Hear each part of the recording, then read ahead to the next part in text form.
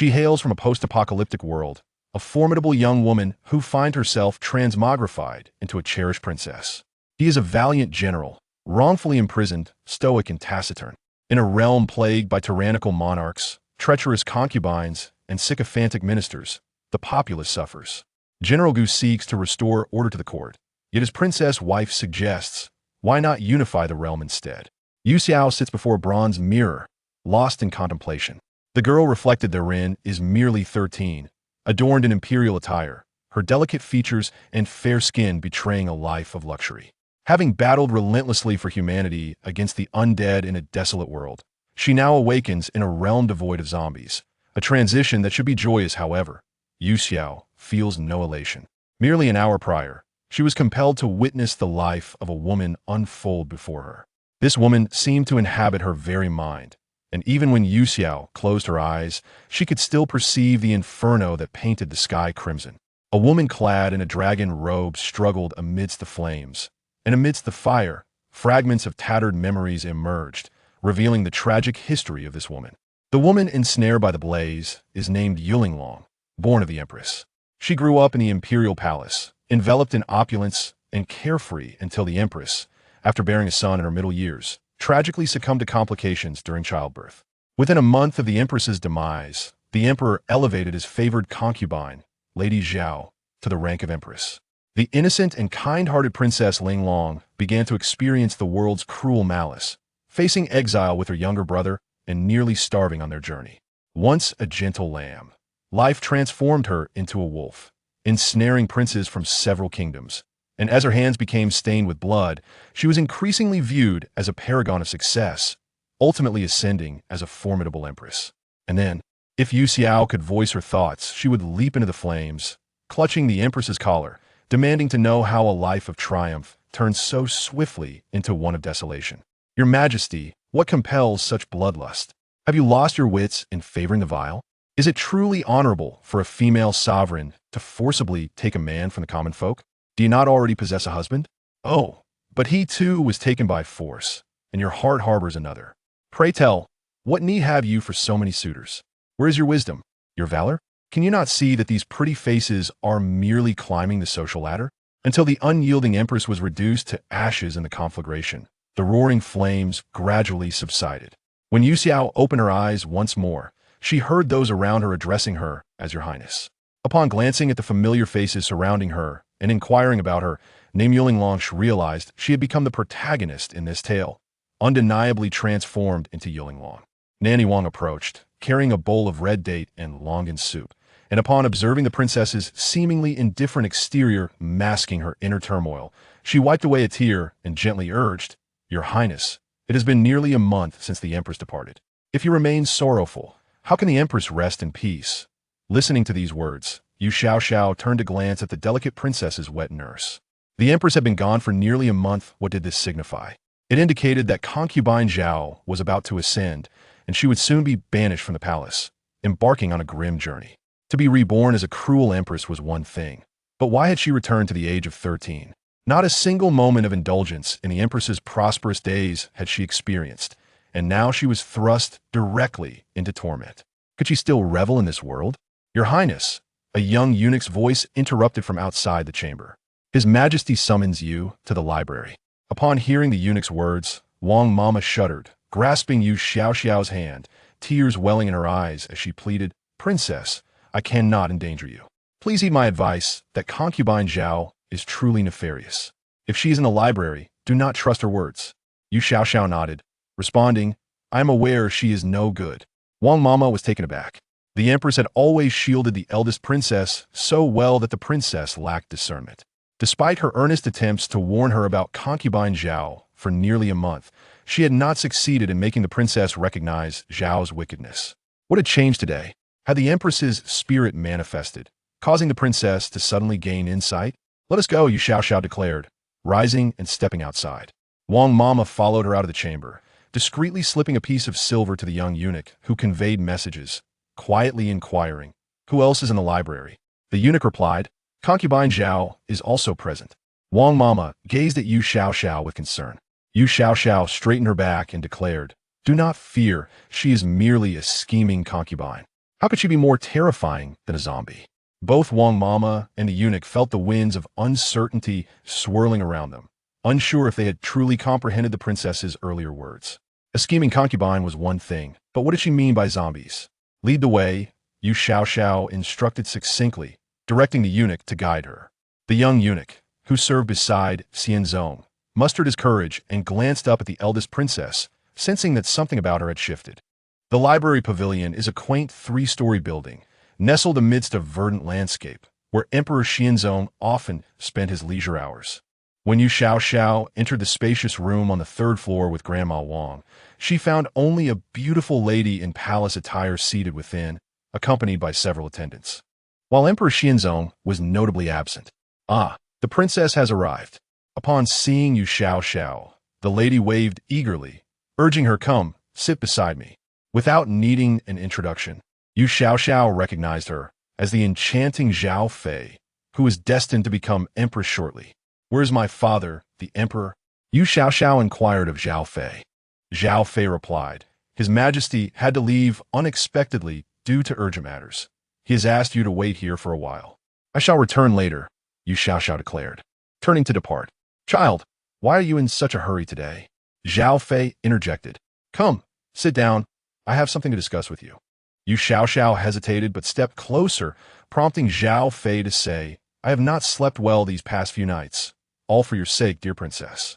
Yu Xiao remained silent, observing Zhao Fei, suspecting that the lady harbored ulterior motives. Zhao Fei continued, You are betrothed to Gu Xinglang, as arranged by the late Empress Dowager. Over the years, the current empress has regarded him as your fiancé. However, given the grave transgressions committed by the Gu family, how can you still consider marrying him? This revelation overwhelmed Yu Xiao, leaving her momentarily at a loss. Who is this Gu, when her true love, the ethereal Wen Fenglin, was not even his rightful match? It appeared that Wen Fenglin was not her only suitor after all. Upon hearing Zhao Fei's words, Grandma Wang became agitated and fell to her knees, exclaiming, Your Highness, Gu Xinglang is now crippled. The princess must not marry him. Yu Xiao recalled that the brutal empress had numerous lovers, yet none bore the surname Gu. Zhao Fei, undeterred, urged Yu Xiao, My dear princess, how could the empress leave us so suddenly? I still feel an overwhelming urge to weep at the thought. As Zhao Fei expressed her longing for the empress, her words flowed like an unending river, while Yu Xiao's gaze drifted to the window behind Zhao Fei. Outside, a serene pond glimmered, adorned with remnants of summer lotus blooms, swaying gently in the autumn breeze. In a world ravaged by pollution, such beauty seemed a rare treasure to Yu Xiao. Thus, even the slightest glimpse of this earthly paradise captivated her. Zhao Fei, having poured out her emotions for some time, noticed Yu Xiao's lack of response and felt perplexed. The princess, typically warm and affectionate in her presence, seemed unusually distant today. Princess, I'm acting in your best interest, Lady Zhao said, tugging at Yu Xiao's hand with reddened eyes. The Gu family has committed a grave crime. It is only natural for you to remarry. However, for a young lady, choosing a husband and remarrying inevitably tarnishes her reputation. I have contemplated this for days and believe it would be prudent for your highness to temporarily retreat until the situation with the Gu family is settled. Then, you may return. Yu Xiao glanced at Lady Zhao, sensing a sinister plot. Lady Zhao continued, Let His Majesty grant you a piece of land. You can go there first, and if you're worried about the seventh prince, you may bring him along. Rest assured, it will not be for long. Once His Majesty has dealt with the Gu family, I will certainly remind him to summon you back to the capital. Nonsense. The beauty of the world pales in comparison. Yu Xiao interjected, her anger ignited. Why must that so-called virtuous emperor, who is anything but virtuous, elevate a mere concubine while driving his own daughter from her home? It appears this foolish daughter has been deceived by that concubine. Your Highness, you cannot leave the palace. Lady Wang knelt before her princess, imploring her. She understood the gravity of the situation. The Gu family's third son was unacceptable for marriage, yet the eldest princess could not leave the palace.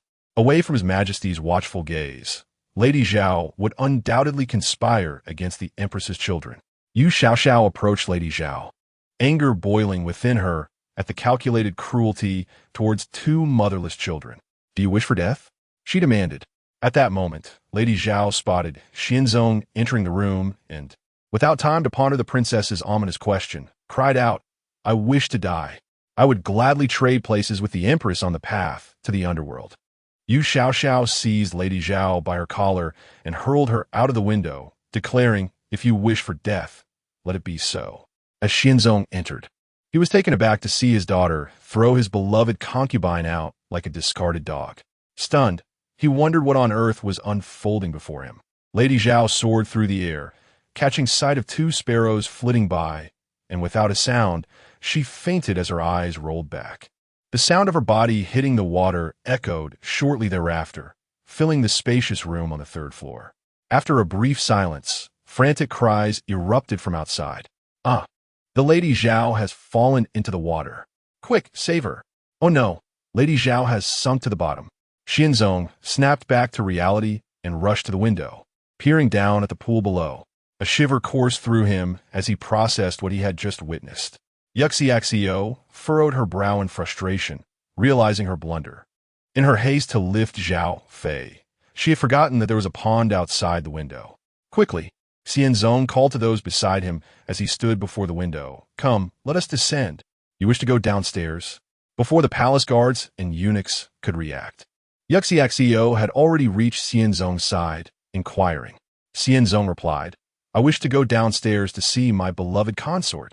"Very well, I shall escort you," Yu Xiao said as she grasped the collar of Xianzong's robe, leading her father, the emperor, to leap through the half-open window. As they landed, several eunuchs retrieved Zhao Fei from the pond.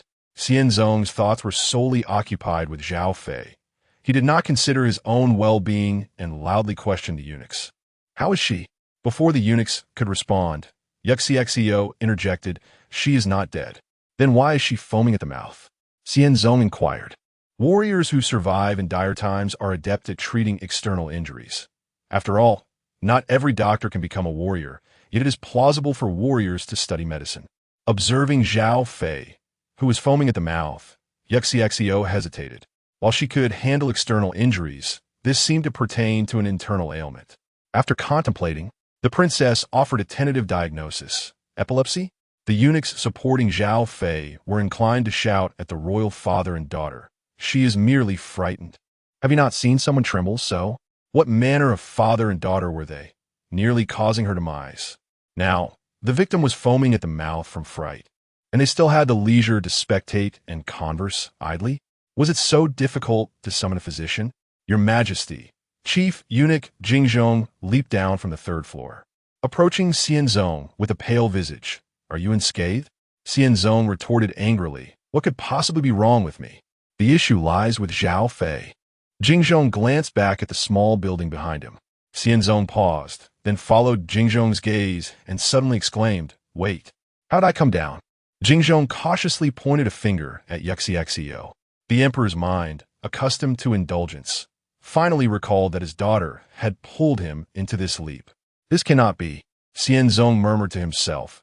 "Surely, I must have awoken in an unconventional manner today." Within the vicinity of the library pavilion, silence reigned. All present stood transfixed, their expressions blank, staring at the spirited princess. Had she truly dared to take the emperor on a leap from such a height? Did the princess seek to court death? In hushed tones, a shadowy guard whispered to a companion. The composed and perceptive companion remarked, "When did she acquire such martial prowess?" Even the shadowy guards had not been swift enough to intervene. Had the princess, overnight, transformed into an unparalleled master? Rumor had it that the princess had fallen ill following the queen's demise.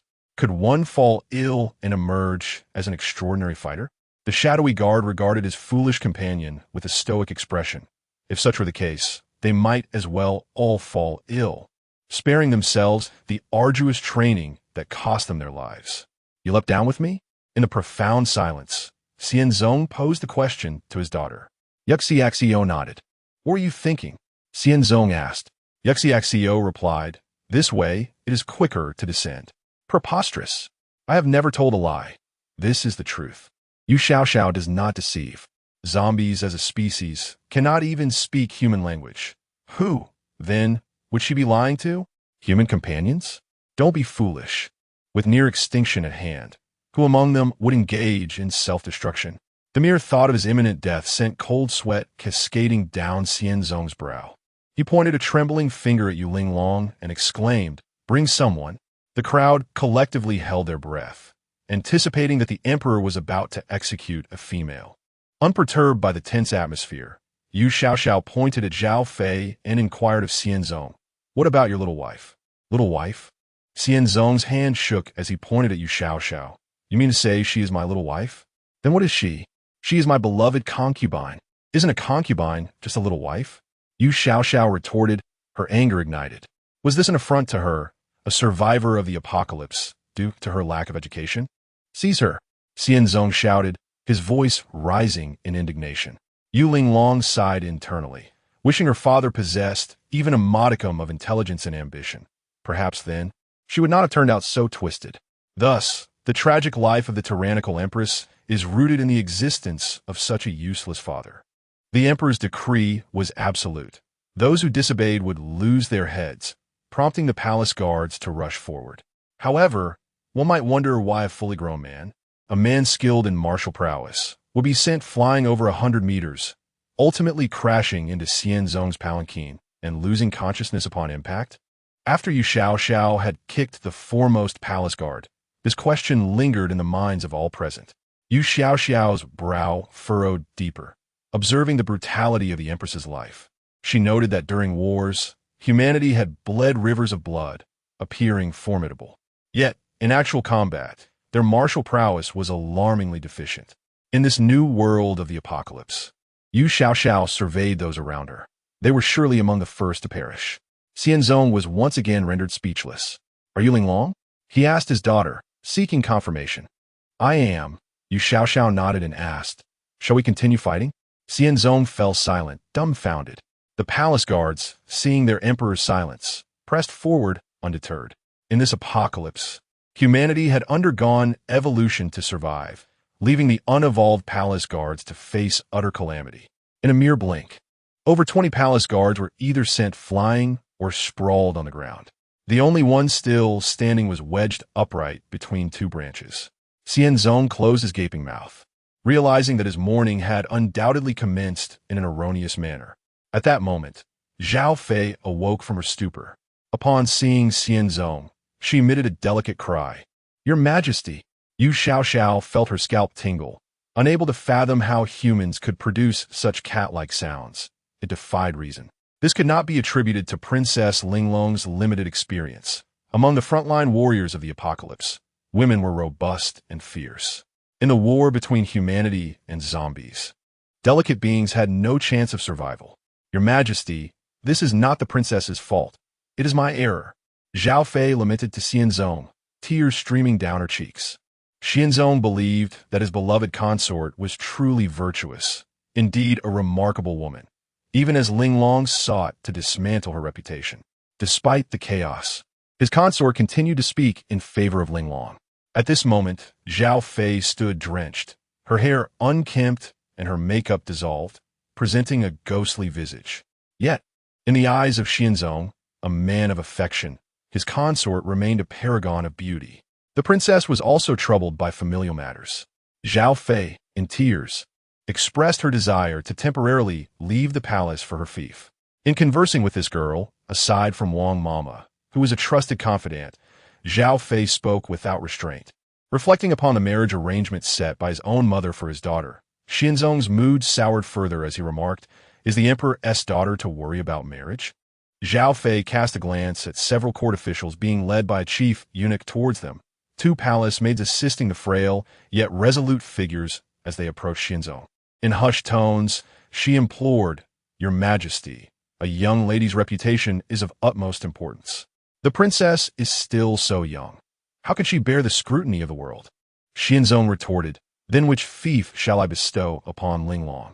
Observers deemed it absurd that he would even consult Zhao Fei on such matters, thinking, the emperor ought to employ his intellect for contemplation. Yu Xiao approached Wang Mama, helping her to her feet, and quietly inquired, "Is the Gu family a good family or a bad one?" Wang Mama, a woman of integrity, whispered to Yu Xiao, "The Gu family is comprised of loyal subjects. They are good people." "That is sufficient," Yu Xiao responded. Turning to Xianzong, "There is no need for concern. I shall not leave the palace." Xianzong strode toward his daughter, asserting, "Zhao Fei is also acting in your best interest. Can you not see that this woman wishes to devour me?" Yu Xiao shook her head and resolutely stated, "I shall marry." Xianzong, taken aback with anger, exclaimed, "Whom do you intend to marry? How can you be so unreasonable? Are you aware of the crimes of the Gu family? They have committed treason and deceit, and were it not for the late emperor's decree of mercy, I would have executed them all. Is the evidence irrefutable?" Yu Xiao inquired. "What do you mean by that?" Xianzong retorted, "If you continue to be so ungrateful, do not blame your father for truly marrying you to the Gu family. She is a good person." Yu Xiao pointed at Zhao Fei, regarding her father with incredulity. "Very well, I shall issue a decree," Xianzong declared vehemently. "You shall become a wife of the Gu family." Words exchanged in the heat of an argument often lack sincerity, and such was the case in this royal dispute. However, as fate would have it, at that moment, several ministers who intended to plead for the Gu family's cause arrived, having overheard Xianzong's proclamation. Those who navigated the court were not fools. Upon hearing his words, they immediately knelt, exclaiming in unison, "Your Majesty is wise." Xianzong paused, perplexed by how he had garnered such praise. "Your Majesty is wise," echoed the esteemed scholar, Yin. As he knelt, "Your Majesty is willing to bestow the Long Princess upon the Gu family's third son, a promise worth its weight in gold, setting an example for the realm. We are humbled. Your Majesty is indeed wise." Xianzong exclaimed, "No, I am not this. Your Majesty." At that moment, concubine Zhao knelt on the ground, saying, "The Gu family has committed such a grave sin, yet your Majesty remains true to your word, repaying evil with kindness. I am deeply grateful, your Majesty, for your wisdom." This girl must be silenced. She would surely push the girl into the pit of fire. In an instant, everyone praised Xianzong. As scholars, their words were pearls of wisdom, each unique and eloquent. Stunned by being elevated to the pinnacle of virtue, Xianzong realized that if he continued to refuse, he would be seen as a man of broken promises, devoid of righteousness, compassion, and shame. Yu Xiao mimicked the officials, reluctantly kneeling to offer a head bow, saying, "Daughter thanks Father Emperor."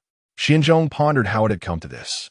On the very first day in this world, in order to avoid the path of a tyrannical empress, Yu Xiao had successfully married herself off. The empress opened her eyes. Granny Wang trembled, knowing her princess had been wed to a criminal general, one who was also disabled. What happiness could her princess expect in the future? "Your Majesty," Granny Wang cried, kneeling in anguish, "please open your eyes and see the princess." People gazed skyward at Granny Wang's wails, wondering what the empress could do by merely opening her eyes. Would she summon lightning to strike concubine Zhao? At that moment, above the imperial palace, the sun shone brightly in a clear sky. As Granny Wang's cries echoed, a bolt of lightning descended vertically from the heavens. Amidst the sunny weather, the palace inhabitants heard the sound of thunder.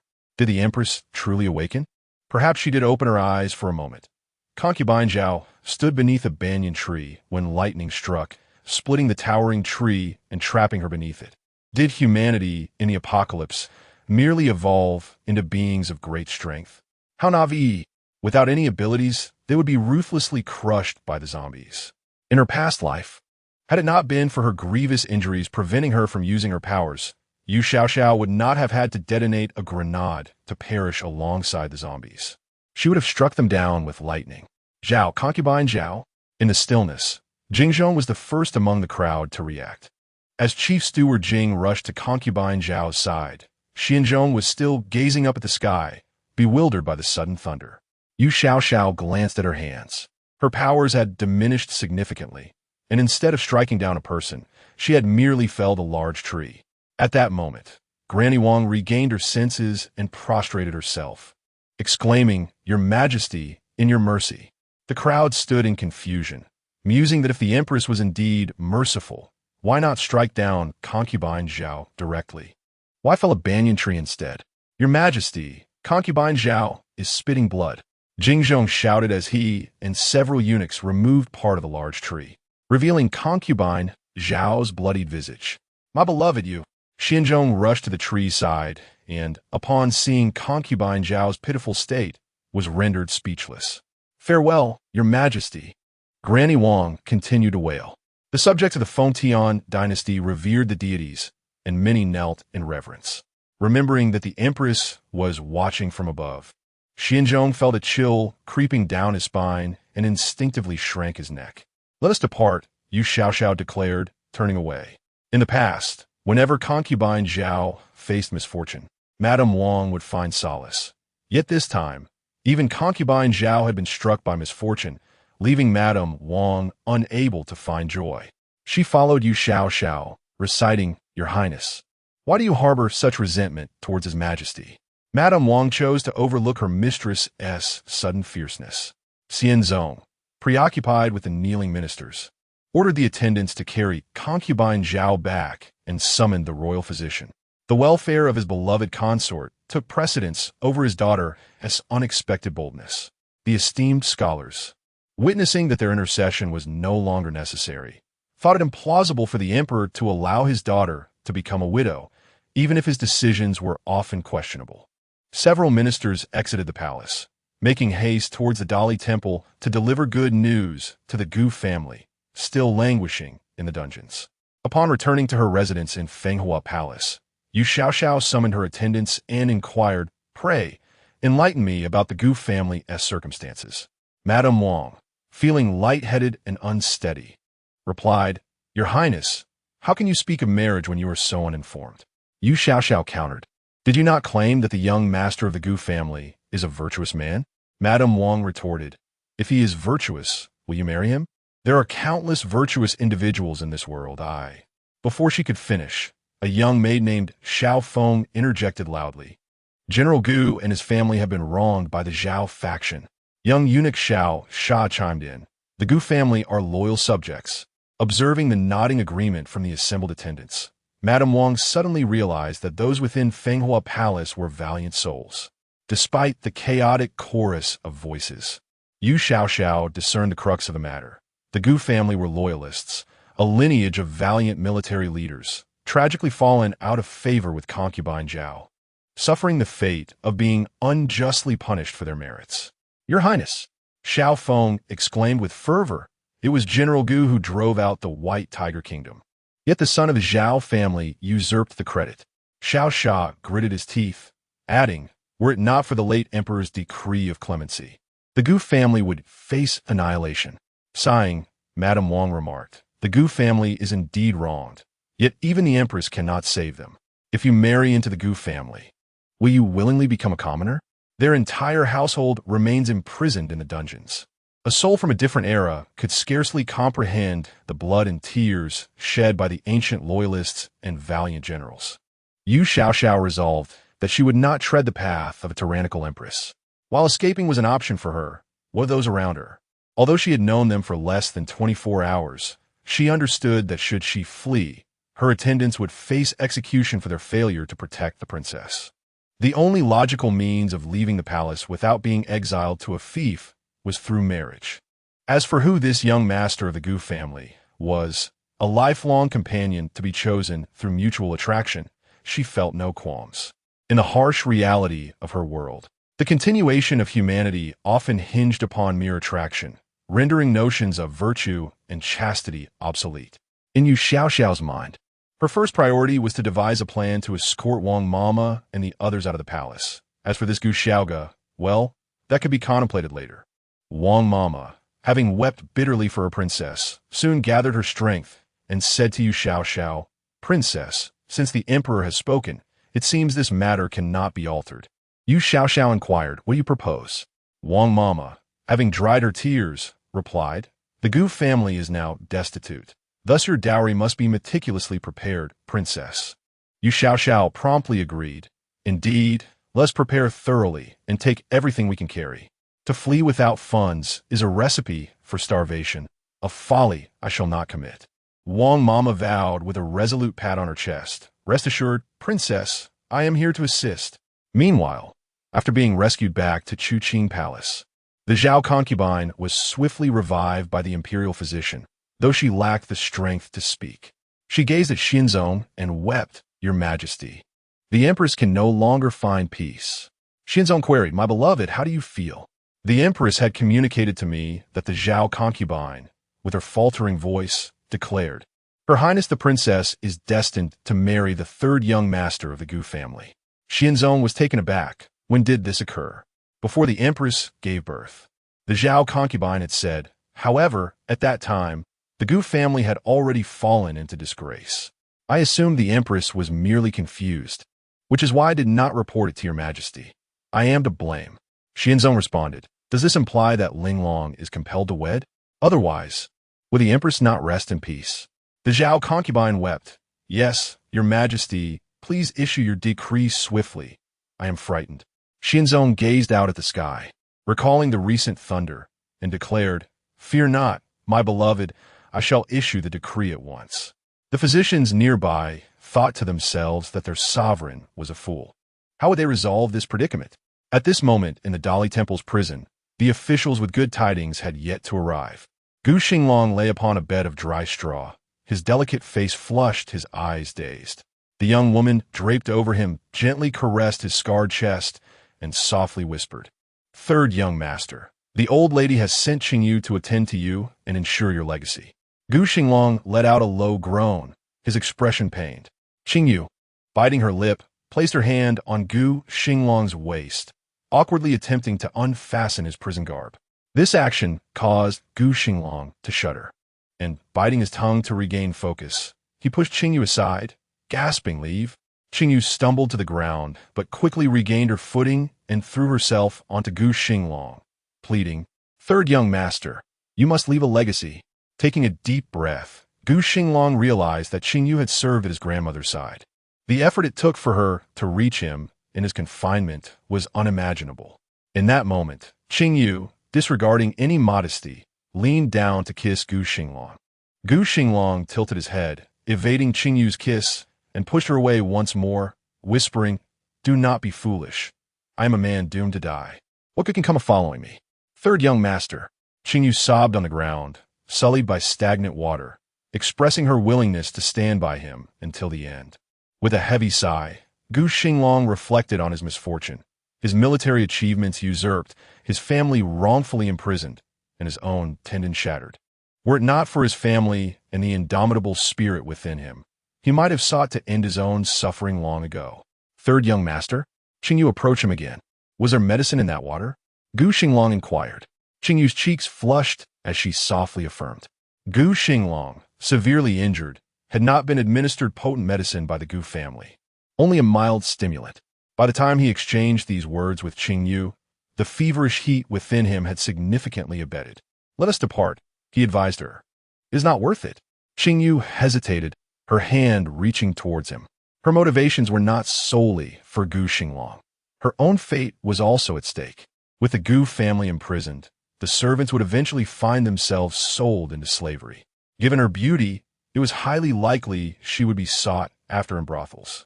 Rather than resigning herself to such a fate, Qingyu preferred to take a stand for Gu Xinglang, believing that, regardless of the outcome, the Gu family would not abandon her. Qingyu. Gu Xinglang grasped her hand, calling out loudly toward the prison door, Someone, come quickly. A jailer opened the door and stepped inside, observing the disheveled pair. Yet sensing that no impropriety had occurred, he gently urged Gu Xinglang, Third young master, the news from outside is unfavorable for you. This young lady was specially sent by the old matriarch. Do not disregard her good intentions. Gu Xinglang understood that Zhao Zhuoqing had seized his achievements, and as long as he remained alive, the Zhao family would not find peace. Please escort her away, he instructed the jailer. I have no desire to partake in such matters. The jailer sighed, realizing the futility of his position. He could not truly compel the young woman to act against Gu Xinglang's will. At that moment, the chief steward Jing Zhong and several officials from Ing University arrived at the Dali Temple almost simultaneously.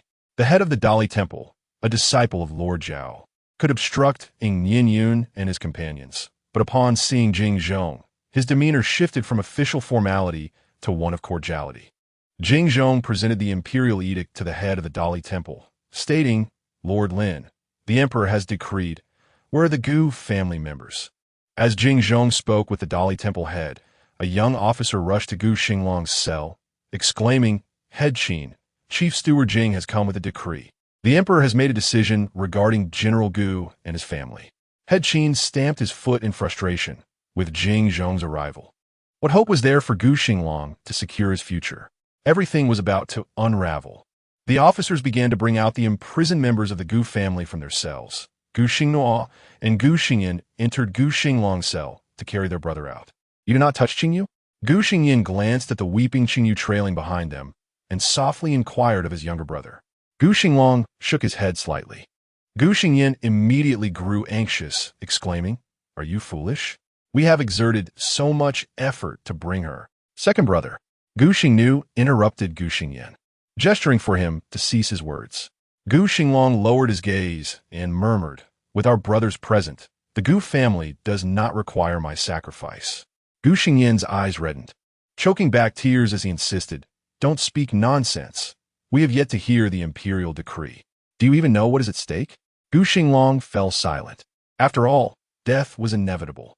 He only wished to spare his family from further entanglements. At that moment, the old matriarch had already knelt beside General Gu, and upon seeing her 3 grandsons, she cried out, "Xinglang?" Jing Zhong smiled and said, "Old matriarch, please do not grieve just yet. Let us first allow the royal edict to be conveyed." The old matriarch lifted her gaze to the chief eunuch, her eyes brimming with unmasked resentment. "All kneel to receive the decree," General Gu intoned gravely. Gu Xinglang, carefully supported by his 2 elder brothers, knelt upon the ground. Jing Zhong unfurled the decree, cleared his throat, and began to read. Upon hearing the contents of the edict, the Gu family felt as though the virtuous ruler was mocking their family of condemned traitors. Was it truly so amusing to toy with them? The royal family possessed but one princess, the legitimate eldest daughter, and she was to be wed to the crippled Gu Xinglang, who had not yet turned 14. This was not how one played with lives. After reading the decree, Jing Zhong approached Gu Xinglang, grasped his hand, and placed the edict into it, stating, "Third young Master Gu, your betrothal to Her Highness the eldest princess was decreed by the Empress Dowager in years past. The Emperor's word is as binding as gold and shall not be broken." Gu Xinglang abruptly raised his gaze to Jing Zhong, his youthful and handsome face contorted with rage. Gu Xingnu and Gu Xingyin clung fiercely to their younger brother. They were prepared to confront this eunuch, but what would become of their family?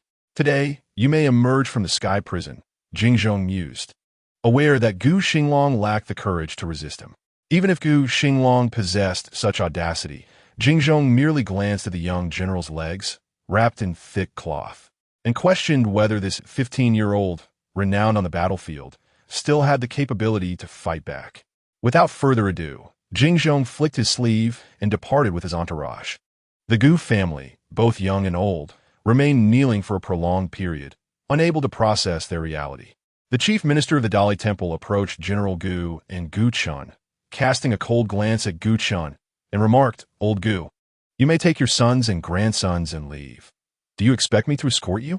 After nearly 2 months confined in the dark prison, the Gu family had anticipated a lengthy sentence, only to be unexpectedly expelled by the officers of the Dali Temple. The family stood at the prison's entrance, exchanging glances, rendered speechless. From the moment the Gu family patriarch was imprisoned, several loyal guards stationed outside the dungeon witnessed the members of the Gu family being escorted out by officials from the Dali Temple. After confirming their identities, they hastily approached, kneeling before the elder marshal. One of the guards cried out, "Marshal, is it true that you have once again seen the light of day?"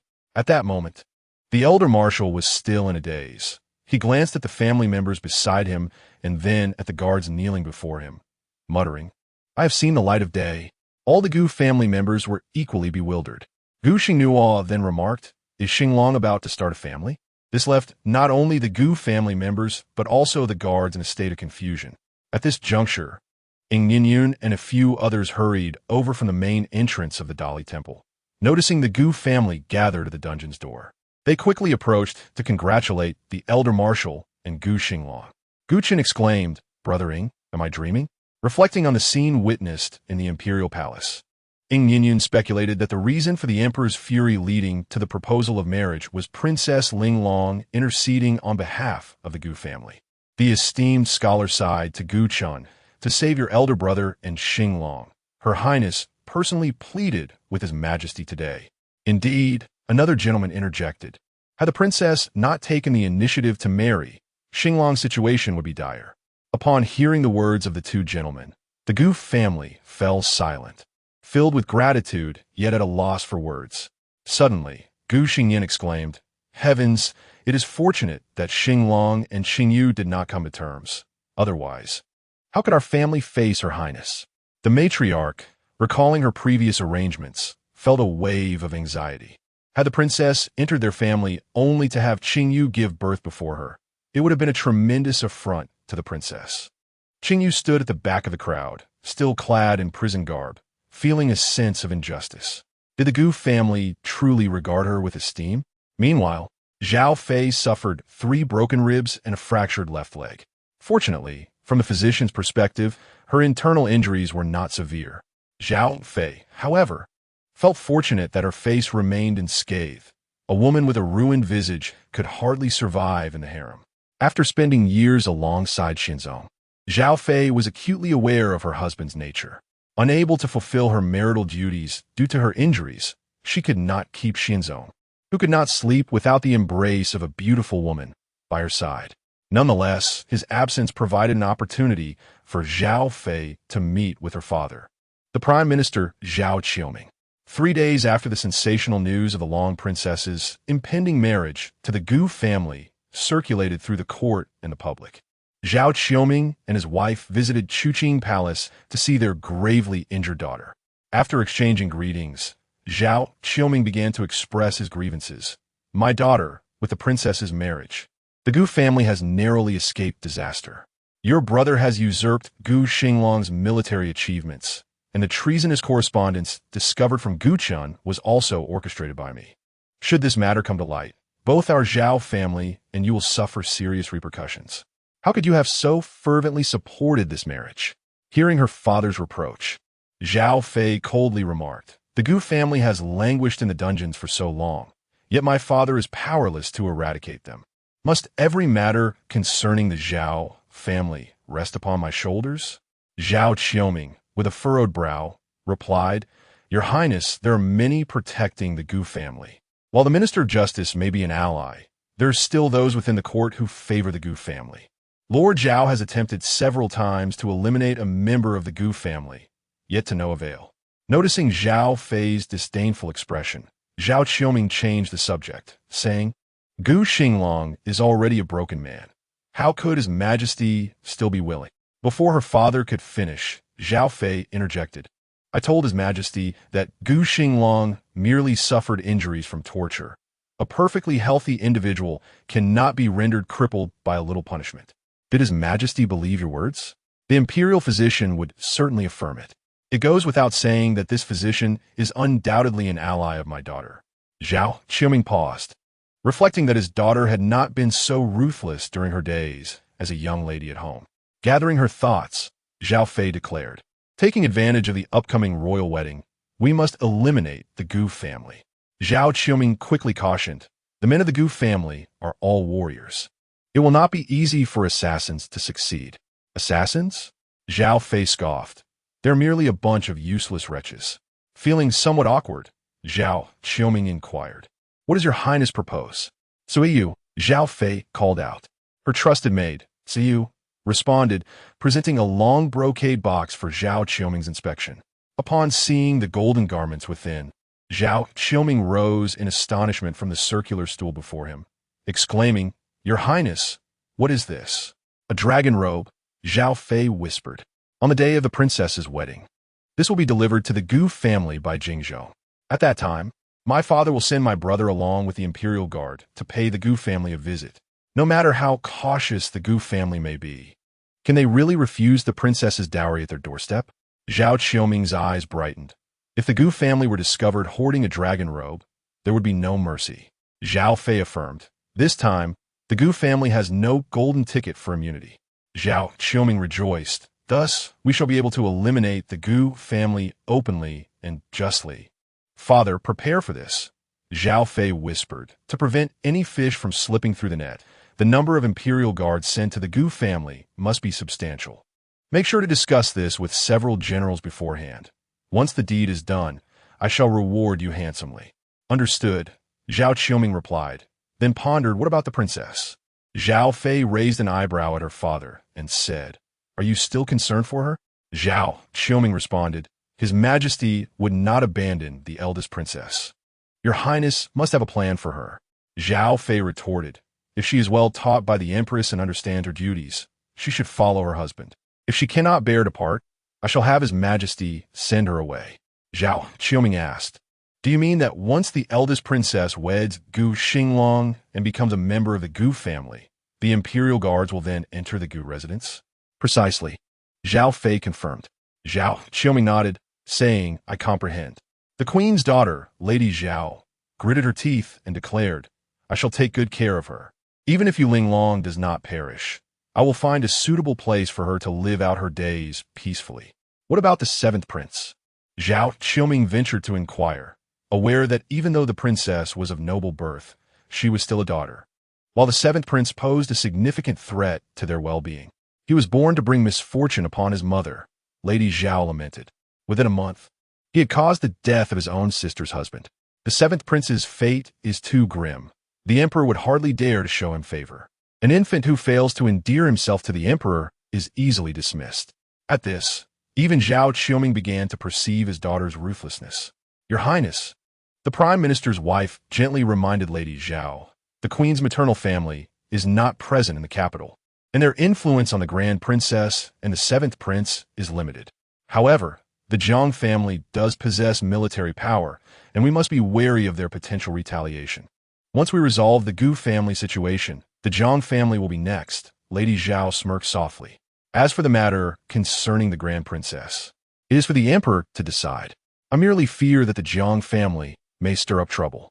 Once they provoke the Emperor, we shall see what fate befalls them.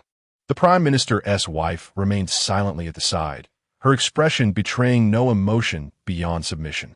As the consort of Zhao Qiuming, who had not borne any children, she found herself voiceless in the presence of either her powerful husband or the favored Zhao consort. The Zhao father and daughter were engrossed in their scheming.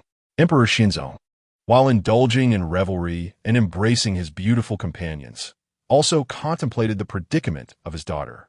The Gu family had been stripped of their possessions, and they were left without a home. How could the third son of the Gu family possibly marry his daughter under such circumstances? Jingzhong. Emperor Xinzong called for his chief steward. Jingzhong promptly approached and bowed. Your servant is here. Return the Gu family's former residence to them, the emperor commanded, and also restore the confiscated assets. Your Majesty, Jingzhong replied, Gu Chan has lost his title, and the Gu family is now comprised entirely of commoners. It may not be prudent for them to reside in the former Duke of State residence. Emperor Xinzong dismissed Jingzhong's concerns, asserting, how can my son-in-law be a commoner? Let him serve as a general. But your Majesty, Jingzhong cautioned, the Gu family has committed treason. The realm is at peace now, the emperor replied nonchalantly. I have no need for him to lead troops.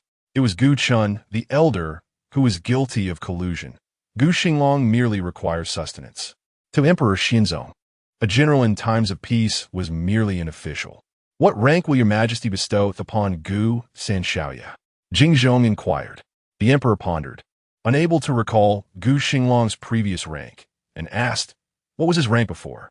Gu Xinglang had joined the military at 13 and gained fame on the battlefield by 15. However, Gu Chun, strict in his military discipline, believed that youth required trials to become substantial. Thus, he had only permitted Gu Xinglang to serve as a subordinate general, a position of heavy responsibility yet low status. Jingzhong refrained from discussing Gu Sanxiaoya's merits and simply stated that he held the position of a subordinate general. Subordinate general? Xianzong found it hard to believe that Gu Qin's own grandson held merely the position of a minor general within the military. Xingzong remarked, "Your Majesty. The young master Gu has only just turned 17. He is still quite young." Xianzong sighed, reflecting that his own daughter was not yet 14. Wasn't she even younger? A minor general would not suffice. After careful consideration, Xianzong declared, "Bestow upon him the rank of a third-grade general, and arrange for the Gu family to be provided with a residence." "This servant shall comply," Xingzong promptly replied, eager to execute the command. "This is for Ling Long," Xianzong added. "Your Majesty's wisdom is unparalleled," Xingzong responded, genuinely pleased for Gu Xinglang, despite being an adversary of the Gu family. It was a tremendous slap in the face for the young Master Gu to attain a third-grade generalship by relying on his wife. "Go now," Xianzong waved his hand, feeling he had done a commendable deed for his daughter. Xingzong swiftly found a residence for the Gu family in the capital. While it could not compare to the former residence of the Duke of the State, it was a spacious compound with gardens, adequate enough for their needs. After arranging the house, Xingzong wasted no time and headed to the temporary dwelling of the Gu family to convey the imperial edict. As anticipated, upon hearing the proclamation from Xianzong, the Gu family members appeared pale and conflicted, filled with anger, yet unable to voice it. "General Gu," Xingzong said with a smile, "receive the edict." Gu Xinglang lowered his head, feeling like a worthless individual, a cripple relying on a woman to achieve the rank of a general. The humiliation suffocated him. The very air felt akin to burning flames, searing his insides. Xingzong inquired, "General Gu, do you intend to defy the edict?" Gu Xingyan, the second young master, rose angrily from the ground, declaring, "A gentleman may be slain, but not humiliated. Xingzong, do not attempt this with me." Hearing his brother's furious outburst, Gu Xinglang trembled, raising his hands above his head, saying, "I accept the edict and express my gratitude for His Majesty's grace." Xinglang, Gu Xingyan, witnessing his brother's trembling acceptance of the decree, felt his rage boiling over and moved to confront Xingzong. "Xingyan," Gu Chan called out to his grandson. At that moment, Gu Xingyan's 2-year-old son, Gu Su, began to cry. Second young Mistress Lin, having released her grip on her son's small bottom, looked down in tears, understanding that Gu Xinglang was suffering humiliation. She, as the second sister-in-law, felt her own life was inconsequential, but she could not bear to see her husband and son perish. Now was not the time to strike a fatal blow against the Gu family. Thus Xingzong exhibited restraint, bowing respectfully to Gu Xinglang, saying, "Congratulations to General Gu." Gu Xingnua approached, cradling her younger brother and placing him on a reclining chair. Xingzong continued, "The residence is also granted by His Majesty. Elder Gu should prepare for General Gu's wedding." Gu Chen's countenance was as dark as water as he glanced at Xingzong, remaining silent. Xingzong sensed the family's displeasure at his presence and intentionally lingered a moment longer, relishing the discomfort he had caused, before departing with his entourage. No sooner had the chief eunuch left than Gu Xingyan erupted with fury, kicking over a chair in the courtyard, exclaiming, "This is an intolerable affront." Gu Chan quietly said to his wife, "You and the children should return to your rooms first." After the women and children had retreated, the door of the side room was pushed open from within, and Ing Yin, along with a few others, emerged. Gu Xingyan squatted beside the flower platform, cradling his head in silence. Gu Xingnua knelt before Gu Xinglang, whose eyes mirrored a quiet agony. Their father had perished on the battlefield when Gu Xinglang was still an infant, and this younger brother was nurtured and raised by Gu Xingnua, the elder brother. Though Gu Xingnua felt a deep ache for his brother, he was powerless to take his place. "I am fine," Gu Xinglang said, lifting his gaze to his elder brother, a faint smile gracing his lips as he added, "I'm going to start a family. You should congratulate me, brother." In the depths of despair, Gu Xinglang's words brought tears to Gu Xingnua's eyes, the elder brother. Gu Xingyan wiped his eyes fiercely with his sleeve, uncertain if the second young master of the Gu family had shed tears. Several scholars from England sat with Gu Chun in the courtyard, exchanging glances until one of them, the English scholar, took the initiative to speak. "Regardless of the circumstances, Xinglang, you must not betray the princess's heartfelt intentions." Gu Xinglang, with his legs crippled and the Gu family's honor and wealth lost, could not be regarded as a suitable match by the elders gathered, despite having watched the third young master grow up. Princess Linglong's marriage was not only a descent, but also a misguided one. The emperor, however, was generous. The forthright Gu Xinglang looked up at the English scholar and said, "But she is his own daughter." Regarding the current emperor, the gathered dignitaries had no words to offer. To insult the emperor was a capital offense. Who would risk their lives for such folly? Brother Gu, this marriage has spared you from imprisonment. Yet Zhao Qiuming and the others remain silent. I fear they have ulterior motives, whispered Inspector Qiuzheng. We must remain vigilant. Would the emperor allow concubine Zhao to harm the princess? Gu Chan furrowed his brow. The old companions in the courtyard pondered for a long while, but could not devise a foolproof plan. Finally, Ing Yinyan remarked, "We must proceed with caution. I have already sent a letter to the Jiang family in Wuzhou. I believe they will soon send someone to the capital." Gu Chen nodded, casting a glance at his grandson, who sat silently with his head bowed, and let out a heavy sigh. Ing Yinyan looked at Gu Xinglang, who by nature was a reticent and solemn individual, yet possessed the vigor of youth. Now, however, this young man, half reclining in a bamboo chair with bare feet, his ankles wrapped in thick white gauze, exuded a sense of desolation. Where was the spirited and promising Gu Xinglang of yore? As Ing Yinyan contemplated how to offer comfort to the seemingly despondent Gu Xinglang, Qiuzheng spoke. The princess bears a striking resemblance to the empress. The empress, unlike concubine Zhao, is not alluring but has always overshadowed her in beauty due to her grace and gentleness. Although Qiuzheng did not state it explicitly, he was subtly conveying to Gu Xinglang that Princess Linglong was a beauty. It is also said that the princess has an excellent temperament, added another dignitary. Though she is still young, her innate virtue is commendable. Your future together will be bright. The elders each offered words of consolation to Gu Xinglang. As they contemplated restoring the Gu family's reputation, they saw no hope. While they could not deceive the young man with false promises of healing for his legs, they could only praise Princess Linglong. Having a beautiful and virtuous wife might be the sole hope for the third young master of the Gu family. Yet, despite the kind reassurances from his elders, Gu Xinglang remained unmoved. He held no expectations for the princess, feeling that marrying her, or any girl for that matter, was an injustice for someone like him, rendered useless. Brother, Gu Chan observed as his companions earnestly attempted to persuade Gu Xinglang for quite some time. Yet the child remained unresponsive. Realizing that no words would penetrate his mind, he turned to Gu Xingnuo and said, "Please escort the third child back to his room for some rest." Gu Xingnuo complied with her grandfather's request, swiftly lifting the now gaunt Gu Xinglang and hurrying towards the temporary quarters of the three brothers. Noticing that Gu Xingyan was still squatting by the flower bed, Marshal Gu urged his second grandson, "Go check if the medicine for the third child is ready. If it is, bring it to him." Only then did Gu Xingyan rise to his feet, as the wedding could not afford any errors once the younger generation had departed. Ing Yinyan reminded his old friend, given the royal stakes, it is prudent to be wary of Zhao Qiuming and his kin, lest they accuse your family of grave disrespect. Grave disrespect, Gu Chen scoffed, another capital offense.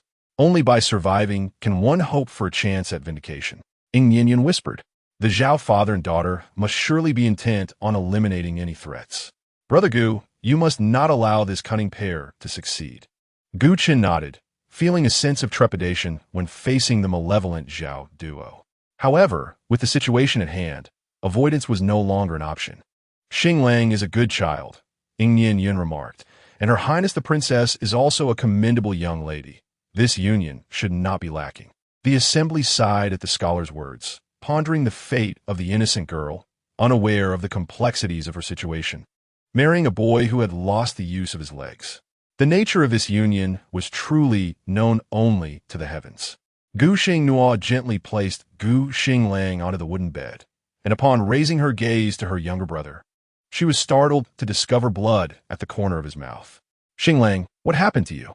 she exclaimed. Gu Xinglang, initially bewildered, only became aware of the metallic taste in his mouth after seeing Gu Xingnuo's finger stained with his blood. He opened his mouth to speak, but, to his dismay, coughed up a mouthful of blood, spilling it into Gu Xingnuo's palm.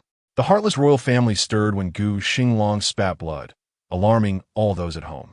Gu Xingyan hurriedly rushed out in search of a physician, fearing that blood might choke Gu Xinglang. Gu Xingnuo dared not let him lie flat and instead cradled him in her arms. The women of the Gu family wept as they hurried to the small room. At this moment, several esteemed scholars dared not leave, remaining in the courtyard to await news. The Gu family was thrown into chaos. Yet only the old marshal stood solemnly beside his grandson's bed, gazing sternly at Gu Xinglang, stating, "My Gu family sons may die valiantly on the battlefield, but they shall not lose their spirit due to a moment's humiliation. If you were to perish now, you would cease to be a true son of the Gu family." "Grandfather," Gu Xingnuo pleaded, heartbroken for her brother, "let us speak of this later." Gu Xinglang, feeling dizzy, managed to raise his eyes to the figure standing by his bedside and hoarsely murmured, "It is nothing. I am merely a bit tired." The old matriarch and others nearby wept bitterly, gazing at his grandson's pale, bloodless face. Even the iron-willed marshal softened, gently patting Gu Xinglang's shoulder and whispering, "Do not dwell on such thoughts. Brighter days will come." Gu Xinglang forced a smile before succumbing to slumber in his elder brother's embrace, utterly drained. "The strong may easily break," Ing Yinyun observed as he watched an old friend exit the small room, sighing softly. "Without ambition, how can this child survive?" Gu Chan shook his head, silently responding to his friend's inquiry. The clouds of sorrow hanging over the Gu family did not reach the imperial palace, where the sovereign, while his future son-in-law lay unconscious from blood loss, was extolling his daughter's virtues to her. "Father has granted the Gu family a residence and conferred an official title upon Gu Xinglang. Henceforth, Linglong shall live harmoniously with him and bear children. Your father eagerly awaits good news." Yu Xiao looked down at her slight frame, pondering how, being underage, she could possibly consider motherhood. Did this emperor possess any sense? The sovereign continued, "Linglong, your marriage has been entrusted to concubine Zhao. Though she is unwell, she has maintained a close relationship with your mother. You need not worry. Your father has faith in her. Should you desire anything, do not hesitate to ask concubine Zhao." Yu Xiao earnestly noted her father's words and inquired, "Can she provide me with anything?" The sovereign paused, recalling that his daughter had recently wished ill upon concubine Zhao. He cautiously asked, "What else do you seek?"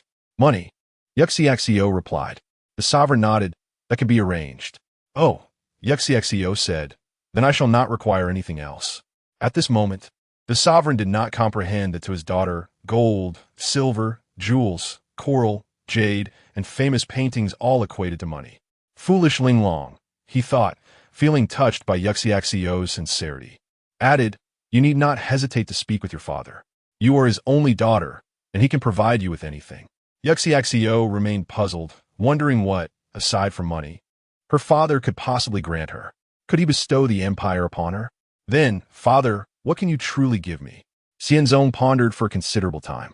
Although Wang Mama had previously elucidated to him that his daughter's martial prowess was imparted by a reclusive master summoned by the Empress, he reflected on the fact that the Gu family hailed from a lineage of military nobility. His daughter, accompanied solely by palace maids and eunuchs, might not command the respect of the Gu clan. Thus, Xianzong declared, "Father shall send you a few more guards. I cannot allow you to be bullied in the Gu household." The hidden guards, who clandestinely protected Xianzong, felt a renewed sense of despair. The princess had effortlessly subdued a multitude of imperial guards, yet her father was still concerned she might be wronged. Moreover, was the Gu family truly so brazen? Why would anyone dare to bully a royal princess? Without waiting for his daughter's response, Xianzong called out, "Let the guards enter." A troop of imperial guards filed into the study, kneeling to pay their respects to Xianzong and Yu Xiao. "At ease," Xianzong commanded. The guards lifted their heads and exchanged glances with Yu Xiao, prompting an almost comical reaction. It was indeed the very same brigade that had been thoroughly vanquished by her outside the library that day. "Choose as you wish," Xianzong offered generously. Yu Xiao, with an expression devoid of emotion, looked at her father and stated a simple truth: "They cannot defeat me." Xianzong opened his mouth, momentarily at a loss for words. "Perhaps it is best to forego this," Yu Xiao suggested, expressing her reluctance to support idle individuals. Xianzong decided against providing his daughter with further unease and directed his gaze towards a shadowy corner of the study, saying, "Come forth." Several masked hidden guards silently knelt at the foot of the steps. "These are your father's hidden guards," Xianzong announced. "Choose two to take with you." The hidden guards were on the verge of tears. Were they to accompany the princess to the Gu household and transition from protectors to mere servants? Was a royal family truly this heartless and ungrateful? The Emperor Xianzong never anticipated that sending two youthful attendants, covert guards, to his unmarried daughter would be a matter of such moral concern. Naturally, he could not expect Yu Xiao to comprehend the nuances of propriety. With a decisive declaration, he insisted, and unwilling to incur the dire consequences of disobeying the imperial edict, the father and daughter reached a mutual agreement without a hint of discord.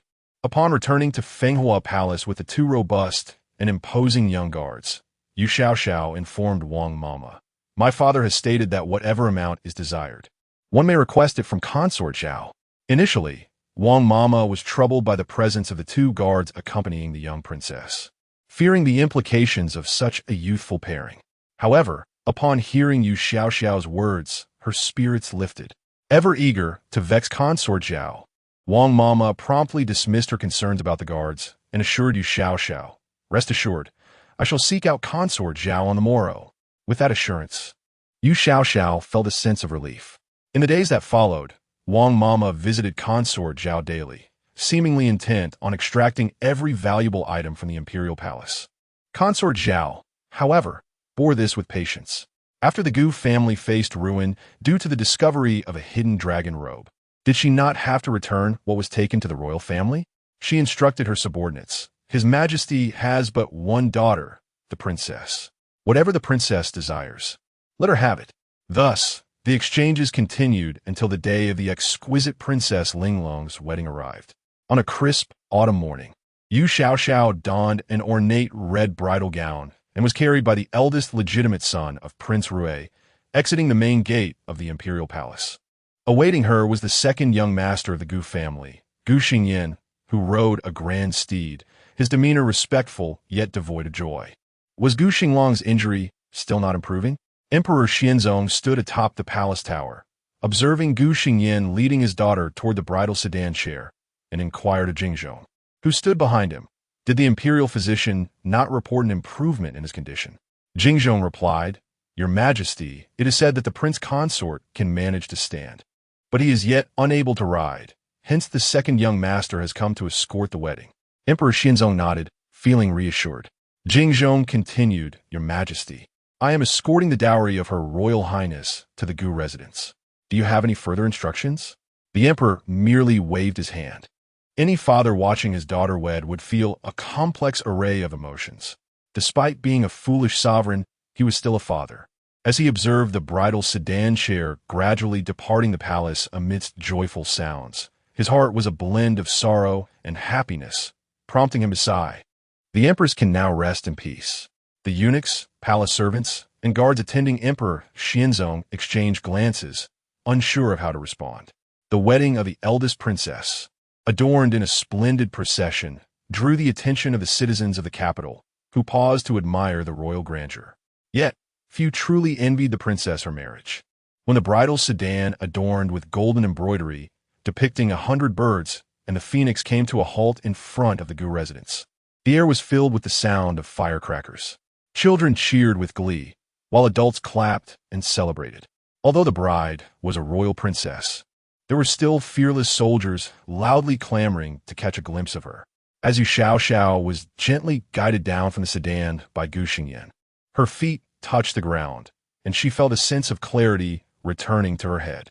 Despite never experiencing motion sickness while traveling by car, plane, or boat, she found herself feeling dizzy after this one ride in the bridal sedan. Princess Wang Momo and the matchmaker each supported Yu Xiao, whispering to her, "The residence appears quite nice, though perhaps a tad small." Yu Xiao remained silent. She held no particular feelings toward her groom, and even less so towards the property belonging to his family. Meanwhile, in the inner chambers of the Gu residence, Gu Xinglang lay in his new room. listening to the sounds of joy and celebration from the front courtyard, his expression still one of indifference. The matriarch sat before the bed and softly remarked, "The princess has entered the residence." Gu Xinglang merely acknowledged her with a grunt. The matriarch continued, "Today marks your wedding day. Becoming a family man means you must live well with the princess. She has chosen to marry you, and you must not let her down." Gu Xinglang lowered his gaze and replied, "Grandmother, I understand, but I fear I may be a burden to her." His words nearly brought tears to the matriarch's eyes. After spending days recovering in bed, Gu Xinglang appeared somewhat better in spirit, yet the injuries to his legs had worsened. The wounds had not healed and had begun to fester. The doctors he consulted shook their heads, declaring there was nothing they could do. The matriarch had wept in private many times, but in front of her grandson, she could not shed a tear. Instead, she forced a smile and said, "My dear grandson, how could you possibly be a burden? Just because you cannot ride horses or fight does not mean you cannot live well." Silly boy. After hearing his grandmother's encouragement, Gu Xinglang simply smiled. Just as the matriarch was about to offer more words of comfort, the voice of the matchmaker echoed from outside. "The bride is here." The matriarch quickly rose from her seat. Yu Xiao, with her head covered by a red veil, entered her new room. Upon stepping inside, she was greeted by the scent of incense, which had been lit to mask the strong odor of medicine. Wang Momo assisted her to the bedside, and upon glancing at the groom, who was propped up half-sitting, half-lying in his wedding attire of deep red, her heart sank. This young Master Gu appeared utterly lifeless. Surely, he could not be on the brink of death. In the dim light of the chamber, the expression on Wang Momo's face conveyed a profound desire for oblivion, a sentiment that did not escape the notice of the old matriarch, who felt a pang of sympathy in her heart. With a forced smile, she suggested, "Since Her Highness the Princess has entered her new abode, perhaps we should take our leave." Reluctantly, Wang Momo obeyed, having already paid her respects to her princess. There was little else she could do but silently curse the ancestors of Consort Zhao as she followed the old lady out, glancing back with each step. Yu Xiao stood before the bed, waiting patiently. When she noticed the silence lingering in the room, she inquired, I to remain standing here?" It was only then that Gu Xinglang lifted the ceremonial red veil from her head with a joyful rod. Yu Xiao squinted against the sudden light, rubbing her eyes before focusing on her groom. Gu Xinglang, ranked among the top 5 handsome men of the Fengtian dynasty, appeared to her as quite satisfactory within her realm of normalcy. Gu Xinglang, in turn, appraised Yu Xiao. True to the rumors, the delicate princess was indeed a beauty with a face as radiant as the moon and flowers. Though her figure had yet to fully mature, it was evident that she would grow into a tall and elegant woman. However, Gu Xinglang could not help but inwardly sigh at her expression, which seemed devoid of warmth, and her gaze cold, suggesting dissatisfaction with their union. Yu Xiao felt compelled to say something, but Gu Xinglang spoke first. "If you have the chance, it would be wise to depart swiftly." "What do you mean?"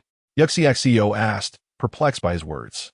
Gu Xinglang looked at her and replied, "I am grateful to you, princess, for saving my family, yet I am but a broken man. You may regard this marriage as a mere expedient to rescue the Gu family, without taking it to heart. Should I have a future life, I shall repay this great kindness." Yu Xiao contemplated Gu Xinglang's words for some time before finally asking, "Are you suggesting we part amicably?" Gu Xinglang felt there was something amiss in her statement. "I know it was Consort Zhao's father who harmed you. You need not fear her," Yu Xiao reassured him. "I could dispatch her in an instant." "Dispatch her in an instant?" Gu Xinglang was taken aback, incredulous that such words could emerge from the lips of a mere 13-year-old princess. Was she not supposed to embody grace and virtue? How could one of such character utter such threats? "What did the doctor say about your injury?" Yu Xiao then pointed to Gu Xinglang's wounded feet. Gu Xinglang was forthright. "It cannot be healed. The physician informed me that there is some improvement in your foot injury." He managed a wry smile. It seemed the physician had been bribed by Consort Zhao, and Yu Xiao felt a twinge of frustration at being ensnared in this web of intrigue. At that moment, the left window of the new chamber was pried open from the outside, and 2 little children tumbled in. Once they regained their footing, They scampered toward the bed with their short legs. The older boy, tears brimming in his eyes, looked up at Yu Xiao and declared, "Third aunt, uncle is a good man." Yu Xiao turned to Gu Xinglang, bewildered by the unfolding situation. Gu Xinglang gazed at his two little nephews, letting out a helpless sigh before turning to Yu Xiao and stating, "They are my elder brother's sons." He then directed his attention back to the two children, inquiring, "Sunner, Jeaner, what brings you here?" The 6-year-old Gu Sun grasped Yu Xiao's hand and implored, "You will stay, won't you? My third uncle is a good man. Our family is well off now, and we will not be imprisoned again." The two chubby boys stood before her with teary eyes, overwhelming Yu Xiao, who had yet to mention leaving. How could these little ones discern her intentions to escape? Gu Xinglang sighed again, realizing that the children must have overheard their parents' conversation. It appeared that his brother and sister-in-law were aware of the situation. Expecting the princess to remain and share a life with him was an unreasonable demand. At such a young age, how could he constantly lament? As Yu Xiao chatted, she reached out to roll up Gu Xinglang's pant leg, curious to see the extent of his injury. She scolded him gently. "There are no zombies here. You are fortunate." Both Gu Xinglang and the two little boys looked bewildered. Or zombies? As Yu Xiao rolled up both pant legs to the crease of his knees, she noticed yellowish pus seeping through the white bandage and frowned.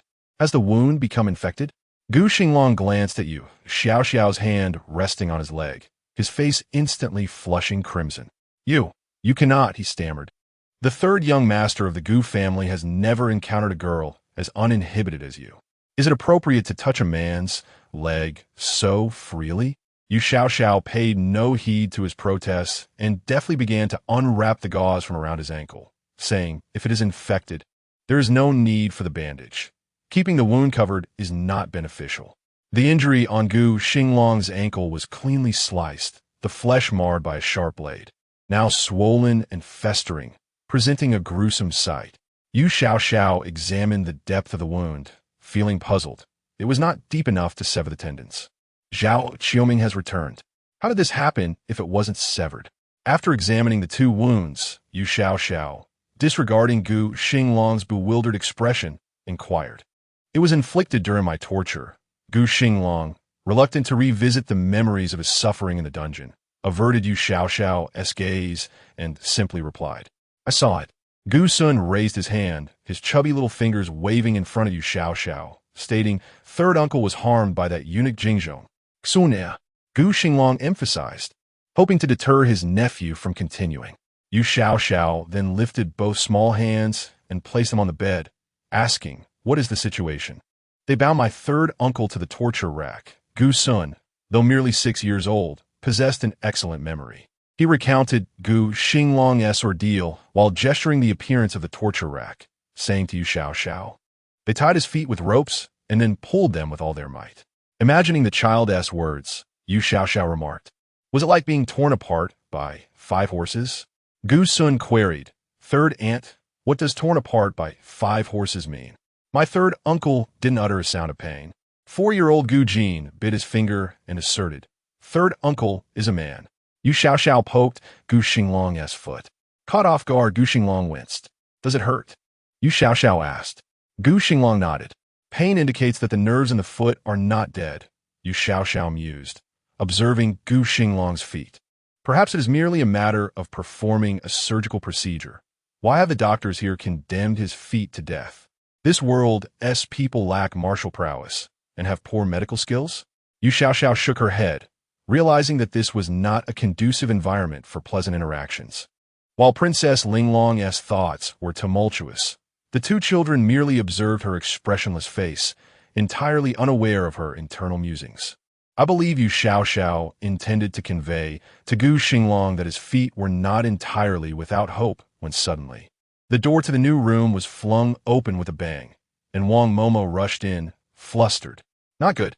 Before reaching the bedside, she exclaimed, "Your Highness, the Gu family is finished."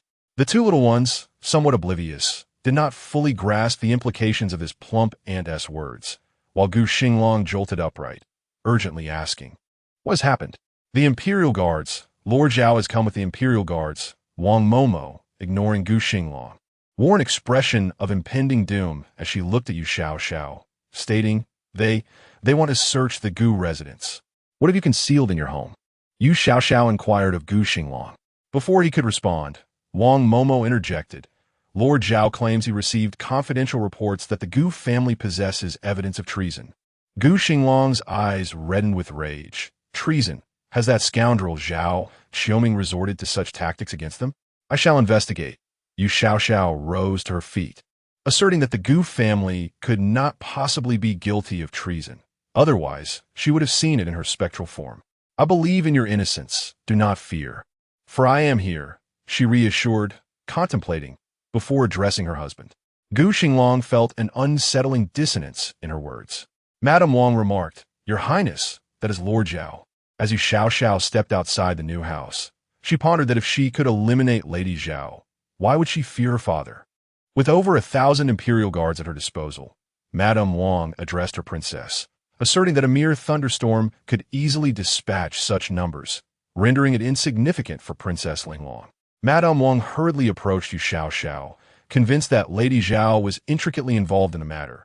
Whenever she was implicated, the virtuous zone could never be relied upon. She advised Yu Xiao, Princess, we must flee. I have quite a sum of silver notes with me. And what about them? Yu Xiao gestured toward the large and small figures behind her. Madame Wang fell silent, realizing the dilemma. If they fled, what would become of the Gu family? With a resolute heart, she declared, We shall take them with us. At that moment, Gu Xingyan burst into the room from the front courtyard where he had been toasting. Momentarily taken aback upon seeing Yu Xiao and Madame Wang, he quickly stated, Your Highness, I will escort you and Xinglang away first. Brother, what is happening? Gu Xinglang, noticing his brother's anxious demeanor, sensed something was amiss. In a moment of panic, he forgot his immobile legs and, after struggling, tumbled off the bed onto the floor. Gu Xingyan rushed to his side, embracing him and anxiously asking, Are you all right? Madame Wang echoed Yu Xiao's urgency, insisting, Princess, we must make haste. The two small children, witnessing the adults in such distress, began to cry uncontrollably. Gu Jinsa, what do we do? Zhao Qiuming is back, in the newly adorned room. With red candles flickering and embroidered curtains hanging, chaos ensued as adults shouted and children wept. Yu Xiao shook her head and stepped outside, determined to see what this Zhao Qiuming looked like. Was he truly as ghastly as a zombie? How could he terrify the Gu children so? Search thoroughly. Lord Zhao commanded the imperial guards, standing in the courtyard of the Gu residence. Leave no corner unchecked. Any oversight will incur my wrath. At that moment, Jing Zhong feigned concern, addressing Lord Zhao. My lord, today marks the joyous occasion of the Grand Princess. Is it appropriate for you to intrude in such a manner? Lord Zhao responded with righteous indignation. This matter pertains to the nation's stability. I dare not solely honor the Grand Princess and neglect the Emperor's trust.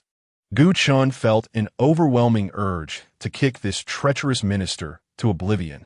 The encounter between the 15th Lord and the Princess unfolded with palpable tension.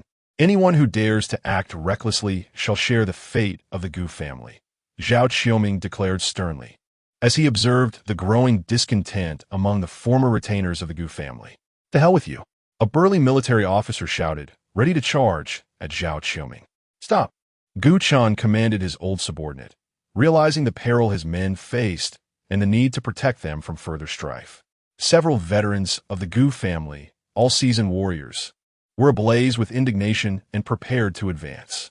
If you still regard me, an old man, then stand down, Gu Chun bellowed in anger, his authority momentarily halting the advance of the furious warriors. Search!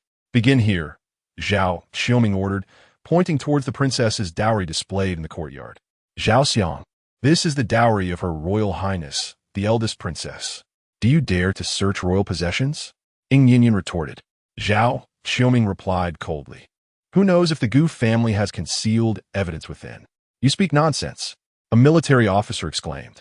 With so many of us present, how could the old marshal hide anything in the dowry? Zhao Qiuming countered, if old Gu has nothing to hide, why fear our search? And if you find nothing, what then? Gu Chen inquired. In that case, I shall kneel and confess my guilt to Her Highness and old Gu, Zhao Qiuming asserted. realizing the gravity of the situation. Ing leaned closer to Gu Chun and whispered, "The dowry was delivered by Jingzhong. They must have hidden something within. This is a case of the thief shouting to catch the thief. Search!" Zhao Qiuming urged the imperial guards. Gu Chun watched in despair as the guards rushed towards the dowry. The current emperor favored the treacherous over the virtuous when the dust settled. He feared the outcome would mirror the scandal involving the Gu family and the White Tiger Kingdom, where only Zhao Qiuming and Jingzhong would be believed. Taught from a young age to be loyal and patriotic, Gu Chun was left pondering how a servant ought to act when the ruler is unworthy. Jingzhong exchanged a knowing glance with the general leading the search for the dowry. The general understood and approached a redwood chest, reaching to unseal it. The guests who had come to celebrate felt their hearts leap into their throats as they anticipated the opening of the chest. Just as the lid was about to be lifted, a voice resonated from the rear. "Her Royal Highness, the princess has arrived." Everyone turned to see the exquisite princess in her resplendent red wedding gown stepping through the arched entrance, her face devoid of expression. The crowd instinctively parted to grant her passage without the need for the royal matron's assistance. Gu Chun and his fellow elder statesmen harbored little hope for Yu Xiao.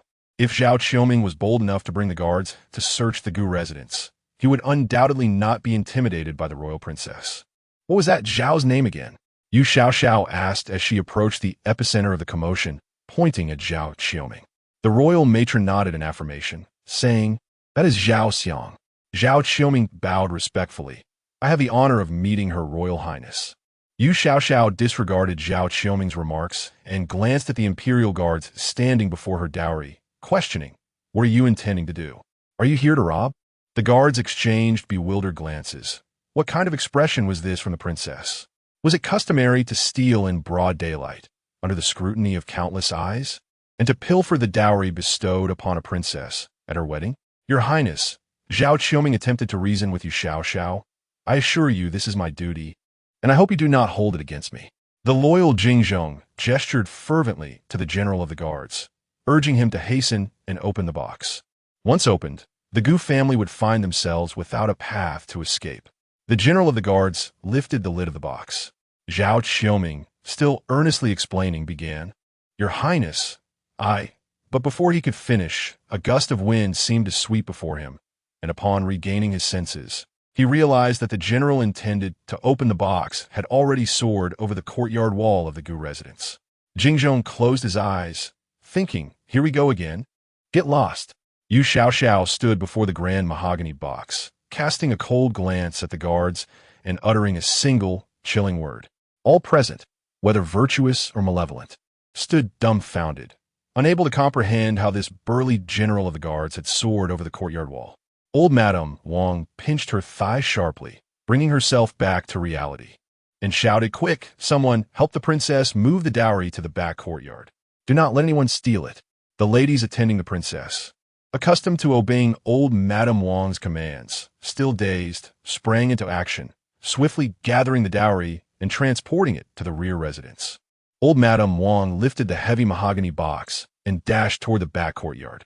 Seeing this rotund woman attempting to abscond with the evidence, Zhao Qiuming bellowed, "You insolent woman! Put that box down." Old Madame Wang, dismissing his words as mere barking, hastened her pace toward the back courtyard. "Stop them!" Zhao Qiuming, now frantic, ordered the guards. Yu Xiao reached out and struck Zhao Qiuming on the shoulder, her single slap sending him sprawling to the ground as she inquired, "Are you seeking death?" In the midst of a fierce blaze at the newly constructed residence, Zhao Beicheng, recently appointed as a grand general, stood behind Zhao Qiuming. Witnessing his father being struck down to the ground by Yu Xiao, he was instantly filled with rage and exclaimed, "Your Highness, are you attempting to assault a minister of the court?" As Zhao Qiuming rose from the ground, Yu Xiao raised her hand once more, delivering another slap that sent the esteemed Zhao minister sprawling back to the floor. She boldly declared, "I struck him. What can you do about it?" This time, Zhao Qiuming fell face first, his nose colliding with the ground, causing a profuse flow of blood. In that moment, Zhao Beicheng forgot entirely that Yu Xiao was a princess and lunged at her with a clenched fist. The crowd gasped in shock as the confrontation escalated. Gu Xinglang swiftly intervened, positioning himself to shield Yu Xiao from Zhao Beiqing's impending blow. Is the Gu family rebelling? Another general from the Imperial Guard shouted upon seeing Gu Xinglang take action. Seize the entire Gu family. Yu Xiao, with a swift movement, appeared before the general. And before he could react, she landed a punch that sent him crashing to the floor, his teeth scattering across the ground. With a decisive kick, she propelled the general outside the courtyard walls. Among the three generals present, witnessing the departure of his two comrades, the remaining general hesitated. However, thoughts of concubine Zhao filled him with dread, and he summoned the courage to issue a command. The soldiers, sworn to obey, surged forward. Two of Yu Xiao's hidden bodyguards joined her side, engaging in combat with the Imperial Guards. Meanwhile, the martial officials attending Gu Xinglang's wedding could no longer remain passive spectators and joined the fray. What began as a mere skirmish quickly escalated into a full-blown brawl. With over 1,000 Imperial Guards, only 200 managed to enter the estate, while 800 remained outside. As the guards stormed in, Yu Xiao's allies pushed outward, transforming the streets outside the Gu residence into a chaotic battlefield, drawing countless onlookers, even more than those who had gathered for the princess's wedding. "Grab your weapons," someone among the martial officials shouted, recognizing their numerical disadvantage. In an instant, Yu Xiao was handed a formidable sword. Zhao Beiqing raised a spike club, aiming for Gu Xinglang's head, threatening menacingly, "Prepare to meet your demise." Yu Xiao deftly countered, slashing at Zhao Beiqing. The blade collided with the heavy club, resulting in the latter shattering into fragments, while her sword remained unscathed. Both Zhao Beiqing and Gu Xinglang stood in stunned disbelief. Was this feat even possible for a mere mortal? "Who are you, son of Zhao?"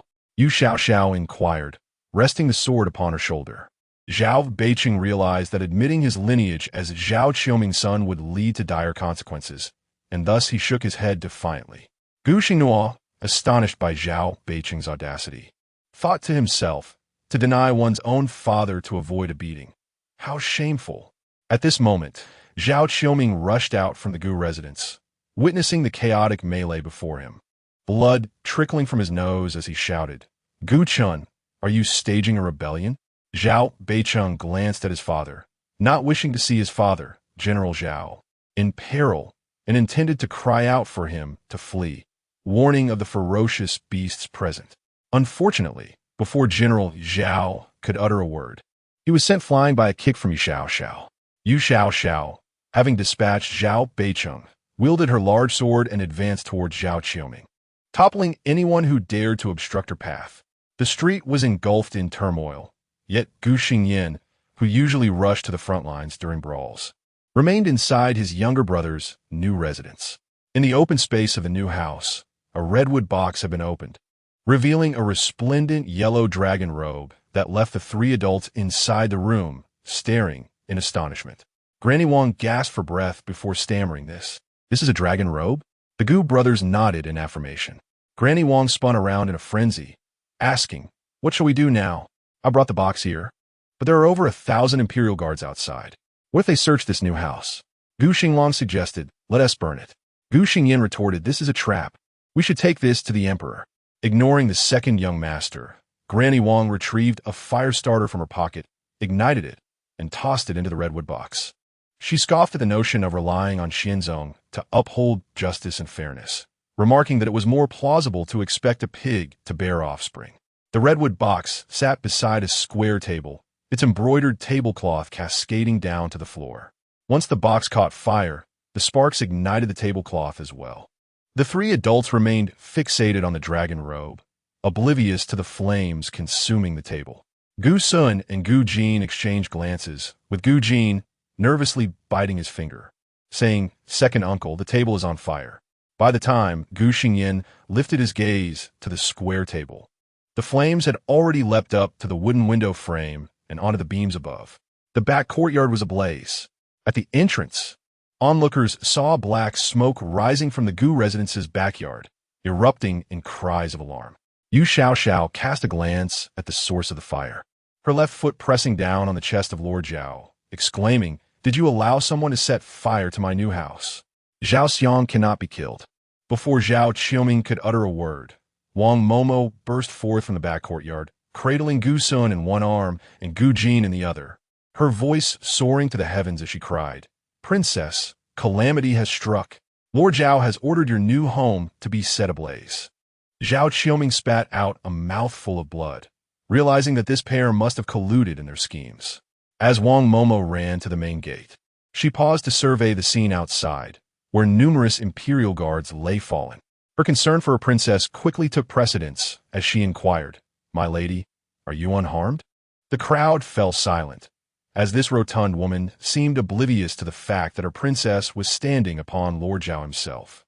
Yu Xiao, noticing that the two children in Wang Momo's embrace were unscathed, asked, "Where is Gu Xinglang?" Wang Momo replied, "Both the Duke and the second young master are unharmed. However, my lady, Lord Zhao intends to eradicate us completely. Such a splendid new home reduced to ashes. Oh, by the way," as she glanced around and asked, "Where's Lord Zhao?" Someone nearby prompted Wang Momo with a reminder. Realizing her princess was standing on a bloodied figure, Wang Momo looked down. The man beneath her was not only covered in blood, but had a face swollen like a pig's head, making it impossible for Wang Momo to recognize him as Lord Zhao. Yu Xiao questioned, "What crime is it to set fire and kill?" Wang Momo answered, "It is a capital offense." Without a moment's hesitation, Yu Xiao raised her hand and aimed for Zhao Qiuming's neck. As the blade drew near, Zhao Xiang let out a cry and lost consciousness. "Stop!" Ing Yin shouted, realizing that Princess Linglong was truly about to slay Zhao Qiuming. The knife was but a centimeter from Zhao Qiuming's throat when Yu Xiao halted, looking up at the esteemed scholar. "Why?" she demanded. Ing Yin replied, "Your Highness, you cannot simply take his life." Yu Xiao, bewildered by the ways of humanity in this world, wondered why she could not kill an enemy. Ing Yin continued, "The fate of Zhao Qiuming must be determined by His Majesty." Yu Xiao opened her mouth to express her doubts about the ability of that dim-witted sovereign to accomplish anything. Wang Momo interrupted her with a cough, preventing any public insults toward the emperor. "Father."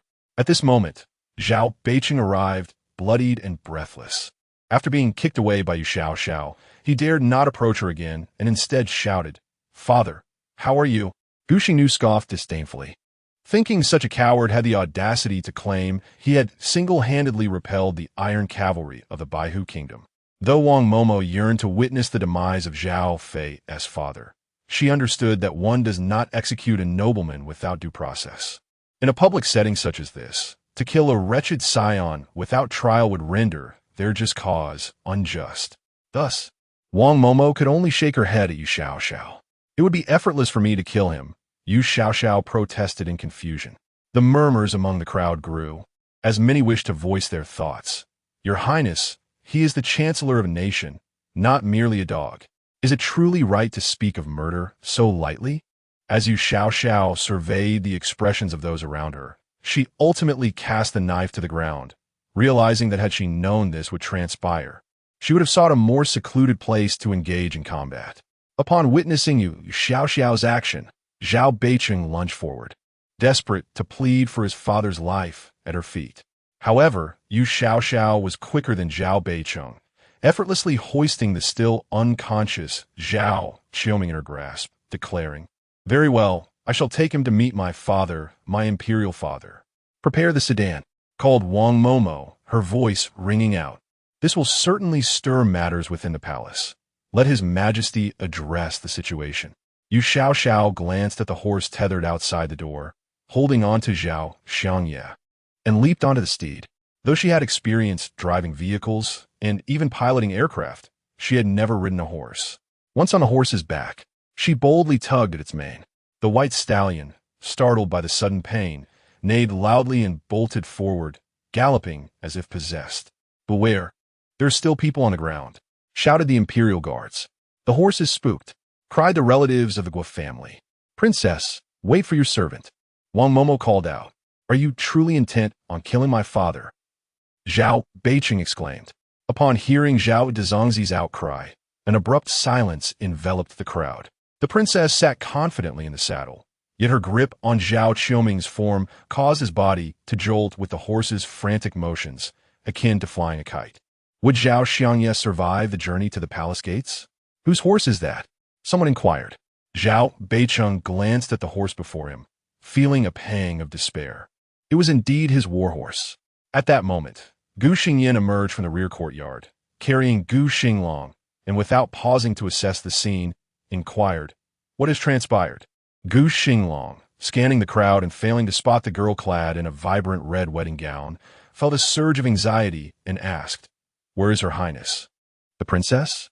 All eyes turned toward the prince consort, their gazes laden with complex emotions that were difficult to articulate. Marrying such a formidable bride, one couldn't help but think that the future of the third young master of the Gu family would be quite the spectacle, eliciting a collective chuckle from the crowd. As we contemplate the fate of this man, Yu Xiao, bearing the weight of Grand Minister Zhao as they journey towards the imperial palace, Xianzong finds himself seated in the initial sunshine hall of Zhao Fei, reminiscing about the past of Princess Linglong. Today marks the day of his daughter's wedding, and a profound melancholy envelopes him as he sighs to Zhao Fei. The empress has departed, and Linglong is wed. Alas, Zhao Fei, upon hearing the mention of the empress, feels a cold smirk rise within her, yet her countenance betrays a sense of sorrow as she responds, "Indeed, time has slipped away so swiftly. When I first entered the palace, Her Highness was but a young girl." Xianzong replies, "Linglong is still but a child." Zhao Fei gazes tenderly at Xianzong and quips, "Your Majesty, does that mean I am not yet old?" Xianzong lowers his gaze to his ailing beloved, her meticulously adorned visage revealing no trace of age.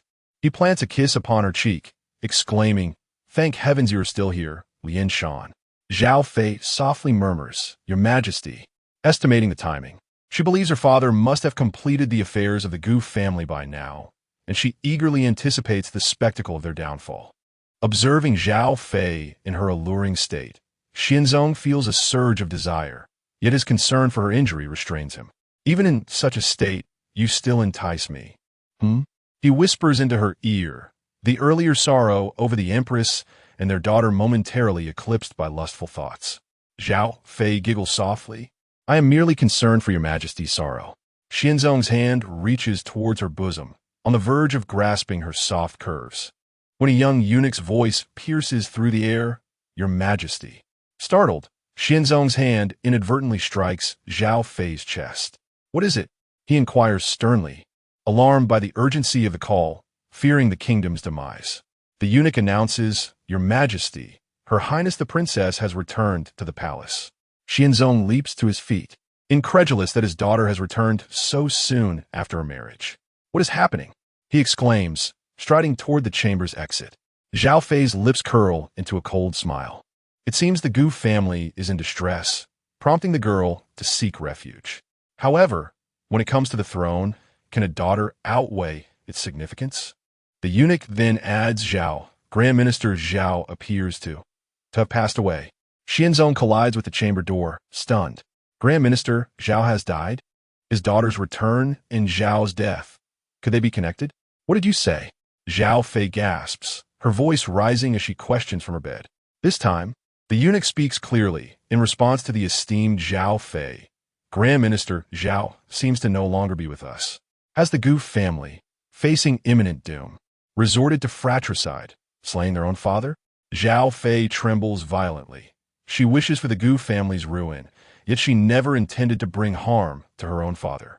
Is the Gu family staging a rebellion? She cries out, abruptly rolling off the bed. Xianzong's mind is a tumult of confusion as he turns to Zhao Fei, asking, "What was Grand Minister Zhao doing at the Gu residence?" Zhao Fei, gripped by anxiety, replies tearfully, "I do not know, Your Majesty." Xianzong forcefully kicked open the door to his chamber and inquired of the young eunuch outside, "Where is the princess?" Before the eunuch could respond, Zhao Qiuming's cries reached Xianzong's ears, "Your Majesty, save your minister." Looking into the courtyard, Xianzong beheld Zhao Qiuming struggling in the grasp of his daughter, akin to a grasshopper caught in a web. The scene was so striking that even Xianzong, along with the others present, found it unbearable to witness. Yu Xiao presented Gu Xinglang before Xinzong and unceremoniously tossed him to the ground. Xinzong's eyelids twitched, empathizing with the pain, and he asked Linglong, "What is the meaning of this?" He was aware of his daughter's formidable skills. But why was the daughter he married into the Gu family engaging in a skirmish with someone of the Zhao clan? Zhao Qiuming's state suggested he had endured a severe beating. Before Zhao Qiuming could utter a word, Yu Xiao interjected, "He sent people to set fire to my new residence." Xinzong rubbed his ears and asked, "What did you say?" "Your Majesty, I am wronged." Zhao Qiuming, disregarding his previous theatrics, cried out to Xinzong, "How could I dare to burn the princess's new house?" Xinzong turned to Yu Xiao. "What was his motive for burning your new residence?"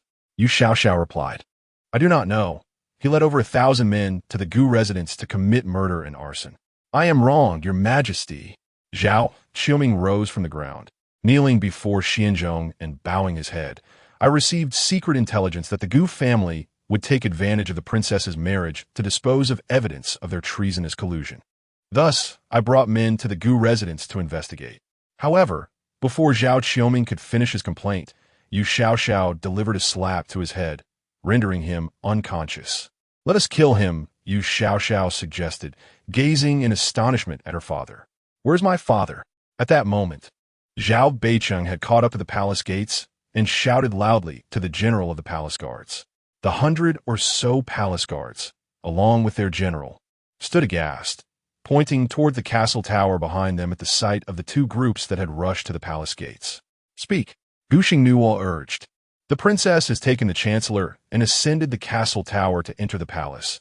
The bewildered general of the palace guards murmured, still in a daze. "Surely he must be dreaming. Where's the evidence of a crime?" Xianzong gazed at Zhao Qiuming, who lay unconscious and bloodied at his feet, his temples throbbing with frustration, entirely unwilling to continue conversing with his daughter. "Let's kill him," Yu Xiao suggested with utmost seriousness. "It is not so simple as to kill at will." Xianzong attempted to reason with his daughter. Yu Xiao tilted her head in contemplation and proposed, "What if we do not kill him outright, but rather burn him alive?" Was there truly no possibility for communication? Xianzong rubbed his forehead, lamenting the loss of his once kind-hearted and innocent daughter, who had been too timid even to harm a chicken. "Your Majesty," a voice announced from outside the courtyard, one of the chief eunuchs reporting Ing Yin and Zhao Beicheng. "What is it?" Xianzong interrupted, disinterested in the names being mentioned.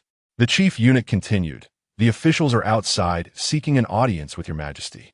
"Let them in," Xianzong commanded. The chief eunuch added, "Your Majesty, Gu Chun and his eldest son Gu Xinglang are also outside requesting to enter." "Allow them entry," Yu Xiao interjected. Xianzong, exasperated, retorted, "They are commoners now. How can commoners enter the palace?" "They are your in-laws," Yu Xiao insisted. "Is it inappropriate to visit family? Is this truly the time for such familial matters?" Xianzong's lips moved, but he ultimately relinquished the effort to reason with his daughter, calling out to the courtyard, "Admit the Gu father and son." As the two factions of officials entered the Chuqing Hall courtyard, Zhao Xiangye had been revived by the imperial physician. Upon catching sight of Yu Xiao, he was immediately engulfed in despair and rage. As a dignified prime minister, being treated like a mere chicken in someone's grasp, paraded through the capital for all to witness his humiliation, he questioned how he could possibly retain any semblance of dignity. "Father," Zhao Beicheng saluted Xianzong before rushing to Zhao Qiuming's side. Seeing Zhao Beicheng, who was also covered in blood, Xianzong struggled to meet his gaze. "Your Majesty," Zhao Qiuming cried, kneeling on the ground, supported by his son, "I serve the nation with unwavering loyalty." "Humph," Ing Yin scoffed, addressing Xianzong, "Your Majesty, Zhao Xiang has led the Imperial Guard to invade the Gu residence and set fire to the princess's new chambers. Such audacity merits punishment." Zhao Qiuming protested, "Your Majesty, I was completely unaware of the fire. This is merely a ruse by the Gu family to absolve themselves. I beseech Your Majesty to see through this deception." As the conflict escalated in the courtyard, accusations of treason were exchanged, yet neither side could provide evidence. The debate grew heated, with the civil officials exchanging barbs without resorting to vulgarities, while the military officials' quarrels hinted at impending violence. Yu Xiao listened intently, aware that the military officials were exchanging unflattering remarks about one another's mothers, while the civil officials' classical rhetoric left her utterly perplexed. Gu Xinglang cautiously approached Yu Xiao, asking, "Princess, are you unharmed?" Yu Xiao shook her head and inquired, "Elder brother, what are they discussing?" The gentle call of big brother from Yu Xiao warmed Gu Xinglang's heart. Although this sister-in-law was a royal princess, she bore none of the airs typically associated with her status. They concealed a set of dragon robes within your dowry. Gu Xinglang whispered to Yu Xiao. Seizing the opportunity when the two factions were engaged in a verbal spar, their attention diverted from their corner. "Huh?" Yu Xiao inquired softly. "What would happen if they concealed dragon robes?" Gu Xinglang struggled to catch her breath, choking slightly, and upon observing that Yu Xiao was not jesting, she leaned in closer to explain, "These robes are the emperor's exclusive property. For commoners or officials to privately possess them is a capital offense." At this moment, Yu Xiao grasped the gravity of the situation. She turned her gaze towards Jingzong, who stood behind Xianzong, and asked, "Is it that wretched eunuch?" Gu Xinglang replied, "He was the one who delivered the dowry. Naturally, he is implicated." Upon realizing that the princess was glaring at him, Jingzong edged closer to Xianzong. The process of executing a court minister involved lengthy formalities, and the delicate Princess Linglong could strike at any moment. It was well known that the lives of eunuchs were not highly valued. "Silence! Silence! All of you be silent!" Xianzong, overwhelmed by the cacophony of bickering ministers, could no longer contain his fury, exclaiming, "If you do not hush, I shall annihilate your entire clans." The courtyard fell into an eerie silence. In a swift motion, Yu Xiao darted to Zhao Qiuming's side and, with a resounding slap, struck the head of Minister Zhao. Zhao Qiuming let out a pained cry. Yu Xiao turned to Xianzong, declaring, "He has spoken.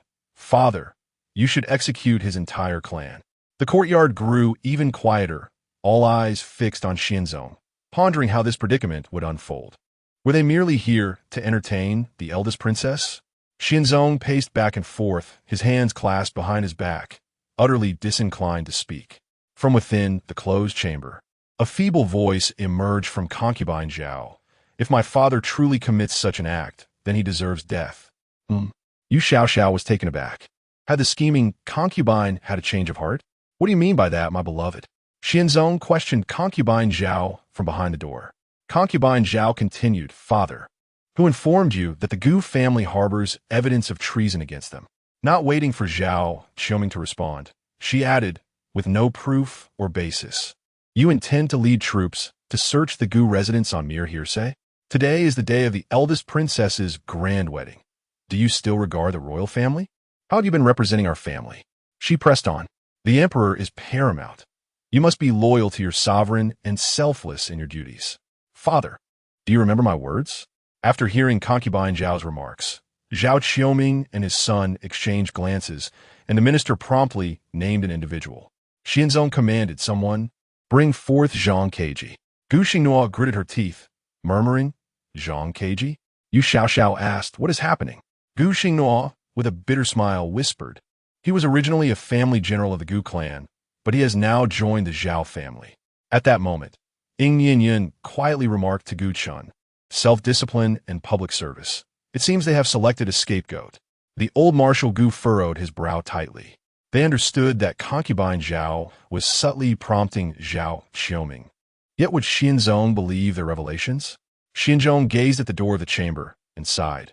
"My dear consort truly has a thoughtful heart." Upon hearing this, Gu Chun and the others were engulfed in despair. Soon, a subordinate returned to report to Xianzong, "Your Majesty, Zhang Keiji has taken poison and committed suicide." "Dead?" Xianzong and Yu Xiao echoed simultaneously. The leader of the palace guards did not dare to raise his head and said, "Yes, I have ordered the body of Zhang Keiji to be secured. Your Majesty, please give your command." "A suicide out of guilt?" Zhao Fei remarked from within the chamber. Xianzong looked out into the courtyard, where two factions of ministers stood divided, and hesitantly remarked, "Is this a misunderstanding? Did Zhao Qing fall prey to slander?" Your wisdom is unparalleled, Your Majesty. The group surrounding Gu Xinglang praised Xinzong in unison. Gu Qian could only watch in silence, wondering why such a sagacious emperor had put them in this predicament. With Zhang Keiji's death, the matter would be left without evidence, leading to yet another inconclusive outcome. Father, how could you be so foolish in your duties? Zhao Fei admonished her father through the door. His Majesty entrusted you with a military seal to ensure the safety of the imperial palace, not to be misled by slander and ruin the Grand Princess's wedding. Zhao Qiuming knelt heavily before Xinzong, leaving a pool of blood on the ground, pleading, Your Majesty, I only concern myself with the realm's stability. I was foolish. I deserve death. Your Majesty, Zhao Fei also lamented from within the chamber. I too deserve death. Xinzong sighed and waved his hand at the Zhao father and son, saying, Enough, your salary will be docked for a year as a warning. Zhao Qiuming, should you commit such folly again, I shall not be lenient. I thank your Majesty. Zhao Qiuming quickly expressed his gratitude. I shall heed your words. Get out. Xinzong commanded the Zhao family to leave. Yu Xiao observed as Zhao Beiqing assisted Zhao Qiuming in departing, and then spoke, Is this matter truly resolved?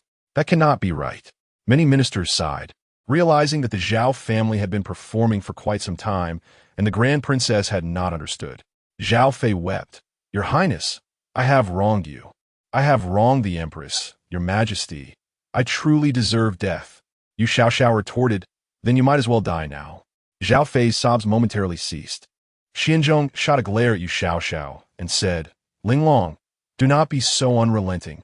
What has your father taught you? Yu Xiao stared blankly at this father of hers, pondering what wisdom he could impart beyond indulgence and pleasures. The disdain in her eyes was so palpable that Xinzong questioned, What kind of look is that? He burned my new house, Yu Xiao said. Turning to Zhao Qiuming, You brought so many soldiers to wreak havoc at my home, and you think this is over? The ministers exchanged glances, sensing something amiss in her words. The three generals who had accompanied Zhao Xinglang to the Gu family stood together, their faces bruised and battered, knowing that upon returning home, their mothers and wives would hardly recognize them. The three looked at Yu Xiao with tears unshed, wondering what more she could possibly want after having thoroughly beaten over 1,000 of them. Murdering them would only require a nod of the head. Xinzong tapped his forehead, feeling anxious as he witnessed Zhao Fei weeping in her chamber. The young lady before him was a source of frustration. What do you wish to do? Xinzong inquired of Yu Xiao. Do not mention the word kill again. Execution, Yu Xiao stated, not grasping the classical language, but understanding synonymous terms. Xinzong felt vexed, unable to utter another word. Zhao Fei lamented, Your Highness, the princess is now married and must prioritize her husband. Surely, she understands that no matter the magnitude of worldly matters, they pale in comparison to the state.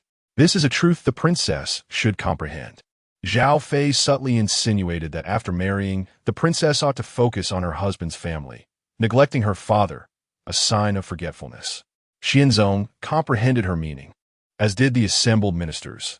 Yet only Yu Xiao failed to grasp the implications, retorting, So, I deserve to be killed by your father? Zhao Qiuming hurriedly responded, How could I dare to harm the princess? Well, my new residence, Yu Xiao inquired, did ignite on its own, lacking evidence. Xinzong turned to Gu Qian for assistance. Gu Qian could produce none. At the time of the fire, Zhao and his son were being beaten in the front streets, absent from the rear courtyard to catch Zhao Qiuming in the act, an empty allegation. Seeing Gu Qian at a loss for words, Xinzong turned to Yu Xiao without proof. How can I hold Zhao Xiang accountable? Well, my lost home. Is this matter to be disregarded? Yu Xiao frowned. Xinzong gritted his teeth and declared, Very well. I shall bestow the former Duke of State's residence back to the Gu family. Linglong, are you satisfied now? Yu Xiao questioned Gu Xinglang. Is that residence larger than our current home? Gu Xinglang hesitated before nodding. Brother, Yu Xiao implored, analyze for me. Am I truly unable to eliminate the entire Zhao family today? Gu Xinglang, feeling awkward, replied, Without evidence, we cannot hold Zhao Qiuming accountable, much less execute him. Damn it. Yu Xiao glared at the Zhao father and son, her eyes sharp and resolute. ready to strike yet restrained. This world was truly devoid of joy. Zhao Beiqing sheltered his father behind Xinzong, fearful of Princess Linglong's potential wrath. "Everyone, please depart." Xinzong gestured for them to leave. Yu Xiao was the first to turn and exit the courtyard. Xinzong opened his mouth, wishing to call his daughter back, yet ultimately remained silent. Many matters cannot be resolved equitably. While his daughter had suffered, Zhao Fei was wounded and sobbing, causing Xinzong's internal scale to tilt towards the seemingly pitiful Zhao Fei. The ministers bowed and took their leave. Xinzong pointed to a head eunuch, instructing, "You shall accompany Gu Chun and assist them in relocating to the Duke of State's residence today. Should the princess find anything missing, it will be compensated from my private treasury." "Yes, Your Majesty," the head eunuch promptly acknowledged.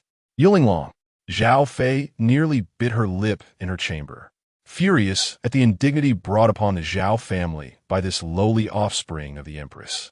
She vowed that this wretched child would not find peace in death. For 20 years, the professional schemer has caused trouble. As Yu Xiao exited the palace, she cast a fierce glare at the Zhao father and son before stepping into the carriage provided by the Gu family. The princess has left the palace. Upon seeing her charge enter the carriage, Wang Mama, who was waiting inside, quickly reached out to assist Yu Xiao. However, Yu Xiao shook her head at Wang Mama and took a seat opposite her, inquiring, "Did you not enter the palace?" At that moment, the carriage jolted as it departed from the palace gates and moved forward. Wang Mama lifted the curtain to glance outside. Once she confirmed that the individuals following the carriage were all from the Gu family, she adjusted her plump figure to sit beside Yu Xiao and whispered, "I did enter the palace. While the officials were with His Majesty, I accompanied Mama Wei to the Baihong Hall." Yu Xiao was unfamiliar with Mama Wei, yet she was well aware of Baihong Hall, the residence of the seventh prince, Yu Zi. "Did you meet Yu Zi?" Yu Xiao asked. Wang Mama was taken aback and replied, "Your Highness, you are aware of His Majesty naming the seventh prince?" Yu Xiao snorted softly. This seventh prince, born of the same mother as the ruthless empress, had been raised by her and ultimately led an army into the imperial palace, igniting the flames that consumed the cruel empress to ashes. Although the empress was no virtuous figure, Yu Zi was indeed a professional schemer with a 2-decade history of causing trouble.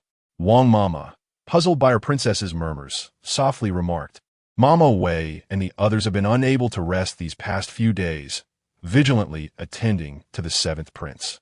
Your Highness, we must devise a way to bring him out of the palace."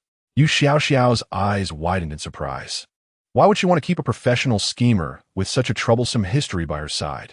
Wang Mama then produced a cloth bundle from her sleeve and showed it to Yu Xiao, saying, "Yesterday, the inner court sent new garments to the seventh prince.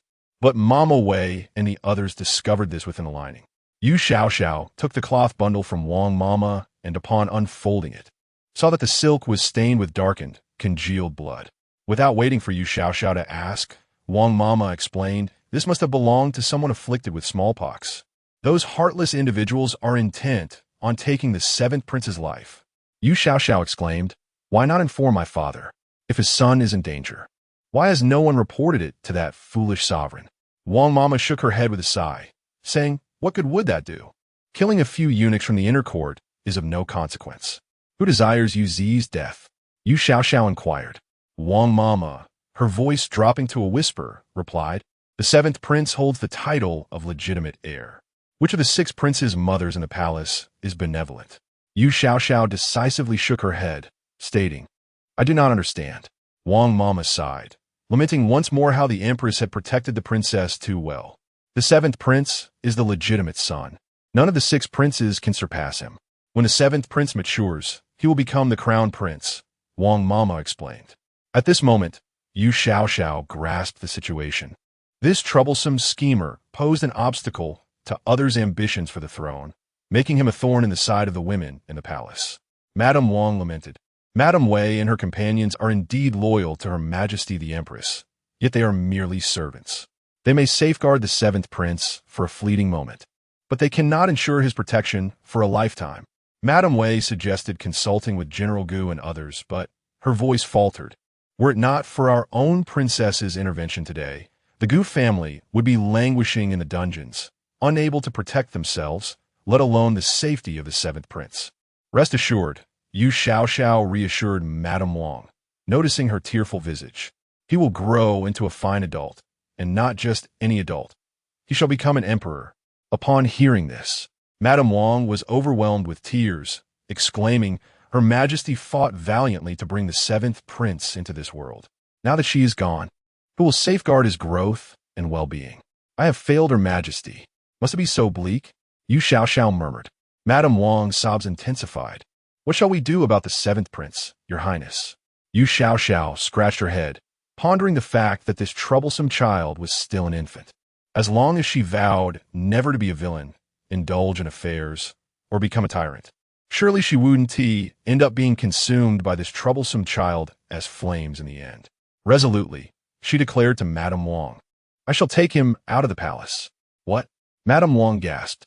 In an instant, Yu Xiao swung open the carriage door and leapt away, disappearing from sight. Madame Wang, overwhelmed with tears and snot, was taken aback by her princess's sudden departure. Outside, riding alongside, Gu Xinglang caught a fleeting glimpse of a figure before it vanished. He called out, but she had already disappeared. Turning to the person in the carriage, he inquired, Has the princess left again? Hearing his question jolted Madame Wang back to reality. The princess has returned to the palace. Young master, we must go back, she cried. Not only Gu Xinglang, but even General Gu was startled, pondering whether the princess had returned to the palace in a fit of frustration to confront Consort Zhao. Return, Gu Chun commanded urgently. A contingent of soldiers swiftly turned back towards the imperial palace. Moments later, the general guarding the palace gates nearly knelt upon seeing Yu Xiao before him. Why has the princess returned? He thought. If you wish to see His Majesty, I shall send word immediately. He bowed respectfully, addressing Yu Xiao. Have Zhao Qiuming and the others departed? She inquired. The general nodded. They have returned to their residence. If you seek Zhao Qiuming, you may visit the minister's house. Oh, Yu Xiao replied. I am not seeking him now. I wish to enter the palace. For a brief moment, the general was at a loss for words. If she was not looking for Zhao Qiuming, what did she intend to ask him? With a swift motion, Yu Xiao leapt onto the towering castle walls of the imperial palace. You cannot enter like that. The general silently screamed. Who taught the princess such martial skills? Must she showcase her prowess twice in a single day? Once inside the palace, Yu Xiao seized a young eunuch, instructing, Lead me to Baihong Palace. Upon encountering Yu Xiao, the young eunuch trembled and stammered, Your Highness, I am but a humble servant and know nothing. When asked if he knew the way to the Baihong Palace, he replied affirmatively. Then let us proceed, Yu Xiao urged, pushing the eunuch forward. Meanwhile, Xianzong was earnestly trying to console his beloved concubine, urging her not to be despondent, when Jingzhong, stationed outside, announced, Your Majesty. The princess has returned to the palace. Startled, Xianzong's teacup slipped from his grasp, shattering upon the floor. What brings her back? He inquired. Jingzhong responded. Your Majesty, the princess has gone to the Baihong Hall. Upon hearing this, concubine Zhao's mind raced with implications. Why does the princess now roam the palace so freely, disregarding all decorum? What has transpired? The simple question posed by concubine Zhao carried profound significance. The long princess, once so dutiful, had transformed. Had the empress spoken to her before her passing? Did she confide in the princess through her trusted confidants? Or, more pragmatically, had the Gu family imparted something to their newly-wed daughter-in-law, the Long Princess? The palace attendants present in the chamber pondered over concubine Zhao's inquiry, growing increasingly wary of her cunning intellect. Who would dare to contrive schemes in her presence? Yet, sometimes, a lack of sophistication can yield its own advantages.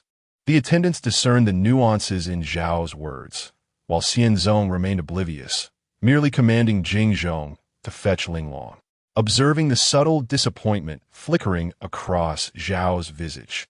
Jingzhong complied, As you command, Your Majesty. At that moment, Yu Xiao arrived at the Baihong Hall. Upon her entrance, several attendants, including Wei Mama, gazed at her with tears brimming in their eyes. Yu Xiao addressed the eunuch standing in the courtyard. Who are you? The eunuch, shrinking back at her approach, quickly replied. In response to Your Highness, I am Wang Shun from the inner court. here to deliver health tonics for the seventh prince. Yu Xiao glanced at the contents of the box on the ground. Ginseng, Ganoderma, and other such treasures. In a world where even white rice was a luxury. Recognizing ginseng and Ganoderma was no trivial feat. Furrowing her brow, she pondered, does a mere infant require ginseng? Your Highness, Wei Mama interjected, stepping forward and bowing respectfully. Wang Gonggong has brought a bowl of clear heart lotus seed soup, personally prepared by concubine Hua, for the seventh prince to taste. And where is the soup? Yu Xiao inquired. Wang Shun emphasized, Your Highness, this clear heart lotus seed soup is made by concubine Hua herself. Concubine Hua, the mother of the crown prince, Yu Ziqing, was the legitimate daughter of the southwestern military general, Hua Ingzhou, and enjoyed a favored status in the palace, second only to concubine Zhao. Even during the lifetime of Empress Jiang, she had to yield to concubine Hua's wishes. Regrettably, Yu Xiao was completely oblivious to the concept of the flower consort. When she saw a palace servant present her with a bowl containing a translucent, gelatinous substance, she unhesitatingly grasped the bowl and pinched Wang Shun's mouth, effortlessly pouring the contents into the mouth of the chief eunuch. Wang Shun choked and rolled his eyes in distress. Wei Mama and the others found Yu Xiao's actions gratifying, though they dared not show their amusement on their faces. After a brief pause, seeing that Wang Shun had not perished, she remarked, It seems this substance is not poisoned. Wang Shun, still gasping for breath, replied, Your Highness, this is for the flower consort. Yu Xiao dismissed him with a wave of her hand, instructing Wei Mama, You all go and tidy up. I will take you Zi and accompany you out of the palace. Wei Mama, taken aback, inquired, Has His Majesty granted permission? Before Yu Xiao could respond, Jingzhong entered the courtyard with several eunuchs in tow. Upon seeing his master, Wang Shun rushed to Jingzhong, feeling as if he had found his pillar of support, and plaintively called out, Master, go and embrace him. Yu Xiao instructed Wei Mama once more.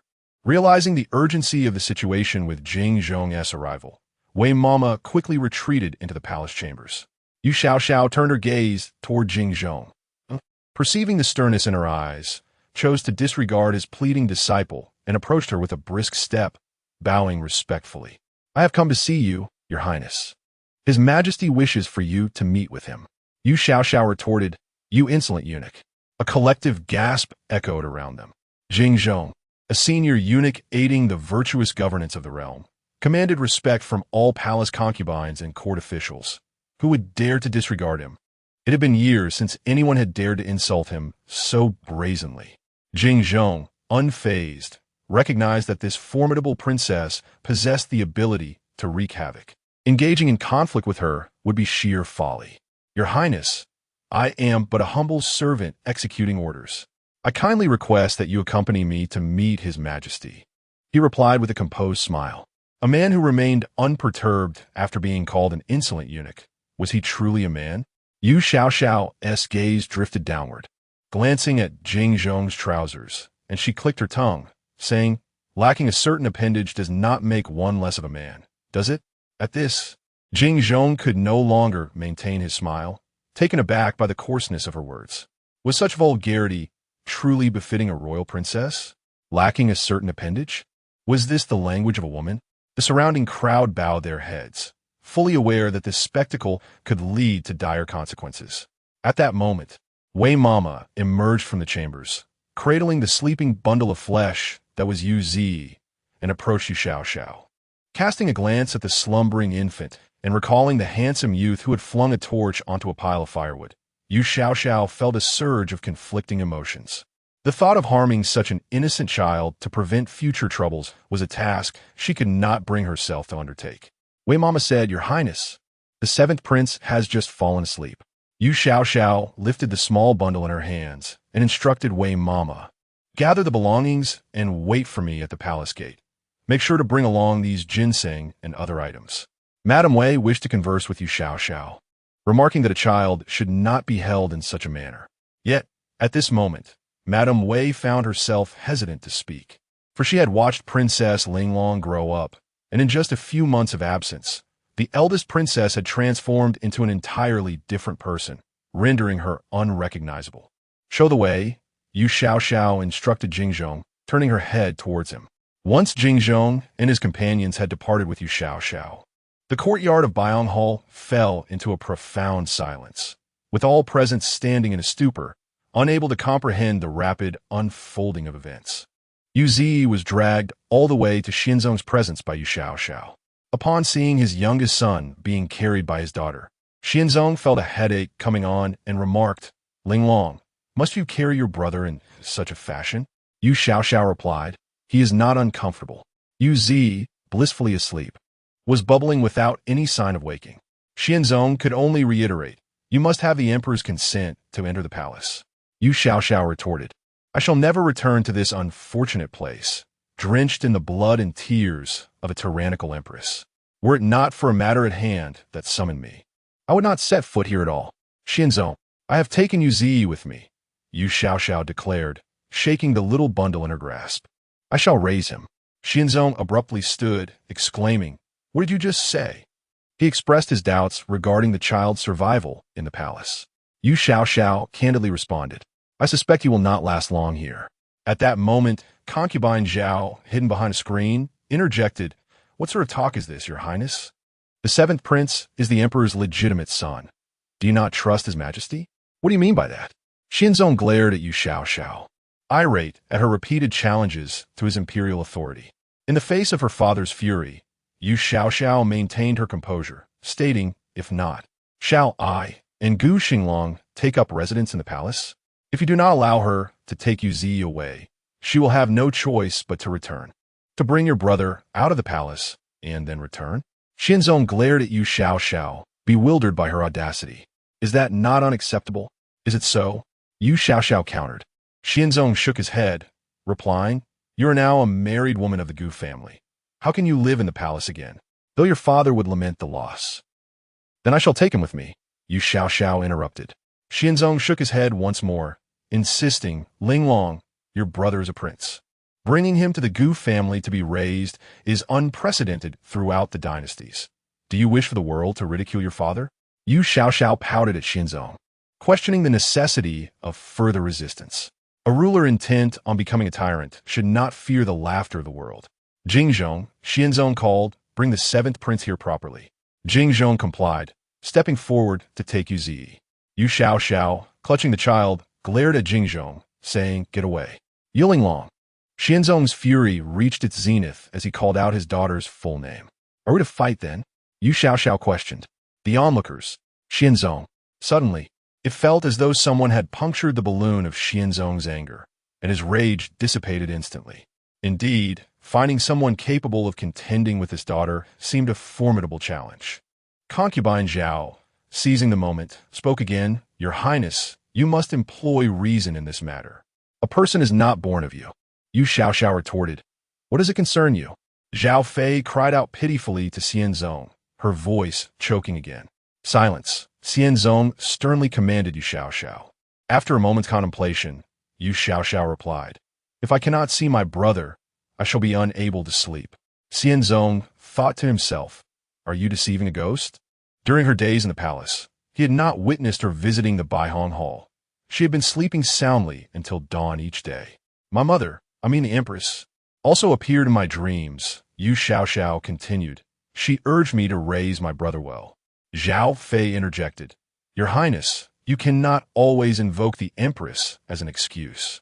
The seventh prince is a royal child and should grow up within the royal family. How could the empress possibly be unaware of this? Treason against the sovereign is a capital offense," Xianzong coldly remarked to Yu Xiao. "Let us do this," Yu Xiao proposed, "if I lie. Let my mother strike me with lightning. If I speak the truth, let my mother strike Zhao Fei with lightning instead." Xianzong and the surrounding eunuchs and maids. "Zhao Fei, you," Xianzong stammered, "must you utter such a vile oath? Zhao Fei is your father's beloved concubine, not your father's enemy." Thunder rumbled outside Zhao Fei's chambers. The onlookers turned their gaze to the window. The afternoon sun bathed the courtyard in warmth, a few autumn chrysanthemums poised to bloom. The day of Princess Linglong's wedding was a splendid autumn day, devoid of any clouds. How could there be thunder? "Your Majesty?" Zhao Fei called out feebly from her bed. Xianzong, calling for his beloved, took a step towards the screen. Another crash of thunder resounded in their ears. "Your Majesty!" Jing Zhong rushed forward, scooping Xianzong up and sprinting out of the chambers. Zhao Fei lay flat on her bed, listening to the booming thunder, watching helplessly as a hole opened in the ceiling, debris falling down. With a scream, Zhao Fei had scarcely time to react before she was crushed by the collapsing beam. At that moment, Xianzong stood in the courtyard, stunned, seeking confirmation from Jing Zhong. The house has collapsed, struck by lightning? Jing Zhong, the shrewdest among them, wore a foolish expression, nodding in affirmation. Yu Xiao approached Xianzong, holding Yu Zi, and asked, "Father, may I take him away?" Xianzong gazed blankly at his daughter. "Shall I invoke my mother's thunder again?" Yu Xiao inquired. Thunder rumbled once more. Xianzong looked up at the sky. It was a clear day without a cloud in sight.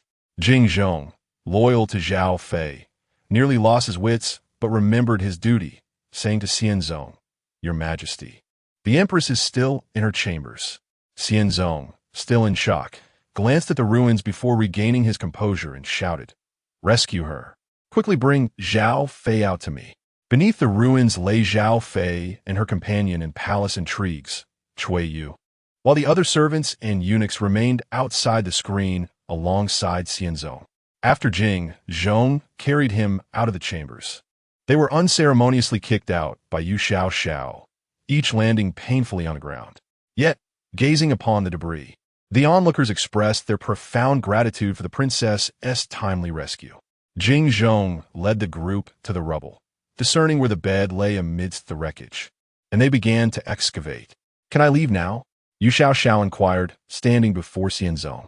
A sudden roar echoed overhead, prompting Xianzong to instinctively shield his head and shout at Yu Xiao, "Is your mother never-ending in her wrath?"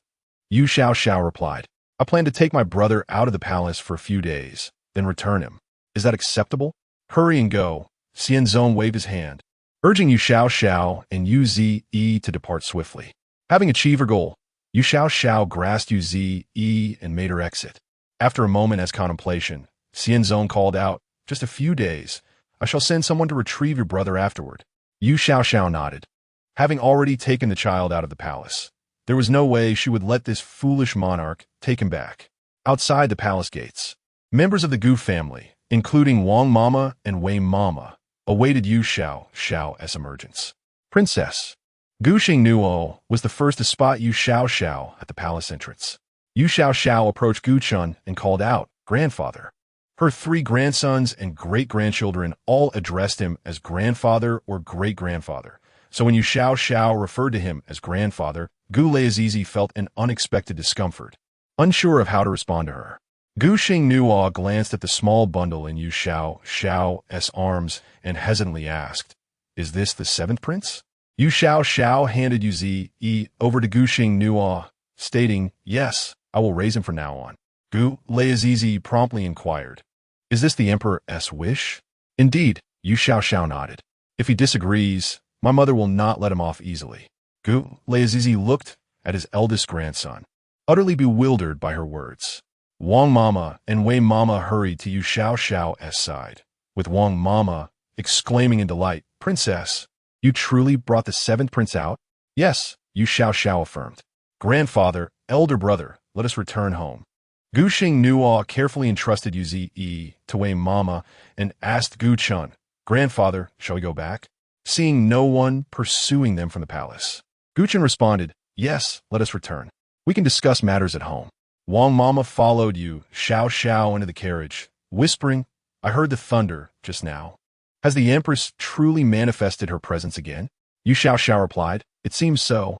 Wang Mama continued, "Has Zhao Fei been struck down?" With the house having collapsed, surely Zhao Fei must have perished? Yu Xiao pondered for a moment and replied to Wang Mama, "It is likely. My mother has brought down the house she resided in. The 24th decree strictly forbidding the residence of the Grand Princess. The Empress is truly wise." Wang Mama clasped her hands in prayer within the carriage. At this moment, Zhao Fei and Cui Yu were unearthed from the rubble by the eunuchs, both covered in blood and plaster, their original appearances entirely unrecognizable. Xianzong dared not approach, instead inquiring from a distance, "How is Zhao Fei?" Jing Zhong crouched down to check Zhao Fei's breath and felt a faint flutter of air beneath his fingertips. The chief eunuch sighed in relief and reported loudly to Xianzong, "Your Majesty, the Empress still has breath." He then called out to the physicians on standby, "Hurry and see how Zhao Fei is faring." The beam that had fallen upon Zhao Fei was a secondary beam, not particularly thick, while the main beams that had crashed on the bed were obstructed by the bed frame at either end, thus saving Zhao Fei's life, as well as that of Cui Yu, who lay beneath the bed.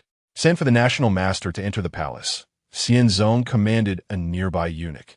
"We must seek the wisdom of the esteemed monk. He cannot allow the empress to be tormented by such calamities daily." At that moment, Yu Xiao stood at the entrance of the Duke of Zhenggua's residence. Unfazed by the grandeur of the aristocratic household, she felt no particular emotions. However, Gu Chun and Gu Xinglang gazed at the empty space where the plaque inscribed with the title of Duke of Zhenggua had once hung. Their hearts a tumult of sorrow and joy. The sadness stemmed from their unwavering loyalty to the nation, yet they had been harmed by treachery. The joy arose from the fact that their family was still alive. After all, living was far more precious than anything else, was it not? The chief eunuch, dispatched to assist the Gu family with their relocation, hurried out from the door and promptly bowed to Yu Xiao. Unsure of the eunuch's purpose, Yu Xiao nodded at him and turned to Gu Chun and Gu Xinglang, saying, "Grandfather, brother, this is our home, right? Let's enter." The chief eunuch, seeing the family about a step inside, quickly asked Yu Xiao, "Your Highness, what shall the plaque of this residence bear?" Yu Xiao replied, "What is a plaque?" The chief eunuch thought it disrespectful to explain such a concept to the princess. After all, how could she not know what a plaque was? Was she foolish? However, Wang Mama, having spent several months with Yu Xiao, understood that her princess was unfamiliar with such matters. She pointed to the area above the main door and said, "It refers to the name that hangs above." The chief eunuch continued, "The emperor has decreed that this residence may be called the Princess Chang's residence." Upon hearing this, the expressions of Gu Chun and his grandson, as well as Gu Xingyan and the other Gu family members, froze in shock. The residence named after Princess Chang meant that Gu Xinglang had effectively become an outsider. Were they to live here as mere dependents of Gu Xinglang, relying on him for sustenance? Yu Xiao raised her head to gaze at the empty space above the door. She had no desire to be known as the daughter of that foolish monarch. How could she still be called Princess Chang after marriage? Turning to the chief eunuch, she stated, "Let it simply be inscribed with the words Gu family."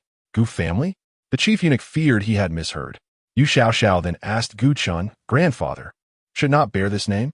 Gu Chun could not discern any deceitful expression on Yu Xiao's face. The old marshal was a straightforward man. Since his granddaughter-in-law did not regard him as an outsider, he naturally considered her a part of the Gu family. The elder remarked, "Let us call it the Gu residence."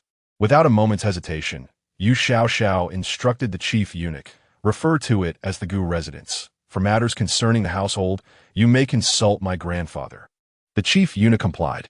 "Come, let's return home and converse," Gu Chun said with a hearty laugh, addressing Yu Xiao as princess. Yu Xiao acknowledged the elder's words and followed him into the estate. Granny Wei, holding Yu Zi, stood at the foot of the steps, while the entourage from Baihong Palace appeared somewhat at a loss. Had the eldest princess forgotten something? Gu Xinglang, a composed individual, observed as Yu Xiao unceremoniously accompanied the elder inside. He then turned and descended the steps, politely inviting Granny Wei, "Please, do come in as well." At this juncture, Yu Xiao had approached the matriarch and addressed her as grandmother, inquiring, "Has there been any injury from the fire at home?" The matriarch, taken aback by Yu Xiao's affectionate address, felt a warmth in her heart akin to that of the elder, and replied with a smile, "We are unscathed. All is well." Yu Xiao sighed in relief, stating, "That is good to hear. Otherwise, I would have had to seek out Zhao Qiuming. This matter cannot simply be overlooked." The matriarch scrutinized Yu Xiao, a stunning maiden of delicate frame, and could hardly reconcile her appearance with that of a martial artist. Unable to contain her curiosity, she inquired, "Your Highness, do you practice martial arts?" Yu Xiao affirmed, "Indeed, my mother was concerned for my safety and sought a master to teach me martial arts." Wang Momo, following closely behind, felt her plump cheeks quiver at the audacity of such a statement, a fabrication devised to deceive Xianzong. Who could fathom how the princess had come to this? Observing her in bridal attire beside the matriarch, Wang Momo glanced skyward.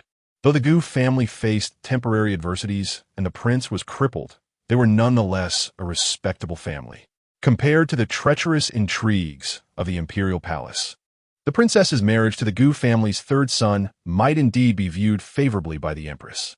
Upon entering the main hall, aside from Gu Chun and Gu Xinglang, everyone's gaze fell upon Yu Zi, who was once again cradled in Yu Xiao's arms. Gu Chun addressed the matriarch and the other women, saying, "This is the seventh prince. He shall be temporarily cared for by Her Highness the Princess." The matriarch and the other women were taken aback. How could a prince not be raised in the imperial palace, but instead be under the care of a married princess? Yu Xiao handed Yu Zi to Gu Xinglang, saying, "I fear he may not survive in the palace, so I have brought him out to nurture. Rest assured, he requires little sustenance and is easy to care for." The matriarch nearly collapsed in shock at such audacity. Gu Xinglang, already a father of two, adeptly cradled Yu Zi and reassured the matriarch, "Grandmother, we shall allocate a separate courtyard for the seventh prince to reside, close to Her Highness." Yu Xiao wished to protest, as she had no desire to encounter this troublesome burden again. However, glancing around the hall at those present, none were related to Yu Zi. Why should they be responsible for his care? Upon lowering her head, Yu Xiao tacitly accepted Gu Xinglang's suggestion. The elderly matriarch promptly summoned the steward to prepare a courtyard for accommodating Yu Zi and her companions. Once Wei Momo had left, cradling Yu Zi, the matriarch turned to old Master Gu and remarked, "The new chamber for Her Highness the Princess and Xinglang has been beautifully arranged. Lord Ying has also dispatched the cooks from the estate, who are currently industriously at work in the kitchen, ensuring that the evening's wedding banquet proceeds without a hitch." Old Master Gu replied, "Please invite a troupe of performers as well. We shall proceed with the wedding banquet as planned, and I intend to set up a stage for the guests to enjoy a performance." The grand wedding of the Long Princess had been disrupted by Zhao Qiuming's military intervention, and he felt compelled to make amends for his granddaughter-in-law, even if it meant foregoing a grand affair. As the princess entered, a concubine presented herself, and the old master expressed his intention to summon a theater troupe to perform at the estate. Gu Xingyan inquired of Yu Xiao, "Your Highness, what kind of play do you enjoy?" Having spent her days as a military instructor battling zombies in a post-apocalyptic world, Yu Xiao had never participated in cultural activities, and upon being asked, she drew upon her limited literary knowledge and pondered before replying. "Perhaps a rendition of Romeo and Juliet?" Gu Xingyan blinked in surprise and turned to the elderly matriarch, who had frequently enjoyed performances at home, asking, "What is she referring to? Does a royal princess not watch the same plays as we do?" The matriarch then asked Yu Xiao, "Your Highness, would you kindly repeat what you wish to see?" Sensing the awkwardness in the air, Yu Xiao, ever perceptive, diplomatically responded, "Anything will do. I enjoy all kinds of performances." Gu Xingyan queried, "What was it you mentioned earlier?" Yu Xiao promptly fell silent. Gu Xinglang, sensing the tension in the main hall, kindly suggested, "Grandmother, let us escort Her Highness to her new chamber. After all, today is a momentous occasion for her." Upon hearing Gu Xinglang's words, Yu Xiao quickly interjected, "I do not know where the new chamber is. Please guide me there." Eldest brother. Gu Xinglang hesitated, feeling that this task should rightfully belong to the two sisters-in-law, rather than himself, the elder brother.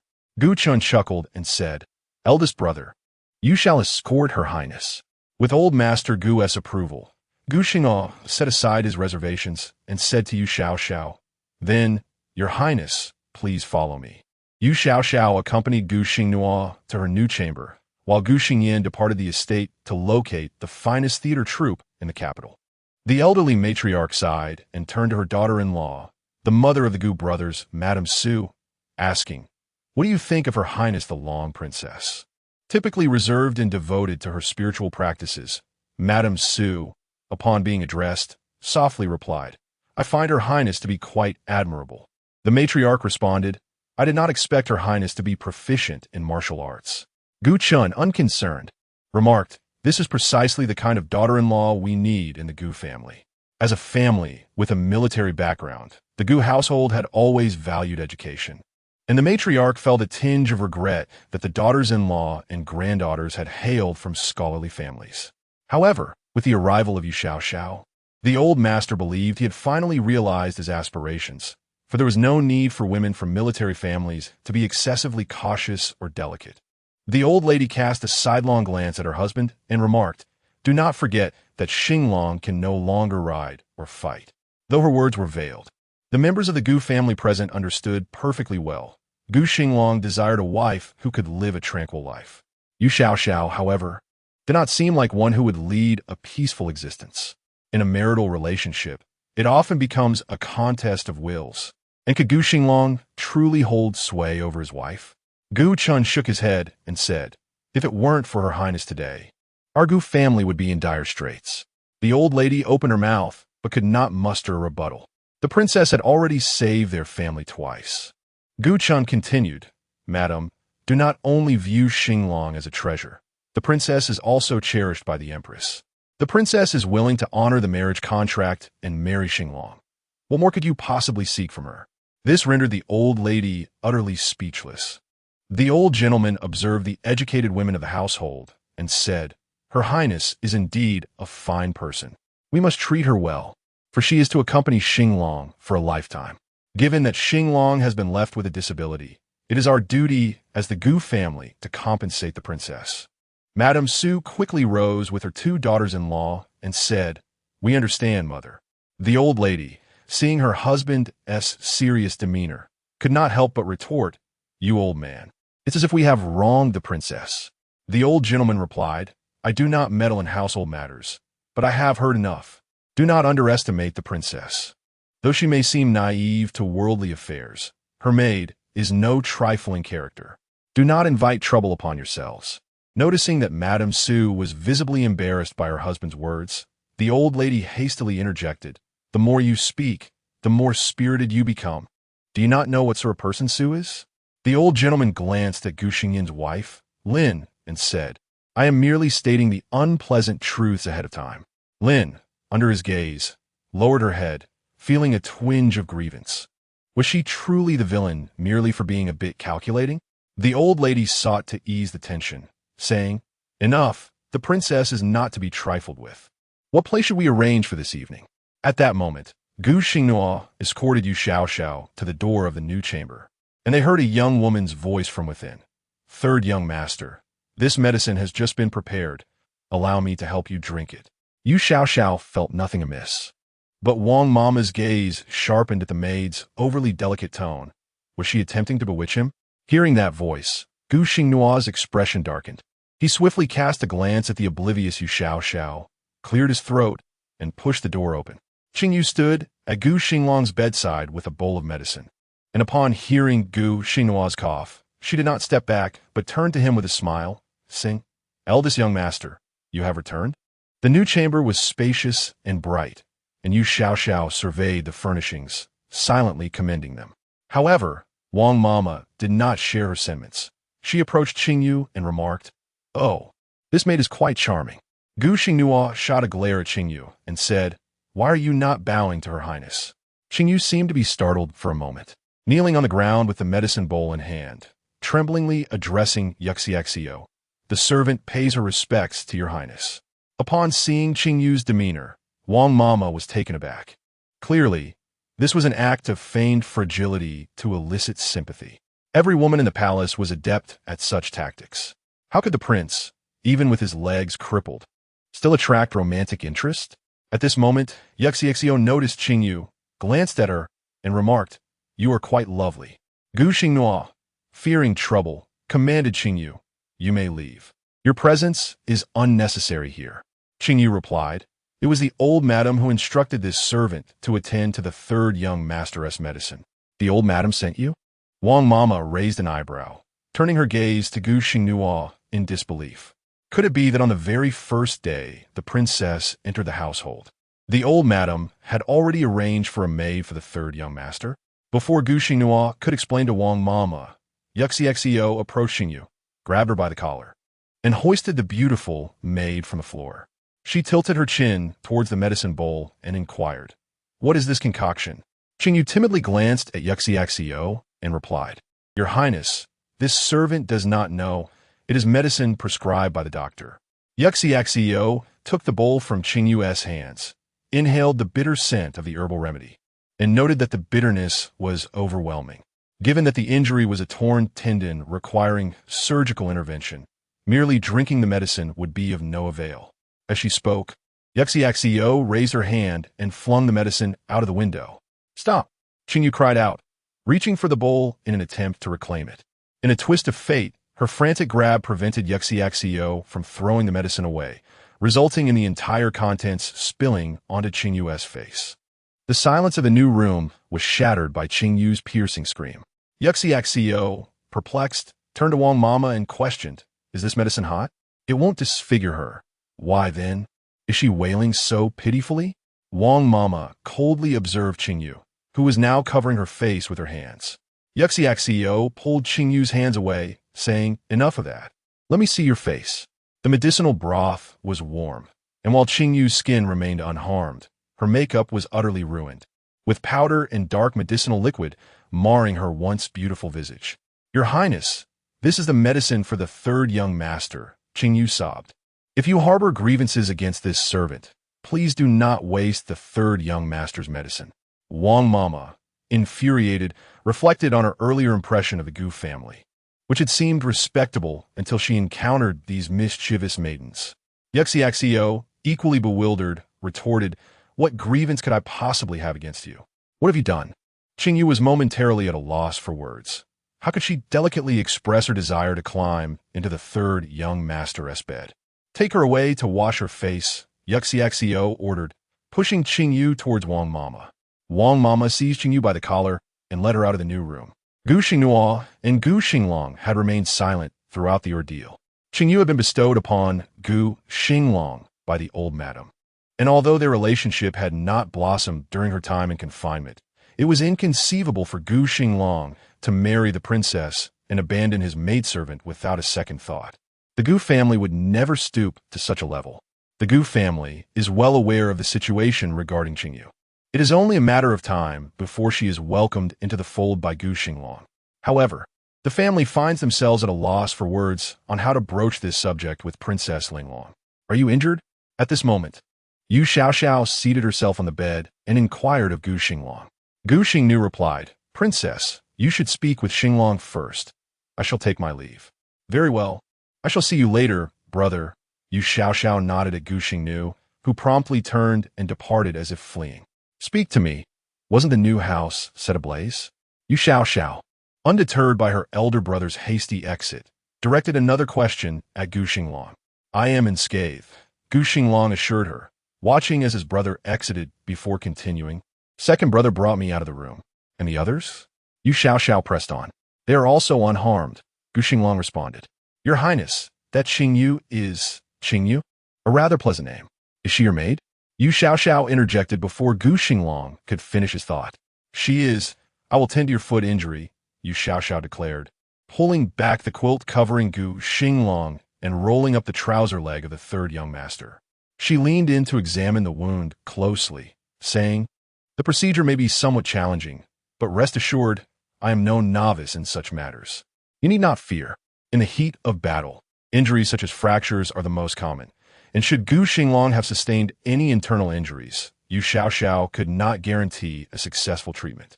As for stitching up a tendon, your Highness considers it a mere trifle." Gu Xinglang replied, "There is no need to comfort me, Princess." Yu Xiao looked up at him and said, "I have never been one to offer consolation." Her words were so earnest that Gu Xinglang was momentarily taken aback before stammering, You can heal?" He had previously heard of her beauty and virtue, then learned of her extraordinary bravery, and now she was also a skilled physician. The renowned doctors of the capital had all been summoned to his home, and they had claimed his feet would remain crippled. How could she possibly have a solution? Yu Xiao stated, "To kill, one must also know how to bury." Gu Xinglang fell silent. He pondered the connection to medicine. "Do you not understand?" He shook his head. "To be able to harm is to be able to heal," Yu Xiao elaborated, stepping closer. Thus, my instructor, well, that is my master, has imparted both martial arts and medical knowledge to me. Though Gu Xinglang struggled with certain terminologies, he comprehended the essence of her words. This reclusive master not only taught the princess combat skills, but also the art of healing. I know you are wronged. Yu Xiao told Gu Xinglang. Let us first treat your injury, and then we shall seek vengeance for grievances. Do you trust me? Gu Xinglang asked. Yu Xiao nodded, replying, If you were a villain, I would have nothing to do with you. A surge of unfamiliar emotions washed over Gu Xinglang. Joy mingled with a tinge of bitterness. He found it difficult to discern whether he felt sorrow or happiness. His petite wife sat beside him, illuminated by the light behind her, still clad in her brilliant red wedding gown. Her expression remained inscrutable, yet her gaze was gentle, akin to the warm sun. With a sigh, Gu Xinglang looked at Yu Xiao and said, Princess, thank you for your willingness to believe in me. I believe I have seen you before, murmured Yu Xiao as she scrutinized Gu Xinglang's face. Finally, Gu Xinglang broke into a smile and replied, Your Highness, I encountered you in the imperial palace when you were 3 years old. It was during a visit with my mother to pay respects to the Empress Dowager. She took an immediate liking to the 7-year-old Gu family boy and arranged this marriage contract. Yu Xiao casually asked, 3 years old? What did I look like then? Gu Xinglang shook his head and said, I did not see the appearance of your highness at that time. The delicate princess was merely a 3-year-old child, peacefully asleep in the empress's embrace, her face concealed by a swaddling cloth. I truly could not discern what the 3-year-old princess looked like. At the Zhengguo Marquis mansion, Yu Xiao muttered to herself once more, gazing intently at Gu Xinglang's face. At last, she recollected who he was. After the ascension of the tyrannical empress, several skeletons were unearthed from the desolate mountains in the eastern outskirts of the capital. The empress commanded monks to perform rituals for these remains and reinter them with honor. One of these skeletons was placed in the imperial tomb prepared for the empress, intended to share the grave in death. That individual was named Gu Qingwei. Who is Gu Qingwei? Yu Xiao inquired of Gu Xinglang. Furrowing his brow, he replied, Qingwei is my courtesy name.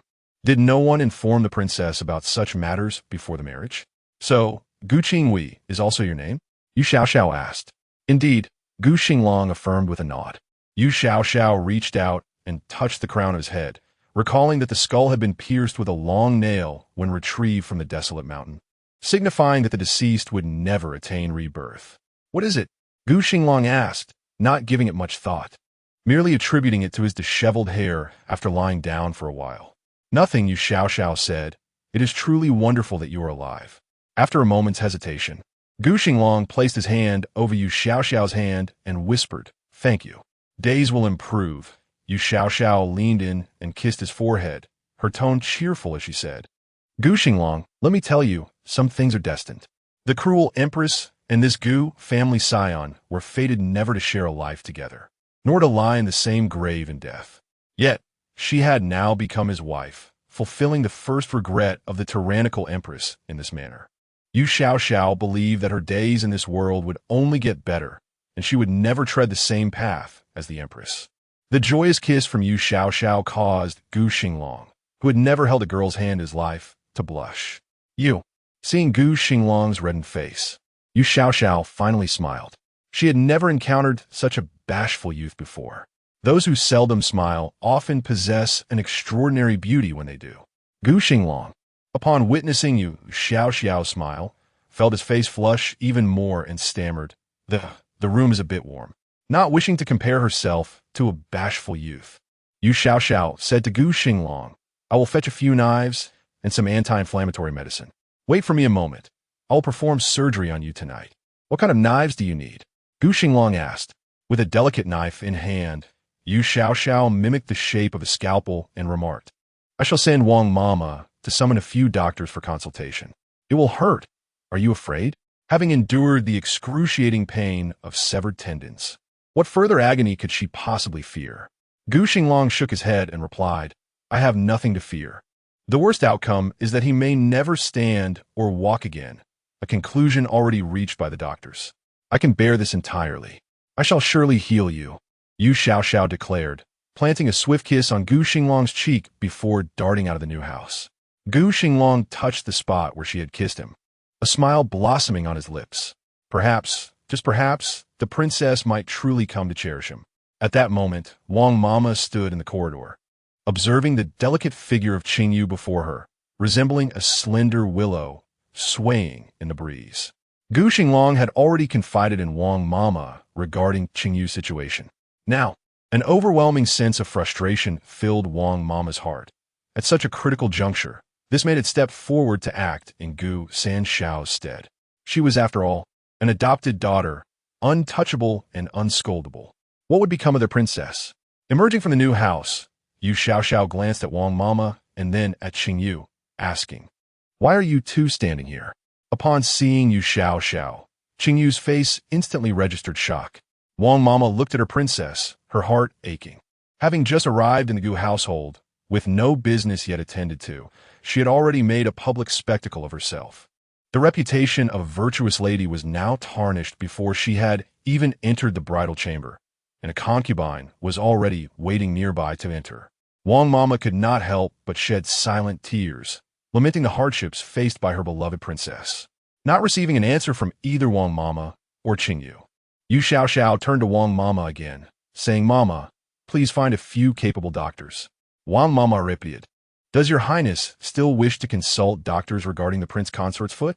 Yu Xiao nodded, stating her need for some anti-inflammatory medicine, unsure if such a remedy existed in this world. Wang Mama hesitated, wanting to voice her concerns, but then caught sight of Qingyu, who was eavesdropping with her ears perked up. With irritation, she instructed, "What are you still doing here? Leave." Qingyu, looking aggrieved, retreated. Yu Xiao remarked, "Mama, why do I always feel as though she fears me?" Wang Mama reassured her, "It is nothing to worry about, my princess. I shall handle everything. As for the concubine, let us discuss that after you have passed your wedding night. After all, how many wedding nights can a woman experience in her lifetime? Let's enjoy this moment." Yu Xiao chose not to pursue the matter regarding Qingyu any further and simply told Wang Mama, "Please find a few good doctors. I intend to perform surgery on Gu Xinglang." Wang Mama inquired, "What is surgery?" Yu Xiao explained, "Surgery is, how should I put it, a means by which I can heal his injuries." Wang Mama stood in shock, taken aback. After recovering from her illness, not only had the princess become a martial arts expert, but she had also transformed into a miraculous healer. "My princess, what on earth has happened to you?" Finally, unable to contain her curiosity any longer, Wang Mama posed this question to Yu Xiao. Yu Xiao was at a loss for words, unable to fabricate a tale, and thus chose to remain silent. Madame Wang scrutinized the child she had raised with utmost care and affection, inquiring, "Are you the exquisite Princess Linglong?" "Indeed I am," replied Yu Xiao, nodding earnestly, feeling genuine concern for the chubby matron who held her in such fondness. There were matters that puzzled her, yet Madame Wang, accustomed to dismissing such thoughts, hesitated once more, resolutely refusing to believe that her beloved princess had transformed into a grotesque being. Wiping her face, she asked, "Can you truly cure His Highness the Prince's foot?" Yu Xiao responded, "Perhaps it is feasible. I shall fetch a physician," Madame Wang declared, making her way out. At that moment, the Gu family was bustling with preparations for the wedding banquet and tidying the house, oblivious to Madame Wang's departure from the Gu residence. Meanwhile, the old matriarch sat in her chamber, listening to Qingyu recount the incident of Yu Xiao splattering medicine. Skeptical, she retorted, "She lost her temper with you and splashed the third young master's medicine on your face?" Qingyu replied softly, "Her Highness did not intend to do so. Besides, I am but a servant. It is only natural for Her Highness to express her feelings. Though I am anxious as the third young master has yet to take his medicine." The old matriarch commanded a nearby maid, "Quickly go to the kitchen and prepare another dose for the third young master." The maid complied and left. With a hint of tears in her voice, Qingyu said, "Madam, I would prefer to return to your side, for Her Highness does not wish to see me. You may leave for now." The old matriarch gestured dismissively, her expression not particularly pleasant. Qingyu bowed and exited, fully aware that she could not expect the old matriarch to side with her. Nor did she want to create discord between the matriarch and the princess. Other matters could be addressed gradually. "Why do you come here to complain at such a time?" Outside the chamber, the head maid Qinghe observed Qingyu's tear-streaked face and whispered, "Are you courting death?" Qingyu wiped her eyes and replied, "I merely spoke a few truths." "Can you withstand a punch from Her Highness?" Qinghe asked her sister. Yet Qingyu was unafraid, asserting, "I have done no wrong. Must the princess strike me?" Qinghe exclaimed in distress, "You are but a servant. If Her Highness were to kill you, would anyone speak on your behalf?" "I will check on the third young master's medicine," Qingyu said, passing by Qinghe, resigned to the fate that her sister would forever remain a servant, ultimately destined to be assigned to some young man, living her life in servitude. Though a royal princess is of noble birth, she should not be burdened with a reputation for jealousy. Since time immemorial, the wife has often stood beneath the concubine. As long as the true mistress of the household remains the old matriarch, she is not to be feared. The old matriarch sat in her chamber, striking the side table in frustration, wondering why a servant would dare to spill the medicine meant for her grandson. Royalty indeed, she thought, feeling a tinge of resentment towards Yu Xiao. How could one possess such a temper? The husband is heaven.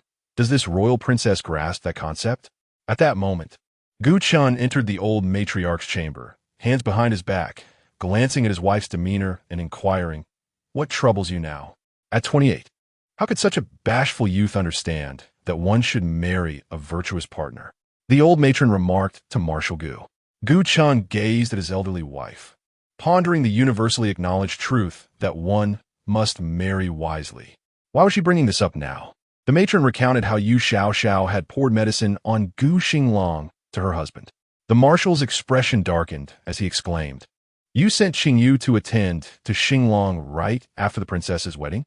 The matron replied, "Qingyu will inevitably enter Xinglang's chamber. I merely wish to prepare Her Highness psychologically." Preposterous. The marshal kicked the chair beside him in anger. His sudden outburst startled the matron. "Without the princess, you would still be languishing in the dungeon," he admonished. "One must be grateful and recognize favors. Do not be ungrateful." After decades of marriage, this was the first time the matron had faced such harsh words from the marshal, and her expression shifted. Unreasonable. The marshal did not wait for her to argue and strode out, his robes sweeping behind him. The matron, incensed, felt a tightening in her chest, pondering why she alone was left in such a predicament. Outside, Qinghe and the others stood silently, afraid to breathe. An hour later, as dusk fell, the wedding banquet in the bridal chamber was prepared, and guests arrived in droves, filling the Gu residence with an atmosphere of festivity, deliberately avoiding any mention of the earlier altercation. When night descended, the banquet commenced, and the grand performance on stage began.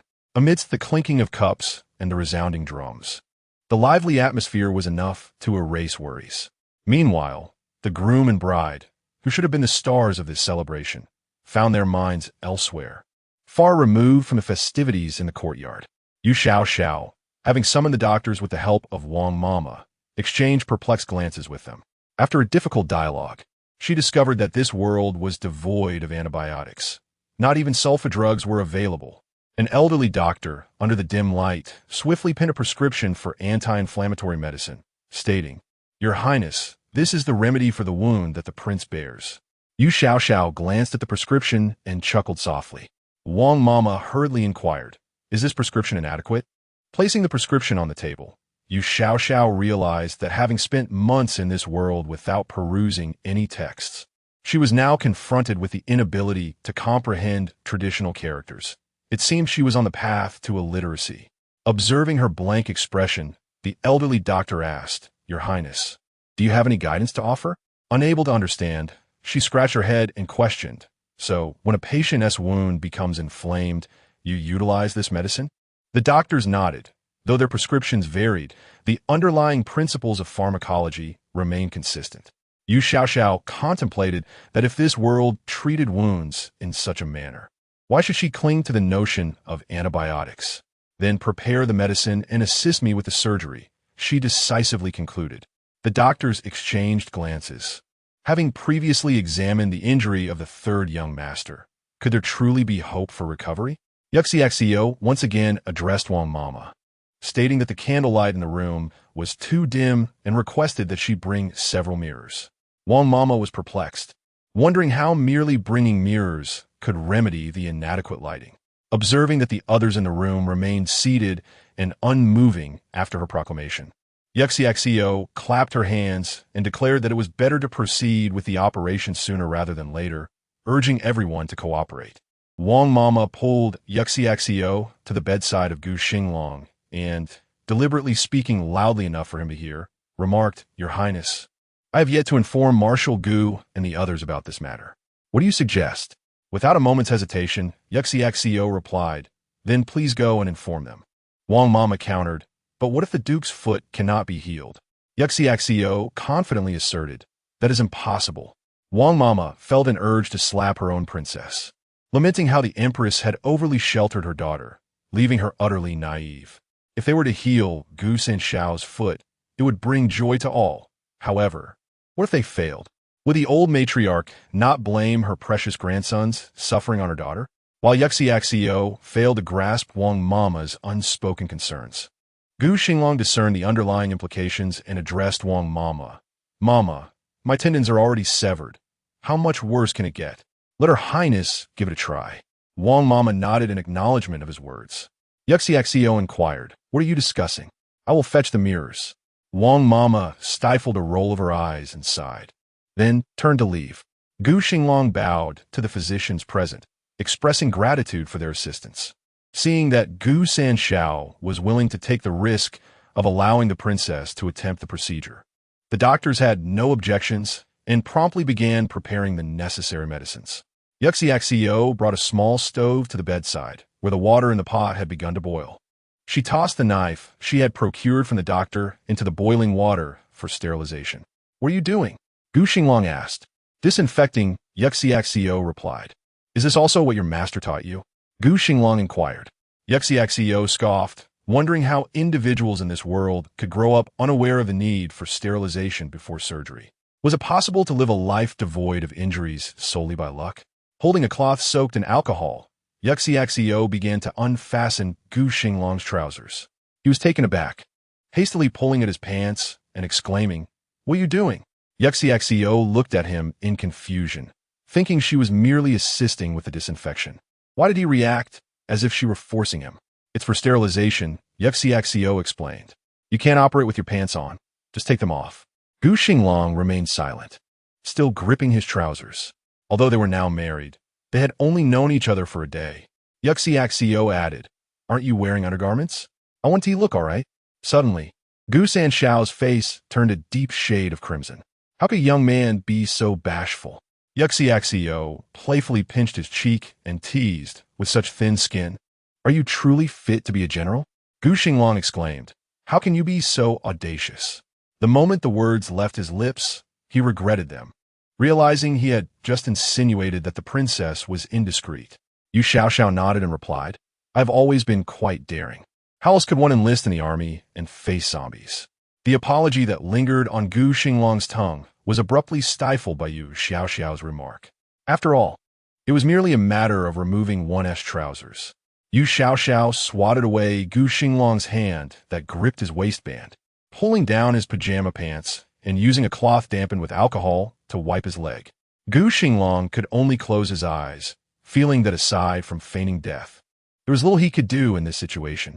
On the night of the wedding surgery, the new room was quickly transformed by Yu Xiao into a makeshift operating theater. Aside from Gu Xinglang lying on the bed, everyone else was bustling about, taking advantage of Yu Xiao's absence as she went to dress. The elderly doctor approached the bedside and whispered to Gu Xinglang, "Young master, it appears that Her Highness the Princess intends to reopen the wound on your ankle." The doctor's words trailed off, hesitating. Gu Xinglang urged, "If you have something to say, please speak freely." The doctor continued, "The infection in the wound has begun to improve, and it seems to be healing. However, reopening it at this juncture could lead to further complications. Forgive my candor, but if the wound were to fester again, the direst outcome may require amputation, endangering your life." Gu Xinglang fell silent, contemplating that no one truly knew the extent of Princess Linglong's medical skills. His decision was indeed a gamble. "Young master, you must think this through," the doctor cautioned. "The princess would not harm me," Gu Xinglang replied in a calm tone. Her intention is to save me. The doctor shook his head, realizing that there was no point in further persuasion. Someone, Gu Xinglang called out to those outside the room. A young servant rushed in. Please summon my elder brother, and tell him I have something to discuss, Gu Xinglang instructed. The servant hurried away, and soon after, Gu Xinglang entered the room, reeking of alcohol. Observing the room's arrangement, the eldest young master inquired suspiciously, "What are you all up to? Have you been drinking heavily, brother?" Gu Xinglang countered without answering. Gu Xinglang approached the bedside and remarked, "Those soldiers are all drunks. Given the opportunity, they would drink to excess. Your second brother has had quite enough. What is this all about?" Before Gu Xinglang could finish his inquiry, Gu Xinglang interjected, "The princess intends to treat my injury." Gu Xinglang stood in stunned silence, processing his brother's words, before finally asking, "What did you say?" Gu Xinglang repeated, "The princess wishes to treat my injury." Initially taken aback, Gu Xinglang's expression shifted to one of joy. "How does the princess plan to treat your wound?" he asked. Gu Xinglang replied, "I am uncertain. I call for you merely to inform you that should anything happen, it is solely my choice and has nothing to do with the princess." To Gu Xinglang, those words sounded like a farewell. "Will this matter endanger your life?" he queried. "What does she intend to do to treat your injury?" The princess declared her intention to perform surgery, to which Gu Xinglang responded with indifference. At that moment, the old doctor lifted the lid of a pot, revealing several sharp knives simmering in boiling water, causing Gu Xinglang to shiver involuntarily. "What is the purpose of this? Is the princess truly going to operate on you?" Gu Xinglang exclaimed. "I am, after all, a useless person," Gu Xinglang replied nonchalantly. "Let the princess do as she wishes. Is my elder brother here?" At that moment, Yu Xiao, having changed out of her wedding attire into a more practical outfit, entered the bridal chamber. "I invited him." Gu Xinglang interjected before Gu Xinglang could question Yu Xiao. "This matter must be known to our family." Yu Xiao approached the bed and inquired, "Shall I begin?" "It is getting late." "Your Highness," Gu Xinglang asked, "could you first tell me how you intend to treat Xinglang's injury?" Yu Xiao simply stated, "I will reconnect the severed tendons and allow them to heal naturally." The old doctor remarked, "Can severed tendons regenerate?" "Bones can heal, so why not tendons?" Yu Xiao replied. "How confident are you?" Gu Xinglang asked with concern. "Elder brother," Gu Xinglang reassured him, "the princess will do her utmost." "Indeed," Yu Xiao nodded at Gu Xinglang. "Rest assured, I will give it my all." At that moment, Gu Xinglang's heart raced with anxiety. He desperately wished to know if his younger brother would survive. "Elder brother," Gu Xinglang called out again, his expression betraying an earnest plea. After a moment's hesitation, Gu Xinglang bowed slightly to Yu Xiao. "Your Highness, I entrust Xinglang to your care." Yu Xiao nodded, completely oblivious to the emotional turmoil between the Gu brothers, and turned to the old doctor. "Is the anesthetic ready?" The old doctor picked up a bowl of lukewarm anesthetic from the table and handed it to Yu Xiao. "Drink this," she instructed, lacking the notion of feeding it to him, as she placed the bowl in Gu Xinglang's hands. After he drank the anesthetic and fell into a deep slumber, Gu Xinglang stood in the corridor outside the bridal chamber. The sounds of merriment from the front hall were still audible, yet Gu Xinglang pressed his fingers to his temples. His handsome face clouded with worry.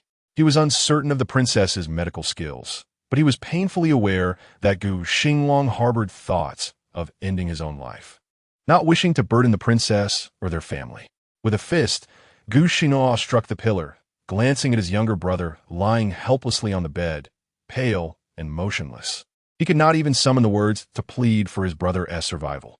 Inside the chamber, candlelight reflected off the mirror, illuminating the injury on Gu Xinglang's ankle. What would be the reason for this? Several doctors exclaimed in unison, having noticed the sudden brightness. "It is the principle of light refraction," Yu Xiao explained. "What?" None in the room comprehended her words. Having meticulously disinfected the wound, Yu Xiao resolutely wielded her knife. Though Gu Xinglang, lost in slumber, could not feel pain, his brow remained tightly furrowed. As an hour passed, then another, the sounds of gongs and drums from the joyous hall ceased, and soon after, the revelry fell silent. With the once bright starlit sky gradually darkening, a gentle autumn rain began to fall in the latter half of the night. Gu Xinglang waited anxiously under the corridor, yet dared not enter the house to discern the situation. A sudden autumn breeze stirred the air, causing the leaves of the two parasol trees in the courtyard to flutter down, carpeting the ground in a blanket of yellow. Gu Xinglang tightened his collar. At that moment, a voice from outside the courtyard called out, "Xinglang." Gu Xinglang inwardly lamented the misfortune and hurried down the steps, braving the rain to greet the matriarch. Madame Su, supporting the elderly lady, upon seeing her eldest son, immediately inquired, "Did the princess truly lay hands on Xinglang?" Gu Xinglang glanced at his wife, who cast a fleeting look at Xingyu, following behind the matriarch. "Where's Xinglang?" The matriarch pressed on, striding towards the newlywed chamber. "Grandmother," Gu Xinglang hastily pursued her. "Xinglang is unharmed." "Unharmed?" The matriarch retorted. "Why summon a room full of doctors then?" "For Xinglang's injury," Gu Xinglang replied softly. The matriarch scoffed, her gaze fixed on the brightly lit new room. "If it were a good thing, would you need to conceal it from the family?" The matriarch, seething with anger, made Gu Xinglang wish he could cover her mouth. "Step aside," she commanded Gu Xinglang. "I must enter the room. The princess is treating Xinglang's wounds." Gu Xinglang stood firm at the doorway. "Grandmother, let us wait here." "Step aside," the matriarch ordered, her urgency palpable. Just then, the door to the new room swung open. Reveiled Wan Mama. The matriarch and Madame Su hurried to peer inside, but unfortunately, Wang Mama's robust figure blocked their view, rendering them unable to see anything beyond her presence. Wang Mama stepped out and closed the door with a resounding thud. Glancing at the matriarch, surrounded by her younger relatives and servants like the moon encircled by stars, Wang Mama sniffed slightly and remarked, "Who has vexed the matriarch so? Such a fierce demeanor."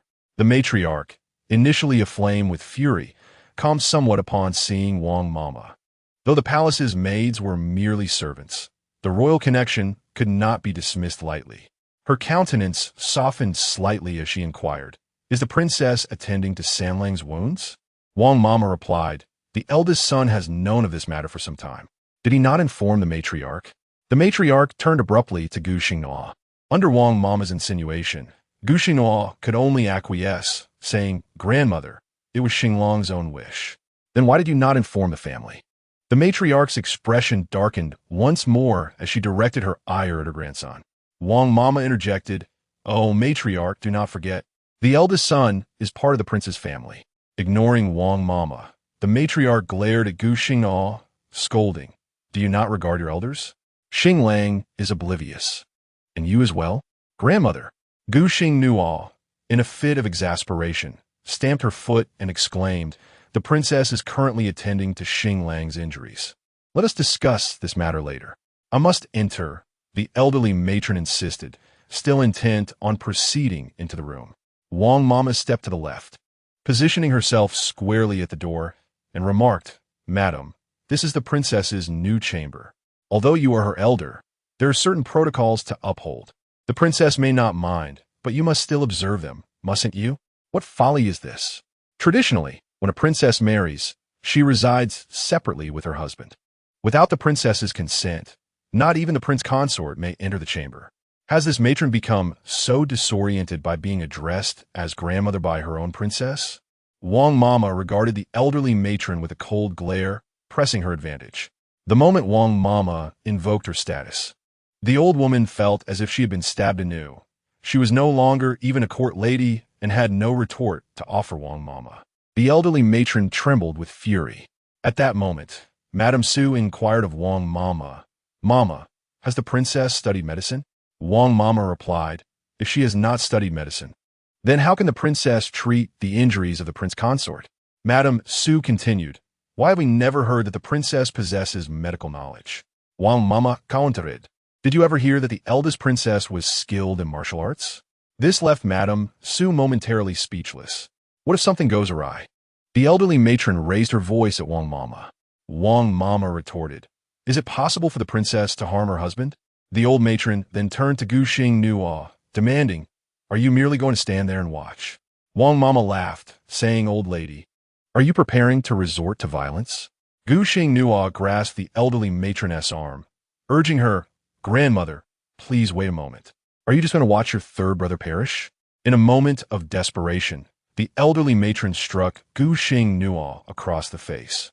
Inside the new chamber, the physicians, hearing the tumult outside, exchanged glances with Yu Xiao, who remained focused on her surgical task, seemingly unfazed by the commotion.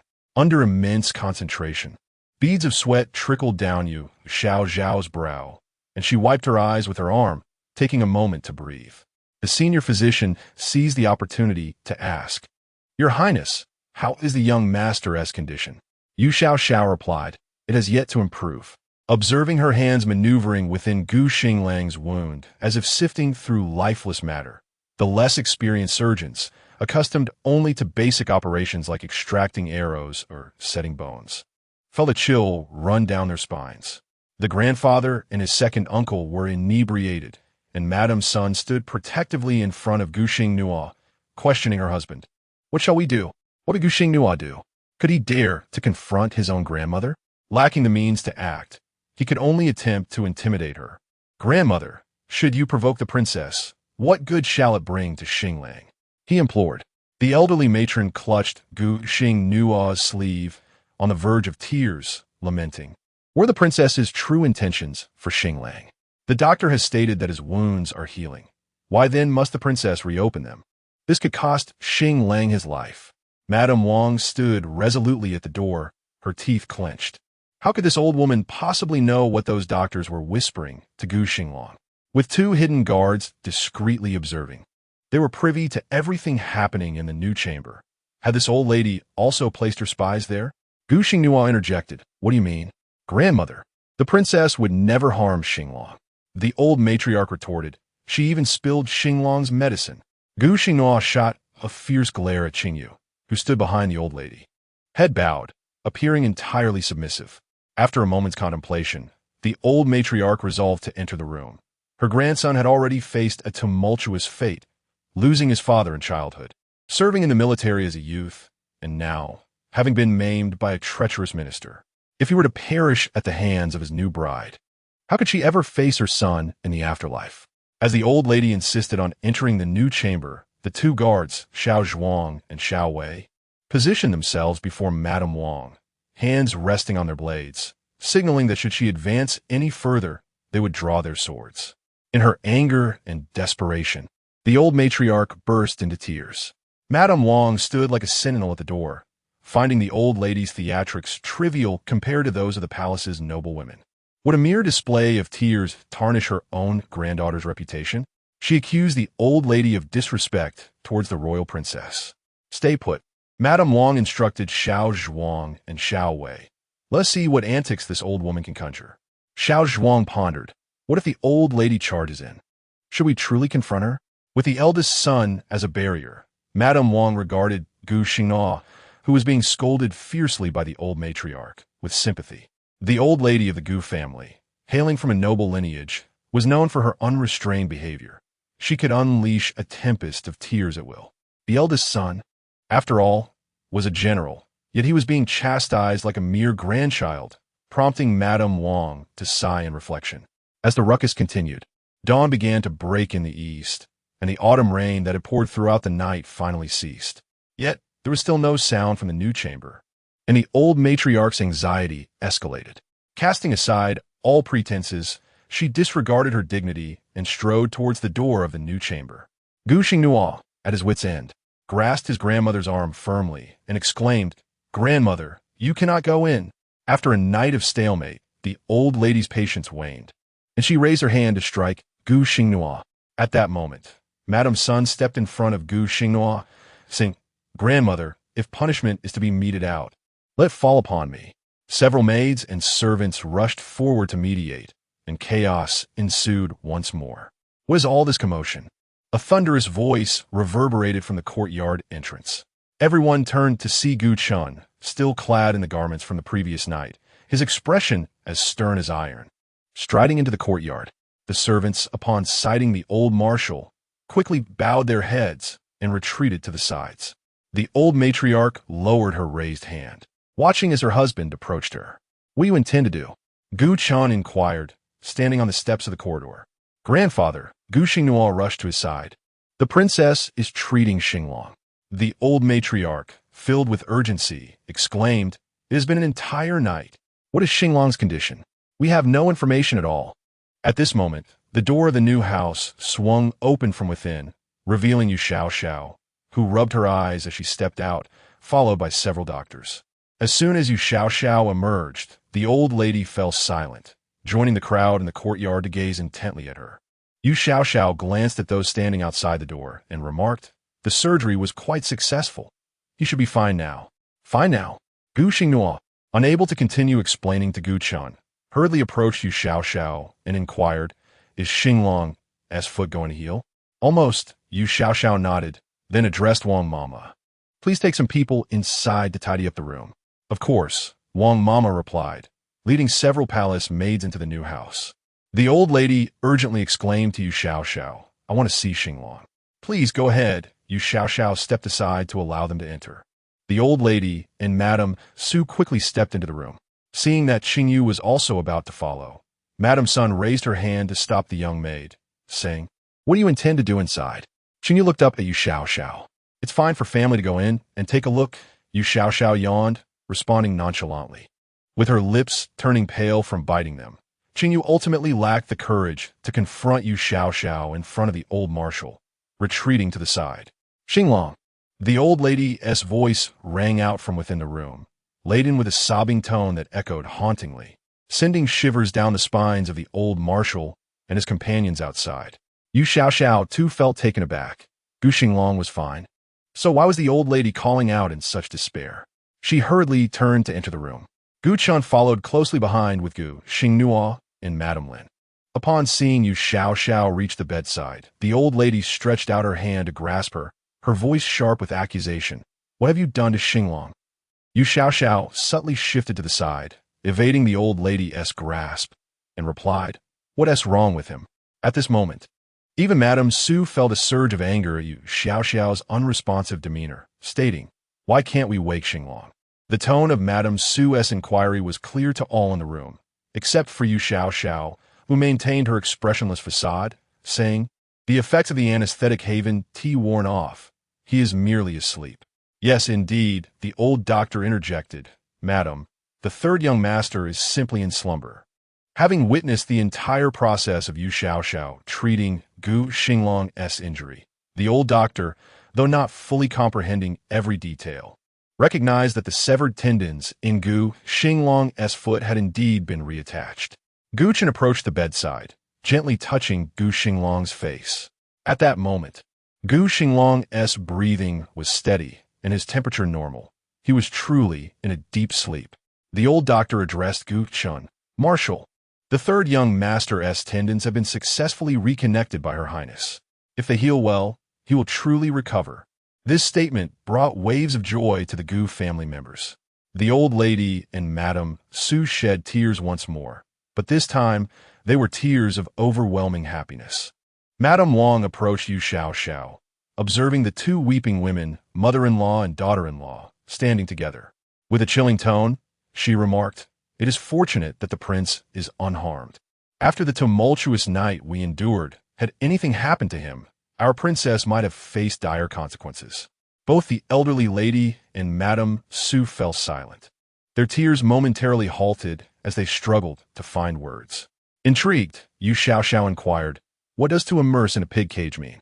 Seeing her princess, still bewildered and oblivious to the bullying from the two women, Madame Wang's expression darkened further as she replied, "If the princess is inclined to partake in such thankless tasks, what more can I say?" "Brother, what does it mean?" Yu Xiao persisted in her curiosity. How was Gu Xinglang to respond? "It refers to imprisoning someone in a cage and drowning them," Madame Wang explained with precise clarity. "But why is it called a pig cage?" Yu Xiao asked again. Madame Wang was momentarily at a loss, exclaiming, "That is not the main point." "Oh," Yu Xiao said, touching her stomach, "I am hungry." Gu Chun quickly interjected, "Hurry, prepare a meal for the princess." Madame Sun turned to the elderly lady, saying, "Grandmother, since Xinglang is safe, shall we take our leave?" The elderly lady, feeling quite uncomfortable with the heat on her face, was grateful for Madame Sun's timely suggestion, and they promptly agreed to depart. Madame Wang and her companions cast disapproving glances at the elderly lady and Madame Su as they exited. Noting the old woman's audacity to act as if nothing had transpired after such a tumultuous night, Gu Xinglang approached Yu Xiao with an awkward demeanor, softly saying, "Your Highness, I apologize for your discomfort." Yu Xiao responded, perplexed. What had been difficult for her in rescuing Gu Xinglang? Grandmother and mother were merely concerned for Xinglang. Gu Xinglang offered further clarification. Understanding the emotional state of the patient's family, Yu Xiao dismissed his concerns with a wave of her hand, indicating that all was well. Gu Xinglang felt a surge of guilt, recalling the harsh words spoken by the elderly lady the previous night. After the meal, let us partake in the tea ceremony, the old marshal said as he approached Yu Xiao, his tone warm and inviting. Although she was unsure of what the tea ceremony entailed, Yu Xiao nodded in agreement, saying, "Understood, grandfather. I shall join after I finish my meal." As the old marshal led Gu Xinglang out of the new house, he inquired, "What's the name of that maid?" Gu Xinglang replied, "Grandfather. Whom do you refer to?" Gu Chen glanced at his eldest grandson. Reluctantly, Gu Xinglang answered, "Qingyu." "Send her away," the old marshal commanded coldly. "Handle this matter personally." To the readers, here is the second update. Where are your votes? I humbly seek your support. Moments later, a servant delivered breakfast to Yu Xiao, who found joy in the simple act of filling her belly. Sitting at the table, she indulged heartily in her meal. Wang Mama, holding a bowl of porridge, took a couple of sips before losing her appetite, and remarked to Yu Xiao, "Princess, how is it that your heart is so generous?" Yu Xiao quickly consumed a bowl of glutinous rice porridge and, feeling satisfied, added more for herself, murmuring to Wang Mama, "This is delicious." Ever since the princess had fallen ill, anything edible had received her commendation. Wang Mama sighed and moved closer to Yu Xiao, saying, "Last night, that old lady caused such a ruckus, and you wish to let it pass?" Yu Xiao replied, "Isn't everything fine now?" "That was utter disrespect," Wang Mama exclaimed. "This matter cannot simply be overlooked. Should we give her a beating then?" Yu Xiao inquired. Wang Mama hesitated, pondering whether the old lady could withstand a slap from her own princess. After consuming 2 bowls of glutinous rice porridge, Yu Xiao proceeded to enjoy some fried eggs. "In any case, we cannot allow that old lady to take advantage," Wang Mama insisted. With her mouth full, Yu Xiao looked up at Wang Mama. Wang Mama could not bear to witness her princess's ravenous demeanor. Each time food was present, her eyes sparkled with eagerness. What on earth was this? Reflecting on the remains buried in desolate mountains, the Duke of the State had faced a complete annihilation, and recalling the cruel empress's words regarding Gu Xinglang's remains, it was evident that the young Master Gu had met a tragic end. Thinking of this, Yu Xiao let out a heavy sigh and said to Wang Mama, "Their family is truly unfortunate. After being humiliated so thoroughly, you still consider them pitiable?" Wang Mama retorted, left speechless. It seemed hardly justifiable to inflict such distress upon oneself. At that moment, several doctors were gathered in the main hall of the Gu residence, discussing Gu Xinglang's injuries with the old marshal and the old lady. After listening to the doctors, the old marshal stroked his white beard and said, "Thank you all for your hard work through the night." He bowed respectfully to the doctors. Even though Gu Chen was now a commoner, the doctors did not take offense and stepped aside. The senior doctor addressed the old marshal, saying, "Marshal, the condition of young Master Gu's injuries must be entrusted to Her Highness the Princess. At such a tender age, if he were to lose the use of his legs and be confined to a sickbed for life, it would be a hopeless fate for him." The events of the previous night, when the old lady had caused such a commotion, left the senior doctor feeling uneasy. Had the princess been distracted by the old lady's antics, the chances of reattaching young Master Gu's tendons would have been greatly diminished. Gu Chen rose and bowed once more to the senior doctor, expressing his gratitude. After exchanging pleasantries with the old marshal, the doctors took their leave. Once the doctors departed, the elderly couple sat quietly in the hall, with the old lady sulking in silence. Gu Chen turned to his wife and asked, "Are you hoping our entire family will again be imprisoned, or that we drive the princess away for your own relief?" The old lady replied, "How am I to know if the princess truly possesses medical skills? Xinglang is her husband. The old marshal responded. Would the princess harm her own husband? Have you lost your senses? The old lady insisted on defending herself. I previously heard that the princess had spilled the medicine meant for Xinglang. If the princess is truly indifferent to living with Xinglang, then why? Silence. The old marshal could no longer bear to listen. If the princess had no desire to be with Xinglang, why would she marry him? Do you think Xinglang is some sort of paragon? Are all the young women in the capital yearning to wed him? Then why did she spill the medicine on him? The old lady stubbornly questioned. It was that maid who told you this, wasn't it? The old marshal asked coldly. Qingyu, I do not care what sort of jade she is. The elder marshal waved his hand dismissively and said to the old lady, I have already instructed Xingna to send this maid away promptly. Qingyu is a servant born in the Gu family. Her mother served the old lady. Having watched Qingyu grow up, the old lady considered them as master and servant. Yet the bond was undeniably deep. The elder marshal's intention to send Qingyu away truly pained the old lady, for Qingyu is already promised to Xinglang. The old lady exclaimed, Where do you intend to send her? Are you not afraid of being criticized? Why should I keep a servant who brings unrest to my household? The elder marshal replied, You need not concern yourself with this matter. The princess has granted our Gu family a favor. I reiterate, do not be ungrateful. The old lady was aware of her wrongdoing, yet being reprimanded by the elder gentleman left her feeling humiliated. The elder marshal huffed and stood to leave. The old lady remarked, The princess still needs to come and pay her respects. Where are you going? Without looking back, the elder marshal exited the room, casting a glance at Qingyu, who was kneeling in the courtyard as punishment, and commanded the steward, Take her away. Qingyu trembled and bowed her head to the elder marshal, saying, Marshal, I acknowledge my mistake. I acted for the sake of the third young master. Please spare Qingyu this time. With just a few blows, Qingyu's forehead was bloodied, droplets staining the blue bricks beneath her, spreading in a crimson hue. The steward rushed forward, dragging Qingyu out of the courtyard. Old lady, Qingyu realizes her fault, and seeing that her pleas were in vain, she called out to the old lady inside. The old lady sat in silence. The elder marshal was the head of the family, and with his words, what authority did she have to intervene? The steward dragged Qingyu out of the courtyard, colliding with Gu Xinglang and Lin. Gu Xinglang had just awakened from his drunken stupor and, upon hearing Lin recount the events of the previous night, felt a mix of joy and anger. Joy that his third brother might recover, and anger that his grandmother would heed his servant's instigation. Lin noticed Qingyu and tugged at Gu Xinglang's sleeve. Second young master. The steward halted to pay his respects. Were you taking her? Gu Xinglang inquired of the steward. Before the steward could respond, Gu Xinglang and son also approached in succession. Hearing Gu Xinglang's question, Gu Xinglang said, I will send her away shortly. Shortly? Gu Xinglang retorted, To sell her off. Qingyu never anticipated that matters would turn out this way. She merely wished to sow discord between the old lady and the princess so that when she entered Xinglang's chambers, she would be favored by the old lady and not trampled upon by the princess. The young master.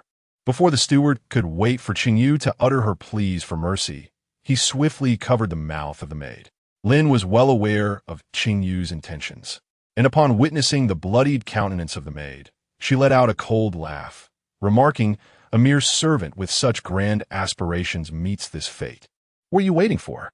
Gu Xinglang inquired of the steward. The steward glanced at Gu Xinglang, who gestured dismissively, saying, Sell her off. To the readers, the third update. 1 hour remains for the final installment of today. In the slave market, the steward silenced Qingyu and dragged her out of the Gu residence, handing her over to 2 of the household's servants. But, steward, I still wish to plead. Qingyu attempted to protest. The steward, who had watched her grow, replied in a hushed tone, You, a born servant, truly believe that the matriarch can protect you? Qingyu opened her mouth in disbelief. All the physicians in the capital declared that the third young master's ailment was beyond cure. Yet the eldest princess could remedy his injuries with a mere flick of her blade? Even now, she could not fathom that a woman skilled in combat could also possess healing abilities. Take her away.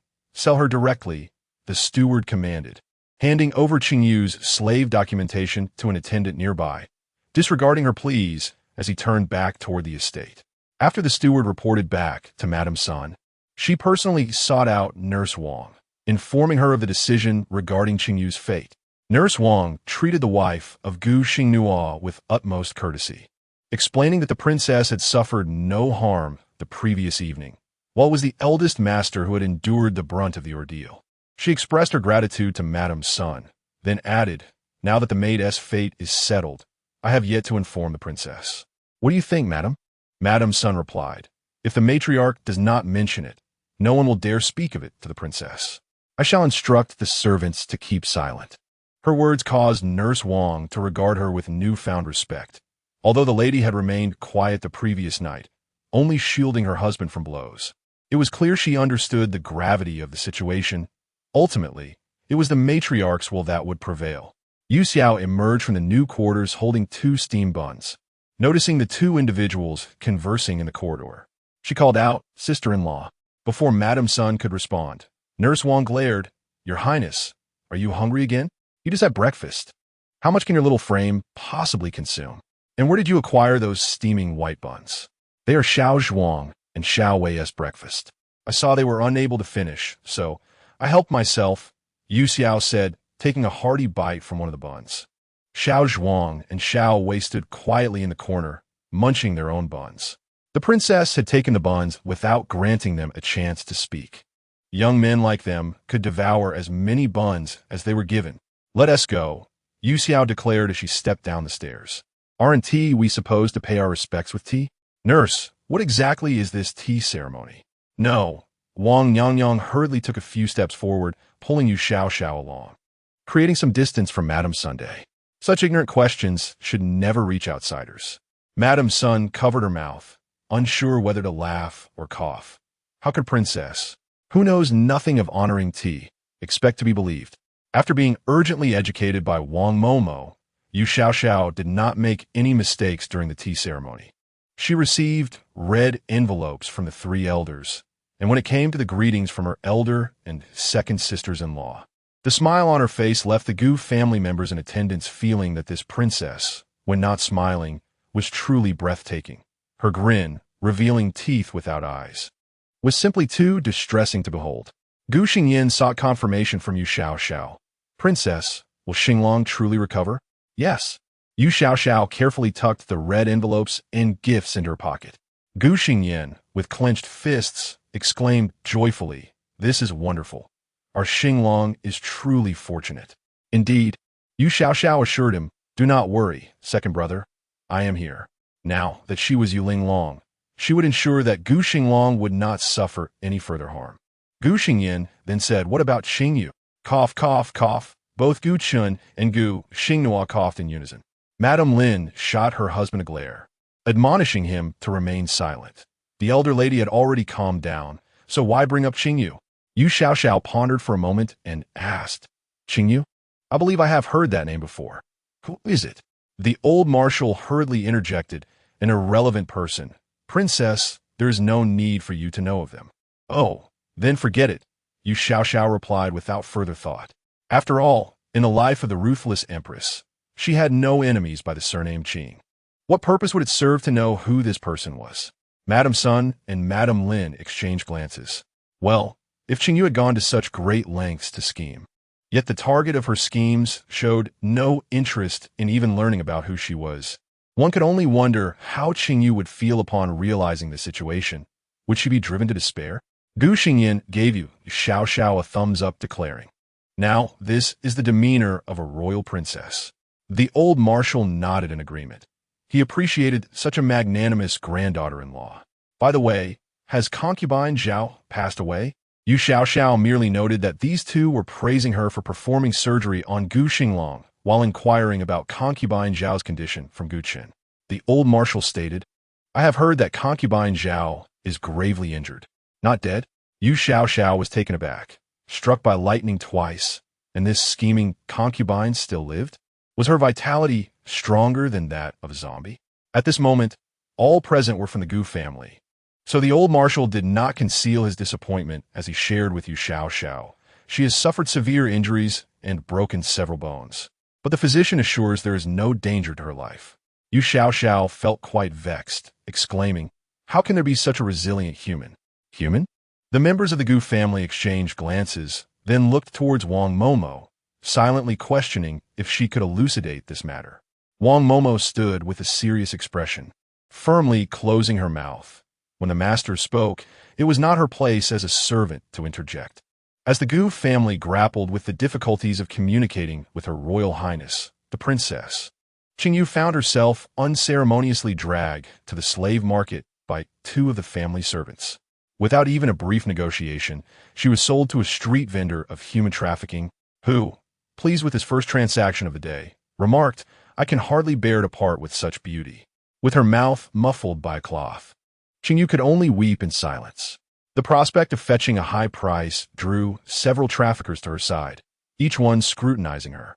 In her struggle, Qingyu's garments were nearly torn from her body, revealing her fair skin, which left the men surrounding her in a daze, their blood rushing with desire. Overwhelmed by despair, she forcefully shoved away the man who was groping her and hurled herself against a nearby stone wall. "You wretched creature!" The trafficker fumed, concerned that should she perish in her defiance, his investment would be squandered. Grabbing her dress, he prevented her from colliding with the wall, sending her crashing to the ground, where a sharp sound echoed beneath her. The men around gasped collectively as Qingyu's dress was torn away, exposing her delicate waist and white undergarments. "You've cost me dearly. Do you wish to die?" The trafficker kicked her mercilessly, cursing her, just as it seemed that Qingyu was doomed to a brutal fate. A voice emerged from the left side of the trafficker. To the readers, this is the final update for today. We shall meet again at dawn tomorrow. Your support through collections, rewards, and votes is greatly appreciated. Good night, dear readers. Several traffickers lifted their heads towards the source of the voice and beheld a young man of tall and slender stature, clad in simple yet elegant robes. The traffickers, upon catching sight of him, instinctively averted their gazes. Skilled in discerning the worth of individuals, they recognized that this handsome youth, with his piercing eyes, was undoubtedly of noble birth and not someone they could afford to offend. "Our master inquires about the matter," one of the young nobleman's guards demanded of the trafficker. The trafficker, eager to appease, stammered, "This slave is priced at merely 10 taels of silver." A murmur of disbelief rippled through the crowd. 10 taels could procure numerous strong adult slaves, and this trafficker had the audacity to ask for such a sum. One of the guards approached Qingyu, lifting her chin with his foot for his master to see her face clearly. The nobleman cast a cold glance at her, nodded slightly, and without waiting for further reactions, turned to leave. The guard hoisted Qingyu off the ground and tossed a tael of silver at the trafficker, uttering, "Damn the subjects of Fengtian." The trafficker, clutching the tael of silver, remained silent. No one among the Fengtian bystanders dared to speak either, recognizing the guard's accent. They understood that these were individuals from the Juri nation, the suzerain of Fengtian. Even if they were to kill them, the court would be powerless to protect these commoners. Qingyu was dragged behind the noble young master by the guards. The guard reported to the young master, "My lord, this servant has been brought." "What is your name?" the young master inquired, halting his steps to address Qingyu. The rapid shift of fate left Qingyu's mind in a haze upon hearing the young master's question. She opened her mouth, yet no words emerged. The young master did not press her, merely gazing coldly at her. The guard pushed Qingyu once more, causing her to tumble to the ground, her face pressed against the damp earth. Gradually, Qingyu's senses returned to her, and she knelt upright, timidly bowing her head in supplication, tears streaming down her face as she pleaded, "I beseech you, my lord, grant me a name." The young master's lips curled into a slight smile before he continued on his way, disregarding the pitiful sight of Qingyu kneeling in the dirt. "What are you even worth?" The guard grunted, pulling Qingyu up from the ground. "A mere servant from Fengtian, and you dare to request a name from our master?" At that moment, a middle-aged man, who appeared to be in charge, turned back and said, "Since it is early autumn, let this servant be named Yu Xiao." Meanwhile, Yu Xiao sat in the main hall of the Gu residence, inexplicably sneezing. "Your Highness, do you need to add a layer of clothing?" Granny Wang inquired with concern. Yu Xiao shook her head and gazed outside, where the weather was crisp and refreshing after the autumn rain. Why did she have the unsettling feeling that something ominous was afoot? "Princess," Xiao Wei rushed in from outside, reporting to Yu Xiao, "The Duke has awakened." Dismissing her foreboding thoughts, Yu Xiao rose and headed out. As Yu Xiao left the main hall to return to the inner residence, Xiao Zhuang, who had gone out to buy snacks for her, hurried back empty-handed. Noticing the absence of treats in Xiao Zhuang's hands, Yu Xiao's lips drooped. There was nothing to buy outside? Xiao Zhuang hastily bowed and whispered, "Your Highness, I heard news that Crown Prince Jingma of the Zhuri Kingdom arrived in the capital yesterday." Granny Wang instinctively remarked, "Are they seeking something from us in Fengtian again?" Yu Xiao clicked her tongue. Among the 6 nations on this continent, the Zhuri Kingdom was the most powerful, while the Qianlong, Baihu, and Zhuke kingdoms were comparable in strength but inferior to Zhuri. As for Fengtian, it was a nation that anyone could trample upon, yet it had not perished. This was partly due to the ongoing conflicts among the 5 nations, which prevented them from fully turning their attention to Fengtian, and partly because Fengtian had produced formidable generals who repeatedly saved the nation from peril. Xiao Zhuang looked at Yu Xiao and said, "Your Highness, I heard that Crown Prince Jingma's visit this time is to escort a prince back to Zhuri. The Emperor intends to select a prince as a hostage?" Granny Wang quietly asked Xiao Zhuang. Xiao Zhuang nodded. Granny Wang immediately turned to Yu Xiao, exclaiming, "Thank heavens you managed to bring the 7th prince out of the palace." Yu Xiao walked back to the inner residence with a blank expression. Jingma, she was well acquainted with him. The tyrannical empress had ascended to the throne largely due to the efforts of this very crown prince, who was, in essence, one of her paramours. Which prince would be sent as a hostage? Granny Wang discussed this matter with Xiao Zhuang and Xiao Wei, following closely behind Yu Xiao. 2 shadow guards shook their heads in unison, pondering how they could possibly know such matters. Yu Ziqing remarked, "This is inconceivable." Wang Mama whispered in disbelief, "It cannot be. A woman like the flower consort would allow her son to become a hostage in the son's execution?" Reflecting on the tyrannical life of the empress, Zhao consort had deceived the siblings Yu Linglong out of the palace, only to unleash her wrath upon the flower consort. The flower consort's maternal lineage wielded military power, and Yu Ziqing, as the crown prince, posed a threat to Zhao consort's 6th son, Yu Ziming. Though Yu Xiao did not witness how Zhao consort ensnared the flower consort's child to serve as a hostage, the outcome was undeniably grim. "Princess, how do you know this?" The little guard inquired of Yu Xiao. She turned to regard the 3 of them. "Is it my concern?" Wang Mama, Xiao Zhuang, and the little guard all shook their heads. This was not a matter easily resolved by mere action. "In truth, they were all my brothers," Yu Xiao mused. The Yu Ziqing who was sent to the son's execution never returned to his homeland. After Jing Mo ascended the throne, this prince met his demise at Jing Mo's hands, his head presented as a gift to Yu Linglong. The thought of it filled Yu Xiao with sorrow. Is the Long princess attempting to attain enlightenment? They collectively thought. Yet Wang Mama, Xiao Zhuang, and the little guard hesitated to voice their frustration. How could the flower consort son be considered her brother? Yet they dare not protest. For while the princess may be naive, she was also formidable. By your silence, do you acquiesce? Yu Xiao waited for a response, but the 3 remained mute, prompting her to ask again. Wang Manga. Xiao Zhuang, what do you mean by this acquiescence? Would it not be better for the women of the palace to engage in infighting? You are wed now, Wang Mama replied to Yu Xiao. She awaited Wang Mama's further elaboration. As for matters of the royal family, it is best you do not pry, Wang Mama advised, accompanying Yu Xiao deeper into the inner chambers, earnestly persuading, focus on your husband. In a household, one follows the father, and upon marriage, the husband. If your husband thrives, your own fortunes will surely rise. Yu Xiao found Wang Mama's words perplexing. What did it mean to follow the father or the husband? Could it be that Gu Xinglang would one day become emperor? That notion seemed unfathomable. Your Highness, you must heed my counsel this time, Wang Mama implored. As long as the 7th prince remains safe, you need not inquire further. To the readers, here is the first installment. Have we not become husband and wife? Yu Xiao neither nodded nor shook her head in response to Wang Mama. The tyrannical empress's paramour was a formidable foe, a person capable of heinous acts akin to fratricide or slaughtering one's kin without remorse.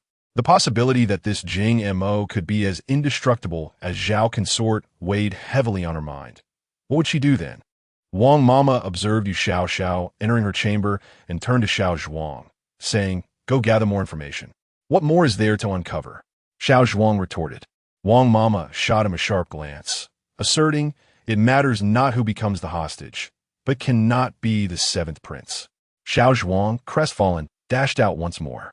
Yu Xiao pushed open the door and walked directly to the bedside.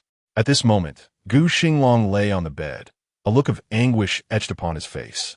Upon seeing Yu Xiao, he mustered a faint smile for his little wife. Yu Xiao reached out to wipe the sweat from his brow and asked gently, "Does it hurt?" Gu Xinglang replied in a barely audible whisper, "It's bearable." In this place, effective pain relief was scarce. Yu Xiao settled beside the bed, lifted the covers, and examined Gu Xinglang's feet, which were immobilized by splints. She remarked, "You'll have to endure the pain." The agony in his ankles felt akin to a knife methodically carving into his bones, causing Gu Xinglang to perspire profusely. Yet, he was reluctant to reveal his frailty before Yu Xiao, softly asserting, "I can withstand it." The severed tendons had been reattached, and Yu Xiao, wiping his sweat once more, assured him, "Barring any unforeseen circumstances, you will surely recover in 6 months." Sweat trickled into Gu Xinglang's eyes, blurring his vision. He wished to raise his hand to wipe them, but he found himself devoid of any strength. Yu Xiao stood up, took a towel soaked in warm water from the side, and gently washed his face. Once his vision cleared, Gu Xinglang beheld his little wife. Her brow furrowed as she caressed his forehead. "What is it?" The words of gratitude he meant to express transformed into a mere inquiry. Yu Xiao sighed. "You still have a fever." Gu Xinglang, somewhat discontent, replied, "Am I ill again?" Yu Xiao withdrew her hand from his feverish forehead and explained, "At this time, a fever is a normal phenomenon. It indicates her body is working hard to recover." Gu Xinglang opened his mouth several times, ultimately conceding that he was at a loss for how to respond to Yu Xiao's words. "Do not worry," she reassured him. "There are no miraculous antipyretics here, but I will employ physical methods to lower your temperature. You will feel better soon." This statement left Gu Xinglang perplexed. At that moment, Wang Mama entered with Xiao Wei. Upon seeing Gu Xinglang lying on the bed, she immediately grew anxious, exclaiming, "Why is the Duke's face so flushed? Is he feverish?" "A normal phenomenon," Yu Xiao reiterated to Wang Mama, then instructed Xiao Wei, "Go fetch a few bottles of white liquor." Xiao Wei complied and hurried out. Wang Mama questioned, "If he has a fever, should we not summon a doctor?" "No need," Gu Xinglang interjected. "This matter must remain unknown to my family." He had already heard from his 2 attendants about the events of the previous night. Had it not been for Yu Xiao's nonchalance, omitting any mention of what transpired, Gu Xinglang would have been uncertain about how to face her. "It's a minor issue," Yu Xiao assured Wang Mama. "Once the fever subsides, all will be well." In an era where even a mere sneeze could prove fatal, a fever was regarded as a serious illness, causing Wang Mama to feel increasingly anxious. Struggling to maintain her composure, Xiao Wei did not seek liquor from the Gu family. Rather, there was ample fine wine among Yu Xiao's dowry from the palace. He returned with several bottles. Yu Xiao opened a bottle, took a sip of the white liquor, and commented, "The alcohol content is acceptable." Wang Mama, exasperated, lamented, "Princess, could you not speak in terms that a humble servant could comprehend? What does alcohol content even mean? Pray tell, when did you acquire a taste for alcohol?" queried Yu Xiao. Her brow furrowed in confusion. How could she explain such a rudimentary concept to Gu Xinglang? As she lifted the covering from Gu Xinglang, her silence spoke volumes as she began to remove his garments. It appeared that her capacity to consume liquor as if it were mere water was a sentiment not to be shared with Wang Momo. "Oh dear," Wang Momo exclaimed, her swift pivot unmatched in all her years. Gu Xinglang lay motionless, rendered speechless. Xiao Wei, eyes wide in astonishment, inquired, "Your Highness, what do you intend to do?" "Applying alcohol to cool him down," Yu Xiao replied, proceeding to remove Gu Xinglang's upper garments. Upon glimpsing his bare chest, Wang Momo dared not look back, calling out, "Your Highness, let Xiao Wei handle this. They have yet to consummate their union. How could you so brazenly strip the prince consort of his attire?" Xiao Wei, his demeanor stiff, asked, "Your Highness, How shall I assist? The trousers, donned by Gu Xinglang with the utmost care from his attendants upon awakening, were now subject to Yu Xiao's hands as she grasped the waistband. Realizing this, Gu Xinglang quickly clasped her hand, uttering, "Do not." Yu Xiao, exasperated, wondered why he persisted with this notion of her overpowering him. "Simply summon the servants," she insisted, his face reddening further. Xiaowei stepped closer to the bedside, glancing at the prince consort's exposed torso, clearing his throat before asking Yu Xiao, "Your Highness, what is your plan?" "Utilize the liquor to cleanse him," she instructed. Xiaowei promptly complied. Although Gu Xinglang's wounds had nearly healed, numerous scars remained, especially the area on his chest, marred by a branding iron, now covered with dark scabs. Yu Xiao understood that once these scabs fell away, Gu Xinglang's skin would never return to its original state. "I am fine," Gu Xinglang stammered. His cheeks flushed under her scrutiny, his head spinning. Yu Xiao, undeterred, continued to remove his trousers. Xiaowei's eye twitched slightly as he chose to remain silent and continue his task. Unable to move his legs, Gu Xinglang realized that putting his trousers back on was utterly impossible. Instead, he implored Wang Momo, perhaps he could step outside for a moment. Wang Momo, too frightened to turn back, complied and hurriedly exited. To ease Gu Xinglang's tension, Yu Xiao complimented, "You possess a fine physique." His face turned crimson, as if capable of boiling water. Dipping a towel in alcohol, Yu Xiao began to cleanse Gu Xinglang's legs. Faced with such an embarrassed young man, she found herself at a loss. The liquor evaporated in the air, drawing heat from his body, and Gu Xinglang soon felt considerably more at ease. "Not enough liquor. We must procure more," Yu Xiao declared, discarding the empty bottle onto the floor and instructing Xiaowei. He acknowledged her command and retreated. Left alone with each other, Gu Xinglang lay with his eyes closed, his lips pressed into a straight line. "Are we not married?" Yu Xiao tilted her head, gazing at Gu Xinglang in curiosity. To the readers, as the second installment unfolds, the narrative deepens. Gu Xinglang, upon opening his eyes, encounters the bewildered expression of Yu Xiao, who promptly asserts, "Having sworn before heaven and earth, we are indeed husband and wife." Yet, Yu Xiao accuses him, "You treat me like a stranger, as husband and wife. Why do you fear being exposed before me?" In a world where intimacy thrives even without marriage, their union should permit all that is permissible. Gu Xinglang is momentarily taken aback, pondering whether the upbringing of a royal princess differs from that of daughters in noble families. Now that they are wed, does that indeed grant him the liberty to be undraped before her? "Prove it to me," insists Yu Xiao. "Prove what?" he queries. "Prove that we are truly husband and wife," she replies, unabashed. Little Wei stands at the doorway, clutching a wine bottle, uncertain whether to enter, wishing to feign ignorance of their exchange. Meanwhile, Wang Momo has resigned herself to the situation, recognizing that Gu Xinglang cannot abandon her princess at this juncture. Gu Xinglang, gazing at Yu Xiao, finds himself at a loss as to how to substantiate their bond. Should he consummate their marriage at this moment? "I just knew it," Yu Xiao murmurs, realizing that physical intimacy seems unattainable now. Instead, her thoughts drift toward how to escort Wang Momo and her companions out of the capital. "What do you know?" Gu Xinglang frets, perplexed by the difficulty of conversing with his young wife. "It's all right if you don't like me." Yu Xiao reassures him with a pat on his shoulder. "Let us part amicably." Despite the pain coursing through his ankle, Gu Xinglang abruptly sits up, exclaiming, "What do you mean by that?" Reflecting on her own words, Yu Xiao wonders if she has miscommunicated. "Princess, we are indeed husband and wife," Gu Xinglang declares, taking her hand earnestly. "How can I not cherish you? As your husband, I vow to honor you throughout this life." "Goodness." Yu Xiao blinks at Gu Xinglang, contemplating whether this is a confession. His words resonate with a depth far beyond the crude declarations of soldiers in this apocalyptic realm. Observing her stillness, Gu Xinglang leans down and kisses the back of her hand. His lips, though seemingly thin, bear warmth and softness. The feel of his fevered breath ignites a sensation upon her skin, prompting her to arch an eyebrow. "So, you do like me?" Gu Xinglang nods solemnly. "Princess, my heart is drawn to you."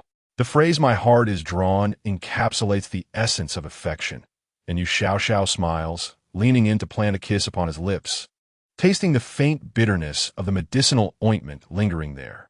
Gu Xinglang was uncertain whether the dynamics between couples should unfold in such a manner. Observing how his elder brother and second brother interacted with their wives, he noted that they walked in a manner that maintained a distinct separation. However, as Gu Xinglang delicately licked the area where Yu Xiao had kissed him, he detected a hint of sweetness. Despite his aversion to sugary flavors, he was unexpectedly drawn to this taste. As he observed Gu Xinglang moistening his lips with his tongue, Yu Xiao turned away, avoiding his gaze, and called towards the door, inquiring about Xiao Wei's delay. At that moment, it seemed futile to entertain thoughts of intimacy. Feeling utterly exhausted, Gu Xinglang reclined once more, but continued to hold Yu Xiao's hand, saying, "Princess, please refrain from speaking of such gatherings in the future." Yu Xiao remained silent. The notion of whether two individuals could share a lifetime together was far too profound for her to contemplate. "Please enter," urged Wang Momo from the corridor, pressing Xiao Wei to respond to the princess's query. "Your Highness, I have brought the wine," Xiao Wei announced as he stood at the door, attempting to reassure the two within that he had just arrived. "Come in," Gu Xinglang called out when he noticed Yu Xiao's lack of response. Xiao Wei entered, carrying the wine and assisting Yu Xiao with a towel soaked in liquor, meticulously wiping down Gu Xinglang's body.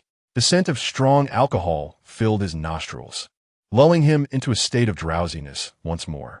"It seems the Duke has fallen asleep again," Xiao Wei remarked to Yu Xiao. Upon hearing this, Gu Xinglang opened his eyes to gaze at her.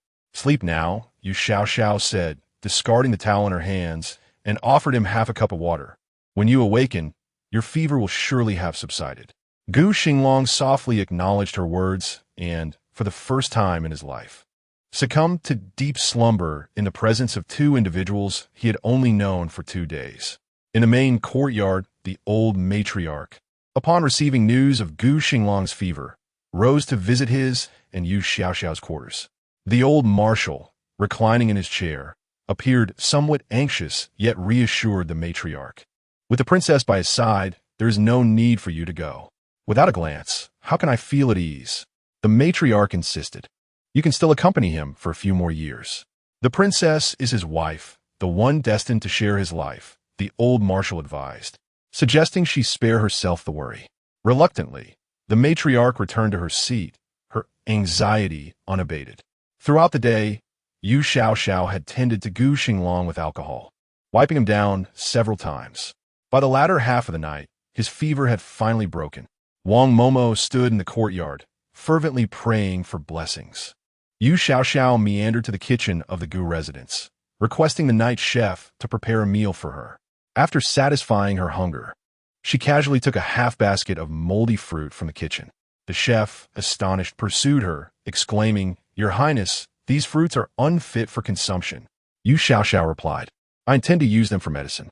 The mold that developed on the fruit was a vital source for cultivating penicillin, a fact even children in a resource-scarce world were aware of. The chef observed Yu Xiao walking away with a half-basket of rotten fruit, his mouth agape, allowing the autumn breeze to playfully tease his tongue. In the following days, he found himself at a loss for words. Once Yu Xiao had concealed the spoiled fruit, Wang Momo arrived with Xiao Zhuang, declaring His Majesty has indeed agreed to send a prince to Zhu as a hostage. Yu Xiao merely responded with a nonchalant "oh," recognizing this as an inevitable event that warranted no astonishment. Xiao Zhuang added, "Princess, on my way back, I encountered Minister Zhao." Yu Xiao felt a twinge of annoyance. It appeared the Zhao family possessed remarkable resilience. "The minister has gone to the inn where the crown prince of Zhu is staying," Xiao Zhuang continued. "Could it be that Minister Zhao is a traitor?" Wang Momo's inquiry dripped with malice. Yu Xiao stifled a yawn, pondering that Zhao Qiuming aspired to be a citizen of Zhu, yet the kingdom looked down upon him. "Let him be," she remarked to Wang Momo and Xiao Zhuang. "He is quite capable of self-destruction." At that moment, Zhao Qiuming was being carried into a large room of the inn by 2 attendants, trembling as he attempted to pay his respects to Jing Moxing. "No need for that," Jing Moxing casually waved his hand, recognizing Zhao Qiuming as the nobleman who had purchased the green jade during the day. Zhao Qiuming quickly expressed his gratitude. "I have heard that you were injured by Princess Linglong?" Jing Moxing inquired, casting a glance at Zhao Qiuming's bandaged head. "Yes, it was merely a misunderstanding," Zhao Qiuming replied. "How intriguing that Princess Linglong practices martial arts," Jing Moxing remarked coldly. "Are there no men in your Feng Tian?" To the readers, Chapter 3, with the 4th update in 1 hour. Zhao Qiuming, upon hearing Jing Moxing's derogatory comments about Feng Tian, did not react with anger, but instead wore a smile, proclaiming, "Zhu Ri is a superior nation. As a son of Feng Tian, I bow in loyalty, daring not to harbor ill thoughts." Jing Moxing tossed aside the beaded chain he had been twirling in his hand and directly inquired, "What brings you to seek me at this late hour?" Zhao Qiuming scrutinized Jing Moxing's expression and replied, "I come to visit His Highness out of necessity." "I get to the point," Jing Moxing interrupted. "Surely Minister Zhao is not here to reminisce." Only then did Zhao Qiuming state, "It concerns the matter of the hostage." Jing Moxing, already aware, let out a scoff, saying, "Isn't the 7th prince born of Empress Jiang being raised in the Gu residence by Princess Linglong? What, now that he is out of the palace? Does this legitimate prince still trouble your father and daughter?" Having arrived in Feng Tian just a couple of days prior, Jing Moxing was well informed about recent events. Undoubtedly, thanks to the spies Zhu Ri had embedded in Feng Tian. Zhao Qiuming chuckled awkwardly, refraining from mentioning the spies. Jing Moxing continued, "I assumed you were looking to promote Yu Ziqing." Zhao Qiuming responded, "He merely holds the title of crown prince. Compared to the legitimate prince, His Highness is not difficult to handle. Hua Yingzhou commands more troops than the Jiang family of Wuzhou," Jing Moxing remarked coldly. "Have you thought this through? The eldest princess is to wed the 3rd son of the Gu family," Zhao Qiuming quietly remarked to Jing Mo. "Although the Gu family has lost military power, they still possess numerous allies within the army. When combined with the Jiang family, their strength far surpasses that of Hua Yingzhou's forces." Zhao Qiuming, gravely injured and lacking sufficient strength to speak, lowered his voice intentionally, making his words barely audible to Jing Mo. He gestured towards the 2 black lacquered wooden boxes at his feet and smiled, saying, "This is but a token of my appreciation. I hope your Highness will not disdain it." This was not the first time Jing Mo had received gifts from Zhao Qiuming, and he understood their significance. He replied, "The imperial heir is still in swaddling clothes. Do you think your sovereign would willingly relinquish his legitimate son?" Zhao Qiuming responded, "My sovereign intends to establish consort Zhao as empress. Thus, the 6th prince will eventually become the rightful heir. Ying Monta countat. Will the Gu and Jiang families allow such a thing to transpire? Your Highness, this is a request put forth by the Upper Kingdom. As a subject of the Heavenly Empire, who would dare to voice dissent?" Zhao Qiuming chuckled softly. "I sincerely hope your daughter's wishes may be fulfilled," Jing Mo said, waving his hand to dismiss Zhao Qiuming, who, discerning the hint, took his leave without uttering another word. After his departure, 2 guards opened the 2 black lacquer boxes. Inside lay an abundance of silver notes and countless jewels. The dazzling brilliance nearly blinded the guards in the candlelit room. Jing Mo glanced at the 2 boxes of gifts with indifference and commanded the guards, "Remove them." The guards called upon 2 colleagues, and together they carried the boxes away. Shortly thereafter, Qing Yu, now in the early days of autumn, entered the room with a bowl of stew, bowing her head as she approached Jing Mo, kneeling before him and raising the bowl high above her head, softly saying, "Please partake, your Highness." As Jing Mo held the bowl, he merely cracked the lid open slightly, releasing a fragrant steam that filled the air. Qing Yu, enticed by the aroma, could not help but swallow but dared not lift her gaze. "Why does the Gu family wish to sell you?" Jing Mo inquired after savoring a sip of the tender meat broth. Qing Yu, unwilling to conceal the truth from the esteemed prince, recounted her tale. It was clear from her words that Yu Linglong had deemed her unworthy of serving as Gu Xinglang as concubine, which ultimately led to her being cast aside by the Gu family. "Is Princess Linglong truly so envious?" Jing Mo chuckled. Qing Yu replied, "I am but a servant and dare not speak ill of my masters." The portrayal of Princess Linglong by the spies within the imperial palace was not the gentle and innocent girl that Jing Mo had come to know. Had she truly transformed into another person upon the death of her mother? Jing Mo lifted Qingyu's chin, observing the beauty clad in delicate garments that revealed much. He traced a finger along her crimson lips, descending to grasp her bosom. The heart of Qingyu beats like the thunderous rhythm of a drum, destined to warm the bed. She would rather lie with the crown prince, the son of the sun, than with Gu Xinglang, a mere minister, for how could he ever compare to Jingma? Jingma toyed with the delicate flesh in his hands, his gaze lost in the night sky beyond the window, distracted yet skillfully eliciting soft gasps from Qingyu. Meanwhile, within the imperial palace, Xianzong held his beloved in a peaceful slumber, while the 5 mothers of the princes were unable to find rest, gathering instead in the initial clear chamber of consort Zhao.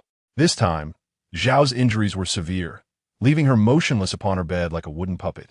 Yet even in her frailty, this favored consort maintained a formidable presence before the other noble ladies, her voice devoid of the softness she reserved for Xianzong, chillingly declaring, "The 7th prince is the legitimate heir. Without my prompting, you should already comprehend what that entails." The 5 consorts remained silent, their gazes fixed upon Zhao. She scoffed. "Now you all wish to play the virtuous?" Though the Gu family has lost its military power, the remnants of their old forces remain. And when combined with the Jiang family of Qizhou, consider how many troops that encompasses. Gu Xinglang, having been maimed, still found that Yu Linglong was willing to marry him. Initially, I believed her to be steadfast in her promises, but upon reflection, it seems her motivations were merely driven by profit. Consort Hua remarked, "The Grand Princess truly is a good sister. Yet, what can mere child of barely 16 comprehend?" Zhao retorted, "It is merely the remnants of a late empress inciting discord from the shadows. Sister Hua, you have labored diligently for the 7th prince. Should he succeed, you and the eldest prince will find yourselves in a precarious position." Consort Hua's countenance darkened. That bowl of refreshing lotus seed soup was harmless to adults but could prove fatal to infants. Consequently, when Yu Xiao forced it upon Wang Shan, the princess brazenly claimed before Xianzong that she feared Yu Ziyai would not survive long in the palace, a direct slap in Hua's face. "First, we must eliminate our greatest foe," Zhao stated, each word deliberate. "Afterward, let's rely on our own merits." "However, the 7th prince is still too young," interjected Rong, the mother of the 5th prince, Yu Zishan. "Then shall we send the 5th prince to confront the threat?" Zhao queried, "Sister Rong, would you consent to that?" With that singular question, Rong's compassion for the 7th prince dissipated. Despite her sympathy for Yu Ziyai, she would never risk her own son. "We all understand what must be done," Zhao continued after a moment's pause, observing the silence of the 5 consorts. "It is all for our sons. Let us not mock one another."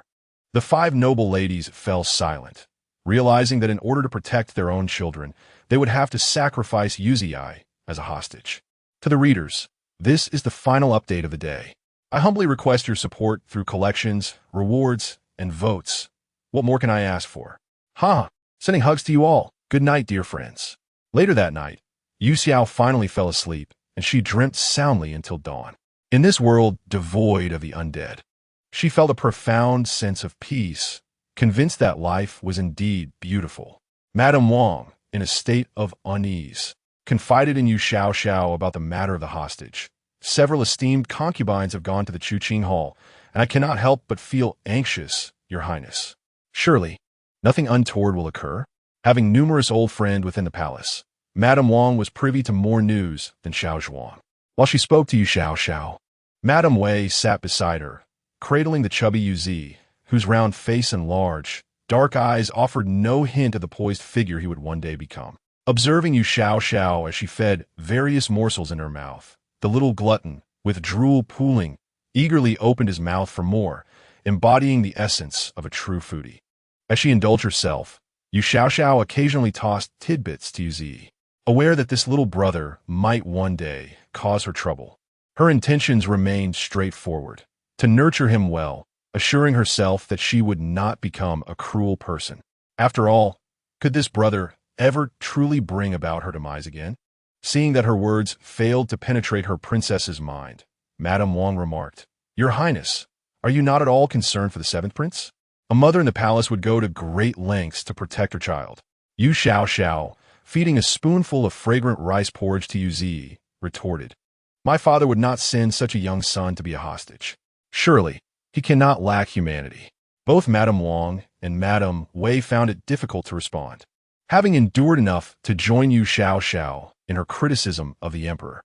They quickly scanned the courtyard to ensure no one else was present before relaxing. Madame Wei changed the subject, asking, "Your Highness, in 2 days, you shall return to your family. Will you accompany the prince back to the palace?" According to tradition, a bride in Fengtian was expected to return home 3 days after a marriage, a custom Yu Xiao had heard from Madame Wang. Nodding, she replied, "If he is not feverish, I shall take him with me to the palace." Madame Wang sighed, a wave of bittersweet emotion washing over her. Although Yu Xiao believed that Gu Xinglang would recover from his injuries, the reality was that Gu Xiao still lay incapacitated, unable to walk, and would be carried into the palace. How heart-wrenching it must be for the empress to witness such a scene. On that day, Gu Xinglang awoke to hear Yu Xiao discussing her return home. Before he could speak, Gu Xingyan, who had come to visit, declared, "If the princess returns home, Xinglang must accompany her. Otherwise, the princess will be ridiculed." Gu Xingnuo, more cautious than her brother, inquired of Yu Xiao, "Can Xinglang leave the house now?" Yu Xiao dismissed the matter lightly, asking Gu Xinglang, "Do you wish to go?" He nodded. A woman returning home without her husband would surely invite scorn, even if she were a royal princess. "Does it still hurt?" Yu Xiao questioned, observing his complexion. It seemed that a full recovery for this young man would take at least 1.5 years. "It no longer pains me." Gu Xinglang smiled at Yu Xiao, assuring her, "Do not worry about me. When you see Jing Zhong, will you not wish to strike him?" Yu Xiao expressed her concern, fearing the anguish of confronting an enemy without the means to retaliate. Gu Xinglang shook his head and replied, "Rest assured, Your Highness. A gentleman's vengeance may be delayed for a decade. Besides, he is merely a eunuch. The true adversaries are the Zhao clan, and the grand eunuch Jing Zhong is of little concern to Gu Xinglang. A decade is a lengthy span," Yu Xiao remarked. "Once your wounds have healed, we shall seek vengeance." A broad smile spread across Gu Xinglang's face, his charming features lighting up in joy as he nodded in affirmation to Yu Xiao. The two elder brothers, observing the radiant smile on their younger sibling's face, were initially taken aback, wondering when he had ever smiled so brilliantly. But soon, they were filled with happiness for him. Seeing their little brother so beamingly enamored with the princess was a delightful revelation. What could bring greater joy to a family than a couple united by mutual affection, even in a marriage arranged without prior acquaintance? 2 fleeting days passed in the blink of an eye. When Yu Xiao re-entered the imperial palace, Gu Xinglang was by her side. Xianzong, aware that his daughter was returning home, rose early and settled in the reading pavilion.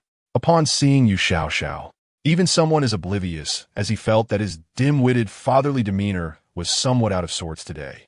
Without requiring Gu Xinglang to pay his respects, Xianzong stated, "Prince Consort, you're gravely injured. No need for formalities." Before Gu Xinglang could express his gratitude, Yu Xiao inquired, "Father, has something occurred?" This time, she addressed him as father in a manner befitting her station, rather than the informal dad, which should have pleased Xianzong.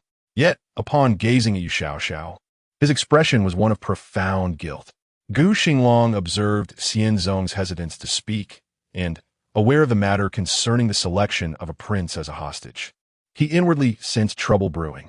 He ventured, "Your Majesty, regarding the Zhu kingdom. Today marked the day of Linglong's return." And upon hearing Gu Xinglang mention the Zhu kingdom, Xianzong immediately interjected, "Let's not discuss the Zhu kingdom. Linglong, how have you fared in your husband's household these past 3 days?" Yu Xiao fixed her gaze upon Xianzong, asserting something must have happened. At that moment, a light laughter echoed from outside. Turning around, Yu Xiao spotted a young man clad in splendid attire, one she recognized even if he were reduced to ashes. He was Jing Mo, the eldest prince of the Zhu kingdom, and one of the consorts of the tyrannical empress. Gu Xinglang furrowed his brow in dismay. It was unacceptable for a prince of the Zhu kingdom to enter the imperial palace without prior announcement. Was this still a kingdom? Before Xianzong could voice his thoughts, Jing Imo strode into the room and greeted Yu Xiao with a smile. Princess Linglong, I am Jing Imo. Though not particularly gentle by nature, his current smile was undeniably amiable. Yu Xiao, upon seeing the face of the prince, mused internally about the possibility of mutual attraction blossoming into an illicit affair. When Jing Imo called out to her again, Princess Linglong, she reluctantly replied, wherever that may be, it is a pleasure to make your acquaintance. One odd greeting.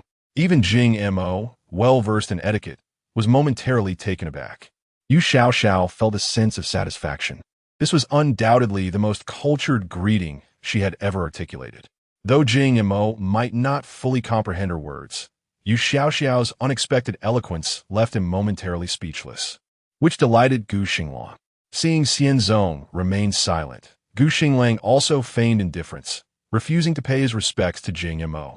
Having met the emperor, Jing Imo hesitated for a moment before bowing respectfully to Xianzong. Xianzong, rigidly seated on the couch, raised his hand slightly and remarked, Your Highness need not be overly formal. Jing Imo replied, I am unaware if His Majesty has already informed the princess about the decision to send the seventh prince, Zi to our Zhu. How outrageous! Yu Xiao was momentarily taken aback, questioning the absence of Yu Ziqing. Was the storyline veering off course in such an inhumane manner? To the readers, here is the first update. Yu Xiao, despite her astonishment, maintained a relatively unchanged expression, staring blankly at Xianzong. How could this father send his barely one-year-old son as a hostage? Was he truly oblivious to the plight of a motherless child? Just 2 days ago, she had believed he would not act so callously. It seemed she had misjudged, for this foolish monarch might have always acted without regard for humanity. Enduring the cold gaze of his daughter, Xianzong mustered the courage to say to Yu Xiao, Zhu is a prosperous nation. Your brother will fare better there than in our Feng Tian. Linglong, your father would never harm your brother. Your Majesty, do you think me a fool? Gu Xinglang and Yu Xiao shouted in unison at Xianzong. Gu Xinglang, pale from illness, now appeared even more ashen.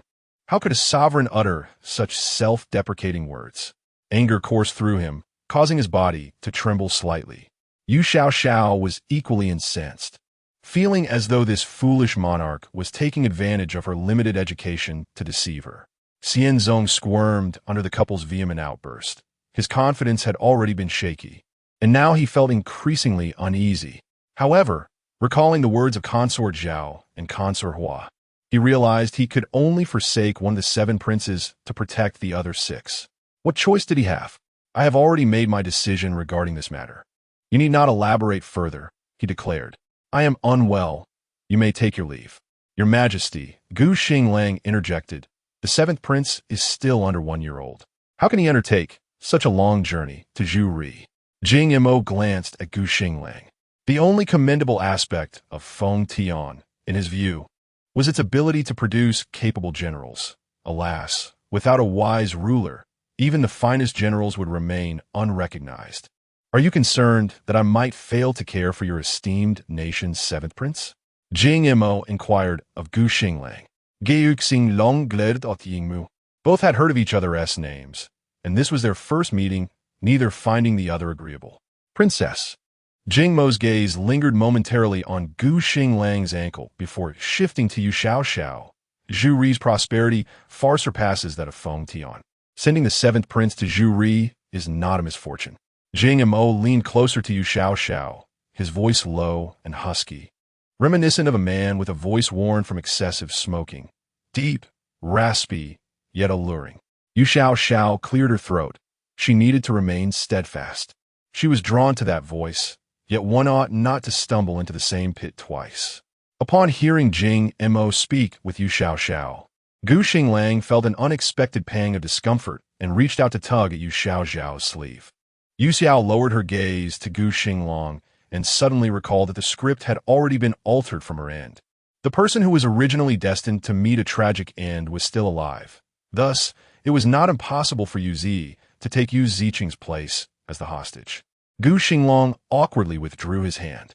The frivolities of romance had never been Yu Xiao's domain. Noticing Gu Xinglang's discomfort, she crouched down and inquired, "Does your wound hurt?" "It's nothing," Gu Xinglang replied, shaking his head. "Really? We can think of a solution when we return," he whispered to Yu Xiao. "We mustn't cause a scene here." "All right, I will heed your words," Yu Xiao nodded, rising to address the two young eunuchs carrying Gu Xinglang into the house, saying, "Please assist us." The two eunuchs hesitated, stealing glances at Xianzong. "Withdraw," Xianzong commanded with a wave of his hand. Yu Xiao stepped outside. "I take my leave," Gu Xinglang expressed his respect for the emperor, bowing slightly while seated in the chaise longue. "Go, take good care of Linglong," Xianzong advised his son-in-law in a low voice, feeling a pang of discomfort himself. Yu Xiao descended the stairs, exiting the courtyard of the book pavilion, stopping to gaze at the small building behind her, and asked Gu Xinglang, "What do you think Jingma could possibly say to my father inside?" Gu Xinglang looked at her with concern, saying, "Let us discuss this when we return home." "Your Highness." Just as Yu Xiao was contemplating the three-story reading pavilion, a voice called out from behind. Turning around, she saw a bald man standing before her. "National Master." Gu Xinglang attempted to rise in greeting. "There is no need for such formalities, Prince Consort." The man stepped forward, gently pressing his hand on Gu Xinglang's shoulder, smiling. "I have heard that your injury is expected to heal. Allow me to congratulate you in advance." Yu Xiao frowned at the sight of the monk before her. "Princess, he is the National Master," Gu Xinglang clarified. The bald monk, over 30 years of age, possessed a striking appearance that could hardly be described as merely handsome. His high nose and phoenix eyes exuded an enchanting allure, embodying a harmonious blend of serenity and charm, which somehow felt perfectly natural for a man of his vocation. Yu Xiao recognized him as National Master Chengguan, yet another consort of the tyrannical empress. She had long suspected that the empress sought paternal affection through him. Otherwise, what could possibly attract her to an older, handsome man? Princess, the National Master, noticing Yu Xiao's scrutiny, glanced down at his own attire to ensure his monk's robe was in order, then continued, "I'm already aware of the matter concerning the seventh prince." Gu Xinglang interjected hurriedly. "Has His Majesty issued an edict?" The National Master sighed, softly, and nodded. A wave of despair washed over Gu Xinglang, with the edict already decreed. Was there any hope for redemption?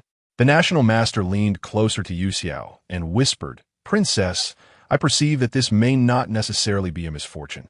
Is the prince's descent to the status of a hostage not a calamity?" Yu Xiao scratched her head, proceeding forward, realizing that she struggled to comprehend the intricacies of this world. Chengguan patted Gu Xinglang's shoulder and walked towards the book pavilion. Yu Xiao emerged from the palace, her mind entangled in a web of disputes, and took a seat in a carriage alongside Gu Xinglang, neither uttering a word for an extended period. Gu Xinglang pondered the words of the National Master and suddenly whispered to Yu Xiao, "Princess, with the queen now departed and your maternal family distanced from the capital, there is no one left to safeguard the seventh prince. Perhaps his journey to Juri might ensure his safety?" Yu Xiao replied, "Is it not akin to leaping from a tiger's den into a wolf's lair? If this were truly advantageous, would the likes of Consort Zhao relinquish their claims for my brother?" Gu Xinglang reminded her that the seventh prince was the legitimate heir. "And so?" Yu Xiao inquired. Gu Xinglang was compelled to elaborate the throne. By expelling the young seventh prince, those women's offspring would ascend to the throne. Yu Xiao scoffed, lamenting the tragic fate that awaited future generations. "If you are unwilling, we shall devise a plan," Gu Xinglang suggested, sensing her silence as uncertainty. He took her hand gently, whispering words of comfort, though they remained unspoken. As the carriage passed a tavern, a woman's melancholic singing wafted through the air, the sorrowful melody lost on Yu Xiao. Gu Xinglang adjusted the hairpin adorning her head. Today, she was adorned splendidly for her return home, yet her countenance lacked the joy expected of a new bride. Gu Xinglang felt a pang of guilt, recognizing his inability to shield his wife from the storms of life. After much hesitation, he drew her into his embrace, wanting to reassure her, "Fear not, for you have me." though the words never escaped his lips. In the imperial library, the national master bowed before Xianzong. The emperor gestured for him to be seated and inquired, "Have you seen the princess?" The national master replied, "I have encountered the princess and the prince consort, as well as the eldest prince of Juri." Xianzong chuckled bitterly. "The princess must harbor resentment towards me." The national master observed no discernible emotion on Yu Xiao's face and respectfully replied, "Your Majesty, the princess is your daughter. How could there be any animosity? I perceive no difference in her demeanor from that of an ordinary person." "And the queen?" Xianzong pressed. The national master, with humility, admitted, "I'm unable to provide answers regarding the heavenly tribulations. I know not." Xianzong, exasperated, struck the armrest of his seat and rubbed his forehead, lamenting the burdens of emperorship. "Whoever is responsible for this, I shall ensure their entire clan faces retribution." Meanwhile, Yu Xiao, cradled in Gu Xinglang's embrace and swaying with the carriage for what felt like an eternity, finally heard a voice from outside announcing, "Princess, third young master, we have arrived home." Disembarking, she observed Xiao Zhuang and Xiao Wei lifting Gu Xinglang from the carriage when she was suddenly met with the sound of weeping. Turning, she saw Wang Mama and Wei Mama rushing towards her, their eyes swollen with tears. Gu Xinglang stepped out, surveying the distraught matrons, and before Yu Xiao could speak, he solemnly declared, "Let us return to the manor to converse." Since the imperial decree from the wise sovereign arrived at the Gu household, chaos ensued. Yu Xiao's companions wept bitterly, while the elderly matriarch and several women of the Gu family fretted, though they were powerless to assist. Gu Chun and Gu Xingnuo, along with Gu Xingyan, were now commoners, lacking the privilege to enter the palace and speak on behalf of Yu Zi. They could only summon a few of Gu Chen's friends from the court to gather at the Gu residence and deliberate on the matter at hand. As soon as Yu Xiao entered the grand doors of the Gu estate, Wang Momo inquired, "Your Highness, the Emperor's decree has been issued. What shall we do?" Yu Xiao's heart was in turmoil. How could she possibly know what to do? Should she, a specialist in vanquishing zombies, engage in palace intrigue and political maneuvering? It was an unreasonable demand. The humans here were even more vexatious than the zombies, who, at least, never dared to play tricks on mankind. At that moment, the steward approached the door, bowing slightly to whisper a few words to Gu Xinglang. After listening to the steward, Gu Xinglang turned to Yu Xiao and said, "Scholar Ying and the others are in my grandfather's study. Let us proceed there." Yu Xiao nodded in agreement. Upon entering Gu Chen's study, several dignitaries stood to pay their respects to Yu Xiao. She waved her hand, stating, "You are all elders. There is no need for formalities." Scholar Ying inquired, "Your Highness, what are your thoughts regarding the seventh prince's situation?" Yu Xiao fell silent. Why did everyone insist on asking her this question? Could she admit her ignorance? At this juncture, Gu Xinglang spoke. "We encountered the national master in the palace." Gu Xingnuo immediately asked, "What did the national master say?" Gu Xinglang replied, "The national master suggested that the seventh prince's journey to Juri may not be a bad thing." One elder sighed. "The monk Xingwan possesses some insight." A heavy silence fell over the room.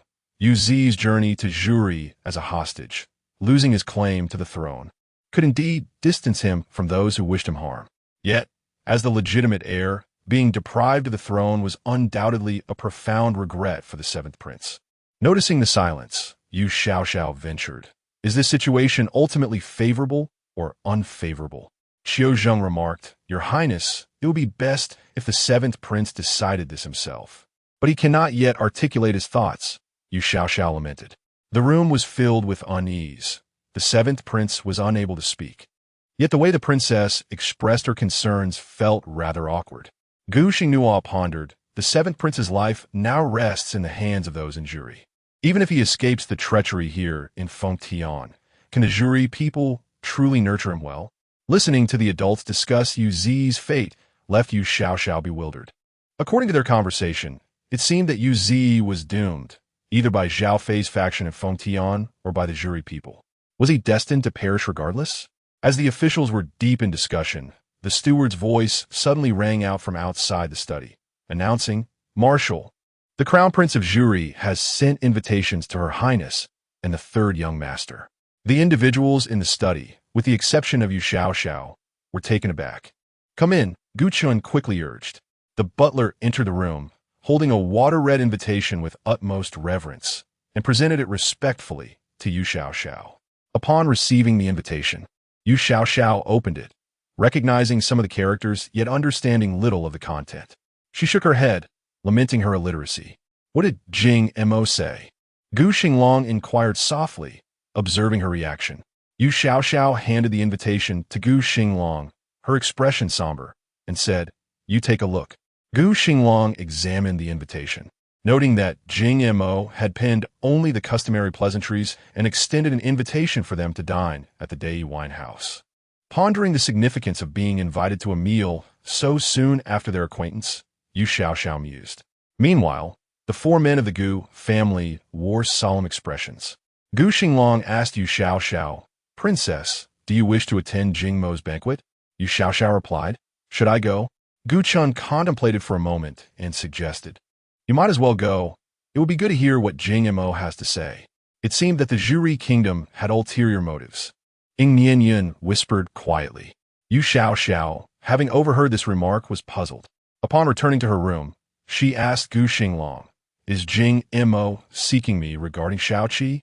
Gu Xinglang glanced at the servants present and, after they had withdrawn, whispered to Yu Xiao, "Has the princess forgotten?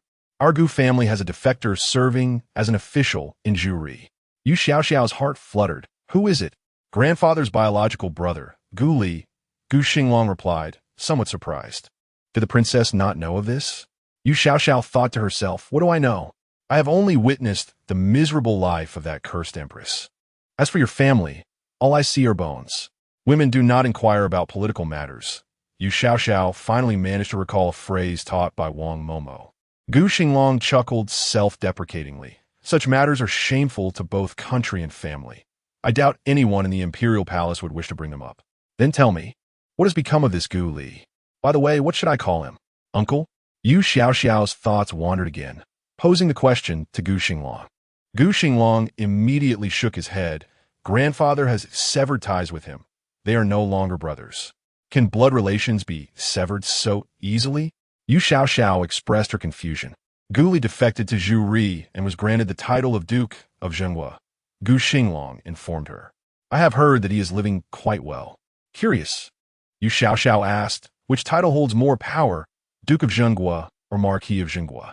Gu Xinglang smiled wryly. "Naturally, the Duke's rank surpasses that of the Marquis." Yu Xiao clicked her tongue. "Let us pretend I never asked. Grandfather is now just an ordinary citizen. What does he have to compare with others?" Gu Xinglang's expression turned pale. "Our Gu family is loyal to the throne. How can we concern ourselves with such matters?" We drank water. Yu Xiao handed a cup of water to Gu Xinglang's lips. Given the plight they had endured under that tyrant, it was perplexing that they weren't fighting back. Gu Xinglang instinctively opened his mouth and drank a couple of sips. Realizing that it was Yu Xiao feeding him, he quickly took the cup from her hands, having nearly emptied it. At that moment, Granny Wang knocked and entered the room, her eyes red as she asked Yu Xiao, "Princess, what preparations do you need for the banquet with Prince Jing? What preparations were necessary for a meal?" Yu Xiao glanced at Gu Xinglang, uncertain, and replied, "Is it customary to fast a day in advance?" Had she known that Jing Mo would invite her to dinner today, she would have begun to eat less from the day before to avoid an empty stomach. Gu Xinglang had just swallowed the last of the water when he heard Yu Xiao's words, and he promptly spat it out. Granny Wang, lacking any water to expel, stared at Yu Xiao in silence, unable to decide whether to laugh or cry. The thought of the seventh prince made her want to weep. Yet the sight of the princess brought a smile to her face. Observing their expressions, Yu Xiao sensed she might have acted foolishly and could only chuckle softly. Gu Xinglang, now aware of the malice in that chuckle, remarked, "Princess, this is not a time for jest." Granny Wang turned to Gu Xinglang and asked, "Prince Consort, what preparations will you make?"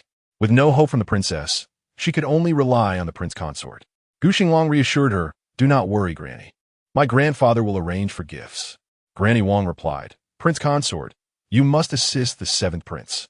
As she spoke, she knelt before Gu Xinglang, pleading, "The seventh prince is still young. If he goes to Juri, how will he manage? What if something happens to him there? He has no one to rely on for guidance. Gu Xinglang, half reclining, attempted to pull Granny Wang up, but he was unable to move and could only say, "Granny, please stand. I will certainly help the seventh prince." Yu Xiao approached and effortlessly lifted Granny Wang from the ground, saying, "This matter is not insurmountable. Please do not cry, Granny." Yu Xiao could not comprehend the intricacies of the situation, but if her little brother, the seventh prince, was destined to perish, she would simply take him away. Given the strength of humanity in this world, who could apprehend her? As for whether Gu Xinglang and Granny Wang would face repercussions after she and Yu Zi fled, she had not yet considered it, as her thoughts were solely focused on ensuring her own survival. Granny Wang did not take Yu Xiao's words seriously, believing the princess was merely trying to comfort her. How pitiful! She observed Yu Xiao shedding tears, reflecting on how the empress had raised the princess, who could not even offer proper words of consolation. After a few more attempts to comfort Granny Wang, Yu Xiao realized that her words only made Granny Wang cry harder, and she finally decided to remain silent. Gu Xinglang suggested, "Granny, perhaps you should check on the seventh prince. Rest assured, the Gu family will not neglect him." With tears still streaming down her face, Granny Wang left, increasingly sorrowful, as the Gu family relied on their princess for sustenance. What could they possibly do to assist the seventh prince? The more she pondered, the heavier her heart felt. Jing Mo sought us out, indicating that there might still be room for negotiation regarding the matter of His Highness the seventh prince. After the departure of Wang Momo, Gu Xinglang confided to Yu Xiao, "This situation has not yet reached its most dire state." Yu Xiao responded with an affirmative murmur. Gu Xinglang clenched his fist, contemplating that if it came to the worst, he would risk everything to take Yu Zi out of the capital. As for how to confront Zhao Qiuming and his associates should their plans go awry, the anxious Gu, third young master, momentarily set that thought aside. In a sense, the essence of marriage lies in the understanding that not all paths converge under one roof. As dusk approached, Yu Xiao and Gu Xinglang found themselves once more in a carriage, accompanied by Xiao Zhuang and Xiao Wei on horseback. As they made their way to the wine house, throughout the journey, Yu Xiao was captivated by the lively street scenes outside, where the ancient streets came alive under the glow of lanterns. The vibrant atmosphere, filled with laughter and the playful antics of children, along with the colorful array of street food stalls, was a stark contrast to the desolate cities and villages of a world in decay. Gu Xinglang, observing the gleam in Yu Xiao's eyes as she gazed out the window, hesitated to break her reverie. "We shall return shortly. Shall we find a restaurant for dinner?" Yu Xiao swallowed hard and turned to Gu Xinglang. "Indeed," he replied. So focused was Gu's third young master on pleasing his beloved wife that he completely overlooked the fact that they were, in fact, on their way to a banquet. As the carriage halted outside the wine house, several attendants of Jing Mo had been waiting there for quite some time. "Your Highness, Princess, Gu Duke," the steward announced respectfully, gesturing towards the entrance after Xiao Zhuang and Xiao Wei assisted Gu Xinglang from the carriage. Upon entering the wine house, Yu Xiao found herself in a dazzling establishment where 4 5-story wooden buildings were interconnected by corridors, illuminated brightly, exuding an impressive aura. However, she furrowed her brow and asked the escorting guard, "Why is it so quiet? Surely, this wine house is not on the verge of closing down?" As they walked, she noted that the adjacent restaurants were bustling with patrons, making this place seem desolate by comparison. How could a grand prince of the Zhou Empire invite them to dine at such a failing establishment? She was certain that this individual did not lack for wealth. The escorting guard appeared flustered, unsure how to respond. While it was termed a wine house, it was essentially a stronghold of Zhou established in the capital of Fengtian, which the locals should be aware of. Yu Xiao glanced back at the steward and said, "You are in charge. You should clarify." The steward, adhering to his role, respectfully replied, "In response to your highness. To honor the presence of the princess and Gu Duke, the eldest prince decreed that today, the wine house shall accommodate only the esteemed guests of your highness and the duke, denying entry to all others. Is that so?" Yu Xiao looked at Gu Xinglang, sensing that he might not be speaking the truth. Gu Xinglang sighed, reflecting on how sheltered his little wife had been within the confines of the palace. Utterly unaware of the realities of the world, Xiao Zhuang and Xiao Wei, mere attendants, were utterly oblivious to the intricacies surrounding them. The concluding chapter for today beckons. Dear readers, kindly consider saving your favorites and bestowing your support. Farewell for the night, and until we meet again tomorrow. In a spacious hall, illuminated by bright lights, a rectangular pond graced the center, where a dozen koi with shimmering red scales frolicked in the water. The gentle sound of flowing water mingled with the faint smoke wafting from the incense burner, imbuing this opulent hall with a touch of ethereal charm. Upon entering, Yu Xiao was immediately captivated by the koi in the pond. Jing Mo approached her side and inquired with a smile, "Does the princess fancy these koi?" Yu Xiao nodded, finding them quite appetizing in appearance. Observing her approval, Jing Mo promptly commanded a guard to procure the koi for the princess's residence. "Yes, my lord," the guard responded loudly. Gu Xinglang harbored reluctance within, yet witnessing Yu Xiao's unwavering gaze on the koi, he swallowed his words of dissent. "Please take a seat." Jing Mo invited Yu Xiao and Gu Xinglang. As Xiao Zhuang and Xiao Wei assisted Gu Xinglang to his place at the table, Jing Mo jested. "It appears the prince consort has found his seat. How fares your foot, Gu prince consort?" Gu Xinglang merely cast a cold glance at Jing Mo, remaining silent.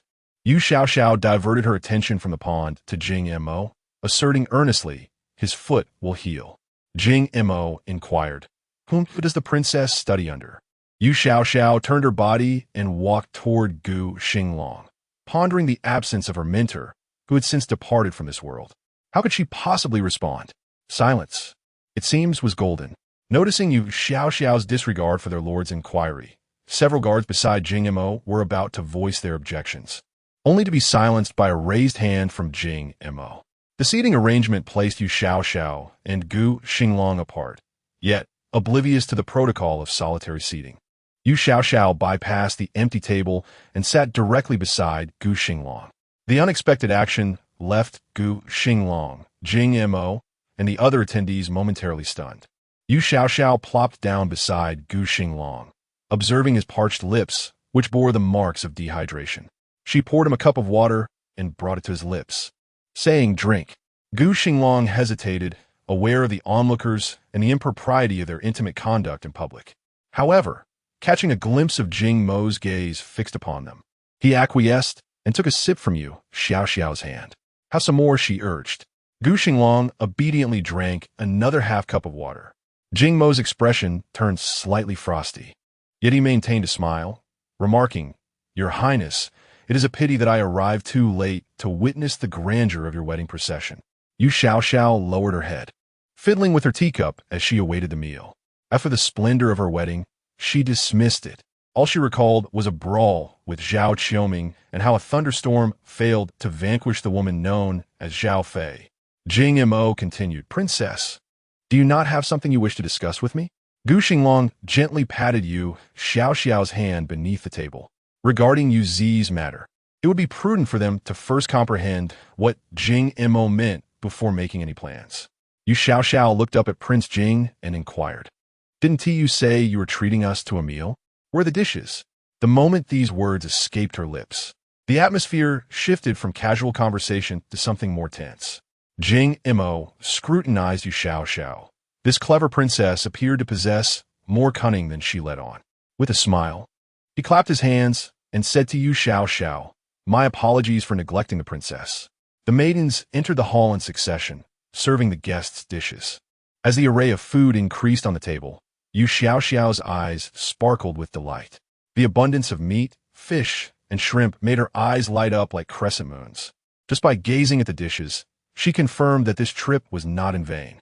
Gu Xinglang, observing Yu Xiao's expression, found his own appetite awakening at the sight of the delectable fare.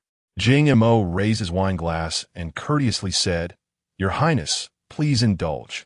Upon hearing Jing Mo's invitation, Yu Xiao eagerly picked up her chopsticks and dove into the meat. Jing Mo's subsequent words caught in his throat. The royal family valued the exquisite over the abundant, and the dishes presented to Yu Xiao were served on white jade plates, resembling meticulously painted artworks rather than mere food. Unfortunately, Yu Xiao lacked the discerning eyes to appreciate beauty.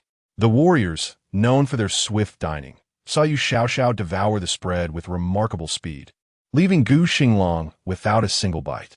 Jing Mo glanced from Yu Xiao to the empty jade plates. While her manner of eating was not ungraceful, this time, the prince was genuinely astonished.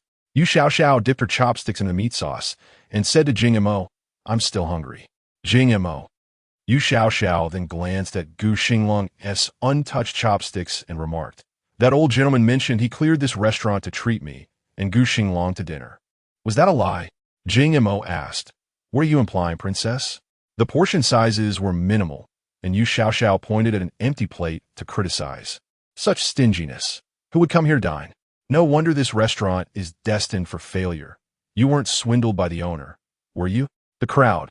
Yu Xiao turned to Gu Xinglang and said, "Later, let us find another restaurant. I have money, and I'll treat you to a splendid meal." Gu Xinglang felt conflicted.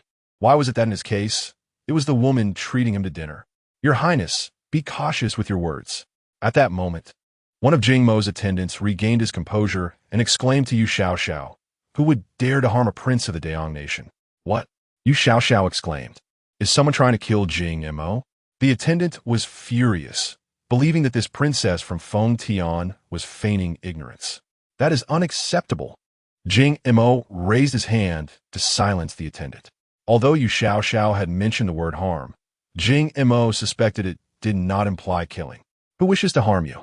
Yu Xiao inquired earnestly of Jing Mo, recalling that during this period of the sun murdering, several princes were vying for a single throne. And the days of the crown Prince Jing were fraught with difficulty. Jing Mo chuckled, asking, "Are you concerned for me, Your Highness?" Yu Xiao nodded, thinking that while she would not take on the role of a concubine, she could hardly find joy in witnessing his demise. As a table laden with exquisite food and fine wine was brought forth, Jing Mo commanded with a thoughtful addition, "The more plentiful, the better." "Oh yes." Yu Xiao gleefully anticipated the arrival of the second course. Jing Mo then inquired, "Your Highness, do you have nothing to say regarding the matter of the seventh prince?" Yu Xiao replied, "Let us not discuss serious matters while dining. We can address this after our meal." Before encountering Yu Xiao, Jing Mo had never met anyone capable of rendering him speechless on multiple occasions. Gu Xinglang took a sip of water. Although he often found communication with his own wife challenging, witnessing the crown Prince Jing rendered speechless brought him considerable delight. To the readers, here is the first installment, Early Autumn Lady. Despite Jing Mo's insistence on ample portions, the royal attendants had a rather different interpretation of plentiful, and upon seeing the dishes served, Yu Xiao shook her head. The meat in the bowls could be counted with a glance. If this establishment did not close down, it would be an injustice. Noticing Yu Xiao's discontent, Gu Xinglang whispered, "Are you not in the mood to eat?" Yu Xiao promptly placed an entire fish belly into Gu Xinglang's bowl, softly stating, "Though the portions are scarce, the taste is delightful. Do give it a try." Observing Yu Xiao devour her food without lifting her gaze, Gu Xinglang, wielding his chopsticks, marveled at how such a petite mouth could consume so much in mere moments. Hesitant to partake in the fish himself, his instincts honed on the battlefield alerted him that this feast might not satiate his wife. Eating slowly, he served her soup, concerned she might choke. After taking a sip from a spoon in Gu Xinglang's hand, Yu Xiao's eyes sparkled as she exclaimed, "Delicious." Gu Xinglang fished out a piece of clam meat and placed it into her bowl, saying, "If you enjoy it, let us have the kitchen prepare this soup upon our return home." Yu Xiao nodded vigorously, expressing that finding an uncontaminated fish in this post-apocalyptic world was akin to discovering a new continent. Living in such a world felt immensely fortunate. She declared to her husband, "Let us make this tomorrow." "Very well," Gu Xinglang replied without a second thought, but then a realization struck him. Clams were typically a summer delicacy. Where could he procure fresh clams at this time? He glanced at Jing Mo, wondering how these sun murderers managed to obtain fresh clams. Jing Mo's expression darkened slightly. He had invited these two for a discussion, yet they were clearly here merely to dine, behaving as if they were in a private setting. Were they merely acting, Or did they possess no sense of decorum? Meeting Gu Xinglang's gaze, Jing Mo smiled and said, "There is no need for Duke Gu to serve the princess. Bring forth the servants." A maid adorned in a deep blue dress approached the table of Yu Xiao and Gu Xinglang. Ying Montak remarked, "This is a newly acquired maid-servant of mine. Let her attend to Her Highness the Princess." Gu Xinglang cast a fleeting glance at the maid, his eyes momentarily flickering. Yet his expression remained unchanged as he inquired, "Qingyu?" The maid, kneeling before the table, softly replied to Gu Xinglang, "I am now called Yu Xiao." Yu Xiao, thoroughly engrossed in her meal, froze mid-action upon hearing the name Yu Xiao. After forming a bond with the Linglong Empress, Jing Mo had gifted Yu Zi, a maid who had dutifully accompanied the 7th Prince Yu Zi throughout his upbringing, meticulously caring for him. It was this very maid who facilitated Yu Zi's transition from youth to manhood. Ultimately, when Yu Zi ruthlessly murdered his sister to seize the throne, it was this maid who had deceived the palace guards into opening the southern gate for him. Yu Xiao recalled the maid's name distinctly, Yu Xiao. Following Yu Zi's ennoblement, the people of Fengtian were well aware that the Prince of Rui had a Madame Yu Xiao by his side. Goodness, Yu Xiao thought, gazing at the beautiful figure kneeling before the table. Jing Mo had yet to entangle himself romantically with this maid, and already Yu Xiao had appeared. With the plot unfolding in this manner, how could she continue to frolic? Jing Mo observed the expressions of the couple seated at the lower table, one as cold as frost, the other devoid of emotion. Their ability to remain unperturbed was rather impressive. "Yu Xiao," Jing Mo commanded Qingyu, "why are you not attending to the princess?" "Yes," Qingyu responded dutifully, preparing to move closer to Yu Xiao. "Do not." Yu Xiao raised her hand, instructing Qingyu to remain still, and turned to Jing Mo, asking, "You mentioned you purchased her?" Jing Mo replied, "She is merely a maidservant. Does Her Highness take issue with that?" Gu Xinglang interjected coldly, "This maid was sold by my Gu family." Jing Mo retorted, "What of it? Can I not purchase a maid sold by the Gu family?" Yu Xiao mused, "The name Qingyu seems familiar to me." At this, even the bystanders, Xiao Zhuang and Xiao Wei, grew anxious. "Is it possible, Your Highness, that you cannot recall the name of the very person who stole your fiancé?" Qingyu glanced up at Gu Xinglang, her eyes filled with emotion, a sentiment the general could perceive, yet the princess remained oblivious. Having never harbored ill intentions or taken action against Qingyu, Gu Xinglang felt no guilt. He merely recalled the arrangements made by Qingyu during his imprisonment, leading to his unease regarding Yu Xiao. Interrupting his thoughts, Gu Xinglang turned to Yu Xiao and asked, "What else would you like to eat? The dishes will become cold and unpalatable." Qingyu let out a soft sigh, lowering her head once more. Gu Xinglang, known for his cold demeanor and few words, now exhibited a tenderness towards Yu Xiao that Qingyu recognized, signaling his budding feelings for the princess. Though her heart brimmed with reluctance, Qingyu could only endure this bitterness. Yet, contemplating that Yu Zi was soon to become a hostage in the land of the sun, she found a perverse delight in the situation. After all, how significant was the status of the princess when facing a prince of a foreign nation, compelled to bow and yield? "Princess," Jing Mo then addressed Yu Xiao, "do you not remember this maidservant?" Yu Xiao inquired of Qingyu, "How old are you this year?" Qingyu, perplexed by the inquiry regarding her age, respectfully responded, "In answer to Your Highness, I am 15 this year." "Ah," Yu Xiao silently clicked her tongue, pondering the tyrannical empress's choice of a national master in search of paternal affection, while Yu Zi sought a woman 15 years his senior, perhaps in pursuit of maternal love. The hereditary traits of that dim-witted monarch truly raised concerns. "Princess?" Jingma called out to Yu Xiao, who seemed to disregard his words. She expressed a preference for youthful, handsome men, to which Yu Xiao remarked, "At your age, she might not take an interest." Jingma, the onlookers, was the princess implying that Master Gu was a handsome youth, while Prince Jing was an old man? Jingma, struggling to contain himself, slammed his palm onto the table with a resounding thud. "Spare me, Your Highness," Qingyu cried, kneeling and bowing her head to Yu Xiao. Yu Xiao was taken aback. She had never uttered a word about killing. Jingma glared coldly at Yu Xiao. The onlookers held their breath, ready to spring into action at Jingma's command to seize the couple, Ling Long and the princess. "What is it?" Yu Xiao questioned, noticing Jingma's intense gaze. He replied, "Princess, I am but 19 this year." The crowd was flabbergasted. How desperate was Prince Jing to follow the topic raised by Princess Ling Long?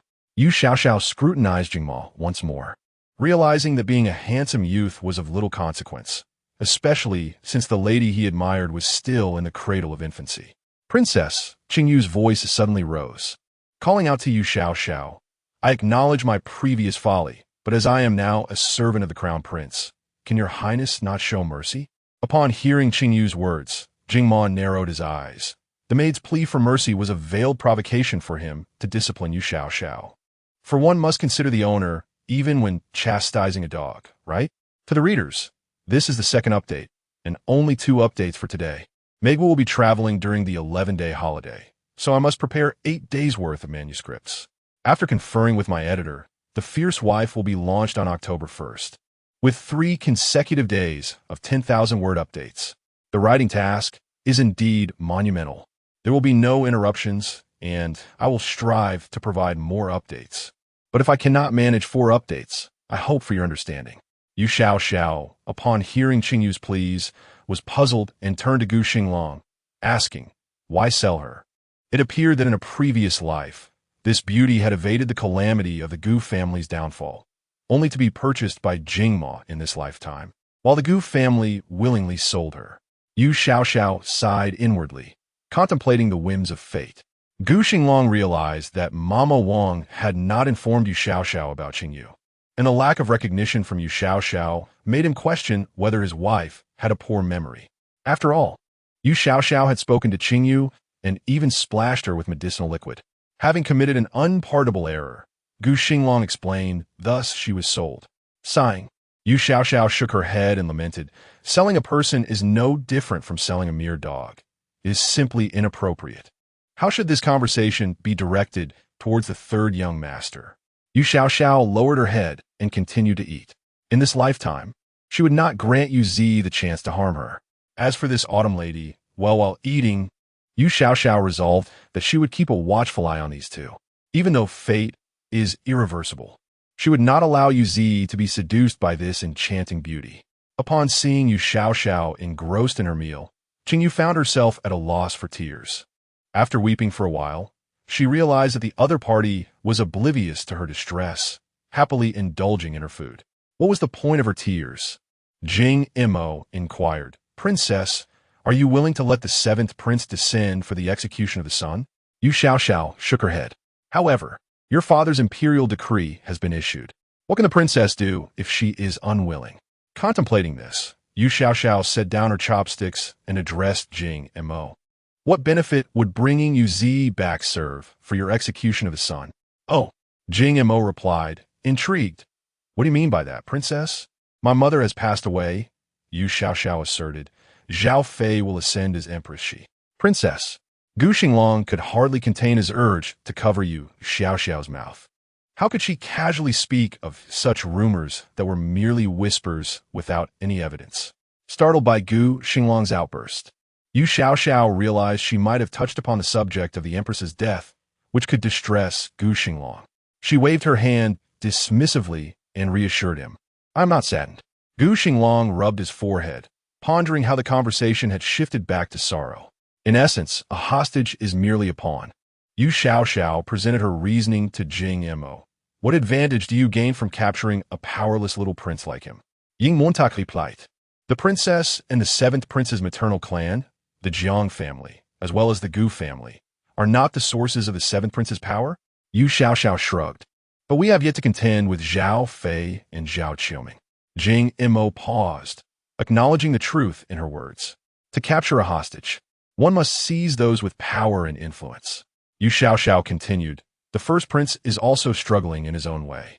The task should be executed flawlessly, after which he can return home to receive his father's reward. Correct? My days are difficult." Jing Mo's gaze turned icy as he stared at Yu Xiao. "Why does the princess say this?" Yu Xiao explained, "It's akin to Yu Zi. A beloved son is not easily let go by a father for distant journeys." "Your Highness." The aide standing beside Jing Mo could no longer restrain himself from retorting at Yu Xiao. However, Mo smiled, raising a hand to pacify his aide. He turned to Yu Xiao and said, "The princess certainly speaks her mind. Which prince does the princess believe I should bring back to avoid dishonoring the imperial command?" Among the 6 princes in the imperial palace, the eldest, Yu Xinglang, was merely 10 years old. Yu Xiao contemplated their fates during the reign of the Linglong Empress: decapitation, hanging, poisoning, clubbing, being torn apart, and execution by fire. Such tragic ends for the 6 princes at the hands of a twisted sister. "I don't know. You may ponder that yourself," Yu Xiao advised Mo. Mo responded, "I cannot determine such a choice." "Oh," Yu Xiao remarked, "then it seems there is no solution." Mo suppressed the flames of passion within his heart yet again. Despite his cunning, he was merely 19, a time of youthful vigor, still lacking the ability to master his emotions.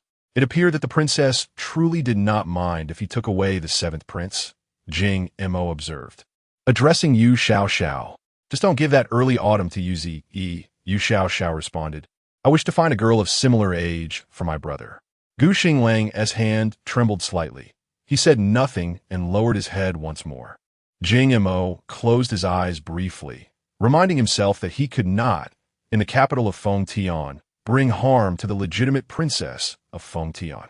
The jury had not yet planned to march southward to annihilate Fengtian. "I shall step out for a moment," Yu Xiao whispered to Gu Xinglang. Gu Xinglang inquired, "What does the princess intend to do?" "Having drunk too much water, I need to relieve myself before she could finish." Gu Xinglang swiftly covered his wife's mouth, determined that she should not utter such a phrase. The expressions of those in the hall were peculiar, each wondering how to navigate this awkward situation. Holding in one's urine is detrimental to health. Before she had fully experienced this world, Yu Xiao decided she should care for her well-being and stood to speak with Mo. "Your Highness, I'm going to please do as you wish." Mo interjected, not wanting to hear the word urine from Yu Xiao's lips. "You protect the princess." Gu Xinglang ordered Xiao Zhuang and Xiao Wei. Yu Xiao, concerned, asked, "And what about you?" Gu Xinglang looked at her and replied, "As a guest of the first prince, how could anything happen to me?" Yu Xiao felt reassured and left with Xiao Zhuang and Xiao Wei. Once the 3 had exited, Mo turned to Qing Yu and said, "Aren't you going to attend to her?" Qing Yu hurriedly stood up. Gu Xinglang wished to prevent Qing Yu from conversing with Yu Xiao, but Mo spoke from his elevated position. "Should you continue to speak out of turn, I shall have your tongue severed." Startled by Mo's words, Qing Yu, who had taken only a few steps, knelt down in fear, replying, "This servant dares not." "What further concerns do you have, Duke Gu?" Mo asked. Gu Xinglang, aware of Mo's ill intentions, noted how he insisted on having Qing Yu serve Yu Xiao while disregarding the other servants. "I am guiltless in my conscience," Gu Xinglang asserted. "The first prince summoned us not merely to savor a feast, I presume?" Mo replied. "Guli asked me to convey a message. The Duke of the State is quite anxious upon learning that your family has been imprisoned. He wishes to march troops to Fengtian." Gu Xinglang coldly responded, "Our Gu family has long severed ties with Guli." Gu Xinglang, Mo continued, "Are you content to endure this imprisonment because your sovereign has wed his daughter to you? Do not mistake me for Guli, a traitor to the nation. Should we meet on the battlefield, I shall assuredly take his life." "Ha!" Mo chuckled. "Does the Duke still wish to encounter my Zhuri army on the battlefield?" "I am a citizen of Fengtian," Gu Xinglang declared. "In this life, I shall not ally with another nation." Mo shook his head, regarding Gu Xinglang with a single phrase: foolish loyalty. To the readers, here is the first update. I extend my heartfelt gratitude for your generous rewards, votes, and collections. The servant has suffered a miscarriage. Hearing Jingma's words of foolish loyalty, Gu Xinglang's expression remained largely unchanged as he coldly remarked, "Guli has defected from Zhuri for 17 years and has never once led troops in a battle. You merely treat him like a pet dog." "A pet dog?" Jingma chuckled. "Guli holds the esteemed title of Duke in Zhuri and ranks among the court officials. In your eyes, is our Zhuri merely raising dogs?" Gu Xinglang replied, Treating surrendered generals with kindness will yield more surrendering generals. However, not everyone in this world is like Gu Li, who betrays his lord and forgets his roots. Lord Gu, Jingma interjected. The seventh prince has arrived in Zhuri, and Princess Linglong may accompany him. Gu Xinglang furrowed his brow and inquired, "What do you mean?" "The Empress Jiang has passed away," Jingma stated. "You are in a situation where the Zhao family dominates in the court, and your clan has lost military power. How will you protect Princess Linglong and her brother? Return with me to Zhuri. I will ensure your wealth and honor, and guarantee that you can lead troops." In a fit of anger, Gu Xinglang laughed bitterly. "The crown prince wants me to take the princess and betray my country? She is the legitimate eldest princess of our dynasty. Does the crown prince truly believe she would betray her father?" "Those without support may do anything for survival," Jingmo replied. "There is no need for the princess to betray. Her father has already abandoned her and her brother. General Gu, in my eyes, your family of brothers far outweighs a pair of powerless royal siblings." At last, Gu Xinglang understood. The demand for a hostage was merely a pretext. Zhuri sought the allegiance of the Gu family. Regrettably, Gu Fuma was injured. Jingmo raised his cup towards Gu Xinglang, smiling. "Otherwise, I would truly wish to share a drink with the illustrious third general." Before Gu Xinglang, a cup was placed. It was empty. As he gazed at the vacant vessel, a thought suddenly crossed his mind. If they intended to subjugate the Gu family, why involve Yu Xiao? Although the princess faced dire circumstances, history had never seen a princess follow her husband into treason. What was Jingma's true intention in bringing the princess here? Gu Xinglang looked up and sternly questioned Jingma. Jingma took a sip of the exquisite wine and smiled at Gu Xinglang. "It is merely a banquet." Having purchased Qingyu, he directed her to approach Yu Xiao, and earlier had instructed Qingyu to attend to Yu Xiao. As Gu Xinglang pieced together the events, clarity dawned upon him. If Yu Xiao could not marry him, the emperor's wrath would leave the Gu family with no refuge in Fengtian.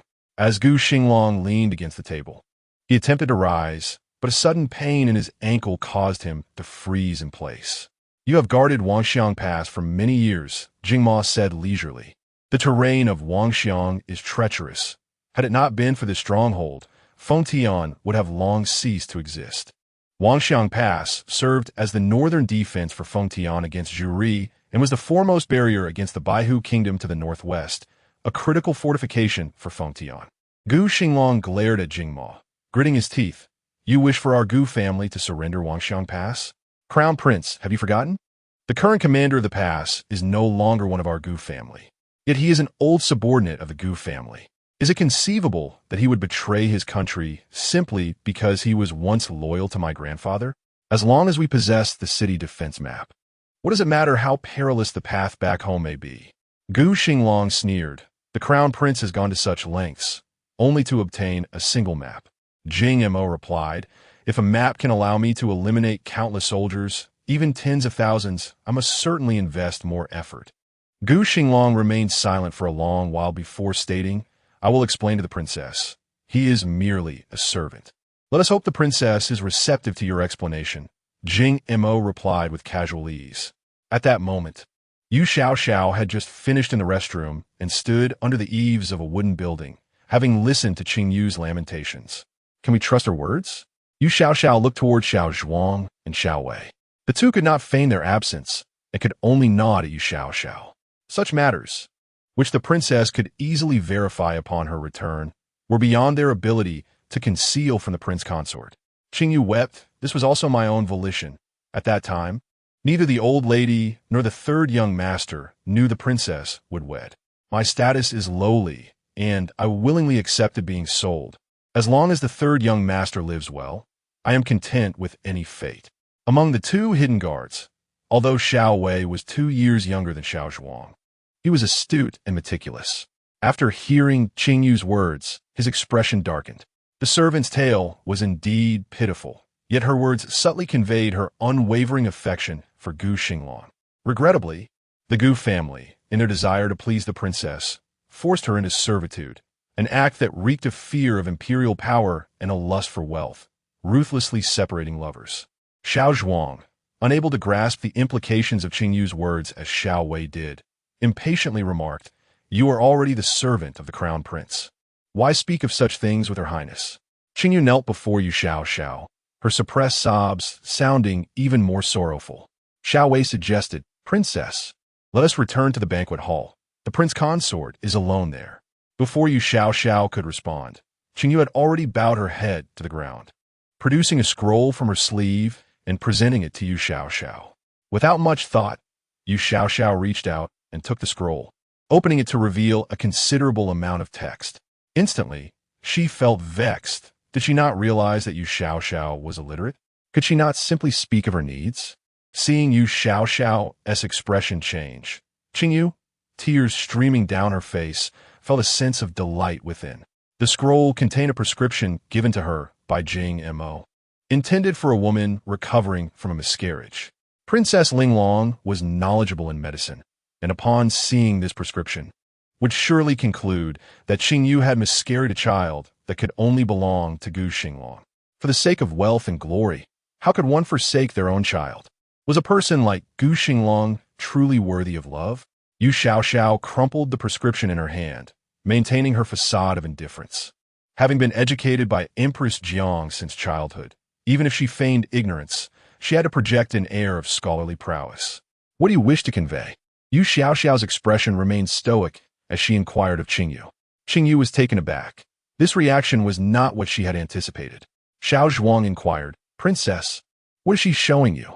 Yu Xiao hastily tossed the crumpled paper to Xiao Zhuang, exclaiming, Look at this. Xiao Zhuang and Xiao Wei leaned in, smoothing out the paper, only to discover it was a prescription. However, neither of them possessed medical knowledge, rendering them incapable of discerning the ailment it addressed. What have you discerned? Yu Xiao inquired of the duo. Xiao Wei responded, It is a prescription, Your Highness, but for what illness? Though Yu Xiao had learned to read, she found herself equally perplexed by the contents. Lowering her head, she turned to Qingyu and asked, Are you unwell? Qingyu, whose delicate appearance suggested frailty, appeared gravely ill to Yu Xiao. Seeing her with a prescription only heightened Yu Xiao's concern for her health. With tears streaming down her face, Qingyu replied, This is a prescription for a servant. I have been taking it for several days. Xiao Zhuang asked, What ailment have you contracted? In a hushed tone, Qingyu admitted, The servant has had a miscarriage. To the readers, here is the second update. I shall return with more tomorrow. Good night, dear friends. See you then. The tragedy of the death of the moth, the revelation of the servant, has had a miscarriage left Xiao Zhuang and Xiao Wei utterly stunned, pondering how the Gu family could so callously sell a servant who bore their flesh and blood. Qingyu knelt, awaiting Yu Xiao's inevitable fury, recalling the day the princess had fought fiercely with the imperial guards. The spirited princess was certainly not one to tolerate such injustices. Yet, Yu Xiao appeared bewildered. In her studies of medical terminology, she had encountered miscarriage, but what did abortion signify? Observing the drastic change in Xiao Zhuang and Xiao Wei's expressions, a hint of sympathy crept into Yu Xiao's gaze as she asked, Is it a terminal illness? Xiao Wei quickly interjected, It is not a terminal illness. Xiao Zhuang shot him a disparaging look, thinking to himself that even the esteemed prince could heal the princess's wounds. How could he not grasp the meaning of miscarriage? If it is not terminal, then why do you weep so? Upon hearing Xiao Wei's words, Yu Xiao pressed Qingyu, What is truly the matter? Qingyu knelt in silence, her head bowed. Xiao Wei, unsure of Yu Xiao's intent, nevertheless followed her lead.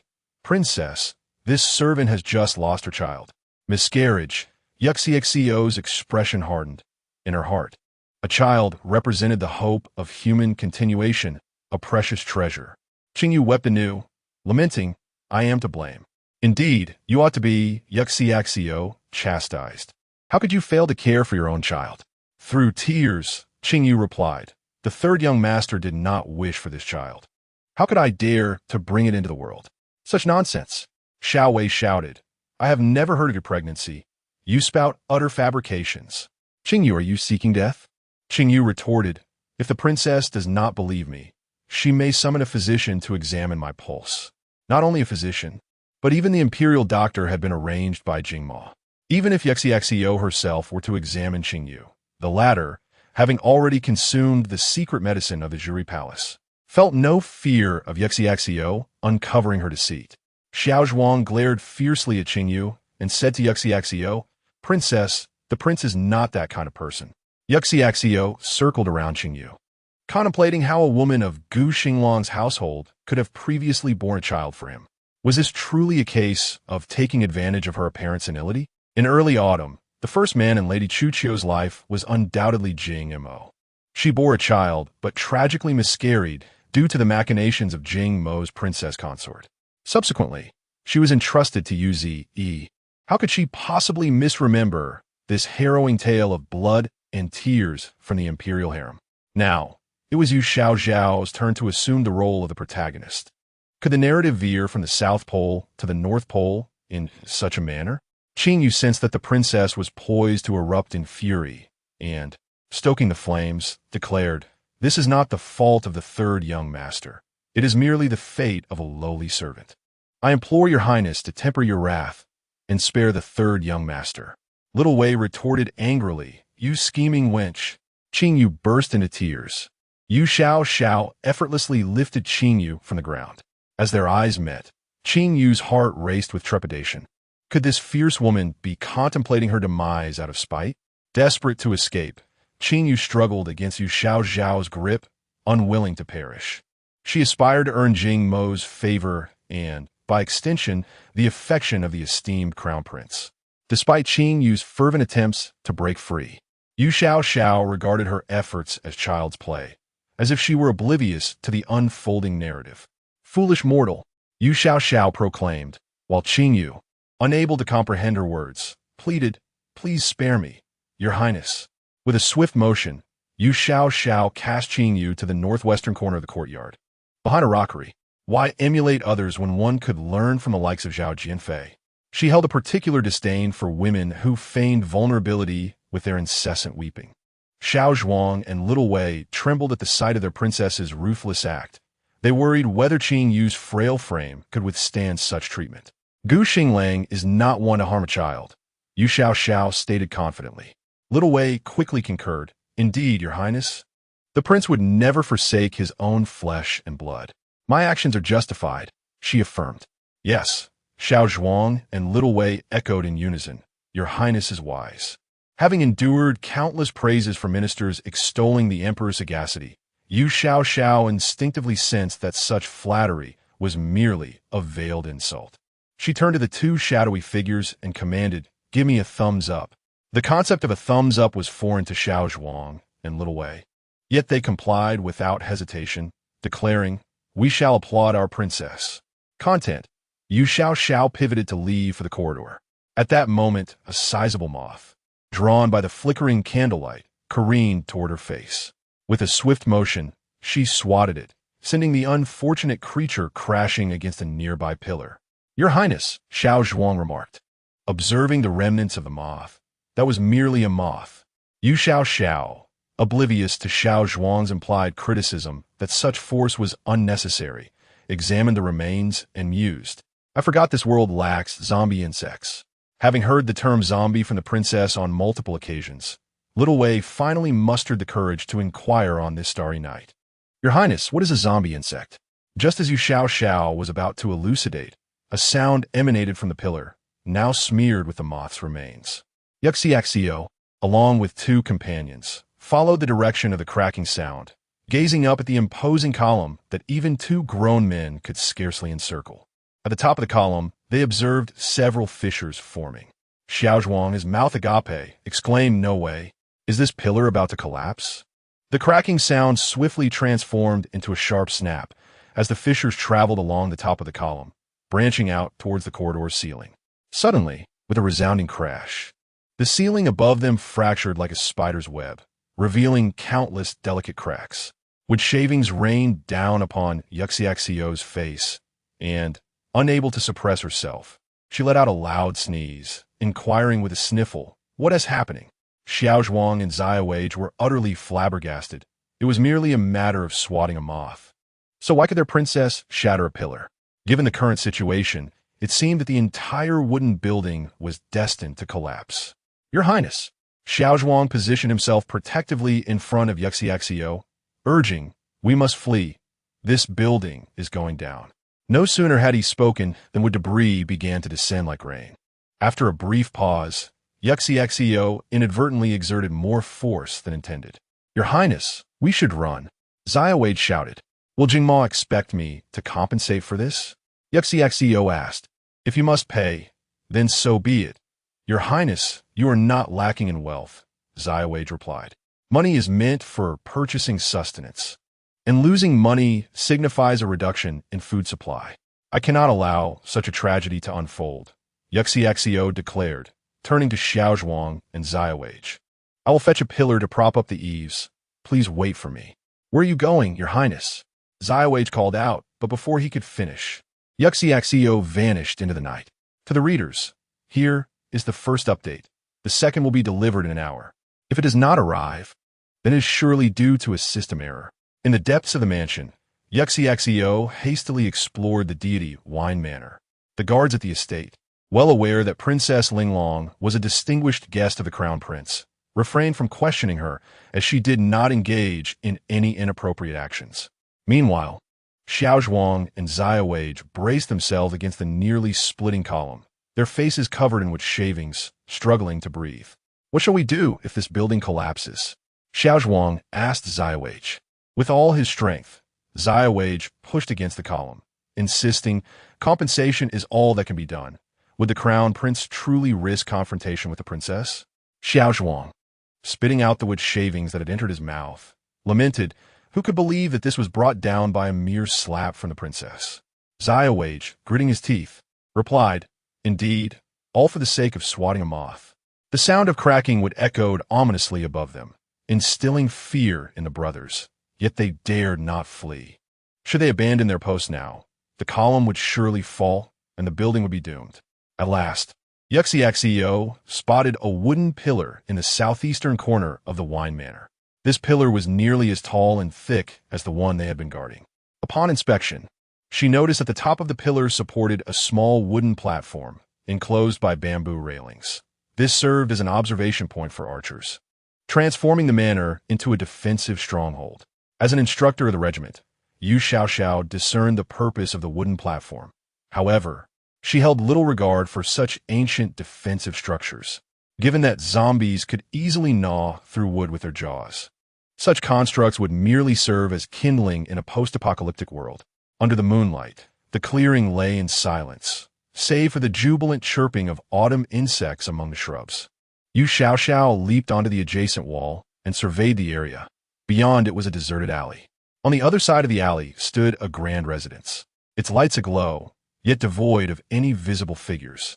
Once assured of the absence of onlookers beyond the wall, Yu Xiao descended, grasped the wooden post, and with considerable effort, uprooted it from the ground.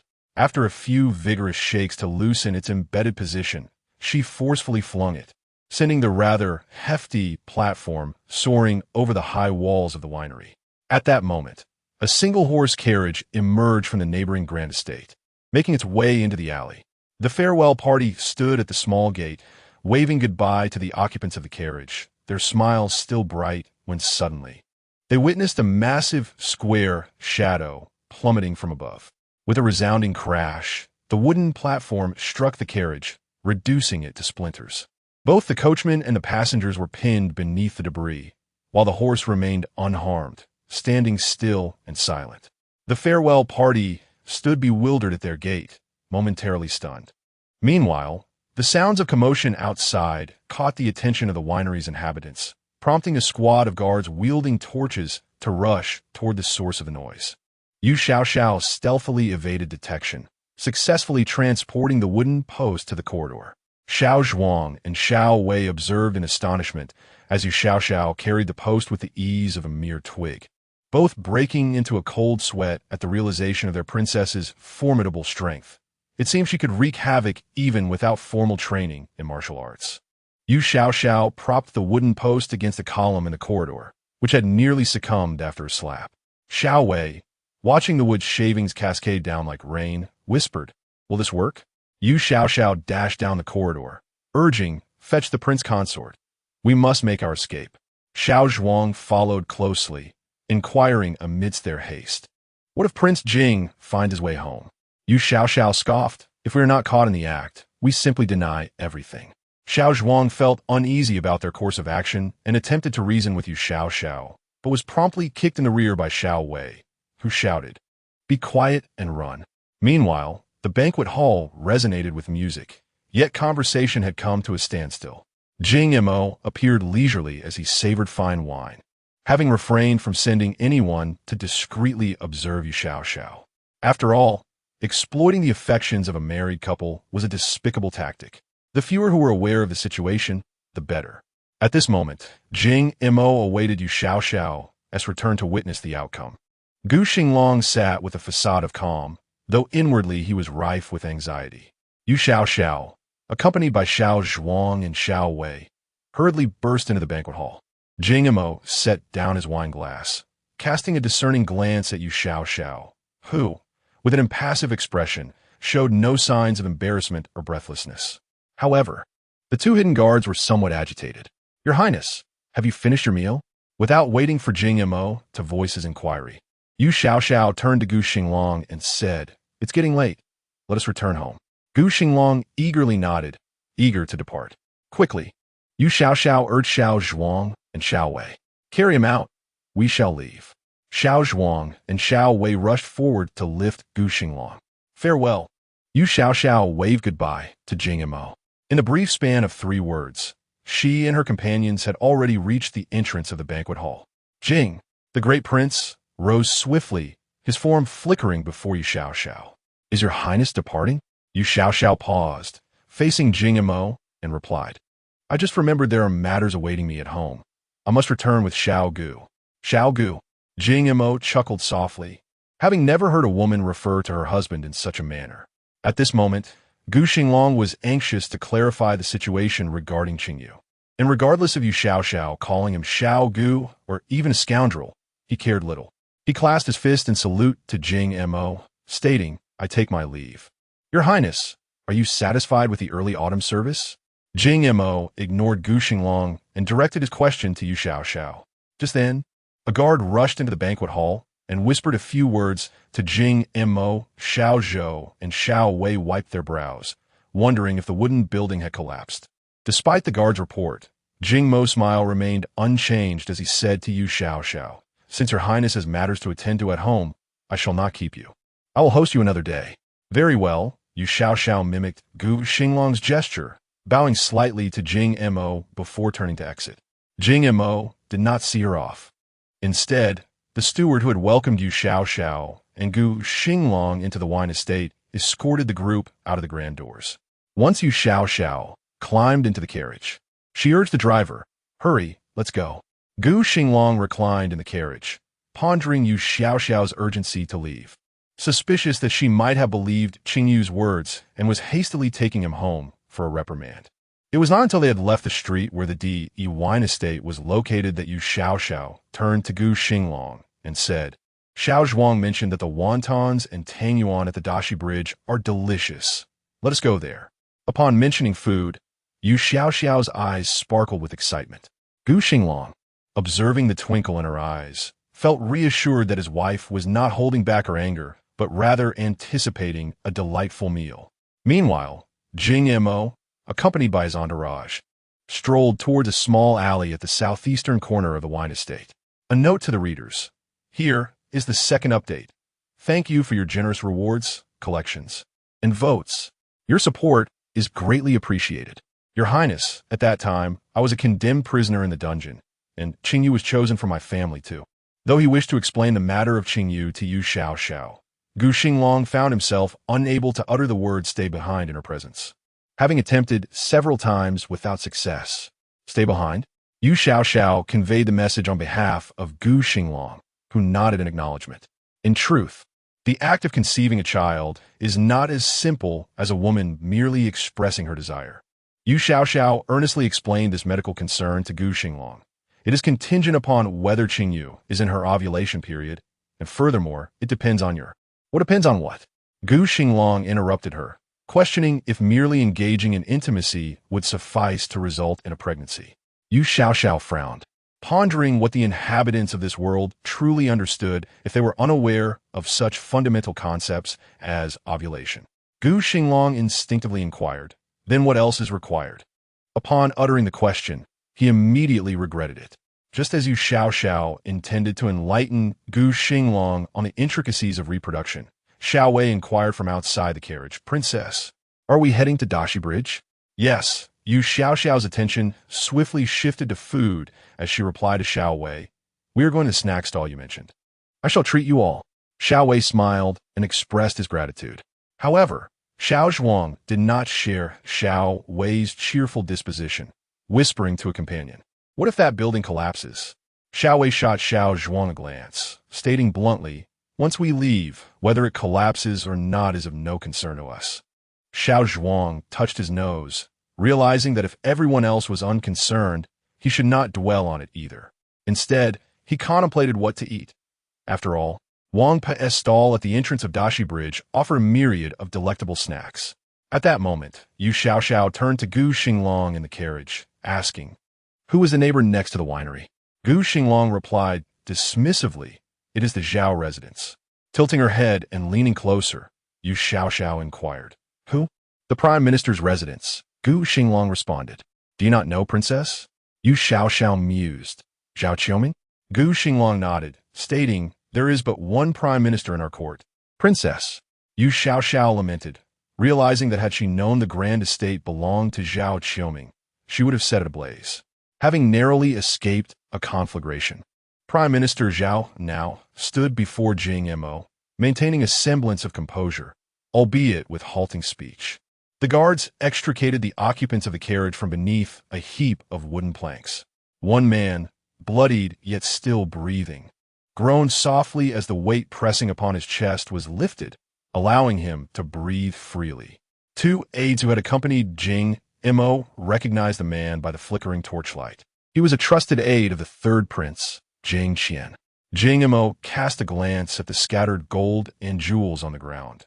Evidently, these were gifts intended for his younger brother, not fewer in value than those Zhao Qiuming had sent to himself. "Guests?" Jing Mo asked Zhao Qiuming with feigned ignorance. With the evidence of theft and possession glaringly apparent, Zhao Qiuming could not deny the charges. Jing Mo flicked his sleeve and turned to leave. Zhao Qiuming hurried after him a few paces, forcing a smile as he said, "Your Highness, the third prince has sent someone. I cannot avoid seeing him, so I hope you will forgive me." Jing Mo replied, "The hour is late, Prime Minister Zhao. Let us discuss matters tomorrow." Zhao Qiuming nodded submissively. Two guards carried Jing Qian's aid, while several others held the gifts from Zhao Qiuming intended for the third prince. As they made their way towards the wine manor, Zhao Qiuming watched the procession pass by him, refraining from uttering another word to Jing Mo. Once Jing Mo and his entourage had departed, Zhao Xiangye stood in a daze before the shattered carriage, pondering how a wooden platform could have suddenly appeared and smashed into the vehicle. Turning his gaze towards the towering walls of the wine manor, he wondered who could possibly be scheming against him. Two servants from the Zhao household lifted the injured coachman, and the steward approached Zhao Qiuming, "Inquire, my lord. What shall we do with this coachman?" Zhao Qiuming glanced at the bloodied figure of the coachman, who had been brought by Jing Qian's aide, and felt obliged to inquire about the fate of this man. He whispered, "Fetch a doctor for him." The steward complied, taking two servants with him to transport the coachman back to the residence. It could not be mere coincidence, thought Zhao Qiuming as he contemplated the imposing walls before him. Surely, someone had targeted Jing Qian's men upon their arrival in the capital. Who could it be? Jing Mo? Or perhaps the faction within the court opposing him? The wooden platform was large and heavy. Even a dozen strong men would struggle to lift it. Whoever had hurled the platform must possess extraordinary martial prowess and was likely concealed within the wine manor. Zhao Qiuming's mind raced.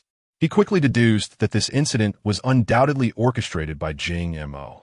The skill of the assailant was inconsequential. What mattered was their ability to hide within the manor. Such a feat would be impossible without Jing Mo's consent. Father? Zhao Beicheng, who had been silently following Zhao Qiuming, finally spoke after traversing the narrow alley with him. The situation was becoming more complicated, Zhao Qiuming sighed softly. Jing Mo and Jing Qian are rivals for succession. I had initially hoped to play both sides, but that now seems impossible. Zhao Beiqing suggested, then simply choose one. Zhao Qiuming offered a bitter smile. Even if he wished to choose, would Jing Mo acquiesce? Inside the wine manor, once Jing Mo entered the room, his previously composed demeanor darkened. He kicked over a table in a fit of rage, exclaiming, "What a cunning Zhao Qiuming! Does he think he can toy with me in this farce of dual allegiance?" His aides, witnessing his fury, stood silently by, too intimidated to speak. After pacing the room several times in agitation, Jing Mo gradually regained his composure and settled into the grand armchair, sneering, "That rascal is indeed persistent." At that moment, a guard stationed at the door reported, "My lord, Zhao Qiuming's people have taken the coachman back to the residence. They intend to treat him as per Zhao Qiuming's orders." "Understood," Ying Montag replied curtly. After the guard exited, silence enveloped the room for a considerable time before Jing Mo finally spoke again. "That coachman is also one of the third prince's men. It appears Zhao Qiuming is reluctant to offend the third prince." One aide stepped forward, saying, "My lord, Zhao Qiuming merely seeks to navigate both sides. He certainly does not wish to cross you. What use do I have for such a fence-sitter?" Jing Mo retorted coldly. "My lord," another aide chimed in, "the Zhao family still wields power in Fengtian. It would be a pity to discard them." A glimmer of fierce light flashed in Jing Mo's eyes as he murmured, "Indeed, it would be a pity to discard it. Thus, we must place a leash upon this dog." His two aides hastily inquired, "What does the master mean?" Yu Xinglang, born of concubine Zhao, prompted Jing Mo to coolly respond to his aides, "Since the Zhao clan harbors too many ambitions, I shall take this sixth prince to execute the son." To the readers, here is the first update. A second will follow in 1 hour. If it does not arrive, it must be due to a system error. In the dimly lit 49th floor, upon hearing Jing Mo's intention to exchange Yu Xinglang as a hostage, one aide quickly asked, "What Yu Zi?" Jing Mo gestured towards the half-open window. The aides turned to gaze outside, where they could see the wooden building where Jing Mo had just hosted Yu Xiao and Gu Xinglang. Princess Linglong once wisely remarked, Jing Mo stated, "What use do I have for a small prince who lacks his father's favor and whose maternal clan's influence is confined to a mere locality? What are the Gu family?" One aide queried, noting that if Jing de Huangzi could secure the allegiance of the Gu family, it would indeed be a significant achievement. Jing Mo called out to the courtyard, "Where is Chu Qiu?" "I shall fetch her immediately," a guard stationed outside replied. At that moment, Jing Mo recalled Qing Yu and felt a twinge of unease. Logically, the maid should have come to see him after completing her task. Why had both Princess Linglong and her husband departed without her showing up? Could it be that the furious Yu Linglong had dispatched her?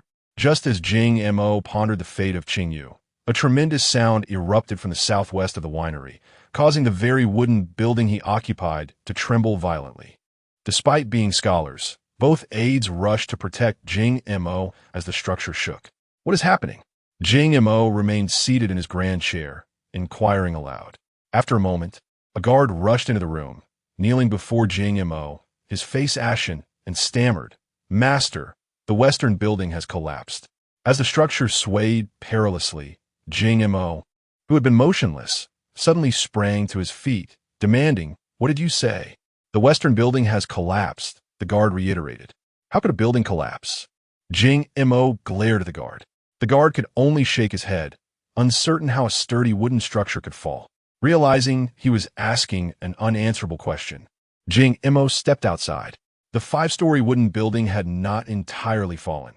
Half of it lay collapsed, the other half leaning northward, as if cleaved in two by an unseen sword. Standing before the ruins that consumed the entire courtyard, Jing Mo felt a chill in his hands and feet. Speechless for a long while, the steward rushed to Jing Mo's side, exclaiming, "Master, no one was injured. It is merely the building that has fallen." As he stood upon a broken beam, Jing Mo questioned, "What transpired?" The steward, flustered, replied, "I do not know. The building simply collapsed." At that moment, the captain of the guards also arrived, stating, "Master, Princess Linglong should have been here just now." Could Yu Linglong, accompanied by merely 2 guards, Truly dismantle an entire building on her own? Even if one were to insist upon it, Prince Jingma would scarcely entertain such a notion. Investigate, Jingma commanded. Summon the craftsmen to ascertain the cause of this collapse. The steward, having received his orders, hastened away. Master, the steward had scarcely departed when another guard, stationed at the entrance, rushed in to report. The Zhao father and son have arrived, seeking an audience. The aide assessed Jingma's demeanor and suggested, allow them to leave. However, Jingma, kicking aside a splintered beam, relented. Very well, let them enter. Obedient to his command, the guard soon escorted the Zhao duo into the room. The uproar caused by the fallen wooden structure was significant, and it was implausible for those residing in the adjacent Zhao residence not to have noticed. Zhao Qiuming, seated in his study, had felt the tremor, and upon learning of the incident at the E Tavern, he wasted no time in bringing his eldest son along. Lacking patience, Zhao Beicheng, after greeting Jingma alongside his father, inquired, Your Highness, what caused the collapse of this building? Jingma himself had been contemplating whom to question. Upon noticing that it was the west building that had fallen, Zhao Qiuming froze in place, his expression one of impending doom. As Jingma pondered Zhao Qiuming's morose demeanor, a nearby guard murmured a stroke of fortune. Thank the heavens that Princess Linglong has departed. Had the building collapsed even a moment earlier, she might have perished within. Reflecting upon the guard's words, Jingma contemplated the ramifications of Yu Linglong's demise occurring on his watch. His gaze towards Zhao Qiuming shifted ominously. If Linglong were to perish, who would stand to gain the most? The answer lay with the Zhao consort and the sixth prince, Yu Ziming. With Yu Zi having been brought back to Zhuri, and Linglong now deceased, what remnants would remain of the Jiang faction within the imperial court? Without Linglong, the Gu family would lose their pillar of support, and should Emperor Xianzong's ire be provoked, the Gu family could face annihilation, ultimately benefiting the Zhao clan. Just as suspicion towards Zhao Qiuming brewed in Jingma's mind. A guard inspecting the ruins suddenly felt the ground beneath him give way. Before he could utter a warning, both he and the wooden debris plummeted into the abyss below. The sound of the collapse sent a wave of anxiety through those present. Zhao Qiuming, witnessing the sinkhole, closed his eyes, internally resigning himself to despair. Jingma, swaying slightly but refusing assistance, steadied himself and commanded, investigate the site. A contingent of 5 or 6 guards rushed to the area of the collapse, only to discover a darkened opening, perfectly sized for an adult male to enter. Below, a hidden passage lay concealed, for which the fallen guard now shouted for help. Jingma cast a sidelong glance at Zhao Qiuming and instructed his aides, send down 2 men to explore where this passage leads. Your Highness, Zhao Qiuming attempted to interject. Jingma waved his hand dismissively. I wish to hear nothing at this moment. Zhao Qiuming found himself abruptly silenced. 2 guards leaped into the pit, first assisting the injured guard out before venturing eastward along the subterranean path. Jing Mo paced back and forth before the ruins, hands clasped behind his back, as the bright moon was obscured by thick clouds. Despite the numerous lights in the courtyard, a shadowy gloom settled over the area. The guards, trained in martial arts, approached with swift steps, and soon 2 of them leapt from the hidden passage to stand before Jing Mo. Where does this passage lead? Ying Montak in Kvilet. One of the guards replied, My lord, this passage leads to the artificial hill in the back garden of the Zhao residence. Jing Mo chuckled softly and turned to Zhao Qiuming, remarking, It is quite a burden for Minister Zhao. Upon hearing that the passage led to his own home, Zhao Beicheng was taken aback, exclaiming, How is that even possible? Zhao Qiuming gazed at the ruins before him, bewildered at how the building had collapsed. Aside from Jing Mo himself demolishing it, who else could have ventured into the E winery to tear down structure? Surely, Jing Mo was aware of his clandestine dealings with Jing Qian, and this was a display of power from the esteemed Prince Jing. Listening to Zhao Beicheng's mutterings, Jing Mo continued to smile, responding, Indeed, how could that be? However, Zhao Qiuming suddenly recalled that he had been covertly monitoring the E winery. If this matter were to reach the ears of Zhuri, the third Prince Jing Qian's alliance with him could swiftly be spun by Jing Mo into a tale of Jing Qian being duped by unworthy subjects. leading to a significant loss of face for him. Ultimately, this was merely a tactic employed by Jing Mo against his own brother. To the readers, here is the second update. Thank you for your generous support, collections, and votes. The plot thickens, becoming increasingly convoluted. Gather the people, Jing Mo commanded, no longer regarding the Zhao father and son. Escort Minister Zhao and General Zhao out. Father, Zhao Beicheng called out in desperation as Jing Mo prepared to dismiss them. Noticing that his father remained silent, Zhao Qiuming bowed respectfully to Jing Mo and stated, Your Highness, I'm also bound by royal decree. Jing Mo's voice turned icy as he ordered, See them out. Minister Zhao, please, one of the guards stepped forward, gesturing toward the courtyard gate. Zhao Qiuming uttered no further words and turned to follow the guard outside. As he watched the Zhao father and son depart, a strategist beside Jing Mo quietly remarked, With the truth exposed, they will shift the blame to the monarch. How can the court of Tian be well served by such ministers? Jing Mo sneered.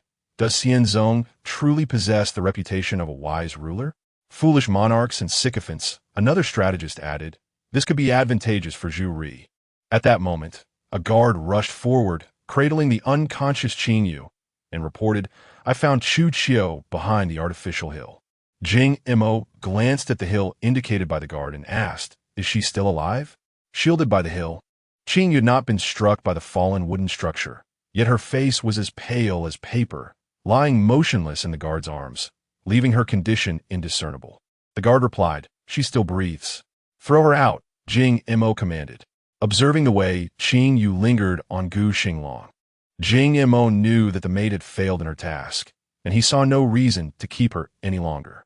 My lord, one of the aides suggested to Jing Mo, perhaps Qiu Ming is aware of the events that transpired in this courtyard. It would be prudent to awaken her and inquire. Jing Mo gestured to the guards, instructing them, Fetch a physician for her.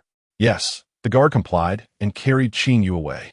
At that moment, Zhao Qiuming and his son exited the wine house, standing before its entrance. Zhao Qiuming whispered to Zhao Beicheng, You need not return to the manor. Go to the palace to seek the empress. Zhao Beicheng replied, What purpose do I have in finding her? Father, what is this about a secret passage? How could I, the legitimate heir of the Zhao family, be unaware of such a significant matter connecting our home to the wine house? As they walked towards the Zhao manor, Zhao Qiuming gritted his teeth. Do you still have time to converse? We have offended Jing Mo. Zhao Beicheng retorted. Is he capable of killing us in Fengtian? Zhao Qiuming, filled with frustration at his son's shortcomings, exclaimed, He is bound to target the sixth prince. Why are you still standing here idly chatting? Zhao Beicheng paused, realizing that Jing Mo's most effective reprisal against their family would be to send Yu Ziming to the Zhu Ri as a hostage. Hurry! Zhao Qiuming urgently urged his eldest son. Zhao Beicheng was about to run when Zhao Qiuming called him back, instructing, When you enter the palace, tell the emperor that a wooden building at the wine house has collapsed, and I have been startled. Zhao Beicheng questioned, Will this ensure that I meet the empress? Zhao Qiuming replied, If I fall ill from shock, the emperor will surely notify the empress. Be sure to specify that it was the wooden structure in the west that collapsed.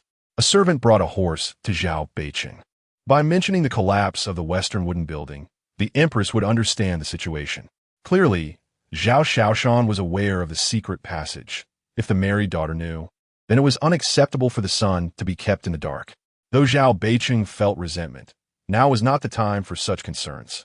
The eldest son of Zhao mounted his horse, accompanied by only 3 attendants, and galloped towards the imperial palace. As Zhao Beicheng raced towards the palace, Yu Xiao and her companions arrived at the Great Stone Bridge. The Great Stone Bridge was an ordinary stone bridge in the capital, illuminated by the bright moon overhead. The river reflected the moonlight, shimmering with rippling waves, while pleasure boats gently glided beneath the bridge, their oars creating concentric circles on the water's surface. As Xiao Zhuang and Xiao Wei served as covert guards for Xianzong, they seldom had the opportunity to exit the palace. Assigned to Yu Xiao as her attendants, they had yet to explore the bustling and vibrant capital. Upon reaching the Great Stone Bridge, the brothers helped Gu Xinglang down from the carriage and set him beside a food stall before racing up the bridge, leaning over the railing to observe the boats on the river. The women aboard the pleasure boats, clad in thin garments and light veils, revealed a hint of their bosoms and exhibited charming manners, captivating the brothers' gazes. An elderly woman with gray hair and a slight hunch approached Yu Xiao and softly inquired, "Madam, what would you like to order?" Yu Xiao turned to Gu Xinglang, asking, "What do you wish to eat?" Gu Xinglang replied, "Did you not express a desire for wontons?" Yu Xiao affirmed, "I wish to eat everything." Gu Xinglang could only say to the old woman, "Wang Pe, please start with 2 bowls of wontons, and then serve 1 bowl of each of your other offerings." Yu Xiao inquired, "1 bowl?" Gu Xinglang cleared his throat and replied, "If it is insufficient, we shall order more." Satisfied, Yu Xiao instructed Wang Pe, "Make sure they are generous portions." Wang Pe, having spent most of her life selling snacks at the bridge, was keenly perceptive and recognized that this young couple was well off. With a nod, she busied herself with their order. Numerous snack stalls lined the bridge, and as Yu Xiao sat beside Gu Xinglang, she found herself not only envious of the delicacies, but also immensely hungry, fearing that Yu Xiao might upset her stomach, especially after she had devoured an entire table of dishes at the deity winery. Gu Xinglang gently advised her, "Let us return tomorrow. Overindulgence is detrimental to one's health." Just then, 2 passers-by walked past, savoring the aroma of freshly fried fish, and Yu Xiao could no longer contain herself. "I shall be right back," she declared. At that moment, Wang Po approached with 2 bowls of wontons. Gu Xinglang breathed a sigh of relief, believing that these wontons might be sufficient to keep his little wife occupied. However, Yu Xiao picked up her wontons and headed toward the fried fish stand. Gu Xinglang, unable to walk, could only watch as Yu Xiao, devoid of any princess-like grace, slurped her wontons while walking. When Xiao Zhuang and Xiao Wei returned to Wang Pe's stall, Gu Xinglang had only consumed half of his wontons, while Yu Xiao had vanished into the bustling night market. "She has gone to buy food," Gu Xinglang informed Xiao Zhuang and Xiao Wei. The 2 brothers exhibited no concern for Yu Xiao's safety. This was not due to a lack of vigilance on their part, but rather their unwavering belief in their princess's unparalleled martial prowess. They worried less for her and more for the unfortunate souls who might fall victim to her whims. "Please, sit," Gu Xinglang invited Xiao Zhuang and Xiao Wei to join him at the same table. Xiao Wei plopped down, while Xiao Zhuang called out to Wang Pe, "2 bowls of wontons here, please." Before Wang Pe could respond, a group at the next table erupted in laughter. The young master from the Gu family, once rumored to be a celestial being, now appeared merely a useless man, reliant on a woman for survival and regaining his title as general. A burly man mocked, "Is this still a man?"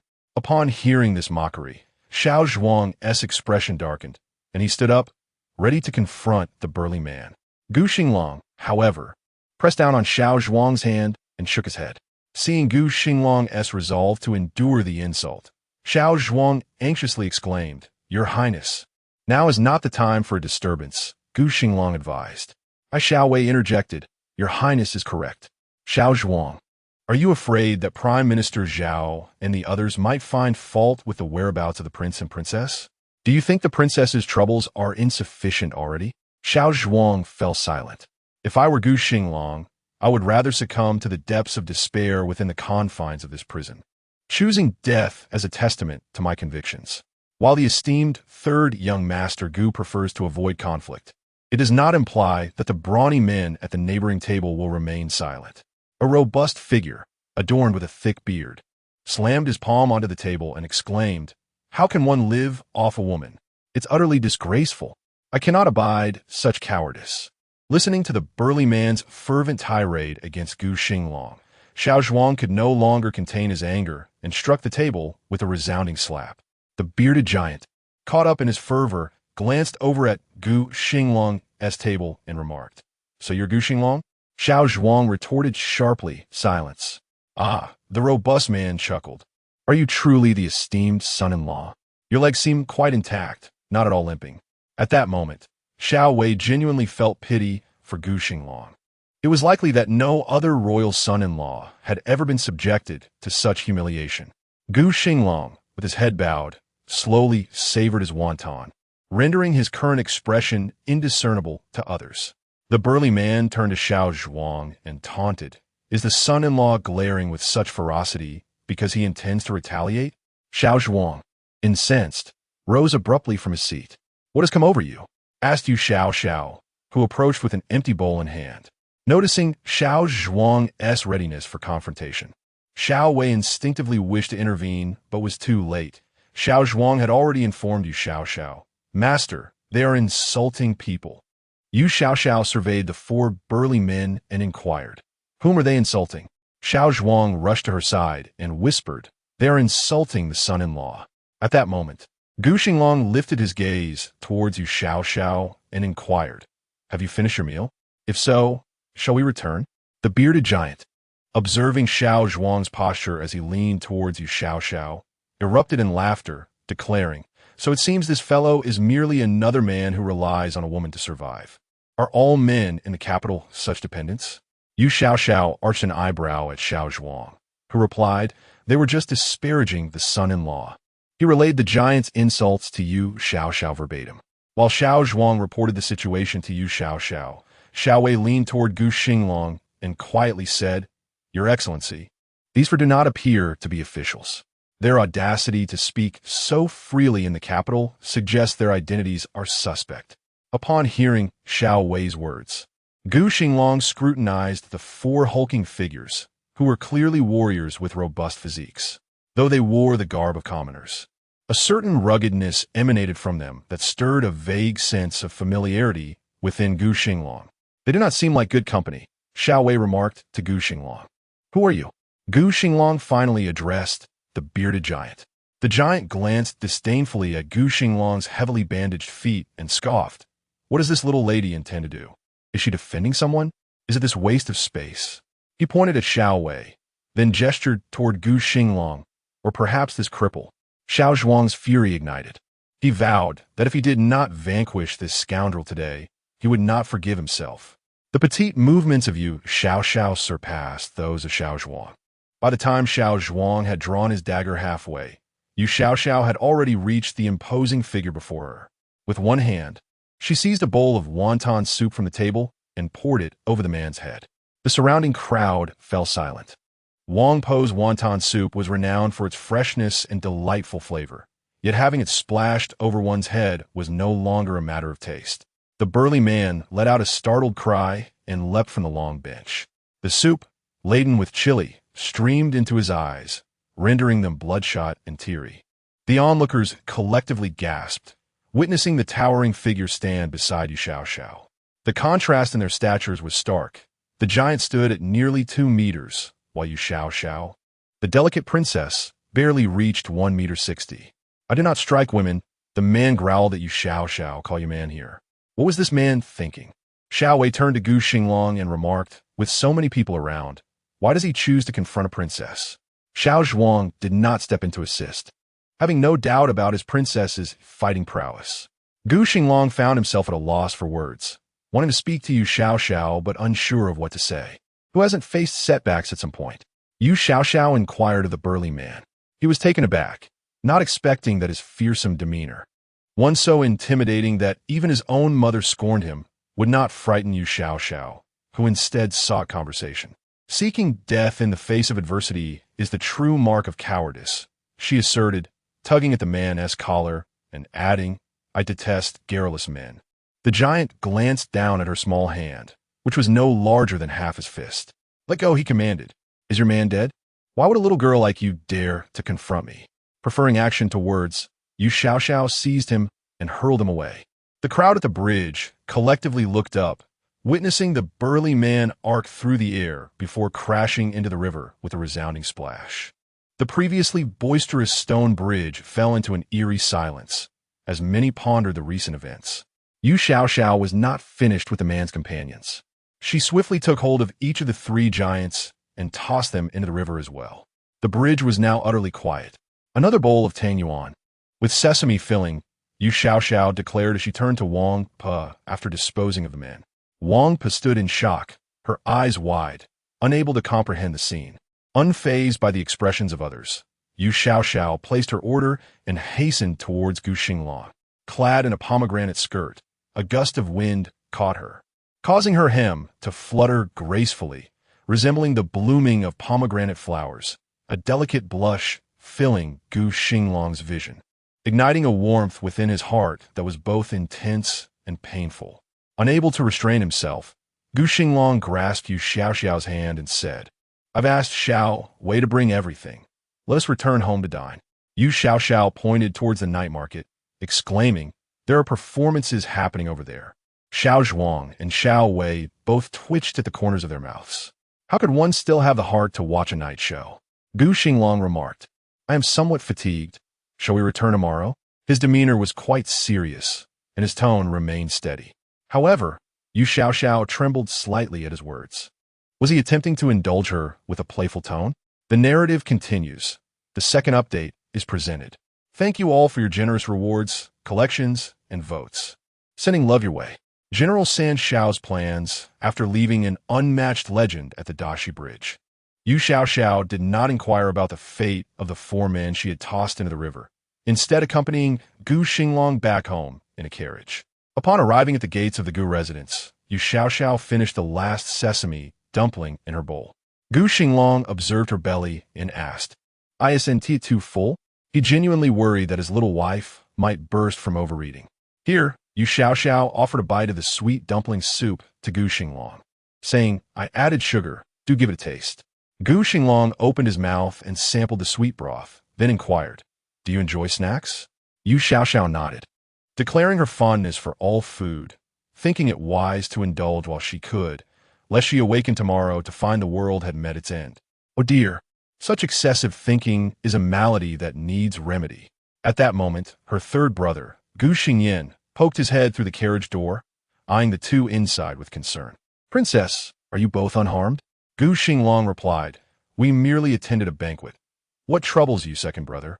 Gu Xingyan exclaimed, "You are unaware that a wine house has collapsed. My heavens, such a tall building could fall." "Oh," Yu Xiao elongated her tone in surprise. Outside the carriage, Xiao Zhuang and Xiao Wei felt a shiver of dread. Indeed, the building had truly fallen. Gu Xinglang inquired, "The building fell? When did this happen?" "I was unaware." Gu Xingyan responded, "Just moments ago." Yu Xiao asked, "Did anyone get hurt?"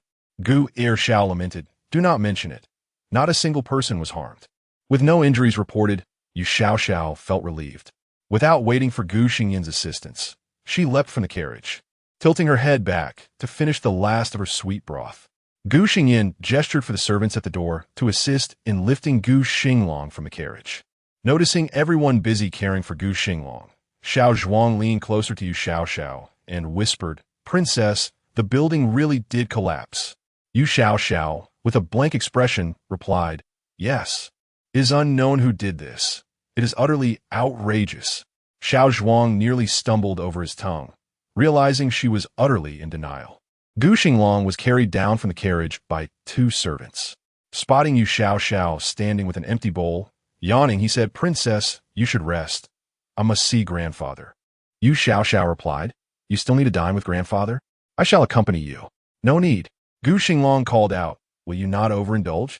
Gu Xingyan was taken aback, glancing between his younger brother and sister-in-law, and asked Yu Xiao, "Princess, were you not satisfied at the banquet?" Gu Xiao believed he could comprehend the situation. Upon encountering Jing Mo, he surmised that the princess and his younger brother must be discussing matters concerning the 7th prince, leaving no inclination to dine.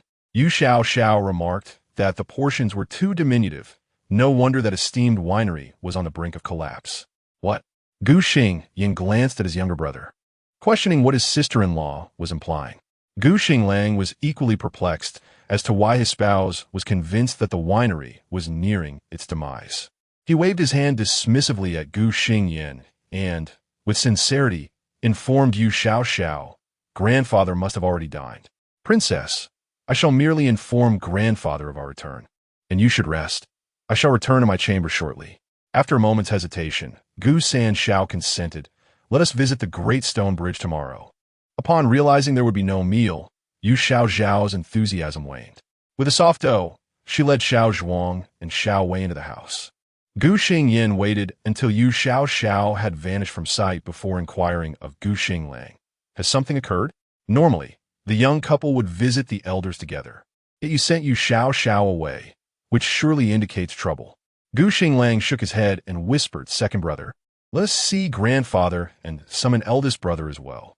As Gu Xingyin accompanied Gu Xinglang to the soft sedan chair, he could barely contain his impatience upon entering the estate, asking, "What is amiss?"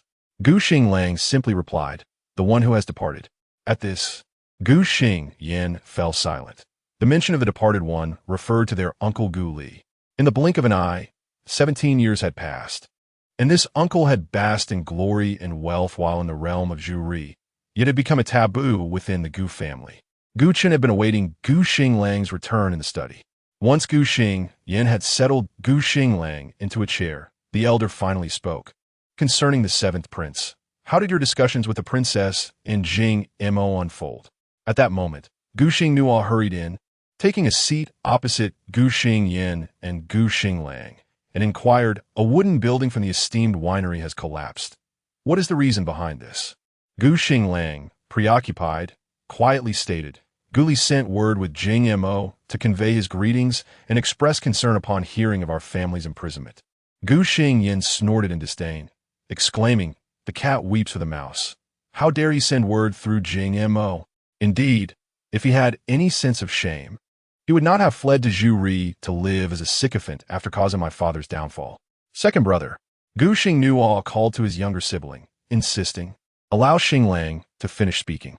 Gu Xinglang recounted how Jing Mo had offered their family surrender and the defense plans for Wangxiang City, as well as the matter of Qing Yu sowing discord between him and his wife. Gu Xingyan's face turned a shade of green with anger. He was inclined to curse, but upon witnessing the fury etched on their grandfather and elder brother's faces, he too fell silent. The lights in the study flickered ominously, crackling several times before Gu Chan sighed deeply, declaring, "Unfortunate times indeed. The world is a harsh place." Gu Xinglang remarked, "Had we not acquiesced, Jing Mo would undoubtedly have taken the seventh prince. Grandfather, shall we merely watch the seventh prince go to Zhu as a hostage?" A heavy silence enveloped the study once more. Gu Xingyin scratched his head vigorously, turning to Gu Xinglang. "Have you elucidated the matter of Qing Yu to the princess?" What was her response? Gu Xinglang fell silent once more. He had intended to explain, but what transpired afterward? Ah, right, the princess planned to visit Dashi Bridge for snacks, a matter he refrained from elaborating. Gu Xingyin inquired, "You did not mention this?" Gu Xinglang thought to himself. Could he honestly say that the princess cared more for food than for the matter concerning Qing Tian? Alas, why did his heart feel so heavy once again? "Enough," Gu Chan declared. "Regarding the matter of Qing Tian, I shall have your grandmother personally speak to the princess tomorrow." Gu Xingnuo interjected, "And what about the case of the seventh prince?" Observing that his grandfather and two elder brothers had once again lapsed into silence, Gu Xinglang gritted his teeth and stated, "Even if I do not mention that the princess and I are already married, she has saved my life on 2 occasions. I must repay this kindness." "What do you intend to do?" asked the elder. Gu Xinglang replied, "Grandfather, I wish to take the seventh prince and leave the capital." "You wish to escape with the seventh prince?" Gu Xingyin exclaimed. "Are you capable of riding a horse or fighting? How do you plan to take the seventh prince away?" Gu Xinglang had already devised a plan and resolutely stated, "I shall say, I am leaving the capital to seek medical treatment. I will take the seventh prince to a safe location first. Jingma cannot remain in the capital indefinitely. If the seventh prince goes missing, the emperor will surely dispatch another prince to hunt him down. Once the situation is calmed, I will return with the seventh prince and leave it to the emperor to decide our fate." "Leave it to the emperor to decide our fate?" Gu Xingnuo gazed at his younger brother and warned solemnly, "Xinglang, are you courting death? Regardless of which prince is taken as a hostage." Upon Gu Xinglang's return to the capital, the mother and influential factions of that prince will not let you off lightly. Even Gu Xingyin can comprehend this. Even if he does not wish for his daughter to become a widow, Xianzong will not spare you from a death sentence. Gu Xinglang is destined to become a thorn in the side of the powerful elite. Gu Xinglang sighed softly and remarked, "What other options do we have besides taking the seventh prince to safety?" I owe a great debt to the princess and do not wish to see her distressed. As Gu Xinglang sat in the study of the elder, speaking words that, though unaware to him, resonated deeply with those around him, Wang Momo overheard Yu Xiao say, "When the time comes, I will take little Seven out for some fun. Once the storm passes, we will return. Do not worry, Momo. I will not let little Seven become a hostage." Wang Momo felt that since the empress had departed, her auditory hallucinations had worsened. "Out for some fun?" she asked Yu Xiao. "You mean to escape the capital, right?" Yu Xiao twirled 3 small golden kumquats in her hand and replied, "Yes, if you want to put it that way." "To flee with the 7th prince?" Wang Momo stared at her mistress, utterly bewildered. Has she lost her senses? In my lifetime, I have never heard of a princess taking a prince to become a fugitive. Is the city about to fall or the nation about to perish? Seeing Wang Momo's shocked expression, Yu Xiao added, "Do not worry. Who could possibly capture me? Even if they catch up, who could possibly defeat me?" Wang Momo plopped down onto the chair opposite Yu Xiao with a heavy thud, the wooden chair creaking under her weight. Yu Xiao then said, "Momo, while there is still time, perhaps you should consider losing some weight and finding a companion." In this moment, Yu Xiao has come to realize that society esteems slenderness as beauty. Although Wang Mama is a kind-hearted woman, her physique makes it rather challenging for her to find a companion. What? You say Wang Mama is too old? Such a narrow-minded perspective. Men often prefer women who are older than themselves. Isn't Yu Zi a prime example? Wang Mama trembled, her flesh quivering slightly, and finally succumbed to tears, questioning Yu Xiao. "Princess, what on earth has happened to you?" Observing Wang Mama's sorrowful outburst, Yu Xiao found it perplexing and could only remain silent. After a spell of weeping, Wang Mama abruptly wiped her tears and called out, "Xiao Zhuang, Xiao Wei, come in." The brothers Xiao Zhuang and Xiao Wei entered the room, catching sight of Wang Mama's tear-streaked face, and turned their gaze toward Yu Xiao, wondering what had transpired to cause such distress in Wang Mama. Wang Mama implored the brothers. What did the princess and the prince consort discuss at the banquet regarding His Highness the 7th Prince? This question left Xiao Zhuang and Xiao Wei at a loss for words. They had not overheard any mention of His Highness the 7th Prince from the princess. Only witnessing her throw Qingyu aside and, in a fit of frustration, demolish an entire wooden building while swatting at a moth. How could they possibly articulate this to convince Wang Mama? Why the silence? As they remained mute, Wang Mama grew anxious, standing and confronting them with piercing eyes, demanding, "What did Jing say?" "He said nothing of consequence," replied Yu Xiao. "He merely treated me and Xiao Gu to a meal, which was quite unsatisfactory, with portions far too meager." Xiao Zhuang quickly added, "Indeed, the princess consumed an entire table's worth of food, while the prince consort had not a single bite." Xiao Wei reflected that he had witnessed the princess devour an entire banquet in mere moments. Had she been starving during her time in the palace? Wang Mama, filled with despair, concluded that since Jing Mo had remained tight-lipped about His Highness the 7th Prince, the latter must be beyond hope. Silently, she turned away and plopped back down onto the chair, causing it to creak under her weight. "It's over," she muttered softly. "What do you mean, over?" inquired Yu Xiao. With a flicker of remaining hope, Wang Mama asked, "What did the prince consort say?"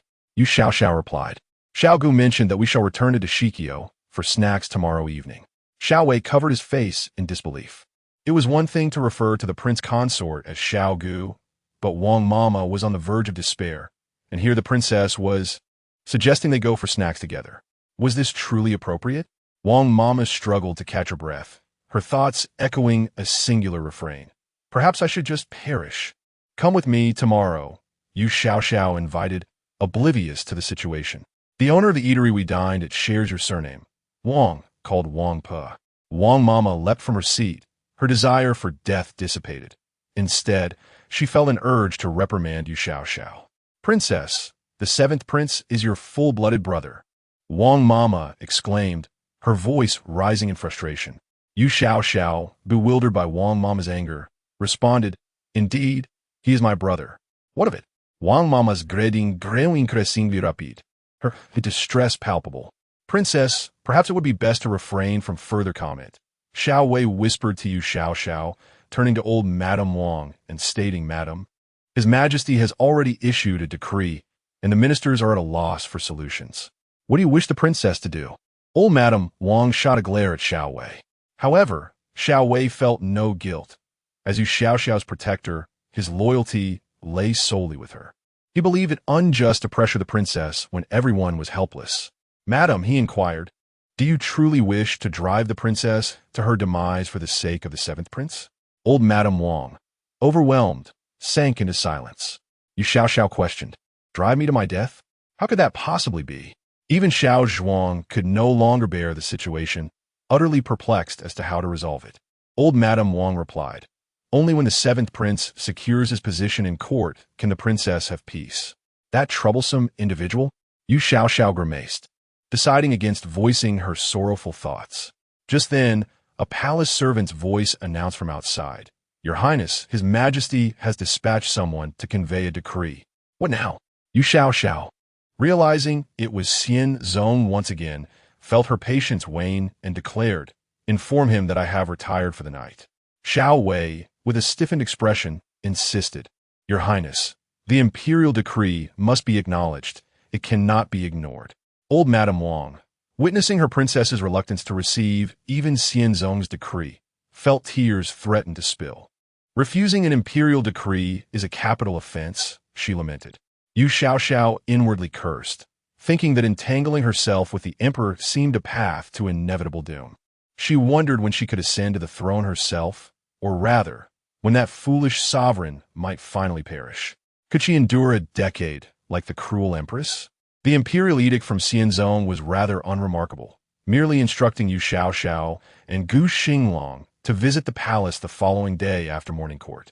Upon receiving the decree, Yu Xiao rose and inquired of the eunuch, What does my father wish to discuss with me? The eunuch shook his head, replying, Your Highness, I dare not inquire into His Majesty's affairs. Old Madame Wang stepped forward, discreetly slipping a purse into the eunuch's hand.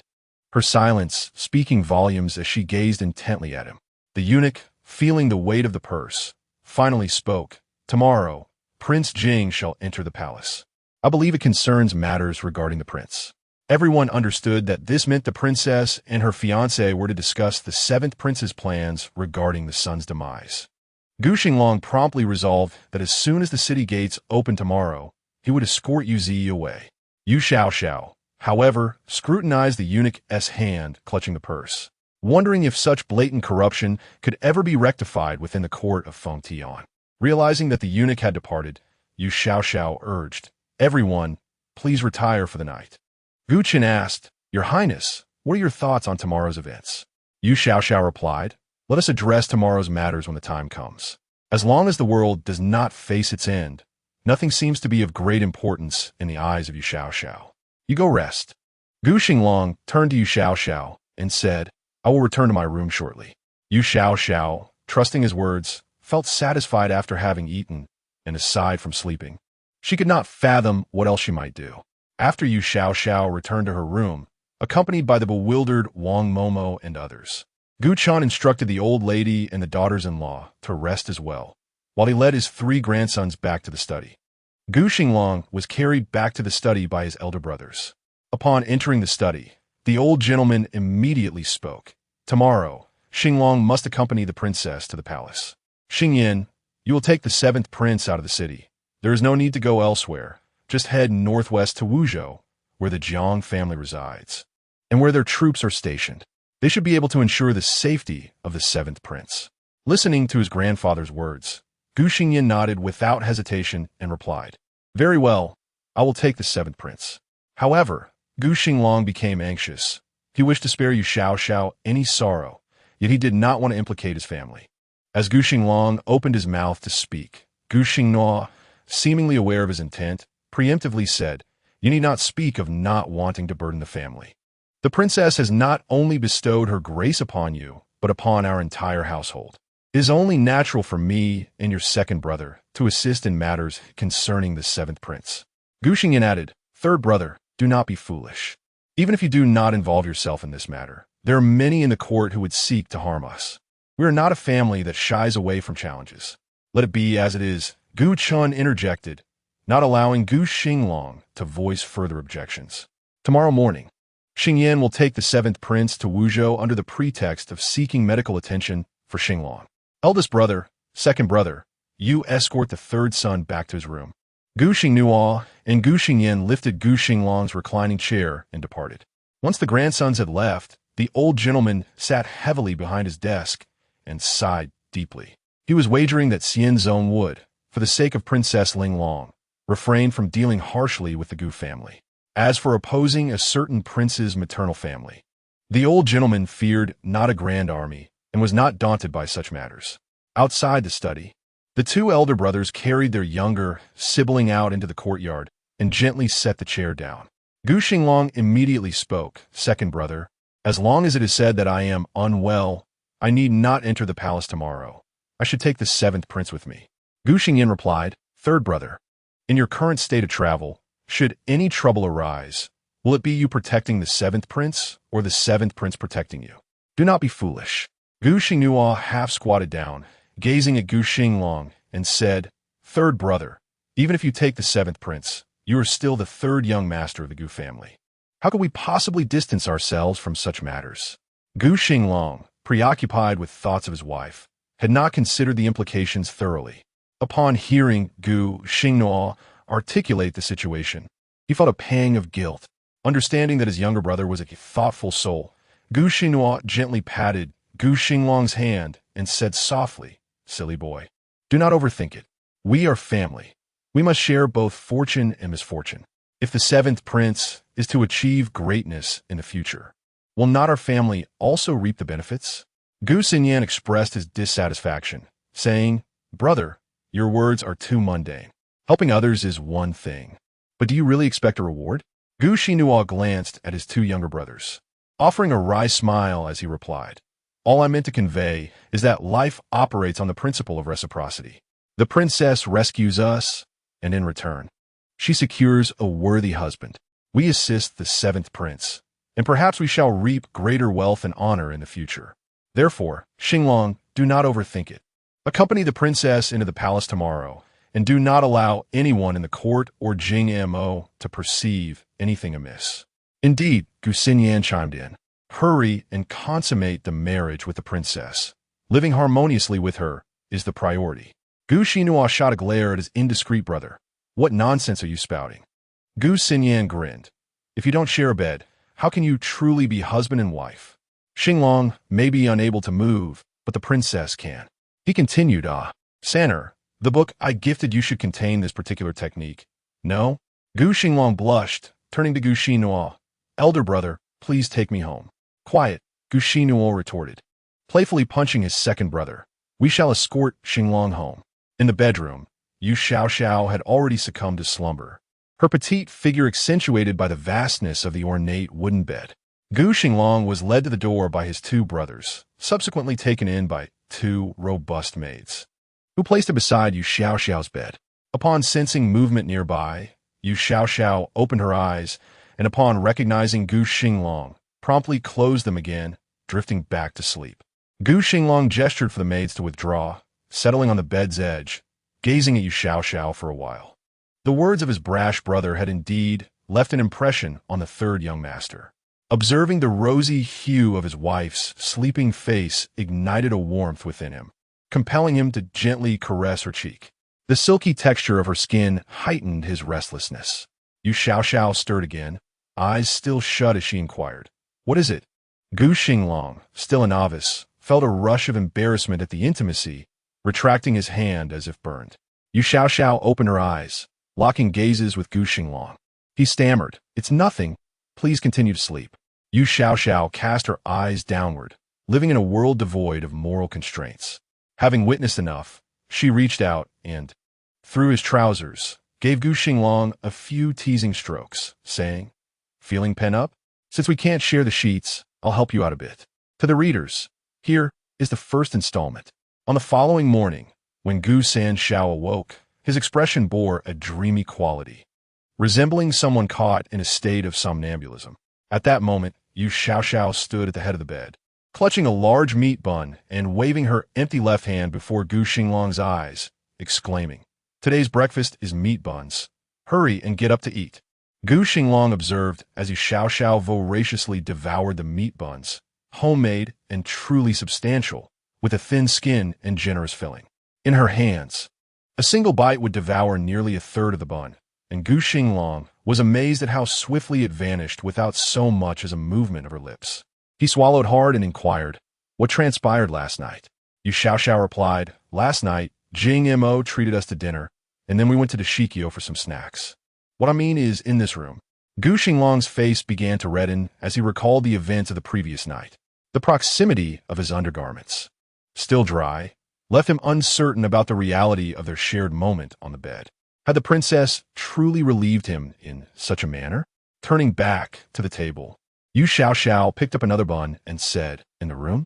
I helped you with that. Don't you remember?" Gu Xinglang's handsome visage flushed a deep crimson. It turned out there was indeed some truth to it. Returning to the bedside and witnessing his bashful demeanor, Yu Xiao expressed her confusion. "Why are you shy after waking up? Last night you were rubbing against my hand." Enough. Gu Xinglang wished to find a crack in the ground to hide himself. The events of the previous night flooded back to him, and with nowhere to retreat, he resorted to a rather childish action, pulling the blanket over himself to bury his embarrassment.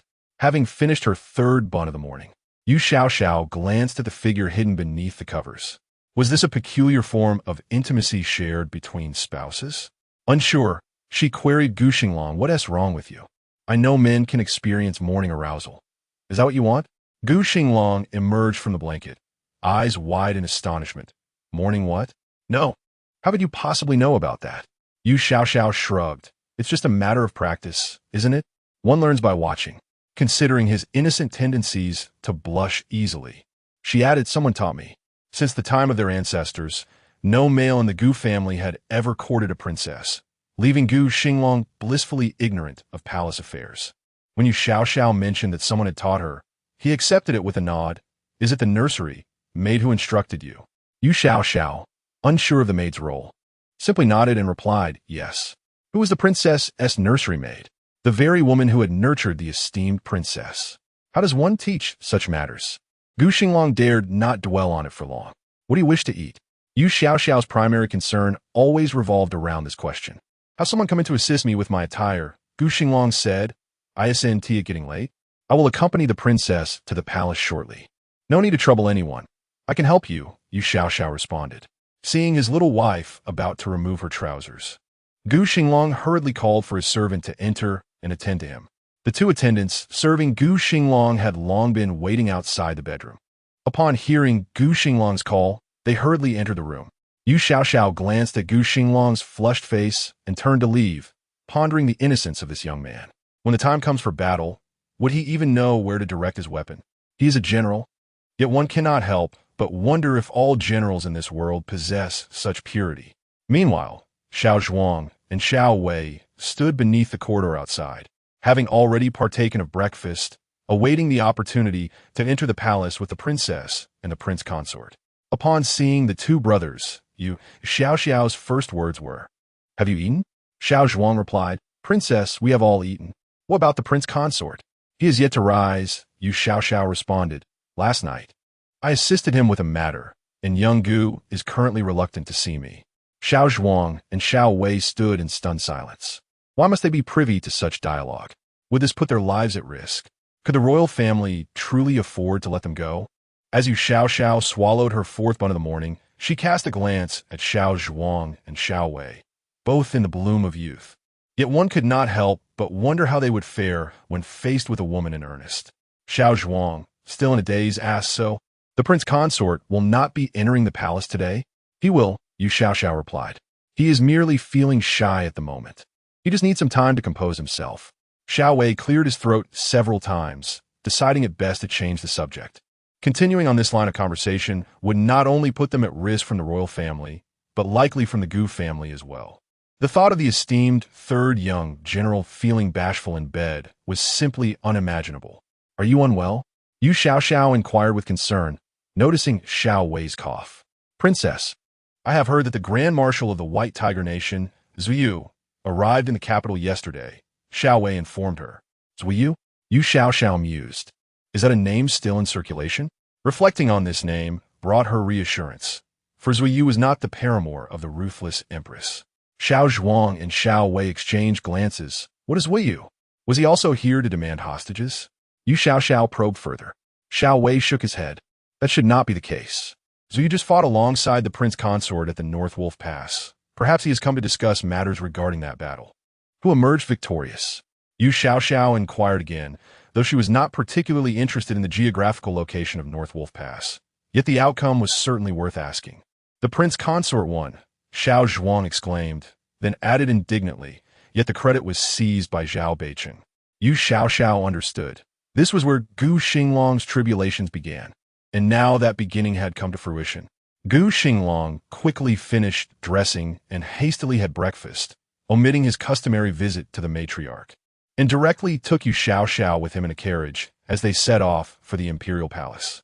Once the young couple departed, Gu Xingyan emerged from a side door of the Gu residence, accompanied by Wei Mama and the still slumbering Gu Zi. Gu Xingyan personally drove a single horse-drawn carriage toward the west gate. "Let us go," Gu Qin remarked, watching Gu Xingyan steer the carriage into the distance before turning to the matriarch and quietly asking, "Will Xingyan return safely?" The elder turned and walked into the room, declaring, "Am I, a devoted son of the family, one to fear death?" Upon hearing his words, the matron's tears overflowed. To the readers, here is the second installment. The narrative resumes with Yu Xiao and Gu Xinglang being escorted to the Imperial Palace's library pavilion once again. The one who came to greet the young couple was still Jing Zhong, maintaining an air of utmost respect, as if Yu Xiao had never berated him as a worthless eunuch.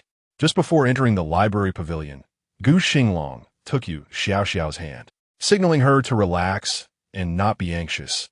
He would handle everything. However, Yu Xiao, oblivious to Gu Xiao's kind intentions, cast him a puzzled glance before stepping into the pavilion.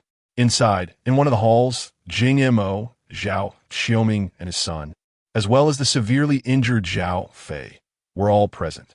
Upon entering, Yu Xiao noticed that behind Zhao Xiaoming stood Zhao Beicheng and three young noblemen who unmistakably resembled the eldest Zhao's son.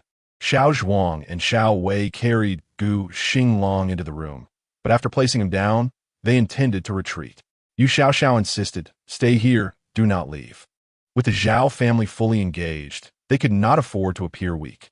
Xiao Zhuang and Xiao Wei hesitated to stay, fearing that if a dispute arose, they would be caught in the middle.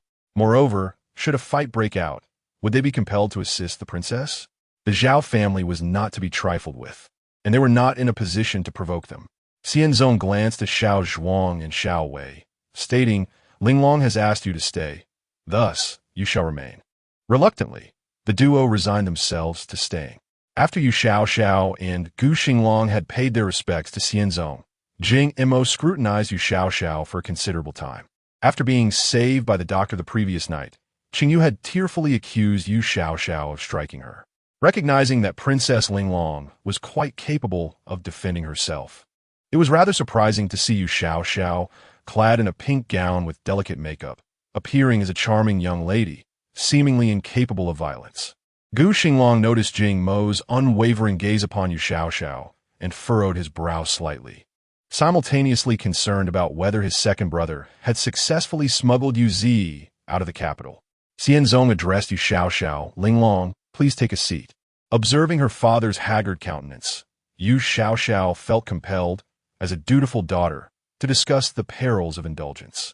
Upon hearing his daughter speak, Xianzong waved his hand dismissively, saying, "No need for gratitude, just sit." Yu Xiao, perplexed, thought, "Must one express gratitude merely for taking a seat? Whose absurd rule is this? After all, had not the Almighty proclaimed that all men are created equal? Wait, had the Almighty truly said that?" With such thoughts racing through her mind, Yu Xiao plopped onto the round stool that the little eunuch had brought her, her thoughts spiraling into theological quandaries at lightning speed. At this moment, Jing Mo withdrew his scrutinizing gaze from Yu Xiao. The princess had spent the entire night prior feigning madness, which he found utterly detestable. Nevertheless, Jing Mo had to concede that Princess Linglong's beauty was indeed to his liking.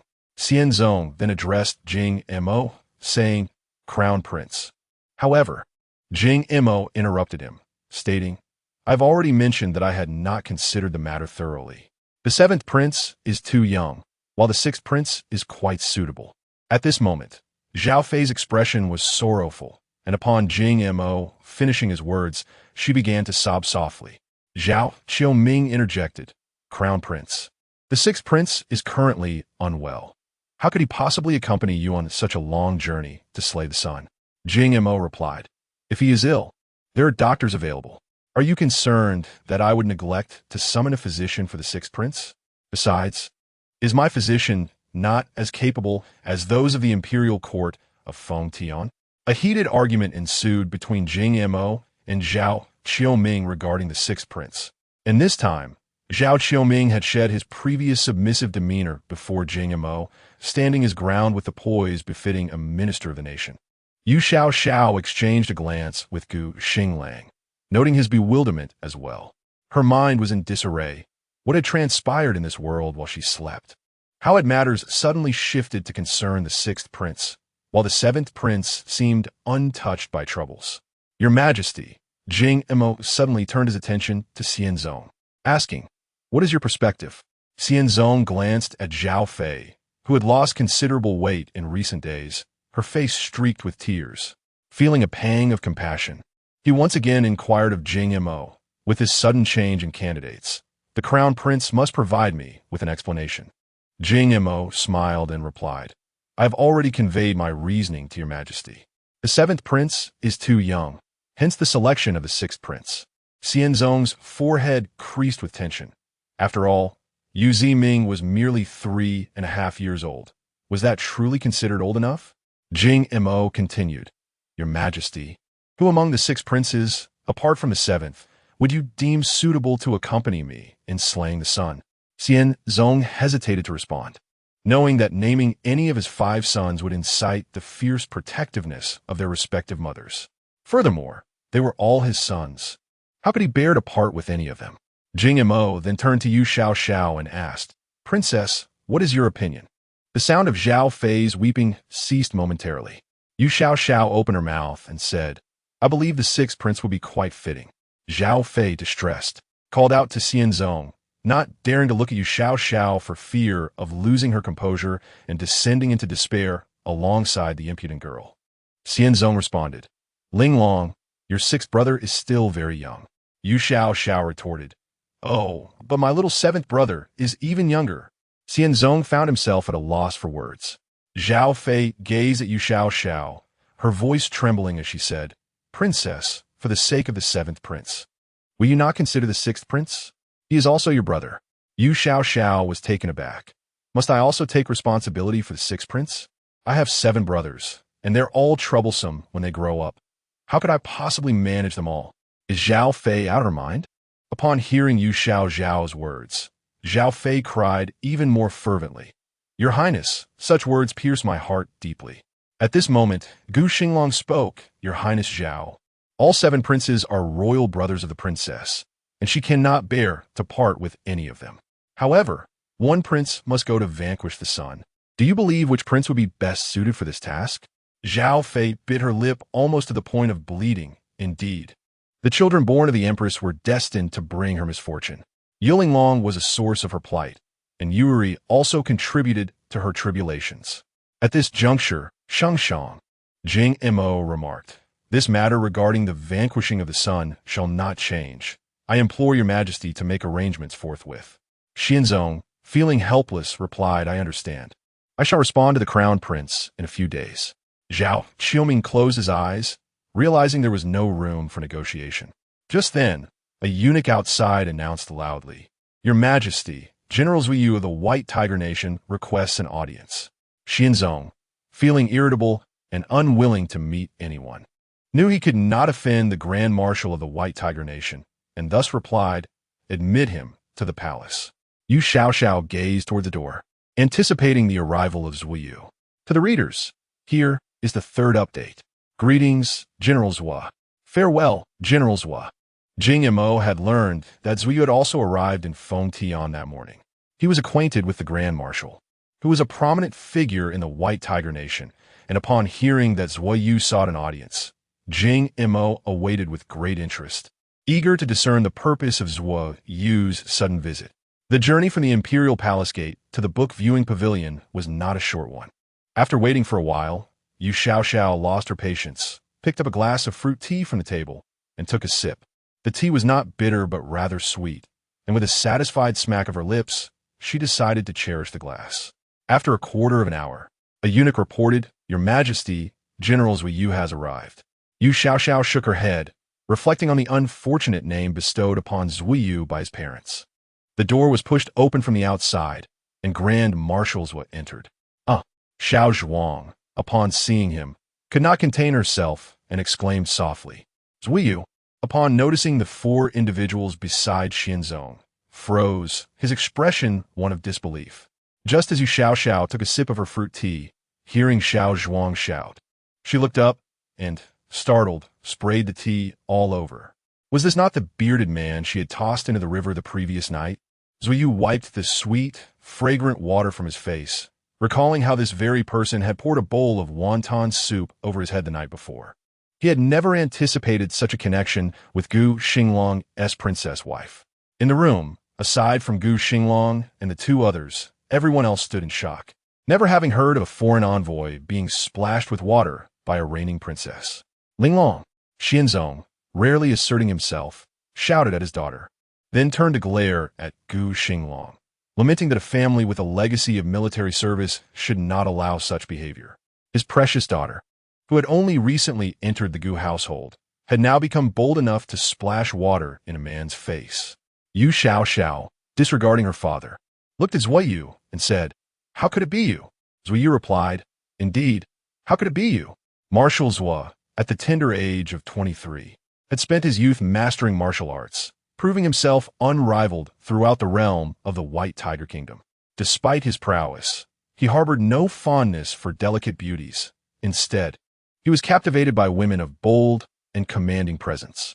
Last night, Marshal Zhuo finally encountered a woman who met all his criteria for a partner, and he had dispatched his subordinates to inquire about her identity. To his dismay, this woman turned out to be not a pleasant surprise, but a source of despair. "Do you not recognize this beginning?"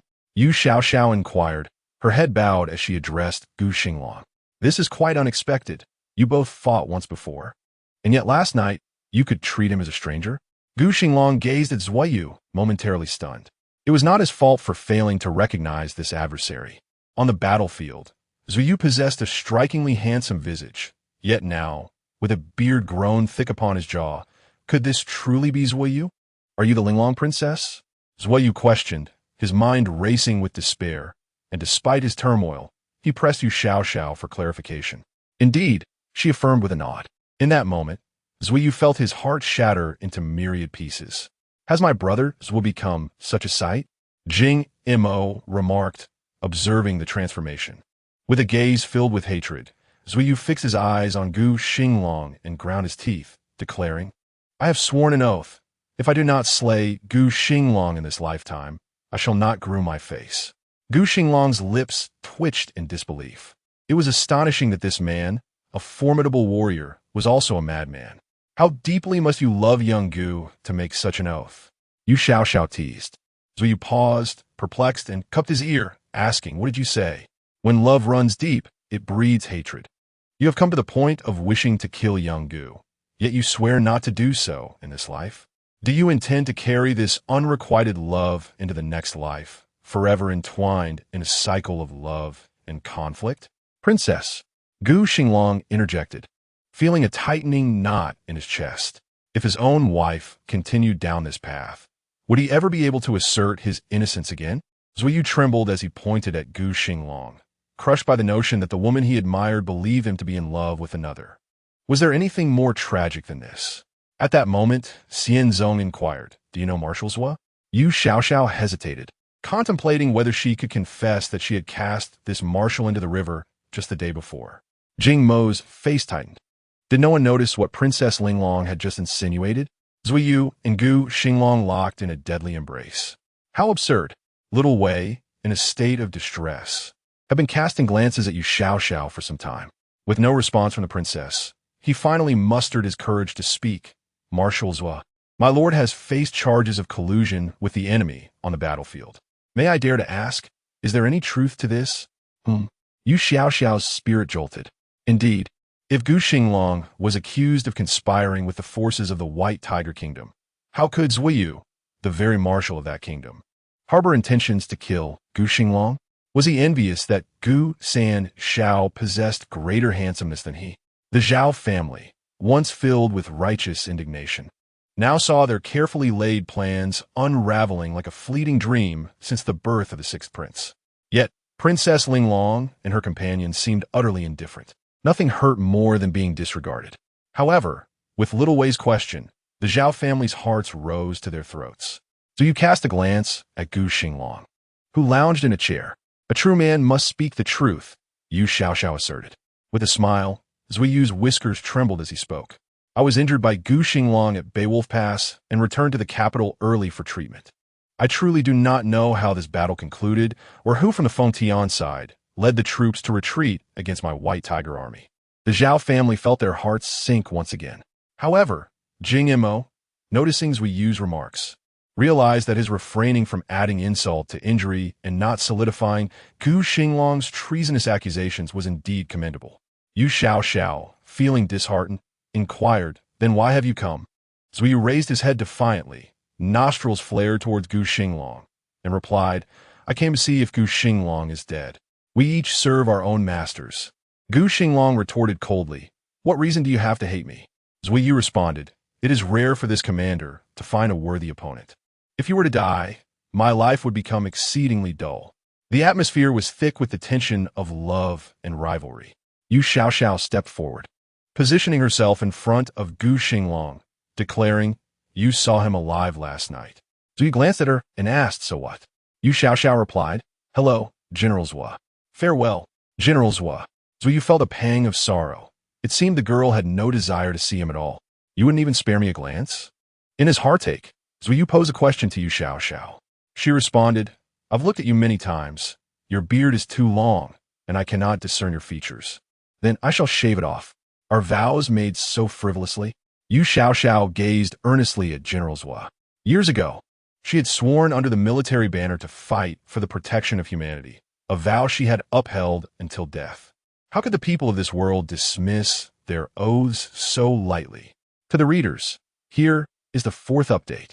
The cunning princess, with Yu Xiao's earnest gaze upon him, made Zuyu's heart race. This princess could effortlessly cast him into the river. Was there another girl in the world capable of such? She was truly one of a kind. How could she have been won over by the crippled Gu Xinglang? With fierce eyes, Zuyu glared at Gu Xinglang before asking Yu Xiao, "Does the princess mean for me to kill Gu Xinglang?" Yu Xiao replied, "You may as well resign yourself to this fate. With her around, how could Gu Xinglang ever be harmed? Unless it is by her own hand." Zuyu felt a pang of bitterness and told Gu Xinglang, "We shall meet again on the battlefield, though I wonder how you will fight, given you cannot even walk." Gu Xinglang ignored the madman's words. Yu Xiao interjected, "His foot will heal soon." Zuiyu exclaimed, "Was it not said that his tendons were severed?" Ying Montak remarked, "You came here merely to take a few steps in front of the Duke, to remind him of his crippled state while you flaunt your unscathed feet?" Having dealt with Zuiyu for years, Jing Mo understood that he was no ordinary man, just a few steps shy of madness. Before Zuiyu could respond, Yu Xiao said, "He is not a fool. Why would he do such a thing?" Although Zuiyu did not fully grasp the meaning of fool, he presumed it was not a compliment, and quickly shook his head, affirming, "Of course not." The feet of Duke Gu were healed by Her Highness the Princess. Jing Mo remarked to Zuiyu, "Is it possible that this girl possesses not only formidable martial skills, but also exceptional medical expertise?" Zuiyu's gaze upon Gu Xinglang grew increasingly fierce. Why should this cripple enjoy such fortune? At that moment, Xian Zong coughed discreetly, covering his mouth with his hand. Had these individuals forgotten his presence? Might they extend a modicum of respect to their sovereign? Yu Xiao turned to her father and inquired, "Father, what troubles you?" Xian Zong replied, "Linglong, today we gather concerning your sixth royal brother." Only then did Jing Mo cast another glance at the Zhao family. The tears on Zhao Fei's face had long since dried, Under the weight of her injuries, this once celebrated beauty now appeared considerably diminished, her countenance growing cold. Jing Mo addressed Xianzong. Your Majesty, I have conveyed all that I needed to express. I shall take my leave. Immediately, Zhao Fei's sobs erupted anew. Jing Mo bowed to Xianzong and, without waiting for any further words of consolation, elegantly turned and departed. Upon witnessing Jing Mo's exit, Yu Xiao felt that remaining with Gu Xinglang served no purpose. Thus she said to Xianzong, Father, we too shall take our leave. Zui Yu perceived that Xianzong harbored deep affection for the Princess Linglong. When she spoke to him, she addressed him directly, leaving no need for her brother to interject. Xianzong's eyes, bloodshot, gazed upon Yu Xiao with a heavy sigh. Yu Xiao stated, I suggested sending Shao Qi, but Jing Mo disagreed, leaving me no choice. At this juncture, Zhao Fei interjected, Surely, Her Highness must feel some joy? Yu Xiao responded, I am truly distressed. If our nation were stronger, none of my 7 brothers would need to serve as hostages. Xianzong's face flushed with shame. Indeed, as an emperor and a father, he felt the weight of his inability to safeguard his own sons, an embarrassment that gnawed at him. Was this truly his fault? The empire he inherited was one of prolonged weakness, a legacy of the Yu family. What could he possibly do? Gu Xinglang, too, felt a profound sense of shame. As a military general, what kind of commander was he if he could not protect his homeland? Go on, Xianzong sighed, gesturing for Yu Xiao to withdraw. Xiao Zhuang and Xiao Wei hastily lifted Gu Xinglang, fleeing the room as if for their lives. Their attempts at composure were rapidly unraveling upon encountering the imposing figure of General Zhua. Zui Yu watched Yu Xiao depart, feeling a deep sense of regret. How could such a splendid girl be destined for another? Had he realized her compatibility with his own desires before marriage, he would have certainly sought her hand. Zui Yu lamented, slapping his forehead in frustration. Xianzong was taken aback by Zui Yu's sudden outburst, who would strike their own forehead as if it were a drum. His affairs were already entangled in legal troubles. He implored the heavens for no further complications, as long as the 7th prince was unharmed. Gu Xinglang murmured to Yu Xiao in the courtyard of the library, I wonder what prompted Jing Mo's sudden change of heart. Nevertheless, this bodes well for us. Yu Xiao nodded. It seems my words from yesterday resonated with him. The 3 men present fell into a contemplative silence, pondering the exchange between the princess and Jing Mo the previous evening. Let us return home, Yu Xiao remarked, feeling unburdened and debt-free. She turned to Gu Xinglang and said, Let's go home for lunch. Gu Xinglang could only agree. After all, he couldn't let his wife go hungry. At that moment, Xiao Zhuang mumbled, Is it because the princess demolished one of his buildings that he is frightened? Gu Xinglang, not having heard Xiao Zhuang clearly, inquired, What did you say? Nothing. Xiao Zhuang replied with a forced smile. The matter of the demolished building was something he would never dare to mention. As Yu Xiao walked ahead, she contemplated what she would eat for lunch, oblivious to the conversation behind her among the 3 men. Meanwhile, Jing Mo stood outside the courtyard, waiting for Yu Xiao. Upon seeing her exit, he stepped forward to block her path. Yu Xiao halted and said, Thank you this time. The brutal empress's paramour is not so bad after all. Sparing Yu Zi means fewer tears shed at Wang Momo's place and more bowls of rice to eat. For that, I must express my gratitude to Jing Mo. Jing Mo smiled and responded, Your Highness, you are too kind. It is I who should be thanking you. Your words yesterday opened my eyes. Yu Xiao did not understand what opened my eyes meant, but she nodded in satisfaction and asserted, My words are never wrong. You should listen. Jing Mo bowed respectfully and said, Thank you, Your Highness. You're welcome, Yu Xiao replied. The 3 men trailing behind Yu Xiao fell silent once more, pondering what the princess had discussed with Jing Mo the previous evening. Jing Mo stepped aside and said, Linglong princess, please. Farewell, Yu Xiao responded to Jing Mo. She had just decided that upon returning home, she would indulge in some noodles. Yesterday, the messenger from Jingqian was struck by a wooden plank. Such an occurrence could not be a mere accident. It had to be intentional. Who would have nothing better to do than watch the Zhao family's small side door? The people from delightful Wine Manor had all been interrogated, and none were present at the southeastern corner of the wall when the incident took place. The only ones still active within delightful wine manor at that time were Linglong Princess and her two hidden guards. Jing Mo observed the receding figure of Yu Xiao, his gaze becoming contemplative. The Grand Princess was at odds with the Zhao family and kept a close watch on them, aware of their clandestine dealings with Jing Qian. Such actions were entirely reasonable. Linglong Princess must have had her sights on the Zhao family for quite some time. Today, witnessing their reactions, it was clear they remained unaware that it was Her Highness who orchestrated the events. She had skillfully manipulated Zhao Xiaoming and Zhao Fei, the father-daughter duo, demonstrating a ruthlessness befitting a 13-year-old bride. To the readers, this is the final update for today. The manuscript box says, "See you tomorrow." I implore you to subscribe, to bestow rewards, to offer monthly votes, and to collect. Megwa seeks everything. 59. The astute Grand Princess, after Yu Xiao and Gu Xinglang vanished from Jing Mo's sight, Zui strode out from the study. Upon seeing only Jing Mo and several eunuchs from the emperor's palace standing outside the courtyard, his expression immediately soured. Jing Mo glanced at the large beard on Zui Yu's face and chuckled. "You wear that expression because you cannot see Her Highness?" Zui Yu retorted with a cold laugh. "What expression do I wear for you? I cannot see Her Highness?"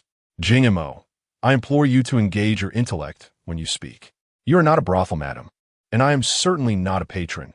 Do you think of me as a mere admirer of the illustrious courtesans? Jing Mo retorted, "Your people from the White Tiger Nation, regardless of their status, are utterly ignorant of refinement. That is still preferable to the incessant drivel of the impoverished who are mired in pedantry." Jing Mo gazed longingly toward the distant Lining path, hoping to catch a glimpse of something worthwhile. As they walked further, Jing Mo paid no heed to Zui Yu's words and inquired, "What brings you to Fengtian?" Zui Yu continued his stride, replying, "Do you believe it wise to engage in idle chatter within the imperial palace of Fengtian?"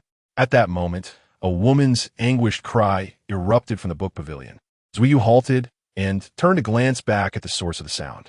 Jing Mo sauntered past him, a sardonic smile gracing his lips.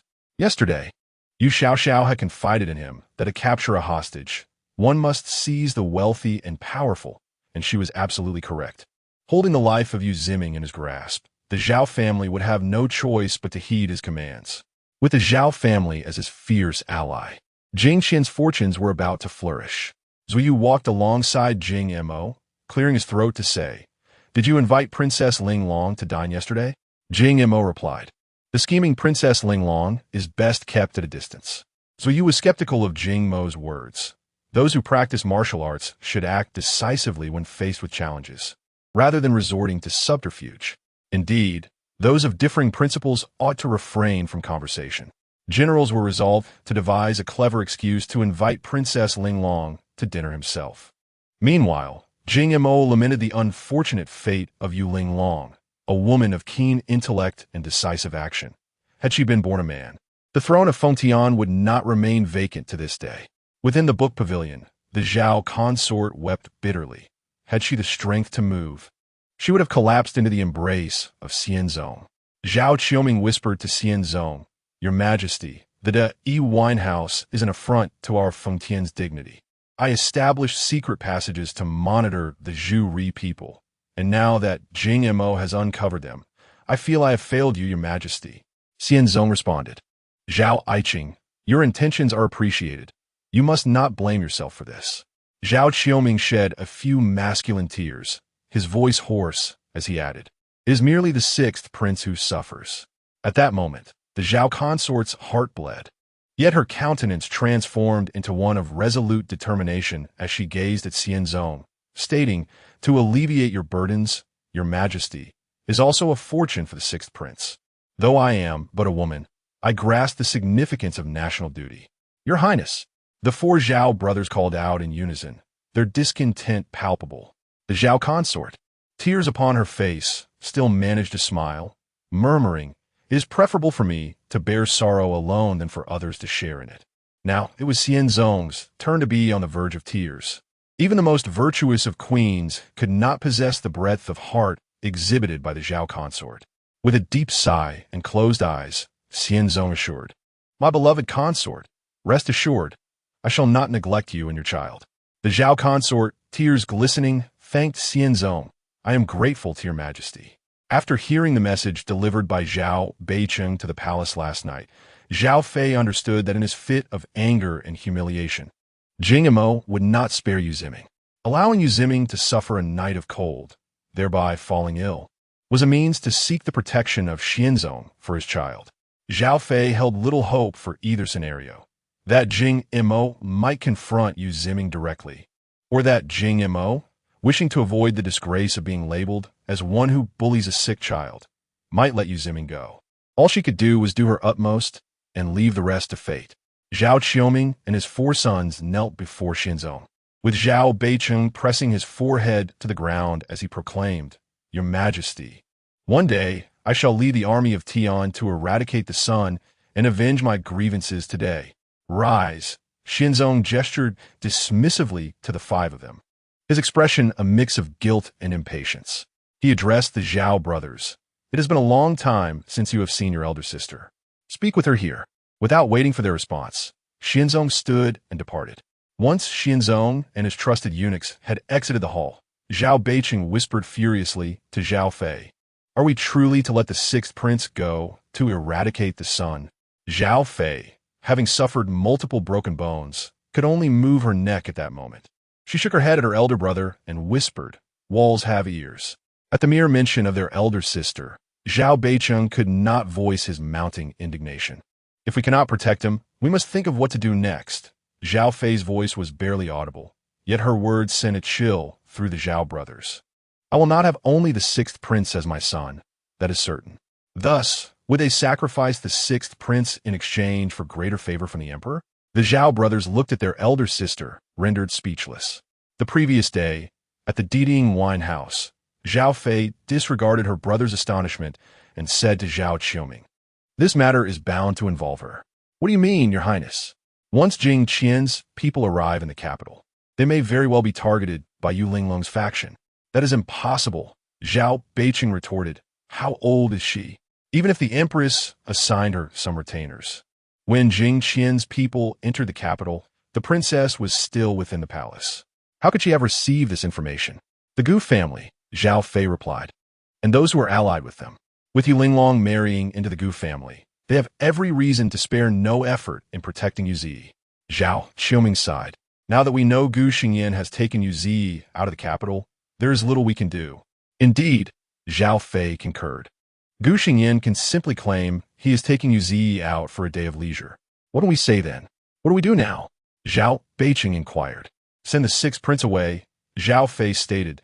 Then I shall drive Yu Linglong and Yu Zi out of the capital. Her son cannot remain beside Xianzong. Consequently, neither should these siblings linger in this prosperous capital. Sister, Zhao Beicheng called out to Zhao Fei. Return now, Zhao Fei said coldly. It is futile to say more. I know what I must do next.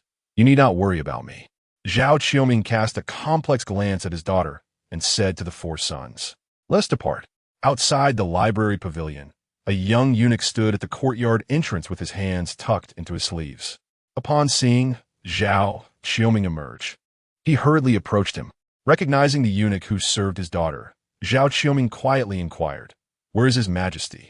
The eunuch replied respectfully, His Majesty has gone to the concubine Hua. Zhao Qiuming let out a wry smile, pondering that, indeed, what other remedy could alleviate the emperor's troubled heart but the allure of beauty? To the readers, here is the first update from the manuscript box. As for the Grand Marshal's formidable adversary, whether Xianzong sought solace in beauties or Zhao Fei plotted her schemes, once outside the palace, Yu Xiao promptly cast aside these 2 concerns. Sitting opposite Gu Xinglang, she gazed out of the carriage window at the bustling streets filled with a myriad of passers-by. Once again lost in thought, if only she could allow her past companions to witness the beauty she beheld at this moment, a world devoid of zombies, where people strolled freely, sharing laughter and conversation, the air fragrant with the aroma of food, and the autumn sun casting a warm glow upon trees laden with unfallen green leaves. Yu Xiao inhaled deeply. This world was truly magnificent, and she resolved to find every means possible to extend her stay within it for several more years. The world outside the carriage was familiar to Gu Xinglang. Thus, while Yu Xiao gazed out, the young master observed his beloved wife intently. Although she wore a blank expression at that moment, Gu Xinglang could sense her underlying joy. "Let us dine," Yu Xiao suggested after delightfully taking in 3 streets of scenery. Spotting a grand restaurant through the window, she turned to Gu Xinglang and said, "Little cheesy is fine now. Let us celebrate." She understood the social niceties of finding a reason to dine out, not one to quibble over the expense of a meal. Gu Xinglang nodded without hesitation and asked Yu Xiao, "Where would you like to eat?" Yu Xiao pointed outside the window and exclaimed, "That one, the Big Bowl restaurant." The name alone exudes a bold spirit, does it not? Dishes should be served in large bowls to be considered true cuisine. Gu Xinglang paused momentarily, noting that next to the Big Bowl restaurant stood a 2-story establishment with intricately carved windows, the renowned Lu Chao Chun. It was surprising that Her Highness had overlooked it. Yu Xiao's eyes sparkled as she looked at Gu Xinglang and insisted, "Let's dine there." "Very well," Gu Xinglang agreed. Although the Big Bowl restaurant was overshadowed by the famous establishment, he had dined at Lu Chao Chun numerous times and had never set foot in the Big Bowl restaurant. Unaware of Gu Xinglang's reservations, Yu Xiao turned to Xiao Zhuang, who was riding outside the carriage, and declared, "Xiao Zhuang, we are going to eat, and it's my treat." Xiao Zhuang promptly inquired, "Your Highness, which restaurant are we going to?" Yu Xiao replied, "The Big Bowl restaurant. Hurry, let us turn back." The group then retraced their steps to the entrance of the Big Bowl restaurant. At that moment, the restaurant owner stood at the door, witnessing a procession of servants elegantly dressed, surrounding a black lacquered carriage. His first thought was that they must be headed to Lu Chao Chun and had mistakenly arrived at his establishment. As soon as Yu Xiao's carriage came to a halt, she hopped out, raising her gaze to the plaque hanging above the entrance. With a nod, she found the words Big Bowl Cuisine to her liking. The proprietor hurried towards her, but was intercepted by 2 attendants from the Gu family before he could reach her. Bowing deeply, he addressed Yu Xiao, "Madam, the 6th dynasty's spring is next door."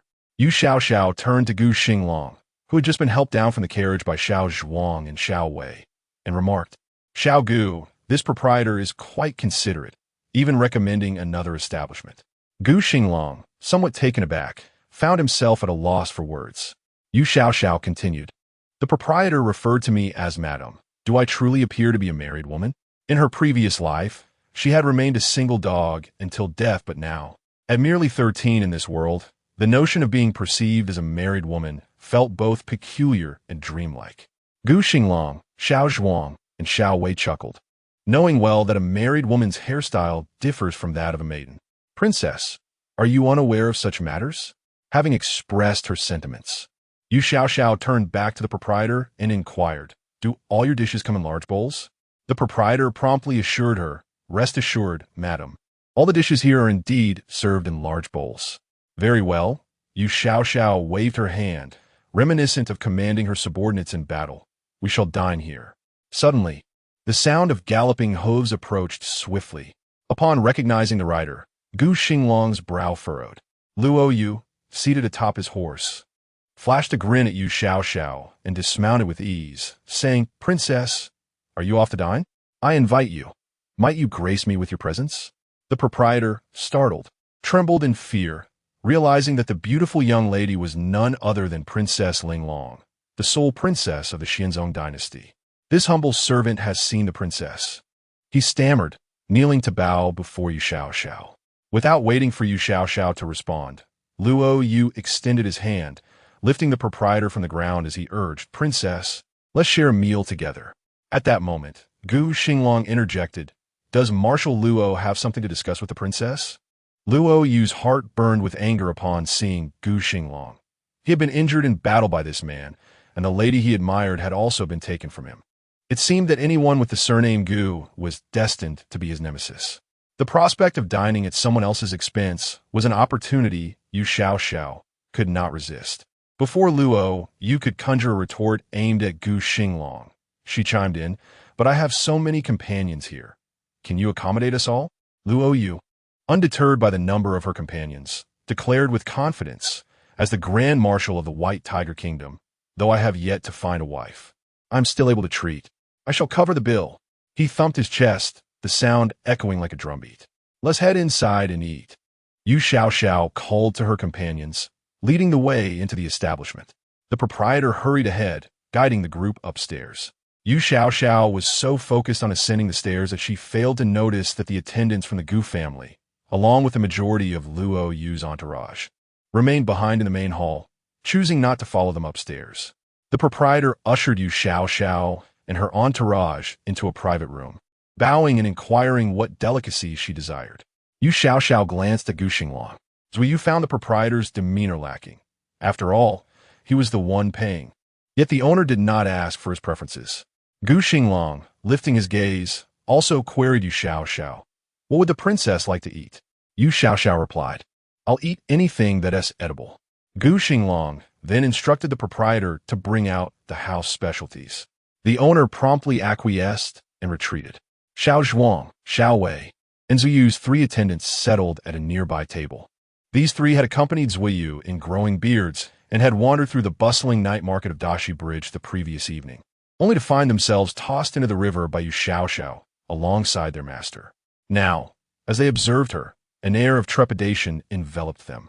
They perceived the princess of Fengtian as a formidable figure, both beautiful and formidable, not one to be trifled with. Once seated, Zuyu remarked to Yu Xiao, "Princess, I admire a girl who is not finicky about her food." At this, Gu Xinglang raised his teacup, and upon hearing Zuyu's words, he slammed the cup down onto the table, realizing that this madman harbored inappropriate intentions toward his beloved wife. Yu Xiao lifted the teacup that Gu Xinglang had forcefully placed on the table, taking a hearty sip. "This has a floral aroma. Is it not delightful?" she remarked. The tea, jasmine infused, was indeed fragrant. Gu Xinglang commented, "The tea lacks color. Summon the waiter to brew a fresh pot." "What does color matter?" Yu Xiao pondered, glancing at the remaining half-cup of tea, perplexed by Gu Xinglang's fixation on its hue. She looked up disapprovingly at him, stating, "We should be grateful for clean water. In the apocalypse, countless souls perished in search of it. How can people in this world take such blessings for granted? To disdain water that carries a floral essence is beyond comprehension." Zuyu took a sip of tea. While it was somewhat mild and the color suggested it was not freshly harvested, he swallowed it down and shot a glance at Gu Xinglang, saying to Yu Xiao, "Indeed, Princess, we have even consumed human blood on the battlefield. We should be content with mere tea." He added, "I'm not particular." "Well said." Yu Xiao generously pushed the teapot towards Zuyu, encouraging, "Drink more." Zuyu, in a robust manner, tilted his head back and downed an entire pot of tea. "Gulme, have some more," Yu Xiao urged, pushing her teapot closer to him while calling out to the door, bringing a few more pots of water. Gu Xinglang observed Zuyu consuming pot after pot and could not help but quietly ask Yu Xiao, "Princess?" To which she whispered back, "Let him drink more. When the dishes arrive, he will eat less." Gu Xinglang had no retort. One would expect a princess raised in the imperial palace to be accustomed to luxury. Yet his wife seemed as if she had been starved for over a decade. As Yu observed Yu Xiao and Gu Xinglang engaged in whispered exchanges, their intimacy stirred a sense of unease within him. He recognized the futility of his affections. It seemed unjust that such a lovely young woman should be courted by someone as insipid as Gu Xinglang. At that moment, the proprietor entered, accompanied by staff bearing lavish dishes for the private room, each brimming with generous portions. Gu Xinglang sampled a bite of the braised eggplant, candidly admitting that its flavor paled in comparison to that of Lu Chao Chun, the oiliness being excessive. Yet Yu Xiao, captivated by the sight of the abundant dishes, felt a profound satisfaction. She questioned the taste only to dismiss it, humorously pondering if anything could be less palatable than compressed biscuits. As she devoured the food, she commended the proprietor, who beamed with delight and graciously replied, "I am immensely grateful, Your Highness." "There's no need for thanks," Yu Xiao responded. "But please hasten with the remaining dishes." The proprietor glanced at the table and was taken aback to find a large bowl nearly emptied of its contents. He hurried off to the kitchen to expedite the service. Zuyu watched as Yu Xiao eagerly filled her plate, astonished by her voracious appetite. He inquired, Are you not satiated at the Gu household? Turning his gaze toward the two attendants who were assisting Gu Xinglang, he noted their lack of enthusiasm for food compared to Yu Xiao's fervor. Gu Xinglang diligently removed the bones from a fish for Yu Xiao. Though he struggled with the task, yet he persevered, placing a perfectly deboned piece into a small dish of vinegar for her to enjoy. Zhuyu sampled a piece of fish belly, dipping it in vinegar, nearly wincing from its sharp tang. Gu Xinglang's demeanor, fawning over Yu Xiao, seemed a mere facade, one that drew skepticism from Zhuyu. The three attendants, like Zhuyu, appeared disinterested in their meals, stealing glances at their master, sensing that Gu Xinglang stood no chance with the enchanting princess. Although their nation, the White Tiger Kingdom, did not adhere to strict codes of chastity, they questioned Gu Xinglang's prospects given his evident infatuation. Xiao Wei, observing the trio's peculiar behavior, felt a twinge of suspicion, suspecting they might be plotting something untoward. Xiao Zhuang, however, was less preoccupied and, like Yu Xiao, was engrossed in feasting. One should not assume that serving in the imperial palace meant enjoying gourmet meals. The dark guards were well compensated, yet often subsisted on mere steamed buns. As dishes continued to arrive, Yu Xiao's pace of consumption quickened upon noticing Zuyu's appetite, her chopsticks moving with precision and determination, fearful of missing even a single morsel. Zuyu remarked, "Your Highness, the cuisine of the White Tiger Kingdom is unparalleled in the world." "Is that so?" Yu Xiao paused, her chopsticks hovering, astonished at the prospect of even more delectable fare beyond what she deemed exquisite from Feng Tian. General Zhua, a native of the White Tiger Kingdom, chimed in without lifting his gaze. "Naturally, we believe our cuisine to be the finest." Yu Xiao instantly grasped the psychological underpinning of his statement. Zuyu cast a disparaging glance at Gu Xinglang, retorting, "What could a small, insignificant nation like Feng Tian possibly offer?" The three attendants could no longer bear to watch their master, a man of high status, yet lamentably unable to win a wife. The reasons for this predicament were apparent. Their master simply lacked the understanding of how to please a woman. He had the audacity to insult a young lady in her presence, deriding her family as impoverished and filled with destitution. It was evident to any rational person whether she would harbor resentment or affection towards him. Yu Xiao shrugged her shoulders, engaging in a battle with a bowl of food, pondering that it was not her desire to come to Feng Tian. If Feng Tian proved unsatisfactory, she could easily seek another opportunity elsewhere. It was hardly a monumental issue. After cursing the meager state of Feng Tian, Zuyu felt a twinge of regret. Yet, seeing the dumplings that resembled the roundness of Yu Xiao's face swiftly consumed by the princess, he inquired once more, "Is it truly a shortage of provisions in the imperial palace, or is the Gu family merely impoverished? Had I known of Feng Tian's dire circumstances earlier, I would have requested a lesser tribute when speaking with Xinzong." Yu Xiao continued to eat without lifting her gaze, stating, "I do not manage the accounts." Those who do not oversee finances could hardly grasp the wealth or poverty of their household. Zuyu's disdainful gaze shifted to Gu Xinglang, who, despite his disability, seemed incapable of providing a joyful life for such a good woman. How could he be any more useless? Zuyu's scrutinizing stare made Gu Xinglang feel exposed, as if he were being regarded as a mere waste.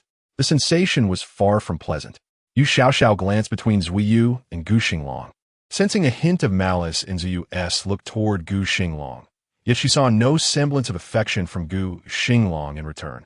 She adjusted her position to shield Gu Sanshao from Zuyu's intrusive gaze and stated, "He is my husband." Those words struck like an arrow to Zuyu's heart, resonating painfully. Gu Xinglang looked up at Yu Xiao and smiled. "Yes, I should smile more often," he thought, "and do not fear. Once my feet heal, we shall return to the battlefield." With a sidelong glance at Zuyu, Yu Xiao added, "We shall continue to fight as we have always done." To the readers, here is the third installment. Zuyu clutched his chest, recalling how Gu Xinglang had bested him on the battlefield before. The implication from the exquisite princess was clear. She intended for Gu Xinglang to continue besting him in the future. Was it truly appropriate to speak such ruthless words to someone who had invited him to a meal and graciously paid for it? "Eat more," Yu Xiao urged. offering half of a dumpling to Gu Xinglang's mouth, completely ignoring Zui Yu's current disheartened expression. However, the princess did notice, though the sight of Zui Yu's bushy beard rendered it less distinguishable. Gu Xinglang opened his mouth to accept the dumpling, quietly whispering to Yu Xiao, "Do not mind me. Just eat." In the midst of a public setting, Zui Yu observed the once stoic Gu Xinglang, who had always maintained a serious demeanor on the battlefield, now behaving shamelessly. In truth, Gu Xinglang remained an innocent youth, merely accustomed to being fed by Yu Xiao these past few days, oblivious to the public nature of the moment. Cursed Fengtian people. A voice of reprimand pierced through the air as Gu Xinglang was still savoring his meatballs, resonating from outside the window into the private room. Xiao Zhuang dashed to the window, glancing outside before reporting to Yu Xiao, "Princess, several merchants from the Zur are bullying someone." The plaintive cry of an elderly man echoed from below, "My lord, please show mercy. This old man has a family to care for. I cannot comply with your demands." Zui Yu rose from his seat and approached the open window, peering down before turning to Gu Xinglang. 5 or 6 Zur people are assaulting an elderly man from Fengtian. Do they not regard the people of Fengtian as human? Gu Xinglang instinctively attempted to rise, but then recalled his inability to walk. Yu Xiao placed a hand on him, saying, "Do not rush. I will take a look." The shouts and cries from below grew increasingly urgent. However, abandoning a table full of dishes to act heroically was not something Yu Xiao was inclined to do. Despite her words, she remained seated, continuing to eat. Zui Yu, observing the large man attacking the old man, felt compelled to intervene. Even though he harbored no affection for Fengtian, he could not abide such blatant disregard for the elderly and the principles of respect. With a firm push against the windowsill, he leapt down. His 3 attendants, seeing their master leap into the fray, followed suit. Xiao Zhuang looked at Yu Xiao, uncertain if they should intervene. Xiao Wei remarked, "You should sit down. The minister of the capital will handle this matter." Do you expect the princess to involve herself in a dispute among merchants? Among the common folk, merchants are the least respectable. A grand princess attending to a merchant's quarrel? Xiao Wei, increasingly exasperated with Xiao Zhuang's navet, shook his head. Yu Xiao continued to eat while listening intently to the commotion below. Since Zui Yu's descent, the uproar had not diminished significantly. Setting down her chopsticks, she inquired of Xiao Zhuang, "What are they doing now?" Xiao Zhuang turned to the window again, reporting, "General Zui is observing the scene." In a sudden fit of realization, Yu Xiao slammed her palm on the table, exclaiming, "How foolish of me! How could Gu Xinglang, amidst his own suffering, possibly become someone else's savior?" She declared her intention to investigate, addressing her silent husband. Gu Xinglang wiped the grease from her mouth with a gentle touch, contemplating Zui Yu's fearless nature. The fact that he had not struck anyone suggested he either recognized the Zur merchants or deemed them too formidable. "Xiao Zhuang," Gu Xinglang queried, "are those Zur people truly just merchants?" Xiao Zhuang peered outside once more, affirming, "Indeed, but there are several monks in gauzy hats standing nearby." "Monks?" Gu Xinglang's brows furrowed in intrigue. Just as he was about to converse with Yu Xiao, she had already vaulted out the window, not even bracing herself against the sill. Seeing the princess leap, Xiao Zhuang felt compelled to follow suit. Gu Xinglang shouted, "Wait, take me down with you." Xiao Wei, without uttering a word, positioned himself behind Gu Xinglang and softly remarked, "Your Highness, do not fret. Those merchants from Zuri cannot possibly harm the princess. With her skills, she is an invincible general on the battlefield. I would never believe that she could be injured by a mere handful of Zuri merchants." At that moment, Yu Xiao leaped down from the stairs, intending to shout for them to cease the fighting, when Zui Yu dashed to her side, stating, "Princess, this matter does not concern us." "Why not?" Yu Xiao inquired, glancing at the burly men. "What do you mean?" Zui Yu questioned. "Aren't they merchants?" Yu Xiao pointed at the Zuri merchants and asked, "Could it be that these individuals are the wealthiest in the world, holding dominion over all? Are mere mortals not to offend them?" Zui Yu gestured for Yu Xiao to observe the monks wearing gauze hats, their faces obscured by white veils. It was then that Yu Xiao noticed one of the jurymen raising his leg to kick an elderly man who lay on the ground. "Wait a moment," she called out to him. The man was unlikely to heed the words of a young girl from Fengtian, and his foot continued its descent. Yu Xiao stepped forward, pulling the old man behind her just in time. Seeing someone daring to intervene, the jury merchants swiftly encircled Yu Xiao. Yu positioned himself behind her and shouted at the merchants. After bullying the old man, you intend to target the young? As men, do you not fear disgrace in committing such acts? Due to Zuyu's accent not being from Fengtian, the jury merchants treated him with a modicum of respect. The merchant poised to kick pointed at the elderly man behind Yu Xiao, exclaiming, "This old fool dared to deceive us." The old man, blood streaming from his mouth and nose, immediately wept and declared, "I have been a merchant for years. I have never engaged in deceit. Please judge for yourselves, esteemed sirs." One of the jury merchants tossed a piece of incense to the ground. Zuyu glanced at the damp incense, recognizing it was unusable. "Are you selling this damp incense?" he questioned the old man. The old man shook his head vigorously, asserting, "This cannot possibly be my merchandise. You inspected it when I retrieved it, gentlemen. Do you think we would deceive you?" One of the jury merchants retorted angrily. At that moment, Xiao Zhuang and Xiao Wei descended the stairs, carrying Gu Xinglang through the crowd. Gu Xinglang observed the monks with a dark expression. "Step aside," exclaimed the jury merchant directly opposite Yu Xiao, pointing at her. "This matter does not concern you. Do not seek death in vain." Xiao Wei closed his eyes, pondering who was truly courting danger here. Yet, Yu Xiao did not rush to action. Instead, she addressed the juryman, saying, "Let us first discuss the principles of this matter." Gu Xinglang, Xiao Zhuang, and Xiao Wei all sighed in exasperation at her words, thinking, "Oh dear, if communication with them is already difficult, how could she possibly reason with foreigners?" To the readers, here is the fourth installment. 63 Who does not desire immortality? The jury merchants were taken aback. They had never encountered such a fearless girl from Fengtian before. "You wish us to reason with you? Of Fengtian?" A merchant from the Zur gazed at Yu Xiao as if she were a lunatic, seemingly unaware that they hailed from the esteemed Upper Kingdom. Yu Xiao retorted, "If one does not adhere to reason, can they still be considered human?" The audacious young girl provoked several Zur men, who felt that being chastised by a mere girl from Fengtian was a disgrace to their nation, igniting their fury. "If you seek death, I shall grant you a swift demise," one of the Zur merchants declared, rolling up his sleeves angrily. Yu Xiao felt a pang of frustration. It was one thing for zombies to lack reason, but for humans to do the same? At that moment, Gu Xinglang glanced at the waist of several monks and murmured, "Yongsheng Temple?" Xiao Zhuang, slightly slower to react, and Xiao Wei, who overheard Gu Xinglang's whisper, turned their attention to the monks' waists. Each monk bore a small jade sphere intricately carved into the likeness of a human skull, the jade of exquisite quality, shimmering like flowing water. Xiao Wei gasped in astonishment. Could it be?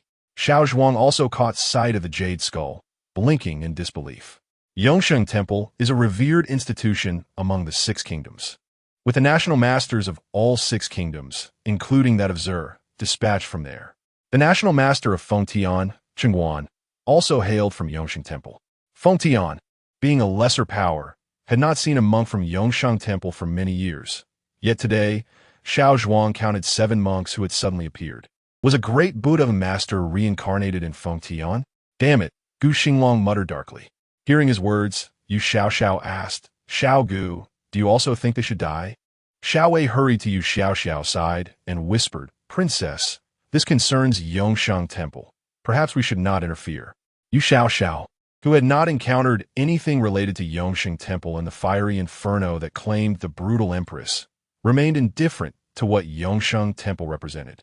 She only knew that the very notion of eternal life was enough to incite her disdain, even hostility, towards it. Why had humanity descended into this apocalyptic era? It was the pursuit of immortality that transformed them into zombies, those who appeared ageless and undying. Could such beings still be called human? Get lost. The Zur merchant shouted at Yu Xiao. Yu Xiao pressed her lips together, realizing that reason need not be expounded. With a swift motion, she leapt towards the Zur man. Seizing his collar, Left Yu and his 3 companions winced, sensing the impending pain. It seemed the princess was about to throw someone again, and the sensation of falling from great heights into water was indeed excruciating. The Zerman, astonished to be grasped by his collar, swung his fist toward Yu Xiao's head. Yet, this single action revealed to all martial practitioners present that he was no ordinary merchant. He was a skilled fighter. Xiao Zhuang shouted, "My lord, throw him away." However, instead of tossing him aside, Yu Xiao hefted the man and slammed him to the ground. Once again, silence enveloped the world due to the princess's actions, lingering for several minutes. In the blink of an eye, 5 Zermen found their necks firmly embedded in the ground. Xiao Zhuang stomped his foot against the ground, affirming that it was indeed a stone surface. Grandfather God, he mused, his princess's tactics seemed far more ruthless than simply tossing someone into the air. What was this called? Planting a living being in the street. The 5 men from the Sunslaying faction initially stood dazed, unable to comprehend the calamity that had befallen them. Soon, excruciating pain coursed through their legs, as they were forcefully crushed into the earth, their bones shattering beneath the impact. They were unable to emit even a single cry of despair before losing consciousness on the spot. Once the citizens of Fengtian grasped the situation, their immediate reaction was to flee in haste. Inflicting harm upon 5 sun-slaying men was a grievous offense, and they feared being implicated as mere spectators. In an instant, the street was filled with chaos as a significant portion of the crowd dispersed, leaving only a handful of onlookers who dared to remain at a distance. An elderly man knelt on the ground, torn between gratitude and resentment towards the young lady. Previously, he had merely faced ruin. Now, observing the state of the 5 sun-slaying men, it seemed his own life was forfeit. The governor of the capital, seated upon his official platform, arrived at the scene accompanied by his subordinates. As he disembarked from his carriage, he beheld the 5 men embedded in the ground, and Mr. Zhang, the governor, was immediately struck with trepidation. 5 men from the Sunslaying faction, injured in broad daylight within the capital? How would he report this to the emperor? Zhang Zhiming approached, prompting Xiao Wei to whisper to Yu Xiao. "Who is that?" she inquired. Xiao Zhuang replied, "The governor of the capital." "What is his purpose?" she asked. "Princess, do you not know the role of the capital's governor?" "I do not," Yu Xiao admitted. "Today is my first encounter with him." Xiao Wei succinctly explained, "Mr. Zhang is responsible for all criminal cases in the capital." Upon hearing the mention of a criminal case, Yu Xiao understood. This frail, short elder was, in fact, the head of law enforcement in this realm. "Your governor approaches you," said Zuiyu, standing behind Yu Xiao. Mr. Zhang, preoccupied with assessing the condition of the 5 men, only then noticed Yu Xiao, and he felt as though he had been struck by lightning. If this was the work of Princess, might it provoke a conflict between the 2 nations? Xiao Wei hastily urged Xiao Zhuang to assist Gu Xinglang, who had been reclining in a chair, bringing him to Yu Xiao's side. Gu Xinglang turned to the elderly man still kneeling in place and said, "Why do you not leave?" The old man, tears streaming down his face, lamented, "Can I still depart?" Sighing, Gu Xinglang replied, "This matter no longer concerns you. You must leave at once." The old man wiped his tears and insisted, "This incident was instigated by me." Impatiently, Yu Xiao interjected, "Did you commit any wrongdoing?" The old man vigorously shook his head, declaring, "I swear by heaven, I have never acted immorally." "Then it is their fault," Yu Xiao stated, kicking one of the fallen, sun-slaying men with her foot. Urging the old man, "You should go." The old man bowed deeply to Yu Xiao and, trembling, made his way away. At this moment, Zuiyu quietly spoke to his 3 attendants. "Yesterday, the princess merely tossed me into the river. It seems she showed me some mercy. Could this indicate that she harbors feelings for me?" The 3 attendants felt compelled to kneel before their master, questioning where the princess's affection truly lay. Indeed, Princess Linglong exhibited remarkable martial skills. As Lord Zhang approached Yu Xiao, one of the 7 monks, standing at the center, began to speak. Yu Xiao turned to this individual and inquired, "Do you seek immortality?" The monk chuckled softly, his voice resonant and clear. "Your Highness, who in this world does not yearn for eternal life?" To the readers, here is the final update for today, and as always, I bid you good night from the storage box. I humbly seek subscriptions, donations, monthly votes, and collections. Oh, the myriad of requests. For the first time, anger was evident on Yu Xiao's face, who does not desire eternal life. It appears that madness exists in every realm. All mortals must face death. Yu Xiao coldly retorted to the monk from the Temple of Immortality. You too will age and die. Immortality? Have you lost your mind? The meaning of losing one's mind eluded those present. It was clear that her words were no compliment. To dare speak, so to a monk from the Temple of Immortality. Princess Linglong was likely the first to do so since the temple's establishment. Zuiyu, a skeptic of immortality himself, recognized that the Temple of Immortality held a sacred status in the hearts of many. Thus, even though generals wielded significant authority in the White Tiger Kingdom, he had never dared to show the temple any disrespect. This time, Yu Xiao accomplished what Zuiyu had long wished to do, but had not dared attempt. The fervor in Zuiyu's gaze towards Yu Xiao intensified. After a brief silence, the monk advised Yu Xiao, "It is wise for the princess to choose her words carefully." Hearing the monk's calm and gentle tone, Lord Zhang sighed with relief and began to gesture desperately at Yu Xiao, urging her to tread lightly. "Are you still unconvinced?" Yu Xiao, however, did not heed Lord Zhang's warnings and boldly declared, "If you are unconvinced, come and fight." Lord Zhang's eyes nearly bulged from their sockets upon hearing her challenge. He felt his legs weaken. Had it not been for the swift actions of the officers behind him, he might have collapsed to the ground. "Ignorant woman," a tall monk beside the speaker scolded Yu Xiao, lifting his left hand as if it held a priceless object. Yu Xiao sensed a surge of energy, and soon she witnessed a vortex of air forming beside the monk's hand. Once the monk raised his hand above his head, he waved it forcefully. A merchant who had been buried in the ground by Yu Xiao was uprooted by the monk from a distance. Without needing any prompting from Xinglang, Xiao Zhuang and Xiao Wei instinctively shielded Yu Xiao. Lord Zhang managed to stammer, This is a misunderstanding. Please, everyone, do not be angry." Zuiyu sensed the predicament worsening. Judging by the monk's display of skill, which rivaled that of Princess Linglong, a confrontation could lead to dire consequences. If he assisted the princess and returned to the White Tiger Kingdom, would his sister, who had become Empress Dowager, not seek vengeance upon him? At this moment, Gu Xinglang let out a cold laugh and remarked, "Those who tread different paths cannot conspire together. Our disbelief in eternal life renders your eternal life temple merely an ordinary place to us. Princess, you must choose your words with caution." Yu Xiao silently applauded Gu Xinglang in her heart. Those who do not believe in eternal life are indeed good comrades. Gu Xinglang continued, "As for the incense, its condition can be discerned at a glance when purchasing. These individuals came to collect their goods only to return to the merchant, claiming the incense was defective. Pray tell, what logic lies behind this?" The monk, under Gu Xinglang's scrutinizing gaze, remained silent. Yu Xiao scoffed. What kind of good person would dare not show their face? "If you truly possess eternal life, why not let me see you die and come back to life?" Master Zhang respectfully bowed to Yu Xiao, internally wishing for her to refrain from further comments. A tall monk stepped forward, glancing at Yu Xiao and then at Gu Xinglang, uttering two words, "ignorant." The disdain in his tone was palpable, even to an outsider like Yu Xiao, who had yet to learn the subtleties of conversation. "This is intolerable." Yu Xiao prepared for a retort. At that moment, the lead monk, named Wu, interjected, "Step back."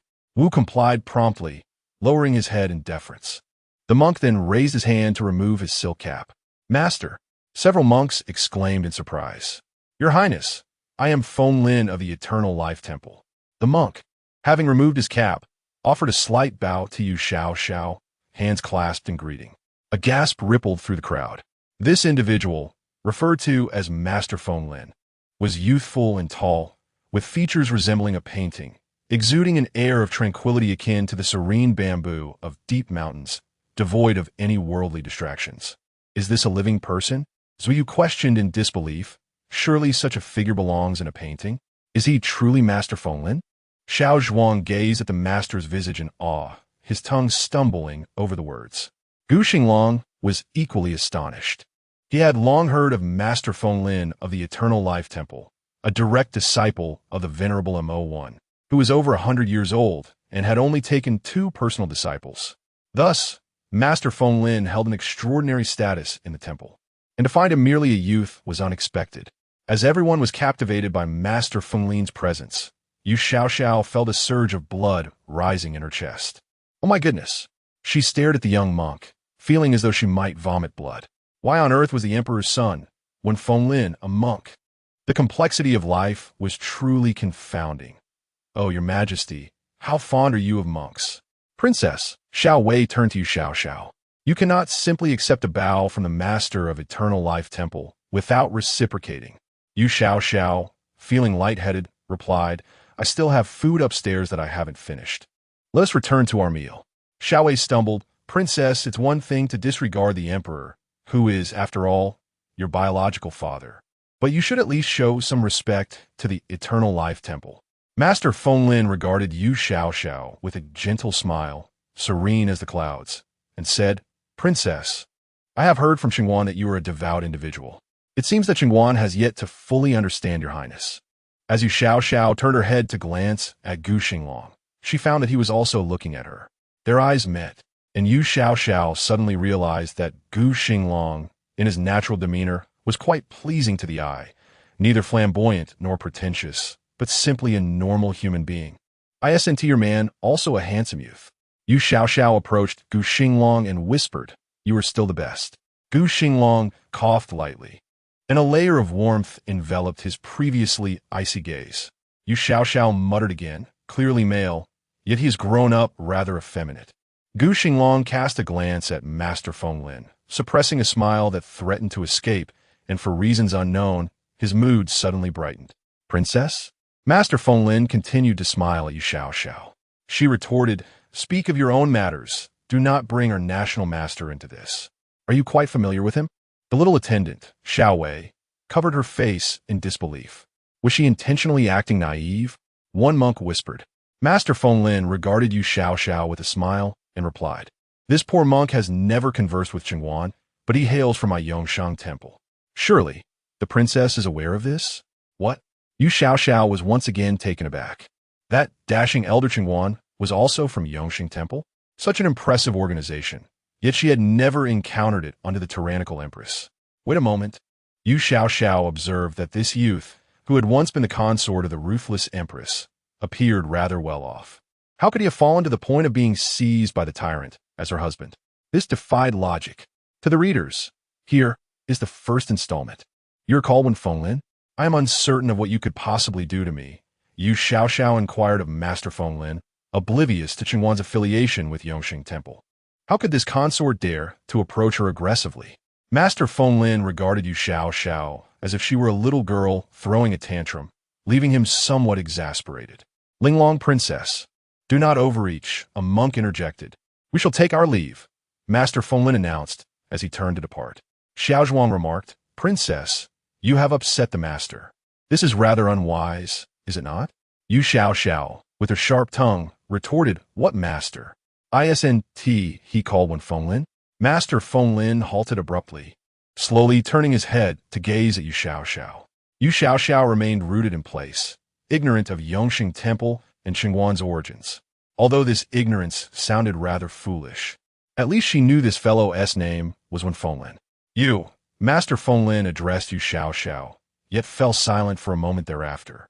A monk suddenly recited a Buddhist chant, sternly stating, Upon entering Yongshang Temple, one abandons their surname.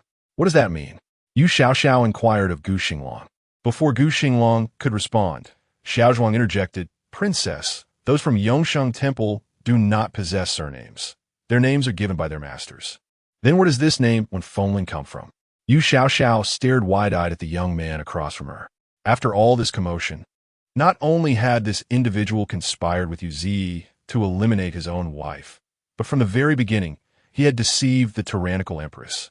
Even his surname was fabricated. What sort of feelings could one discuss in such circumstances? In her heart, Yu Xiao silently lamented the tragic life of the merciless empress. Fenglin, the young master, also gazed at Yu Xiao, his mind tumultuous.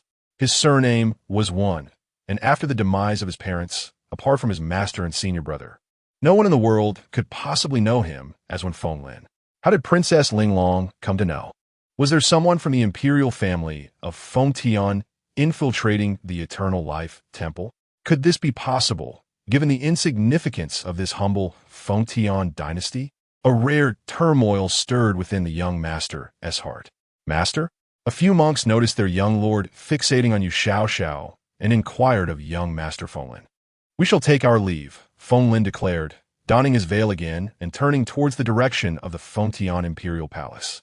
"We shall also depart." Yu Xiao remarked to Gu Xinglang. "We haven't finished our meal yet." Gu Xinglang, watching the 7 individuals led by Fenglin recede, cast a perplexed glance at Yu Xiao and said, "You still wish to eat?" Yu Xiao replied, "I've already paid, so why not eat?" Zhuyu rubbed his nose, seemingly pondering that the one who spent the money was indeed him.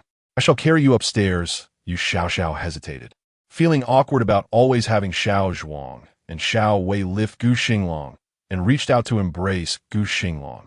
This time, Gu Xiao reacted swiftly, gripping the armrest of the recliner with all his might. If his little wife were to embrace him in public like this, how could he ever walk freely in the capital again? "No need," Gu Xinglang asserted. "I can manage," Yu Xiao insisted, still attempting to perform the princess carry. Gu Xinglang shook his head. Even if he could be carried, he could not let Yu Xiao do so. Xiao Zhuang and Xiao Wei rushed over, lifting the recliner. "Princess, let's return to our meal," Xiao Zhuang suggested. Yu Xiao withdrew her hands, conceding that if he did not wish to be carried, then so be it. The princess turned and entered the large bowl restaurant. Xiao Zhuang and Xiao Wei, still carrying Gu Xinglang, followed her inside.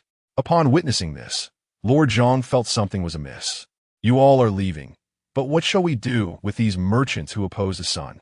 he called out to the prince, hastily catching up to Gu Xinglang and the others. "What is it, Lord Zhang?" Gu Xinglang asked. "What shall we do with these merchants?" Lord Zhang inquired. Gu Xinglang frowned. Why should he be the one to answer this? Lord Zhang remained steadfast at the steps of the restaurant, unwilling to take responsibility for the matter. "Send them to the deity wine house," Gu Xinglang suggested. Lord Zhang shuddered at the thought of sending these near-death individuals to the deity wine house. Would Jing Mo allow them to leave alive? "It is their fault," Gu Xinglang remarked, eyeing Lord Zhang's trembling legs, his expression growing graver. The officials of Fengtian, upon hearing the phrase "oppose the sun," acted like startled birds. If this continued, Fengtian would inevitably be devoured by the opposing forces. In a hushed tone, Lord Zhang implored, "Your Highness, will Prince Jing heed my explanation? He wouldn't dare to kill you in the capital of Fengtian," Gu Xinglang coldly replied. "I am responsible for this matter. If Jingamo seeks me out, let him come." "Xiao Zhuang, Xiao Wei, let us enter," he commanded. Upon hearing Gu Xinglang's directive, Xiao Zhuang pushed Lord Zhang aside and, with his brother, carried Gu Xiao into the large bowl restaurant. The attendants of the Gu family, observing their 2 masters entering the restaurant, followed suit and proceeded into the building, despite the fact that there remained a considerable amount of uneaten dishes at their 2 tables. Marshals withstood solemnly in the street, his demeanor reminiscent of a commander poised to engage in battle. Attendant 1 cautiously approached his master and inquired, "My lord, shall we leave?" Zhuyu glanced at the attendant and replied, "Is something amiss?" The attendant mused that ever since encountering Princess Linglong, events around them seemed to have taken a peculiar turn. Zhuyu continued, "I shall not enter. Who will pay for this meal?" The 3 attendants, feeling a sense of indignation, refrained from gazing at their master. One must maintain a semblance of dignity in the presence of a woman. After all, who among them would willingly pay for a meal when the lady in question clearly held disdain for them? "I shall go inside and take a look," Zhuyu declared, striding toward the building. In an effort to preserve his own dignity, he remarked to his subordinates, "I simply fear they may not have enough to cover the bill." What more could they say? Their master was rendered foolish in the presence of Princess Linglong, and should this incident become public knowledge, it would bring shame upon them as well. In the blink of an eye, only Lord Zhang and his subordinates remained in the street. The head of the constables surveyed the few captured Zurians planted in the ground and asked Lord Zhang, "What shall we do to extract them? Pull them out?" Lord Zhang replied uncertainly, As several constables approached to lift the captives, the pain jolted the Zurians awake, causing them to wail as if they were being slaughtered. The head constable scurried back to Lord Zhang and suggested, "Perhaps we should request assistance from Her Highness the Princess?" Lord Zhang shot a sidelong glance at his subordinate. The head constable added, "I have inquired. These individuals were placed here by the princess herself." Lord Zhang thought to himself, knowing the princess's ruthless nature. Why would he seek her aid? Did the constable wish for him to jeopardize his own life? "Carefully pry open the ground," Lord Zhang commanded, "and be gentle, lest you harm them." The head constable examined the area where the Zurians were confined, his lips twitching slightly. Fortunately, the captives were huddled together. Otherwise, if the princess were to intervene, they would have to excavate an entire street, using the constables as forced labor. Where would they find justification for such an ordeal? To the readers, here is the second update. What is eternal life? Yu Xiao sat at the table, eating, while Gu Xinglang busied himself with attending to his wife, removing fish bones, peeling shrimp, serving soup, and wiping her mouth. In essence, the princess was well taken care of, and General Gu was diligently catering to her needs. Zuiyu sat nearby, attempting to partake in his meal, only to be met with the princess's piercing gaze, and any inclination to assist her was swiftly quelled by General Gu's watchful eyes. Thus, Marshal Zhua held a cup of jasmine tea, gazing sorrowfully at the couple before him. Xiao Zhuang and Xiao Wei, unfazed by the surrounding commotion, were engrossed in their meals, echoing the princess's sentiment that free food should not go to waste. Observing the two at the same table, Zuiyu's attendants found their ravenous consumption utterly unappetizing. Zuiyu turned to Yu Xiao and asked, "Princess, is this dish truly so delectable?" Yu Xiao nodded, her mouth full of shrimp, rendering her unable to respond. Zuiyu remarked, "Isn't your appetite a bit excessive?" Yu Xiao swallowed the shrimp in her mouth and inquired, "Are you no longer willing to treat?" "Certainly," Zuiyu replied. "I shall cover the expenses." Yu Xiao continued to eat, thinking it sufficient that he was willing to pay. After all, a distinguished marshal surely would not flee when it came time to settle the bill, would he? Zuiyu then asked, "Princess, are you not the least bit afraid of the eternal life temple?" Yu Xiao paused again, raising her gaze to Zuiyu and said, while dining, "One ought not to utter words that are unappetizing." Goodness, Zuiyu thought, the exquisite princess was indeed quite a character, daring to mention the eternal life temple in such a manner. "Princess, if Jing Mo troubles you, come to me. I shall assist you in dealing with that scoundrel." Zuiyu offered. Yu Xiao replied, "Forget it. If you are fearful of the eternal life temple, how can you possibly help me with Jing Mo?" "Wait," Zuiyu exclaimed, growing anxious at her words. "Is the eternal life temple comparable to the country of Sunslayer?" "Jing Mo is not a bad person," Yu Xiao asserted. "He is reasonable, not a bad person." Zuiyu found the world truly bewildering. Yu Xiao ate with remarkable speed and in mere moments. The large bowl on the table contained only remnants of the dish. "Are you full?" she asked Gu Xinglang, noticing the lack of food. Gu Xinglang nodded. Having observed Yu Xiao's consumption, he already felt satiated. "What about Xiao Zhuang and Xiao Wei?" Yu Xiao inquired of the two shadow guards. Xiao Wei promptly responded, "I am full." Seeing the considerable leftovers on the table, Yu Xiao declared, "Let us pack the remainder to take with us." "What?" The men in the room were astonished. Would they truly take home uneaten food? Had the princess truly grown up in the imperial palace? Xiao Zhuang looked at Gu Xinglang, questioning whether they would actually bring the leftovers back. Gu Xinglang replied, "Go fetch the innkeeper. Those who waste food are destined to starve," Yu Xiao stated firmly, directing her gaze at Xiao Zhuang. Xiao Zhuang rose and dashed outside, feeling a pang in his heart. Was it truly necessary to curse him over a few leftover bites? "You will indeed starve." Yu Xiao turned back to Zuiyu, saying. Zuiyu hurriedly shook his head, insisting, "I do not waste food. I have never done so." The three attendants bowed their heads in silence, for there was little to say. The Duke's residents wasted heaps of food daily. Some truths were best left unexamined. "Very well." Yu Xiao earnestly complimented Zuiyu. Though he harbored inappropriate thoughts about Gu Xinglang, he still possessed redeeming qualities. Zuiyu, delighted, exclaimed, "Princess, Shall I treat you to a meal again tomorrow? Yu Xiao replied, Tomorrow? Let us discuss tomorrow's matters tomorrow. Though slightly disheartened, Zui reflected that the princess's words did not constitute a refusal, and he cheerfully responded, Very well, I shall send a formal invitation to the princess for tomorrow. At that moment, the innkeeper and 2 attendants entered, having witnessed the princess's formidable presence just moments prior, their legs still trembling. Pack everything, Yu Xiao instructed the innkeeper. I want the remnants as well. It would be a shame to waste all that oil. Zui silently resolved in his heart to request less from the esteemed court during this tribute. He suspected that Princess Linglong had likely not enjoyed a hearty meal prior to his invitation. The proprietor dared not contradict Yu Xiao, and, accompanied by his 2 aides, diligently packed up the remnants from the table, including the leftover dishes. As for why the master's table had been cleared more thoroughly than that of the attendants, the owner could only ponder silently, afraid to voice his thoughts. As Yu Xiao bid farewell to Zui and departed with Gu Xinglang, he escorted her down the stairs, watching the carriage carrying them fade into the distance, and sighed heavily, exclaiming, What a splendid young lady. The attendants also sighed, glancing at the ground, which had been dug up by the courtiers of Feng Tian. Considering those fierce individuals, should such a woman truly enter the duke's residence, they would likely live on the precipice of life and death each day. They wished they could implore their master for mercy.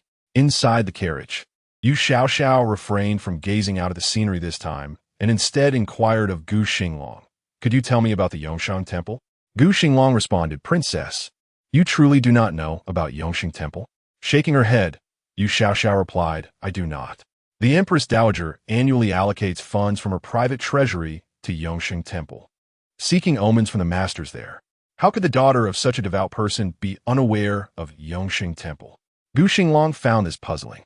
I do not believe in such matters, hence I do not concern myself with them, Yu Xiao stated. Hush, Gu Xinglang quickly urged. This matter must not be publicized. Yu Xiao pouted, and what of you? I do not believe either, Gu Xinglang admitted. Well then, Yu Xiao nodded. That allows us to frolic together. Gu Xinglang continued. My mother also believes in Yongsheng. During my father's campaigns, she often resided at Yongsheng Temple, kneeling before the Buddha daily. Yet my father still met his demise on the battlefield. Yu Xiao furrowed her brow and remarked, Before the Buddha? The Buddha speaks of reincarnation. What does the Buddha have to do with eternal life? Do not underestimate her lack of education. Religious figures occasionally visit the troops to serve as counselors. The concept of the 6 realms of reincarnation is something Instructor Liu has indeed heard of. Indeed, Gu Xinglang conceded, aside from Yongsheng Temple, no other temples can promise eternal life. Is it not blatant deception? Yu Xiao questioned in confusion. Have there been no deceived crowds to disrupt their gatherings? The inability to attain eternal life is due to insufficient cultivation and insufficient good deeds, Gu Xinglang explained. That is what my mother told me. Such oppressive rhetoric aimed at the ignorant and vulnerable finds believers? Yu Xiao scoffed. Is this temple so formidable that even the emperor must fear it? The 6 nations all revere Yongsheng Temple. Gu Xinglang lamented. The sovereign has always shown deference to it. Does Yongsheng Temple possess soldiers? Yu Xiao still struggled to comprehend. A temple of monks, how could it wield such extraordinary power? To the reader, the 3rd update is presented. The bonds of youth in the realm of the divine. Gu Xinglang quietly observed Yu Xiao and remarked, Who does not fear the divine? Yu Xiao once again confirmed that this eternal life temple was nothing but a den of deceit. Truly, how can one believe in such nonsense? Where was the divine presence during the apocalypse of humanity? She posed her inquiry to Gu Xinglang. After a moment's hesitation, Gu Xiao could not resist asking, Princess, does this nonsense imply frivolous talk? Indeed, Yu Xiao replied, playfully reaching towards General Gu's midsection. Who has the time to engage in idle chatter? Gu Xinglang glanced down at himself, suddenly feeling discomfort. Perhaps it was better not to ponder such feelings. Where is this eternal life temple located? Yu Xiao inquired, contemplating setting it ablaze or striking it with lightning. Anything to expose this nest of trickery. Gu Xinglang responded, At the summit of Mount Everest. The summit? You mean the peak of Mount Everest? A sense of disconnection washed over Gu Xinglang. What peak? Gu Xinglang clarified. That mountain is known as Everest. Yu Xiao cleared her throat and huffed, acknowledging her earlier folly. It was quite normal not to recognize Mount Everest in this world. Is it far from here? She asked. Gu Xinglang replied, just beyond Wangxiang Pass. Yu Xiao noted the name of the place. Meanwhile, as this young couple was busy with their domestic matters, Xianzong, in the imperial study, faced Master Fenglin in astonishment. Linglong disrespected the master? Surely, there must be some misunderstanding. The 6 monks accompanying Master Fenglin chuckled derisively, as if to say that those in the imperial court of Fengtian could only utter such words. Master Fenglin, without removing his veil before Xianzong, spoke in a calm tone. Perhaps it is a misunderstanding. Her Highness the Princess possesses remarkable skills. Xianzong felt a wave of darkness wash over him. Could it be that his daughter had harmed even a master of the Eternal Life Temple? Surely not. Was this the truth he was about to discover? Master Fenglin continued, I have just learned that Linglong, the princess, holds little regard for our Eternal Life Temple. It must be a misunderstanding, Xianzong asserted, straightening his posture with conviction. Linglong, like her mother, is nothing if not devout. One of the monks couldn't help but interject with further details about Linglong's actions. However, Master Fenglin admonished him softly. Such disrespect is unwarranted. The monk lowered his head, refraining from further comment. Xianzong pressed. Did the master just say that Linglong injured several merchants of the jury? These individuals were indeed affiliated with our Eternal Life Temple. Master Fenglin observed. Xianzong felt a pang of despair. Ever since his daughter married, he had scarcely recognized her, and now, just days later, she was involved in skirmishes with those working for the Eternal Life Temple. Would she one day ascend to the summit of Everest to confront the temple itself? However, regarding the fates of those individuals, I cannot intervene, Master Fenglin stated. After all, they were at fault from the outset. Upon hearing this, Xianzong felt a wave of relief. As long as he was not held accountable, it sufficed. As long as the aggrieved parties did not seek him out, his daughter could do as she pleased. Perhaps it would be best if she dealt a decisive blow to Gu Xinglang. He found the young man from Zhao Beiqing rather agreeable at the moment. Observing the ever-changing expression on Xianzong's face, Master Fenglin and the 6 accompanying monks remained silent for a considerable time. The reasons for the persistent bullying of the heavenly court became evident in the presence of this emperor. Young Linglong, contemplating the notion of Zhao Beiqing as her son-in-law, suddenly felt her spirits lift, and she smiled at Master Fenglin, saying, Master, do not take offense. I shall ensure she receives a proper lesson.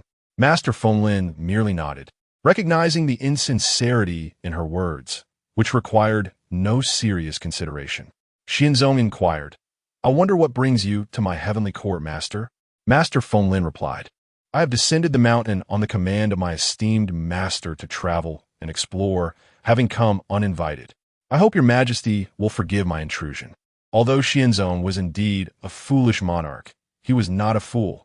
It was implausible that one could wander to the heavenly court from the mountains. After all, how many years had it been since someone from Yongsheng Temple, aside from Chengguan, had set foot in the heavenly court? As Xianzong and Master Fenglin exchanged pleasantries, Jingma at the Deity Wine Manor observed the 5 maimed merchants from the Zhuri clan. In a state of anxiety, Lord Zhang, the governor of the capital, clearly recounted the events to Jingma. After listening to Lord Zhang, Jingma remained silent for a long moment. Prepared for the worst, Lord Zhang candidly stated, Your Highness, this matter does not lie with my heavenly court. Jingma, uninterested in the question of right or wrong, asked, What does it mean that Princess Linglong has sent them to the fields? Is breaking someone's legs considered planting in the heavenly court? Lord Zhang mimicked the action of transplanting rice seedlings, saying, This is precisely how it is done. Jingma could envision the scene, yet found it difficult to accept. Lord Zhang cautiously suggested, Your Highness, what shall we do about this? Escort Lord Zhang out, Jingma commanded. Lord Zhang, without uttering a single redundant word, bowed and left, feeling fortunate to have escaped unscathed. As for the 5 merchants, Lord Zhang felt no concern for their fates. Once he departed, he spoke to an aide seated beside Jingma. My lord, what about these 5? They are a source of embarrassment, Jingma replied. Find a physician for them. If their injuries cannot be treated, let them fend for themselves. Lord Zhang wisely refrained from mentioning that these unfortunate souls were in service to Yongshang Temple, fearing that Jingma might send him back to confront Master Fenglin. One scare was sufficient. Another would surely indicate a problem with his nerves. In his thoughts, Jingma considered Princess Linglong and pondered whether he should meet with Yu Linglong once more before leaving the heavenly court to have an open and sincere discussion. Meanwhile, Yu Xiao sneezed while seated in the carriage. Gu Xinglang promptly asked, "Are you cold?" Yu Xiao felt that, with her constitution, traversing the Arctic would pose no challenge. How could she possibly be cold? Did this world even contain an Arctic? As Princess Linglong's mind wandered, Gu Xiao gently touched his wife's hand, asking, "Do you feel chilly? Shall I close the window? Is there an Arctic in this world?" Yu Xiao inquired. "What is the Arctic?" Gu Xinglang shook his head in confusion. With a light chuckle, Yu Xiao teased Gu Xinglang for a moment. "Never mind," Gu Xinglang sighed, deciding to let it go. "I'm not cold," Yu Xiao remarked. "Perhaps someone is thinking of me." "What?" Gu Xinglang froze, grasping his wife's hand, unsure how to respond to such a statement. Yu Xiao gently pressed her finger against his palm, inquiring, "Who is this person thinking of me?" She recalled how, back in the day, she would playfully tease her aide and close friend when they were flirting. With wide eyes, Yu Xiao eagerly awaited the young man's affection to be bestowed upon her. To the readers, here comes the fourth update.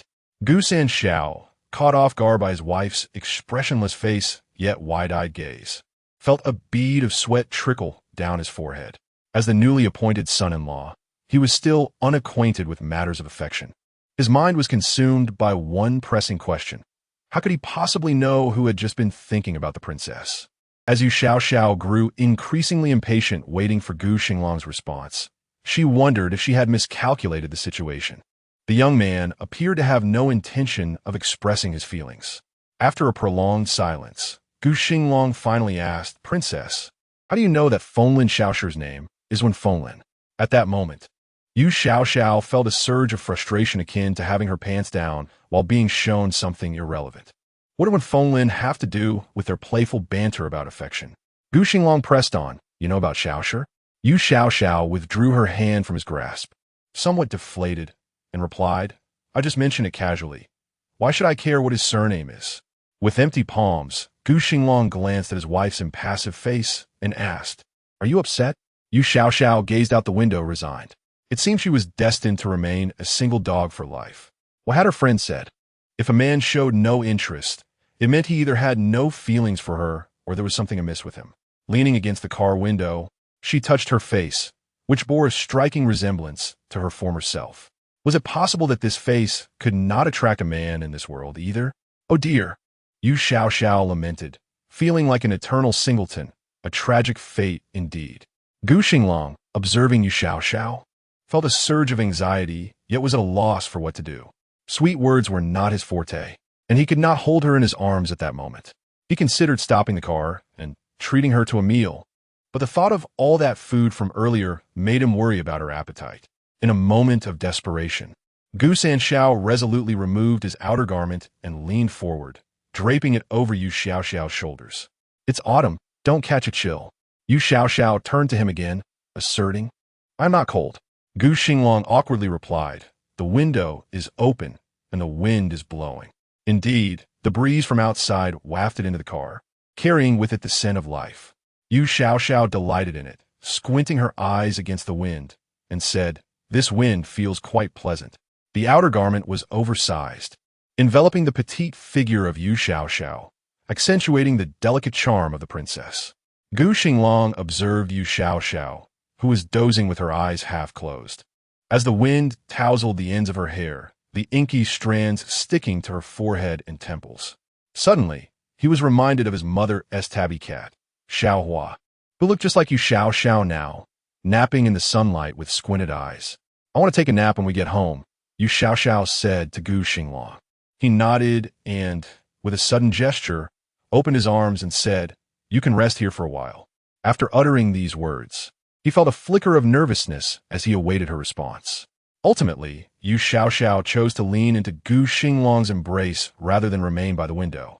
Although the boy seemed indifferent to her, she didn't harbor any dislike for him. Why not take advantage of this moment? She mused, her eyes still half closed. Gu Xinglang wrapped his hand around Yu Xiao's shoulders and, after a brief silence, whispered, "Princess, I'm unaware of who was just thinking of you." Yu Xiao, on the verge of slumber, stiffened at his words. "What are you talking about? Just don't catch a chill," Gu Xinglang said gently. "Sleep now," held in his arms. Yu Xiao pondered for a while and suddenly sensed a hint of affection from him. Perhaps he was not entirely devoid of feelings. He simply did not understand them. Sitting up straight from his embrace, she playfully poked his chin with her finger and asked, "You don't know?" Gu Xinglang was taken aback, confused by her question. "What do I not know?" Yu Xiao replied. "I sneezed and wondered who was thinking of me." "You should have said, 'It's me who is thinking of you.'"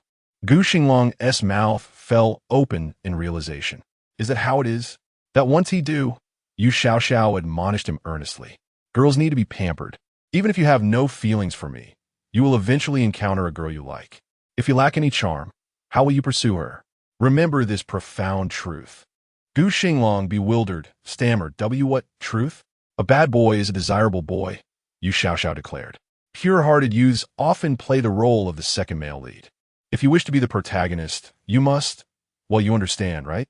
Gu Xinglang spluttered in surprise. "What does that even mean? What am I supposed to understand?" This conversation was quite perplexing. "Have you remembered it?" Yu Xiao inquired again. Gu Xinglang racked his brain, thoughts racing faster than when he commanded his subordinates in battle. He contemplated what he should say to ensure his wife comprehended his words. Why were royal princesses always like this? Was there truly a wall between their worlds? "Have you learned something?" Yu Xiao teased. Gu Xinglang pulled her back into his embrace, speaking earnestly. "I am not a bad person, and I harbor no feelings for anyone else."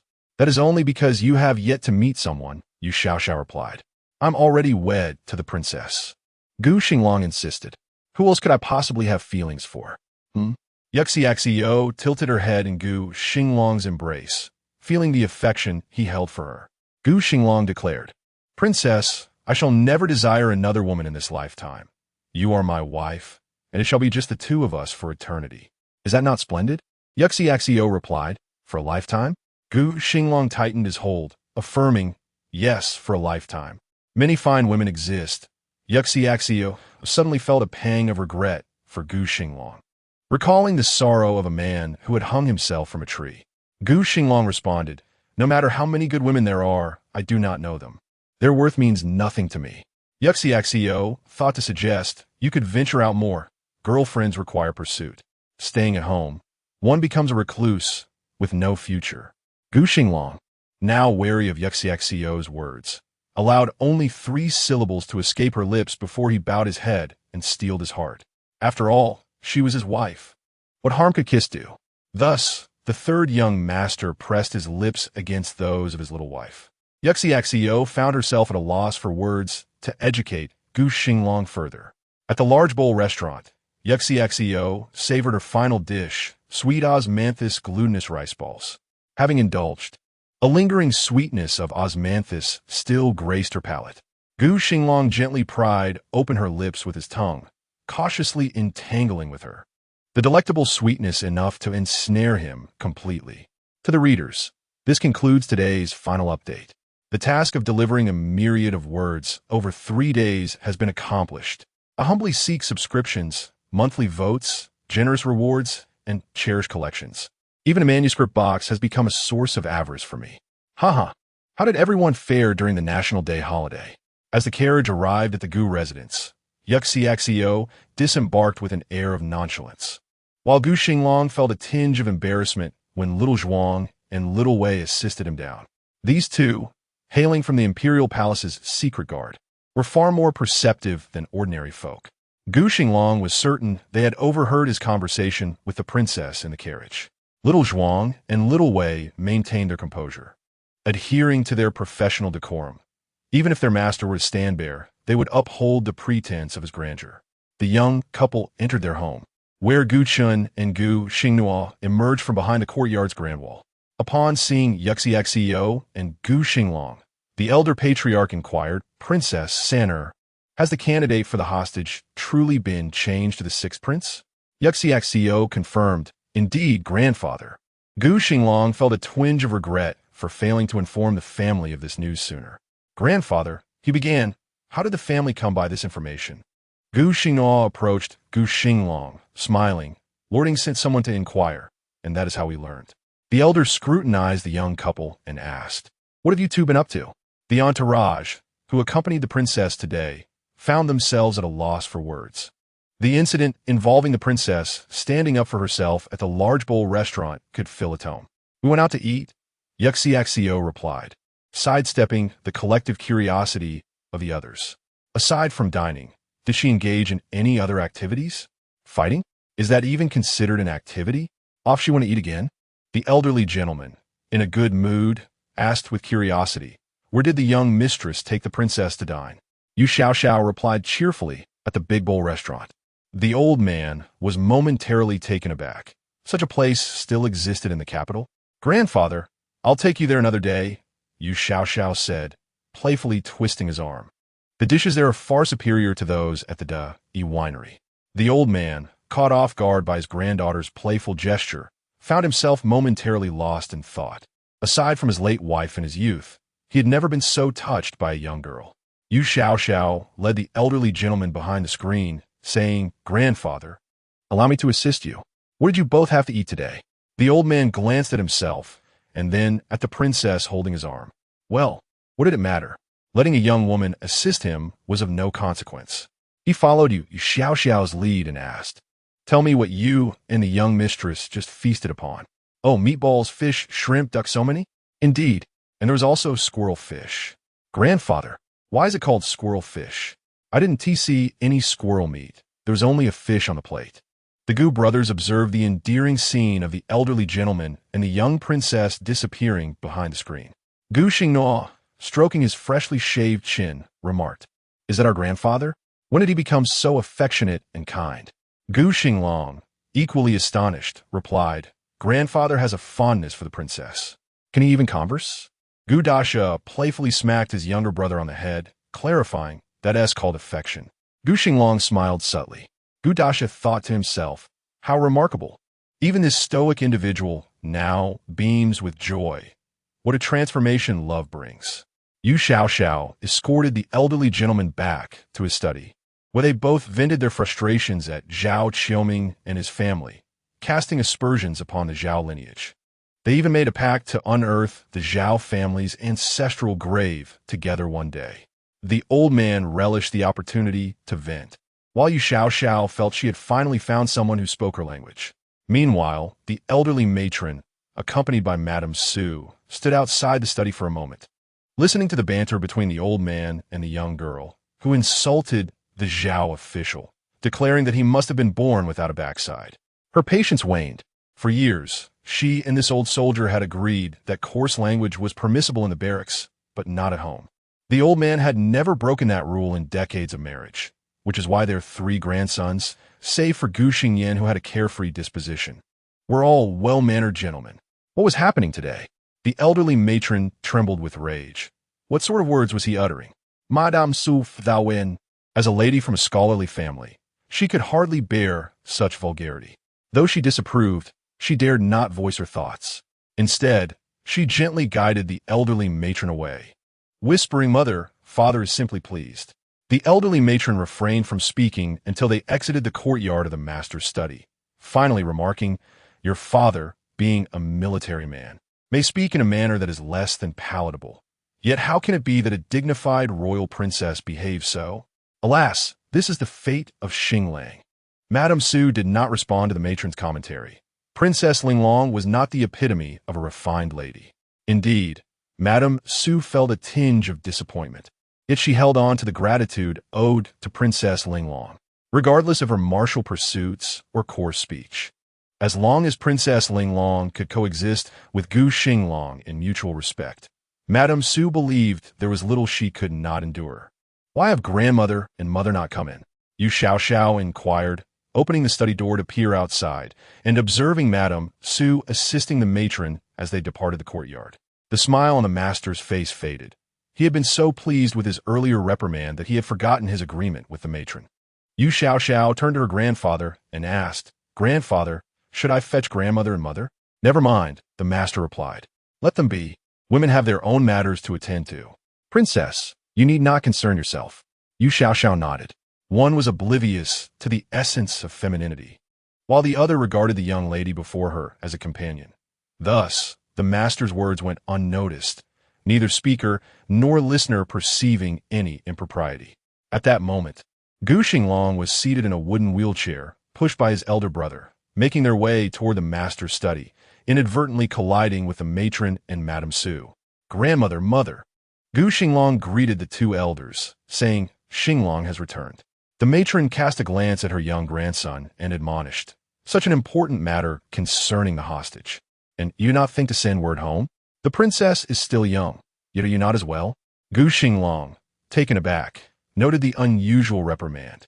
He was accustomed to being scolded by the master, while the matron typically indulged him. Today, however, things seemed amiss. Gu Xinglang quickly interjected, "Grandmother." Xinglang merely forgot for a moment. "Forgot?" The matron shook her head and addressed Gu Xinglang. "While your mother and I are at home, anxious and fearful. Do you not think of us? I have heard you dined with the princess. Xinglang, when did you become so thoughtless?" To the readers, the first update for October 4th is hereby presented. The matron's heart was aflame. Filial piety is paramount. She had not uttered a single foul word. Yet the implication was clear. Gu Xinglang was being chastised for his lack of filial duty, a weighty accusation indeed. Were it possible at that moment, Gu Xinglang would have knelt before the matron in contrition. For the first time in his life, he found himself at a loss under such a scolding from his grandmother. Having always been a dutiful child, Gu Xinglang furrowed his brow slightly and asked, "Grandmother, what troubles you today?" The matron shot Gu Xinglang a stern look and replied, "Ultimately, you must live your own life. How many more days can I accompany you?" "Grandmother, you will live to a ripe old age," Gu Xinglang hurriedly assured her. Gu Xinglang inquired, "Grandmother, has someone in the household angered you?" The matron hesitated, her heart ablaze with frustration, using Gu Xinglang as a means of venting her ire. Madame Su, recognizing that the matron's son had struck a chord, interjected, "The princess is speaking with your grandfather in the study. You both should proceed there. I will take your grandmother for a stroll elsewhere." "Go on," the old lady waved her hand. Before Gu Xinglang could speak, he pushed his younger brother away. After the brothers departed, Mrs. Su supported the old lady as they walked towards the back garden, whispering, "Mother, the fortunes of your descendants are their own to bear. Please calm your anger." The old lady replied, "How many years do I have left? You will endure this slowly. How long can you withstand it?" Mrs. Su lowered her gaze to the ground. The old lady harbored many grievances against Princess Linglong, reminiscent of the wedding night when the princess had coldly turned her away, compounded by the incident with Qing Yu. In the eyes of Mrs. Su, the old lady had lost face before the household, and for such a proud matriarch to hold no resentment would indeed be a rarity. After taking a few steps, the old lady sighed, saying, "Forget it. I have overthought this. In any case, you will be cared for by Xingnuo in your old age. The Sun family is commendable, and a legitimate daughter-in-law is a blessing. What more could I ask?" Mrs. Su softly reassured, "Mother, the princess has a kind heart. There is nothing to worry about with your daughter-in-law." The old lady scoffed. Recalling the moment when the princess had struck someone, she saw little evidence of kindness then. It was all well and good to strike an enemy. But what if one day the princess found displeasure in the Gu household and turned her hand against them? The thought of Xinglang's leg troubled her immensely. After a moment of contemplation, the old lady sighed again. "The doctor said Xinglang needs to rest, yet look at him, always running around with the princess. What rest is he getting?" Mrs. Su replied, "The princess believes Xinglang's foot will heal." "Heal?" The old lady retorted coldly. "Let us discuss this again when Xinglang can walk." Mrs. Su smiled ruefully. "Mother, the princess would never harm Xinglang. He has never truly enjoyed himself during his time with father and his brothers in the military. I am grateful to the princess for bringing joy to Xinglang." The old lady shot a sidelong glance at Mrs. Su, who had exhausted all praise for the princess. What more could she say? "Mother," Mrs. Su gently urged, "that is her royal highness. Even if she were to slay Qingyu, what could you do?" The old lady found herself at a loss for words. Indeed, she could not dispute the fact that the princess was of royal blood. Even if Gu Xinglang did not have affection for the princess, would the Gu family dare to cast her aside? As the two women conversed softly and moved away, Nurse Wang, accompanied by Xiao Zhuang and Xiao Wei, emerged from behind the trees. Bah! Nurse Wang spat on the ground, exclaiming, "As if she has the right to disdain our princess." Xiao Zhuang asked, "Nurse, what is wrong with the princess?" Nurse Wang replied, "She has grown senile. What fault could our princess possibly have?"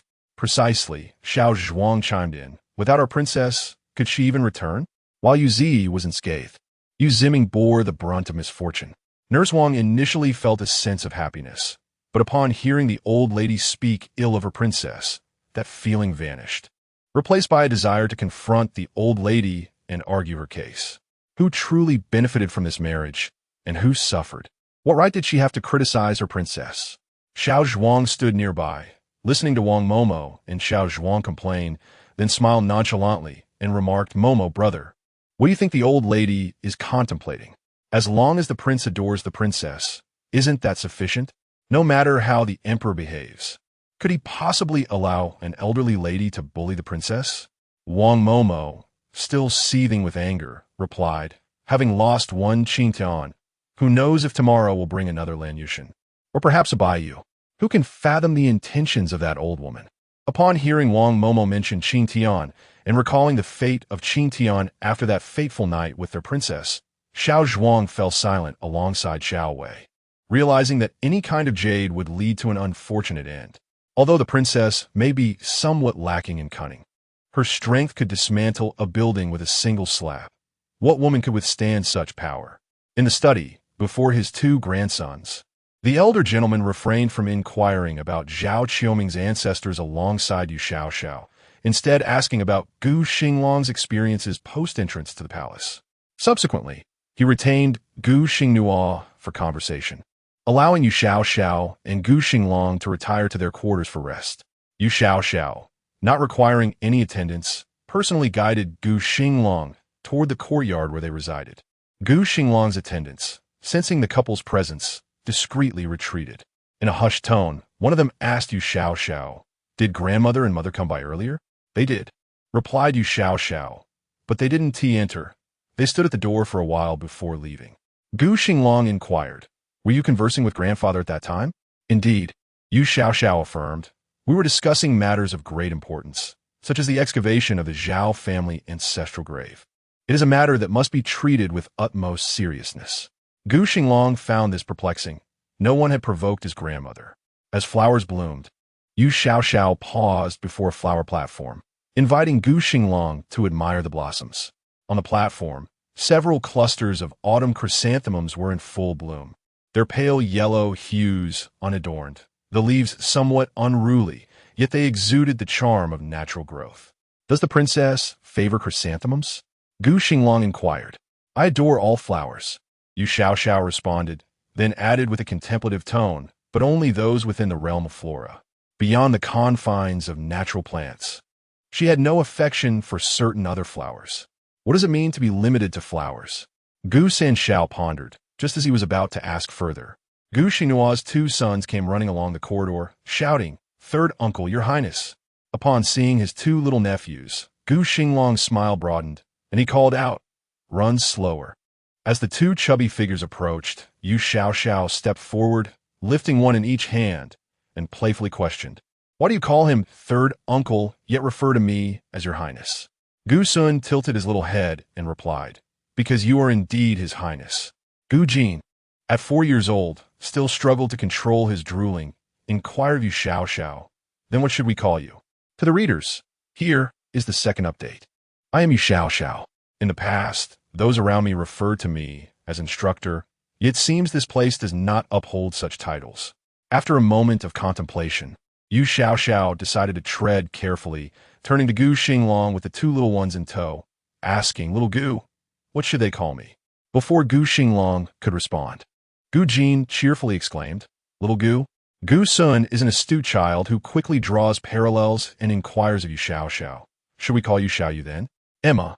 Yu Xiao shivers at the thought. Such a title is utterly unbefitting. Gu Xinglang shakes his head at Gu Sun, stating, "One must not be disrespectful to Her Highness the Princess." What princess? Yu Xiao retorts. It sounds far too unpleasant. Why is it unpleasant? Gu Jin asks. Yu Xiao asserts seriously. Because it comprises 4 characters, calling me one name is like invoking 2. What a hassle. By the way, little fatty, can you count now? Gu Jin promptly begins counting for Yu Xiao, earnestly reciting 1, 2, 3, 4, 5. Gu Sun joins in, declaring, I can count too. Yu Xiao responds, oh, then do count for me. Upon hearing this, Gu Xinglang realizes the conversation has once again drifted far afield and quickly interjects, Princess, perhaps you should set them down. Carrying them like chicks, Gu Xinglang knows his little wife is not overly burdened, yet the sight is rather distressing. Yu Xiao places the 2 chubby bundles on the ground. She still finds it somewhat disconcerting to interact with such fragile creatures, feeling that if she were a tad stronger, she might inadvertently harm them. Your Highness, Gu Jin calls, clutching Yu Xiao's leg. She glances at Gu Xinglang once more and queries, what should they call me? Aside from Your Highness? Gu Xinglang replies, third aunt. Yu Xiao pouts. The leap from sister to aunt is rather extreme. Gu Sun cautiously approaches Gu Xinglang, sidestepping his uncle's injured foot and nestles beside him, asking, Uncle, what do you call third aunt? Gu Xinglang responds, Princess. Yu Xiao exclaims, Can we please refrain from mentioning this title of princess? She has endured this for days, being incessantly reminded of her inept ruler of a father. She has no desire to be a princess. Gu Xinglang is taken aback and asks, Then what would you like me to call you? Instructor, Yu Xiao replies. This lad is also a soldier. Calling me instructor suits him well. Gu Xinglang, along with the 2 little ones, blinks in confusion. What is an instructor? Yu Xiao is astonished. Does this world lack instructors? Are there none in the military? Gu Xinglang shakes his head. We have coaches in our army. Coaches? Yu Xiao shakes her head, dismissing the notion. She has no interest in teaching others how to enhance their intelligence. At that moment, Gu Xinglang suddenly whispers, Then may I call you Linglong? Oh dear, that name causes Yu Xiao a pang of distress. What merit does she possess to warrant such an artistic title? Just call me Xiao, she decisively tells Gu Xinglang. Xiao? He inquires. Yes, this name is one I do not share with just anyone, Yu Xiao responds. To Gu San Xiao, it seems this must be the pet name bestowed upon the princess by the emperor and empress. A young lady's nickname is typically known only to her parents, close kin, and her husband. Gu Xinglang's handsome face suddenly flushed slightly, filled with joy, yet he found himself at a loss for words to convey it. Xiao, Gu Jin called out with a smile. Jiner, Gu Xinglang hurriedly instructed the child. You must address her as third aunt. One must know their place. The little chubby boy pouted, uttering a soft "oh." At that moment, Wang Mama arrived with Xiao Zhuang and Xiao Wei. As they paid their respects to Gu Xinglang, Wang Mama's somber expression startled him. What troubles you, Mama? He inquired. Wang Mama brusquely replied. Nothing. I merely wish to greet His Highness. Mama, are you upset because I didn't take you out for a meal? Asked Yu Xiao. Wang Mama, disinclined to converse with these 2, felt a twinge of frustration towards one and a pang of sadness towards the other. With a glance at Yu Xiao, she lamented, Your Highness, must it only be about food? Can we not attend to more pressing matters? Gu Xinglang assessed Wang Mama's demeanor and remarked, Mama, the 7th prince is free now. Although the 7th prince had no matters at hand, the princess certainly did. Wang Mama glared at Xiao Zhuang and Xiao Wei, commanding, Why are you not attending to His Highness and escorting him back to his quarters? Do you possess no sense of awareness? Xiao Zhuang quickly stepped forward, urging Gu Xinglang to return to his room. Yu Xiao walked ahead of Wang Mama, stating, Mama, I will take you out for snacks this evening. Your Highness. Wang Mama called out to Yu Xiao. Yes, Yu Xiao responded. I am not in the mood for conversation, Wang Mama said. Yu Xiao obediently fell silent. At Wang Mama's age, as an unmarried middle-aged woman, she was likely experiencing the onset of menopause. Once back in his room, Gu Xinglang retained Xiao Wei for a private discussion. Xiao Wei, having nothing to conceal, relayed the conversation he overheard between the old matriarch and Madame Su, ultimately asking, Your Highness, why does the old matriarch dislike the princess? Gu Xinglang, feeling both awkward and troubled, countered with a question of his own. What do you think? Xiao Wei having transitioned from shadowy guard to a servant, he found himself rendered speechless. Was it customary for a shadowy guard to be responsible for the affairs of the prince's household? Gu Xinglang, noticing Xiao Wei's silence, awkwardly said, "You may leave. I am aware of the situation." Xiao Wei hesitated, but, for the sake of the princess, divulged, "Mama believes the old matriarch favors that Xingyu." This revelation left Gu Xinglang reeling. Why was it always about Xingyu? After delivering the blow, Xiao Wei noticed Gu Xinglang's grim expression, bowed, and hastily departed. Meanwhile, Yu Xiao squatted in the hidden chamber, staring at a mixture of herbal juice and rice juice that was developing into penicillin. Lost in thought, she contemplated where to find a psychologist to assist Wang Mama with her menopausal issues, and then pondered why when Fenglin, clearly not a weakling, would be seized by the tyrannical empress to become her consort. Surely, there was a conspiracy at play. Yet the nature of this conspiracy was beyond Yu Xiao's capacity for deep contemplation. Madame Wang sat on the railing of the corridor outside the dimly lit room, her mind burdened with troubles. The strained relationship between mother-in-law and daughter-in-law ultimately brought misfortune to her princess. What should be done?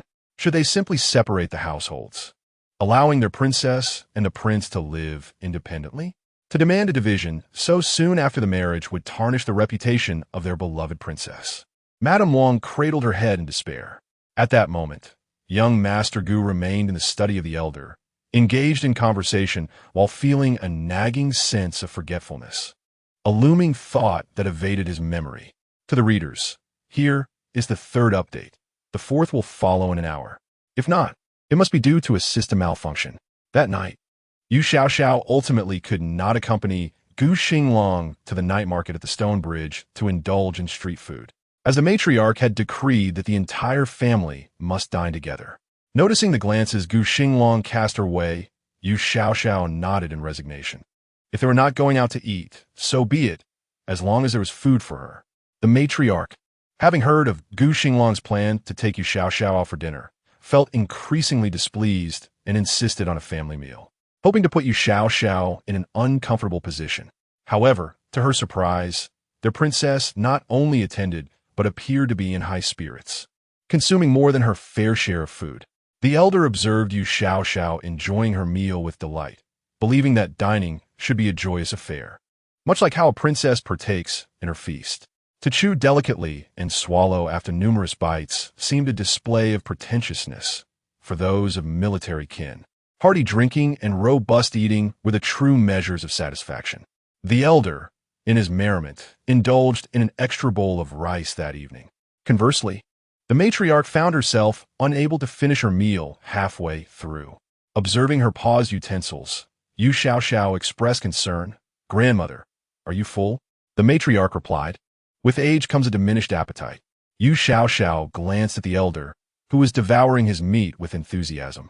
The matriarch, observing her husband, remarked, "An old woman cannot compete with a man. A lady must maintain a lady's portion." "Grandmother," Gu Xinglang called out to the matriarch. The delicate princess had already consumed 3 bowls of rice, a clear implication that she did not conform to traditional feminine modesty. Gu Xinglang cast a disapproving look at the matriarch, questioning the need for such banter during a family meal. "Are you full?" Gu Xinglang quietly inquired of Yu Xiao. He refrained from arguing with the elder and decided to take Yu Xiao to their courtyard kitchen later for another meal, if necessary. With plenty of dishes still on the table, Yu Xiao had no intention of leaving. She shook her head at Gu Xinglang and addressed the matriarch. "Only half a bowl is insufficient. If one cannot eat, death cannot be far off." Puff! Gu Xinglang spat out his food, and young Master Gu cast a disapproving glance at Yu Xiao. The elder, slightly irked, chose to ignore her. How could she so carelessly utter such words about the elderly? Madame Su and Madame Sun tended to the younger siblings, Gu Sun and Gu Jin, their heads bowed in silence. Gu Xinglang discreetly tugged at Yu Xiao's hand, convinced that his little wife harbored no ill intentions, merely a lack of eloquence. Yu Xiao glanced at Gu Xinglang before turning to the old lady, saying, "I understand that many young women desire a slender figure, but grandma, at your age, what need do you have for such concerns? Look at Wang Momo. She laments her weight daily. Yet even a sip of water seems to add to her bulk. Whether one is plump or thin is often predetermined. So one must eat when the time calls for it. Standing at the door, Wang Momo, who had been the subject of this discourse, felt the sting of the words. The old lady's demeanor soured. Among the aristocratic matriarchs of the capital, her figure was considered exemplary, having only gained a modest amount of weight since her youth. Now, what was the princess insinuating? That she was neglecting her meals for the sake of slenderness? Such a scandal would tarnish her reputation. How could she face others thereafter? Grandma, let me explain. Just then, Gu Xinglang, sensing his wife was poised to continue, hastily shook his head at Yu Xiao, signaling her to cease. Yet, regarding matters of health, Yu Xiao persisted, we cannot overlook Grandma's refusal to eat. What of your filial piety? Gu Xinglang wiped his face in exasperation. It appeared that a heavy accusation had been cast upon him. Moreover, what do you wish to call me? Yu Xiao's thoughts took a whimsical turn, abruptly changing the subject. Gu Xinglang was momentarily taken aback, but quickly regained his composure. However, in the presence of family, he found himself unable to voice it. Xiao. At that moment, Gu Jin, with a small hand, tapped the table, calling out for his uncle. The 6-year-old Gu Sun chuckled, playfully scratching his cheek and teasing Gu Xinglang, "Oh, uncle is shy." Gu Xinglang's face flushed a deep crimson. Gu Xinglang, amused, remarked, "Is that another name for the princess?" Yu Xiao nodded, replying, "Eldest brother and sister-in-law may also call me that, referring to me as princess feels too distant for our family." Noticing her younger brother's discomfort, Gu Xinglang, in a rare moment of jest, quipped to Yu Xiao, "Princess, I fear that if I call you that, Xinglang might become displeased." Before Yu Xiao could inquire why Gu Xinglang would be upset, the old lady lifted a small porcelain bowl from the table and set it down with a thud. Had she just endured a scolding, only for these children to be here laughing and chatting? Although the old lady's gaze towards Yu Xiao remained neutral, her wariness had intensified. This princess had subtly outmaneuvered her, and now she appeared to share an easy camaraderie with her husband and elder brother-in-law. Gu Sun and Gu Jin had only known her for a few days, yet seemed to have grown so close. Women from the palace were indeed skilled in their ways. The old lady mused, her fingers tracing the edge of the table. Unbeknownst to Yu Xiao, in just a few exchanges, she had transformed in the old lady's eyes into a crafty player in the domestic intrigues. Confused, she looked at the blue floral porcelain bowl that had been forcefully placed on the table, asking, "Is the bowl too unappealing for you to eat from? Is this elderly lady overly delicate? In the apocalypse, one would be gnawing on compressed biscuits for sustenance. Would she not simply starve herself to death?" The elderly lady remarked, "Do I possess such a noble gaze?" "Oh," Yu Xiao responded. "Was that a tremor of the hand? This bowl appears quite exquisite. Acquiring one must require a substantial sum, correct?" The elderly lady, infuriated, felt her body tremble anew. Hadn't she even tasted the food from this bowl? And yet this person was already lamenting the expense? "Your Highness, the bowls and utensils in the imperial palace are far more refined than those in our Gu residence," she retorted, aiming a sharp jab at Yu Xiao. "You, a royal princess, lamenting over a mere bowl? Are you not afraid of becoming the subject of ridicule?" Yu Xiao replied, "Grandmother, do you fancy the bowls and utensils from the imperial palace? I have brought quite a few with me. I shall gift you a complete set shortly." She had emptied the entire Fenghua hall, and parting with a set of palace tableware did not cause her any distress. At that moment, the elderly lady realized that Princess Linglong was not merely a skilled player in domestic affairs. She was, in fact, a venomous individual who could strike without shedding blood. To suggest she eat from the imperial tableware? Who in the world would dare to misuse such bestowed items? This princess was surely seeking her demise. Gu Xinglang silently peeled a plate of oil-fried river shrimp and presented it before Yu Xiao, saying, "Xiao, enjoy the shrimp while it's warm." At that moment, what else could coax his dear wife to spare the elderly lady? Young master Gu dared not meet his grandmother's gaze, focusing instead on his wife as she indulged in her meal. To the readers, here is the 4th update. There truly is nothing more to come. See you all tomorrow. As the elderly lady observed Gu Xinglang silently serving Yu Xiao, Her irritation grew. Was it common for a man to serve his wife during meals? The emperor's daughter, born of golden branches. Surely Gu Xinglang had not been raised to endure such treatment.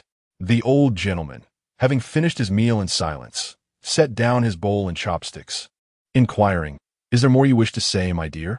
The elderly lady felt as though this old man reveled in her humiliation, as if he had won a victory by witnessing her defeat before her granddaughter-in-law. Only after the old gentleman spoke did Gu Xinglang lift his gaze to the elderly lady, saying, "Grandmother, the princess harbors no ill intentions. She merely cares for you. I will have the kitchen prepare more porridge for you shortly." With her mouth full of shrimp, Yu Xiao interjected, "Grandmother, I wish for you and grandfather to enjoy longevity. Should anyone harbor malice towards you in the future, inform me, and I shall deliver a sharp rebuke." At the mention of confrontation, an aura of fierce determination emanated from Yu Xiao, her eyes gleaming with ferocity.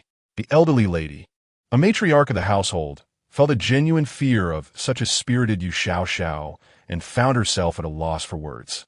Gu Xinglang placed a bowl of pigeon soup before Yu Xiao, meticulously skimming the grease from the surface. As Yu Xiao bent to sip the soup, it took mere moments for her to finish. Gu Xinglang then inquired, "Are you full?" On the table, there remained some uneaten dishes. Yu Xiao observed Gu Xinglang still indulging in his meal and thought about how the old lady would likely be hungry soon. She concluded that it would be prudent to reserve some provisions for her elder brother and the old lady. Nodding towards the old man, she signaled her intention. "What about Xinglang?" The old man inquired again. Gu Xinglang nodded as well. He had been taking medicine daily, and the bitter concoction was unpalatable. Were it not for Yu Xiao's company, he suspected that the amount he consumed in a day would scarcely suffice even for a cat. "You may return to your rooms," the old man instructed. "If the princess desires more to eat, let the small kitchen prepare something anew. I foresee rain coming soon, so it would be best if you refrain from venturing out this evening. You can go tomorrow instead." "Yes, grandfather, I understand," Gu Xinglang replied dutifully.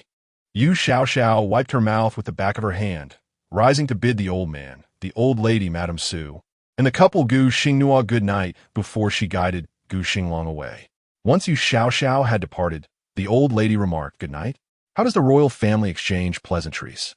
The old man, suppressing his smile, retorted, "Is this truly amusing to you?" Noticing the tension building between the two, Gu Xinglang hastily set down his chopsticks and said, "Grandfather, I am finished as well. We shall return to our quarters." The old man waved his hand, granting permission for his eldest grandson's family to leave. Madame Su then said, "Father, I too shall take my leave." "Return to your rooms," the old man responded. Only the elderly couple remained in the dining hall, and the old lady remarked, "It seems that our esteemed princess has indeed captured your favor." The old man replied, "You cannot contend with her. As it stands, even your barbs seem ineffectual against her. What more do you desire?" The old lady sat in silence, simmering in her vexation. "Such a disparity," the old man said as he rose. "In the military, individuals like you would be likened to using an egg to strike a stone, foolhardy and overreaching." The old lady retorted with self-mockery, "Indeed. As a mere old woman stripped of titles, what can I possibly compare with a royal princess? She may please you now, but do not rejoice too soon. Should she ever grow weary of Xinglang, I am curious to see how you will respond. And what if the princess does not?" The old man countered. The old lady scoffed, expressing her disdain for Yu Linglong's restless nature, which she found utterly distasteful. The old man, hands clasped behind his back, strolled out to the back garden for a leisurely walk. Qinghe entered with several servants to tidy up, noticing the old lady sitting alone with a sullen expression. She contemplated advising the old lady against opposing the princess, but hesitated to voice her thoughts. Yu Xiao, oblivious to the old lady's present feelings, returned Gu Xinglang to their room and examined the wound on his foot. The injury had received the finest ointment, yet it still showed signs of inflammation. When Yu Xiao gently touched the wound, Gu Xinglang winced in pain. "Does it hurt?" Yu Xiao asked. Gu Xinglang replied, "A little." Noticing the inflammation, Yu Xiao reached up to feel his forehead. Typically, such inflammation would induce a fever, representing the body's direct response to combating infection. Gu Xinglang's expression remained unchanged as he inquired, "Has the wound worsened?" In recent days, the injury on Gu Xinglang's ankle has been persistently painful, yet it remains within a bearable threshold for him, allowing him to feign indifference to those around him. His subordinate, noticing his elevated temperature, leaned down to press her forehead against his, frowning as she remarked, "You have a fever." Gu Xinglang retorted, "A fever?" To which she clarified, "It's what you call a slight fever." After a moment's contemplation, he mused, "So, the physician refers to a slight fever as a fever?" Without dwelling on this semantic issue, she adjusted the blanket around him and inquired, "Are you feeling unwell?" He replied, "Not particularly." She then gave him a thumbs up, exclaiming, "Hero." He chuckled, "Am I gravely ill?" She reassured him, "Fear not. As long as you are not allergic, once I procure the right medicine, any inflammation will be resolved in a few days." Allergic? Such medical jargon seemed lost on him. Yet she continued, "The matron has gone to prepare your medicine. I will first help you freshen up." Gu Xinglang immediately shifted uncomfortably, insisting, "Let the servants attend to it." "I have seen you in your most vulnerable state," she retorted, turning to call for hot water while chiding, "Why are you being so finicky?" Finicky? Gu Xinglang took a moment to digest the term. As she assisted him with a sponge bath, he sipped the medicine she had prepared, and they exchanged a few words until the effects of the medicine took hold, lulling him into a drowsy slumber. When he inquired about the time, he was unaware that an entire hour had passed. The matron observed Gu Xinglang's slightly flushed face due to the fever and expressed her concern to Yu Xiao. "Princess, will the duke's injury ever heal?" "It will heal," she asserted. "It's merely a tendon injury. If I cannot treat this, those worthless souls left in the apocalypse would surely mock me. But what if it cannot be healed?" The matron pressed. Yu Xiao replied nonchalantly, "If it cannot be healed, at least he lives, does he not?" The matron, anxious, asked, "And what will you do then?" Yu Xiao bent down to adjust the blanket around Gu Xinglang. Unconcerned as she said, "As long as he lives, everything will be fine. I am here." Gu Xinglang, with his eyes closed, experienced a slight tremor of his eyelids, finding solace in the presence of the woman beside him.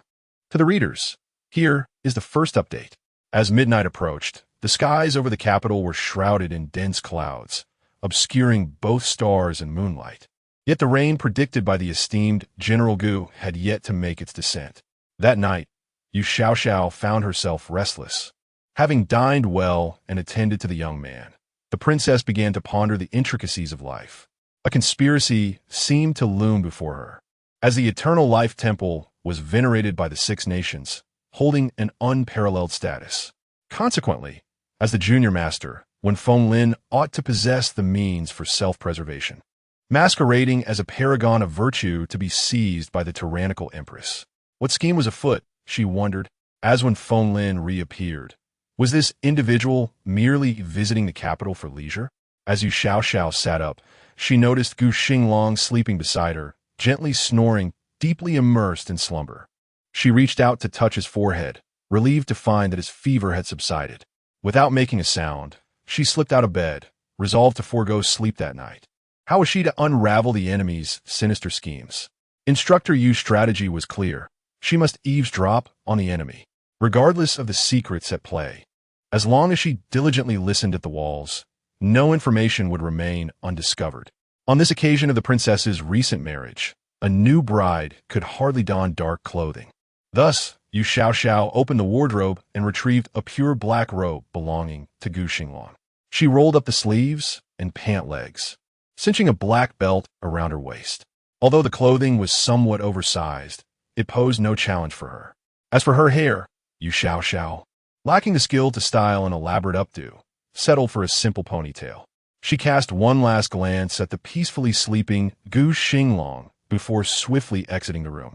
Gu Xinglang lay on his back, his demeanor surprisingly gentle for a general. Never tossing and turning restlessly, he remained blissfully unaware of the absence beside him.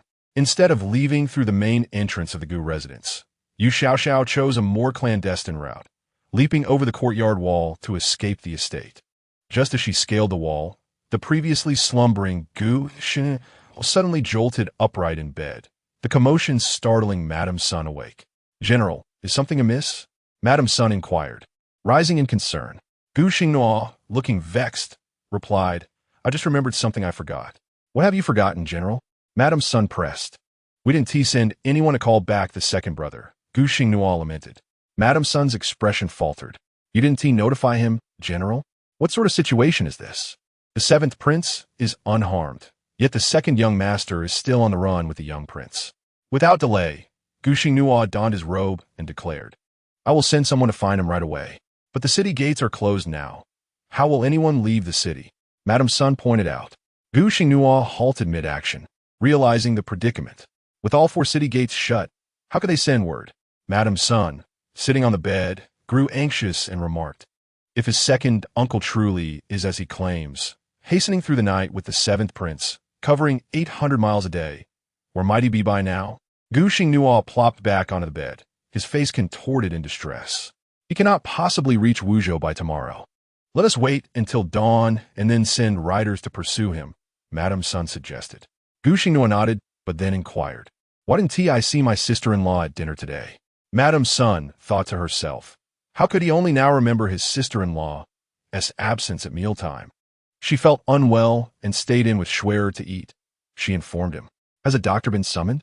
Gu Xinglang asked. Madame Sun sighed, lightly poking her husband's chest. If she is unwell here, what use is a doctor? Gu Xinglang shook his head, muttering, such a temper. Madame Sun did not respond to young Master Gu's words. And it was no wonder that Mrs. Lin had many grievances while staying in this household. Young Master Gu was the lowest in status within the family, and throughout the day, neither the elders nor the youths remembered his presence. At that moment, Gu Xinglang muttered to herself, why hasn't the princess thought of visiting the seventh prince? Madame Sun found herself unable to engage with young Master Gu's sentiments. Who could fathom the intentions of Her Highness the Princess? What indeed was the princess contemplating? At that moment, Yu Xiao stood outside the walls of the Gu residence, gazing at the sky in contemplation, pondering where she might locate when phone Lin. The distant sound of the night watchman echoed closer, calling out repeatedly, be cautious of fire in this dry season. With a resolute tap against the wall behind her, Yu Xiao decided to first search for this person within the imperial palace. Surely, the young master of Yongsheng Temple must be a favored guest of that foolish monarch. Yu Xiao recalled that there was indeed a Buddhist hall within the palace. What? The imperial palace does not permit men to remain after nightfall? Apologies, but how could a newcomer from a dystopian world possibly be aware of such rules? Resolute, Yu Xiao dashed toward the palace. The vigilance of the imperial palace at night was far more stringent than during the day. The gates were ablaze with light, and under their illumination, the armor of the imperial guards gleamed with a chilling luster, dazzling to the eye if one gazed too long. A small stone fell from the city wall, landing with a barely audible thud. The general below glanced up at the ramparts where the guards stood in formation, weapons at the ready, displaying no signs of alarm. Yu Xiao leaped down from the battlements. She had accompanied Granny Wang to the Buddhist hall on several occasions. Thus, she was well acquainted with its location. Concealing herself in the shadows, she swiftly made her way toward the hall. The Buddhist hall of the Fengtian Imperial Palace was named the Hall of Incense Offering, and at this hour, the everlasting lamp before the Buddha still flickered, though there appeared to be no distinguished guests present. Yu Xiao searched both inside and outside the Hall of Incense Offering, spotting a dozen or so nuns and women practicing asceticism, yet there was no sign of any monks. Predicting incorrectly, Yu Xiao stood outside the door of one of the halls, her mind seething with frustration. Where on earth had that effeminate fellow with the surname when disappeared to? Were all the monks congregated in the temples of the capital? How vexing! Yu Xiao was still unfamiliar with this city. She had no idea how many monasteries existed in the capital, leaving her at a loss as to where to search. Inside the hall, a woman practicing asceticism knelt before the Buddha, reciting scriptures and occasionally striking a wooden fish. Yu Xiao turned and exited the Hall of Incense Offering, pondering the peculiar fervor of those who devoted their nights to chanting, a concept utterly foreign to her, a woman of no religious belief. In the northwest corner of the palace, the faint sound of music reached Yu Xiao's ears. Having resided in the palace before, she instinctively knew that the foolish monarch must be indulging himself in some tender escapade. just as Yu Xiao prepared to leave the palace in search of a temple throughout the capital. She passed by a hall and heard the sound of a child's cries emanating from a corner to the south. The sound of crying was indistinguishable in terms of gender. Yu Xiao scaled the wall and entered the chamber. A child is indeed a treasure of humanity. How could such a precious being be left to weep in the dead of night? To the readers, here comes the second update. In the Mingguang Hall, little Do Ding listened to the cries and ventured into a bedroom. Only a single candle flickered atop the bedside candlestick, illuminating a small area. Yu Xiao noticed a lump beneath a thick satin quilt from which the cries emanated. Approaching the bed, she lifted the quilt and asked the curled-up child within, "Who has bullied you?" Startled by the sudden exposure, the boy looked up at Yu Xiao, speechless. Observing the child, she noted that he was not as robust as the two plump siblings she knew, resembling more of Sprout. However, his thin frame rendered his small face quite delicate, making his large, tear-filled eyes appear even more endearing. "Why are you silent?" Yu Xiao inquired. "Are you hungry?" Wiping his tears, the boy stammered. "Why, you are an assassin?" Surprised, Yu Xiao thought to herself that this child must possess a keen intellect to recognize the existence of such a figure at such a tender age. "Are you here to kill me?" He continued. "Do I look like an assassin just because I wear black?" Yu Xiao retorted. "Who are you? State your name for me to hear." The boy, not more than 3 or 4 years old, pondered her words for a moment before replying, "I am Yu Ximing, the 6th prince." Yu Xiao was taken aback. This was the biological son of concubine Zhao. Her expression turned stoic as she regarded the little one before her, contemplating whether it would be better to extinguish the life of this little prince or to eliminate concubine Zhao herself to ensure she never regained her standing. "If you wish to kill me, then do so," young Yu Ximing declared. At 3.5 years, his articulation was clearer than that of Gu Jin, the 4-year-old chub. He added, "Anyway, my mother does not want me anymore." Seeing the child speak with such resignation, Yu Xiao thought to herself, "How peculiar. Concubine Zhao's son has already learned to embrace death." "Assassin," Yu Ximing continued, "could you make it swift? I do not wish to feel pain." With a playful gesture, Yu Xiao tapped the boy's forehead lightly, careful not to exert too much force. "What assassin? I am your sister." She seated herself on the edge of the bed. "Do you not recognize me?" Climbing up from the bed, Yu Ximing scrutinized her in the candlelight. "No need to examine. I truly am your sister. If I were an assassin, I would have killed you already rather than waste time conversing with you," Yu Xiao asserted. "Is it you, elder sister?" Yu Ximing asked. "Indeed," she confirmed. "If I were not your sister, how could I have entered the palace? Now tell me, why were you crying?" Yu Xiao's words seemed to resonate with him. After all, few could enter the imperial palace. Pouting, the 6th prince mournfully replied, "I am leaving." "Oh, I understand," Yu Xiao said. "You're going to slay the sun." "My mother does not want me," Yu Ximing lamented, contemplating the 2 nannies sleeping outside like dead pigs. Yu Xiao furrowed her brows, her tiny eyes swollen from tears. Despite weeping for half the day, no one had come to check on her. It was evident that the nannies were shirking their duties. Was Zhao Fei already indifferent to her son's fate before he had even left? I listened as Yu Ximing pointed to his fingers, confiding in his elder sister. "Mother will have another brother. She no longer wants me." Yu Xiao scoffed, questioning the ease of childbirth. After all these years with a foolish monarch, how could Zhao Fei have only borne one son? Was she truly that naive? "I don't want to leave," Yu Ximing murmured like a mosquito. A compassionate person might feel guilty, especially since it was Yu Zi who was originally meant to endure this fate, not Yu Ximing. Yu Xiao was not a malicious person, yet her heart was resolute. Ultimately, one of the princes must go to Zhuri as a hostage. While she felt sympathy for the little one before her, who had ever shown concern for Yu Zi. Besides, staying close to the foolish monarch and that duplicitous Zhao Fei was hardly preferable. Perhaps going to Zhuri would allow Yu Ximing to grow into a promising young man. "There's nothing wrong with going to Zhuri," Yu Xiao reassured Yu Ximing.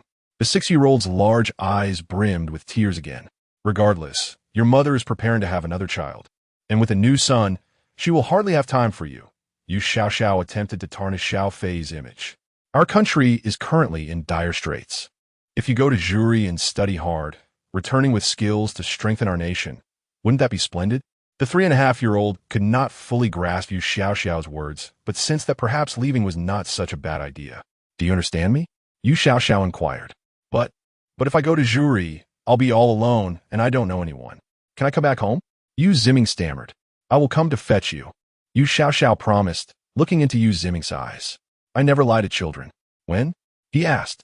When you grow up. When will one truly grow up? Yu Ximing had not considered this, but with his elder sister's assurance, he felt a little less helpless. Jing Mo was in the city, so Yu Xiao found clothes for Yu Ximing, encouraging him to dress himself, while saying, once you meet him, you'll have an acquaintance in Zhuri. How about this?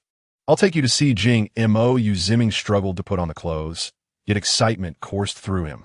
Are you taking me out of the palace, big sister? Yu Xiao hastily dressed him, nodding. I don't know when Jing Mo will leave, so I'll take you out today. Are you afraid? The thought of accompanying his elder sister out of the palace nearly sent Yu Ximing into a fit of joy, and he nodded eagerly, a smile beginning to bloom on his little face. Yu Xiao pinched his slender frame, noting that he had inherited his mother's build, destined to be far removed from the concept of strength. As for the audacity of this child, Yu Xiao could not discern whom he resembled. Upon seeing her, he momentarily froze, not a single cry escaping his lips. Upon hearing news of leaving the palace, he appeared as joyous as if it were the new year. This child was undeniably a simpleton. With a newfound companion, Yu Ximing, Yu Xiao gracefully exited the imperial palace, heading towards the dynasty wine house with him in tow. The Mingguang Hall, devoid of its master, remained unchanged, as if nothing had transpired. At that moment, Jing Mo was engaged upon the bed with a youthful woman, fervently exerting himself. Just moments ago, she was a maiden, but now she had transformed into a woman. Despite the unbearable pain coursing through her body, she still remembered to smile alluringly at the crown prince, for Jing Mo only delighted in the laughter of the woman beneath him. Upon arriving at the dynasty wine house, Yu Xiao found Jing Mo thoroughly satisfied, having turned to lie beside the woman, saying, no need to leave. Stay with me for the night. To the readers, here is the third update, with a fourth to follow in an hour. The woman, overjoyed, realized that being kept by Jing Mo for the night indicated a satisfaction with her previous attentions, and thus she could bask in the crown prince's favor for several more days. Jing Mo, with his eyes closed in a languorous tone, murmured, sleep. The woman curled her body, adopting a submissive posture as she nestled beside him. Suddenly, Jing Mo inquired, would you like to accompany me to Zhuri? The woman quickly responded, it is my fortune to serve you, my lord. However, you are from the Feng Tian, to receive the crown prince's favor. I need not concern myself with my origins. She breathed softly. Jing Mo opened his eyes, realizing that this woman was not merely a courtesan, but a palace maiden sent from the Feng Tian royal family for his amusement. Seeing him gaze upon her, she instantly brightened her countenance, submissively declaring, Your Highness, I am yours. My life is at your disposal. Jing Mo smiled and said, tell me about Princess Linglong. The woman hesitated, yet dared not inquire into his motives, quietly replying, I have not served Her Highness, the Long Princess. Not even once. Those who serve do not speak of their former masters, a principle deeply ingrained in those well-versed in servitude. However, this woman was evidently a novice, having just emerged from the ranks of the beauty selection.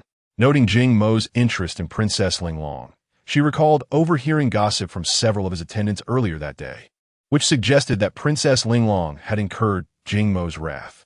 She gently sighed and remarked, the Long Princess, favored by the Empress, is unaware of her own limitations. She married Gu Xinglang of her own volition, though I have heard it was under the coercion of concubine Zhao. It is amusing that she once regarded concubine Zhao as a virtuous woman. At this moment, Yu Xiao stood silently before the bed, holding Yu Ximing, the diminutive figure. Was it truly necessary for everyone to scrutinize a small mistake made by a naive little rabbit? Moreover, her marriage to Gu Xinglang was entirely voluntary. How could such a sagacious decision be dismissed as foolish? Jing Mo's eyes had unknowingly closed again, offering no response to her words. The young woman, upon noticing Jing Ma's cold demeanor, refrained from speaking further and remarked, The princess has always held affection for consort Zhao.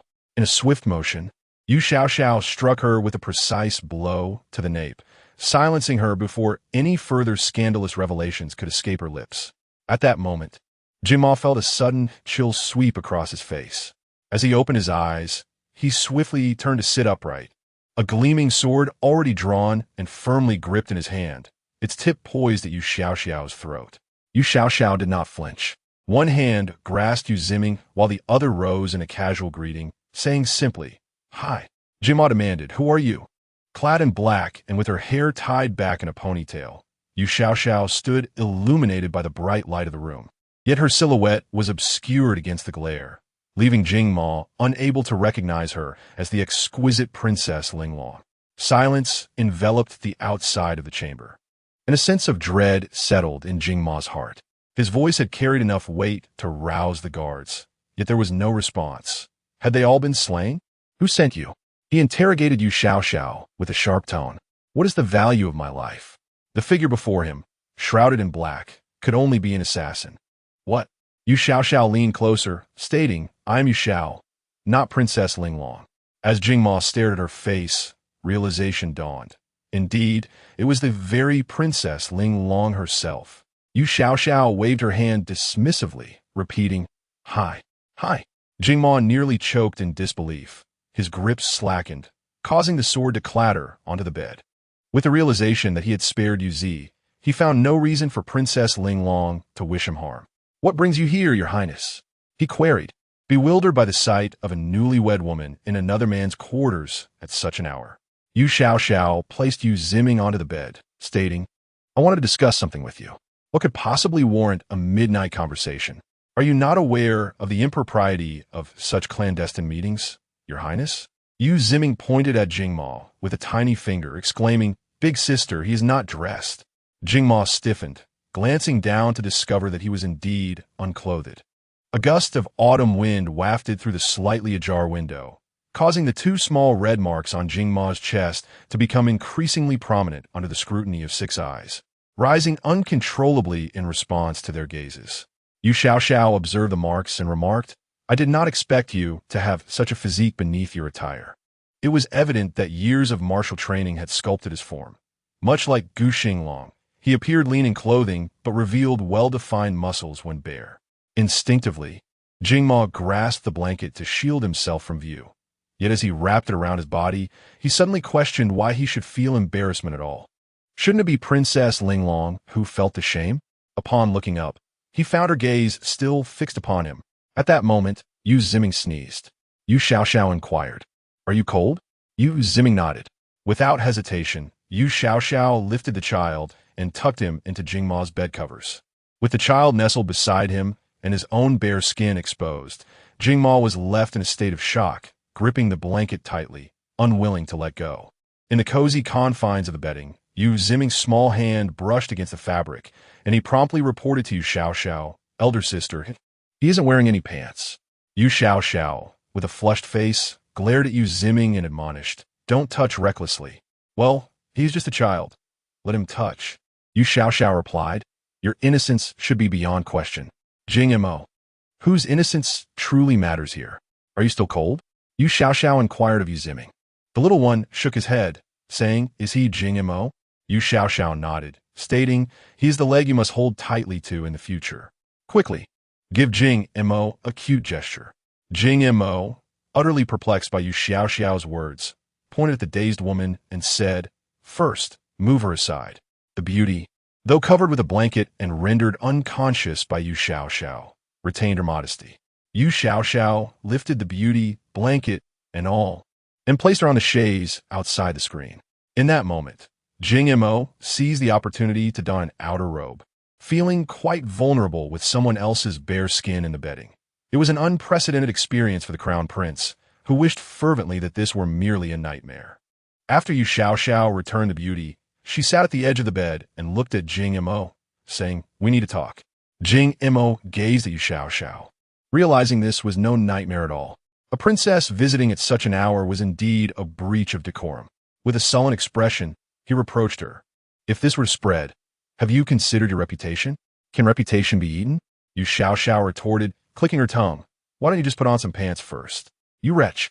Jing Mo thought he might explode. What does your reputation have to do with whether I wear pants or not? What is the connection? It is not I who sought you out in the nude. You came to me in that state. To the readers, here is the final update for today.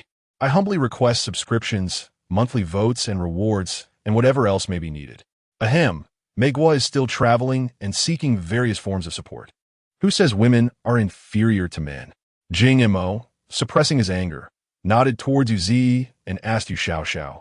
Who is he? Yu Xiao replied, Yu Ziming. My little sixth brother, the one who will accompany you to Zhu Ri. Wait a moment. Jing Mo raised a hand towards Yu Xiao, indicating he needed time to consider. Yu Xiao closed her mouth and patiently waited. Jing Mo asked, He is Yu Ziming? Yu Xiao nodded. He is the son of concubine Zhao. Another nod from Yu Xiao confirmed. Indeed, Yu Ziming is the son of concubine Zhao. Is there any doubt? Are you all right? Yu Xiao asked Jing Mo. Is one encounter with a woman not sufficient for you? Are you so insatiable that you cannot converse on the same wavelength? Jing Mo rubbed his temples. What could possibly be wrong with me? Knowing he is the son of concubine Zhao, why would you bring him to me? Yu Xiao countered. Why can't I bring concubine Zhao's son to you? Jing Mo replied. Do you wish for him to perish? Unable to kill your brother yourself for fear of implicating Gu Xinglang, you come to me for assistance in committing murder? Jing Mo looked at Yu Xiao and said, Do you understand that if he were to die, I might still have to take Yu Zi to Zhu Ri? Yu Xiao, with a solemn expression, felt perplexed within and inquired of Jing Mo, Why must I kill him? No one wishes to harm him. Jing Mo replied, If you do not desire my assistance in taking a life, then why have you brought him here? Yu Xiao endeavored to decipher Jing Mo's logic. Yet how could one who lacked a keen intellect comprehend the machinations of this astute local figure? After much contemplation, Yu Xiao could not arrive at a conclusion and said to Jing Mo, I merely wish for you to look after him more. He is still young, despite his parents being unworthy. My little six is quite endearing, is he not? At this juncture, it became Jing Mo's turn to ponder Yu Xiao's words. The disparagement of the parents, including Zhao Fei, was one matter, but to include Xianzong in the same breath, was this truly prudent? Yu Xiao exchanged a playful wink with Yu Ziming. The siblings had conspired on their journey. At the sister's wink, the brother would begin to act adorably. Yu Ziming beamed at Jing Mo, earnestly fluttering his large eyes. Jing Mo's head throbbed painfully. What on earth was transpiring? For the first time in his illustrious life, the illustrious Prince Jing harbored doubts about his own intellect. How could he not grasp Yu Xiao's intentions?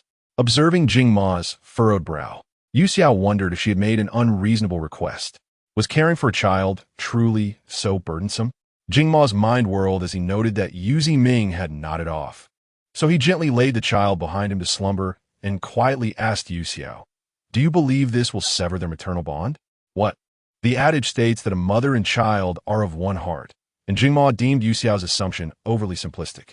Do you truly think that by providing him with a modicum of care, the sixth prince will abandon his affection for Zhao Fei in favor of you, his royal sister? Princess, he is a prince as well, and even if the seventh prince is the legitimate heir, should Zhao Fei ascend to the central palace, he would retain his status as a legitimate son. Do you truly believe he would willingly accept being subordinate to the seventh prince? Upon hearing Jing Mo's words, Yu Xiao resolutely shook her head and stated, I do not understand. Jing Mo chuckled in exasperation, saying, It matters not if the princess does not comprehend before me. What is essential is that she possesses clarity within her own heart. Clarity within the heart? What does that entail? Should I implant a mirror within my chest? What an absurd notion.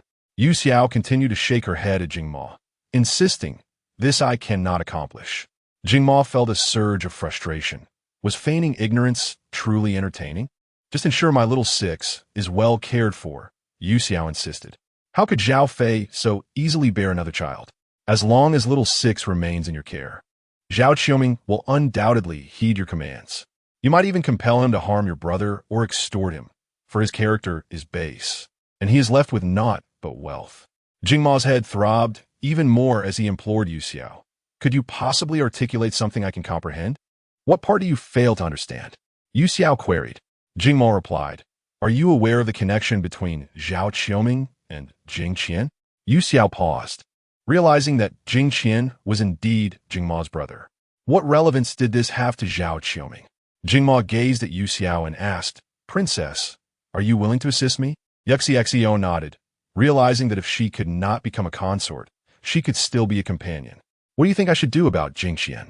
Jingma inquired of Yu Xiao. This individual, who ascended the throne after committing fratricide, what could she possibly suggest to deal with Jing Qian? Yu Xiao responded to Jingma, "If you cannot gain paternal love, do not force it. As long as you are strong enough, who could you possibly fear?" Jingma stared blankly at Yu Xiao. She felt a flicker of sympathy for him. A child deprived of paternal affection must surely suffer in silence. Jingma raised a hand to his eyes, pondering his path to the throne. Some pursue power through cunning, while others wield brute force.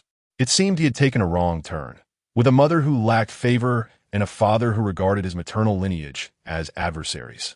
What could he hope to gain through endless scheming for imperial favor? The princess was right. What was unattainable should not be forcibly sought. Why not embrace a path of unyielding strength, vanquishing all obstacles in his way? Upon gazing at Yu Xiao once more, Jingma regarded her with profound contemplation and remarked, "It is a pity that the princess is not a man." Yu Xiao raised an eyebrow and retorted, "What is wrong with being a woman? Who says women are inferior to men?" Jingma silently repeated her words, breaking into a laugh. "The princess possesses remarkable ambition. She aspires to be an empress. Without ambition, how could she succeed?" "Thank you." Jingma expressed his gratitude to Yu Xiao. "What have I done?" Yu Xiao queried, still puzzled if he was thanking her for bringing Yu Xinglang to nurture their bond. "I will ensure the well-being of your sixth brother," Jingma assured her. "As long as I am present, no one shall threaten his life." "Could you find him a few good teachers?" Yu Xiao asked. "Teachers? What does the princess wish for the sixth prince to learn?" Jingma inquired. "Anything will suffice," Yu Xiao replied. "Children must study diligently and strive for improvement every day." Jingma smiled. "The princess has a lofty vision." "Indeed." Yu Xiao smirked slightly, acknowledging that her understanding far surpassed that of the people in this world, having traversed countless millennia. "You may select one item from the items in my adjoining room," Jingma proposed to Yu Xiao. "Consider it a gift for your highness." Yu Xiao glanced around. She could not resist taking something that cost her nothing. Jingma gestured towards several wooden chests beneath the window, boldly stating, "There lies a collection of jewels. If the princess does not mind, she may take a chest." To the readers, here is the first update. Jingma's intention was clear. He was offering her a chest of jewels, yet Yu Xiao's gaze merely skimmed over the chests. Heaven knows why she felt no interest in jewels at that moment. After running throughout the night, she was exceptionally hungry. "Is one chest not sufficient?" "Then take two," Jingma offered. "You are truly giving me 2 chests of jewels?" Yu Xiao asked. Astonished, Jingma nodded. "A gentleman's word is his bond." Yu Xiao pointed to a few plates of snacks on the tea table, declaring, "I want that." Jingma gazed at the tea table, failing to spot anything of value, and inquired, "What do you seek?" Yu Xiao approached and moved the table to the bedside, stating, "Do you still desire this cake?" Jingma shook his head. "Very well, then I shall take it," she declared, unfurling a handkerchief and beginning to arrange the pastries within it. Jingma stared blankly at Yu Xiao as she packed the delicacies, asking, "Is this truly what you want?" Yu Xiao replied, "The shops are all closed now. Even if you give me money, there is nowhere to purchase food." Reflecting on the day when Her Highness the Princess single-handedly devoured an entire spread, Jingma swallowed hard and remarked, "This gift is rather trifling. A few plates of rice cakes, what value do they hold?" "Foolish," Yu Xiao retorted, swallowing a piece of pastry. "These are tangible items that can preserve life. What could possibly be more important than life itself? In the apocalypse, humanity used dollars as mere scrap, melted gold bricks into weapons, and diamonds became mere trinkets. Without goods, what good is wealth?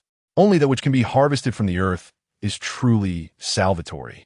Jingma sensed that Princess Linglong was once again engaging in a verbal spar with him. "You have promised to take good care of my little six, correct?"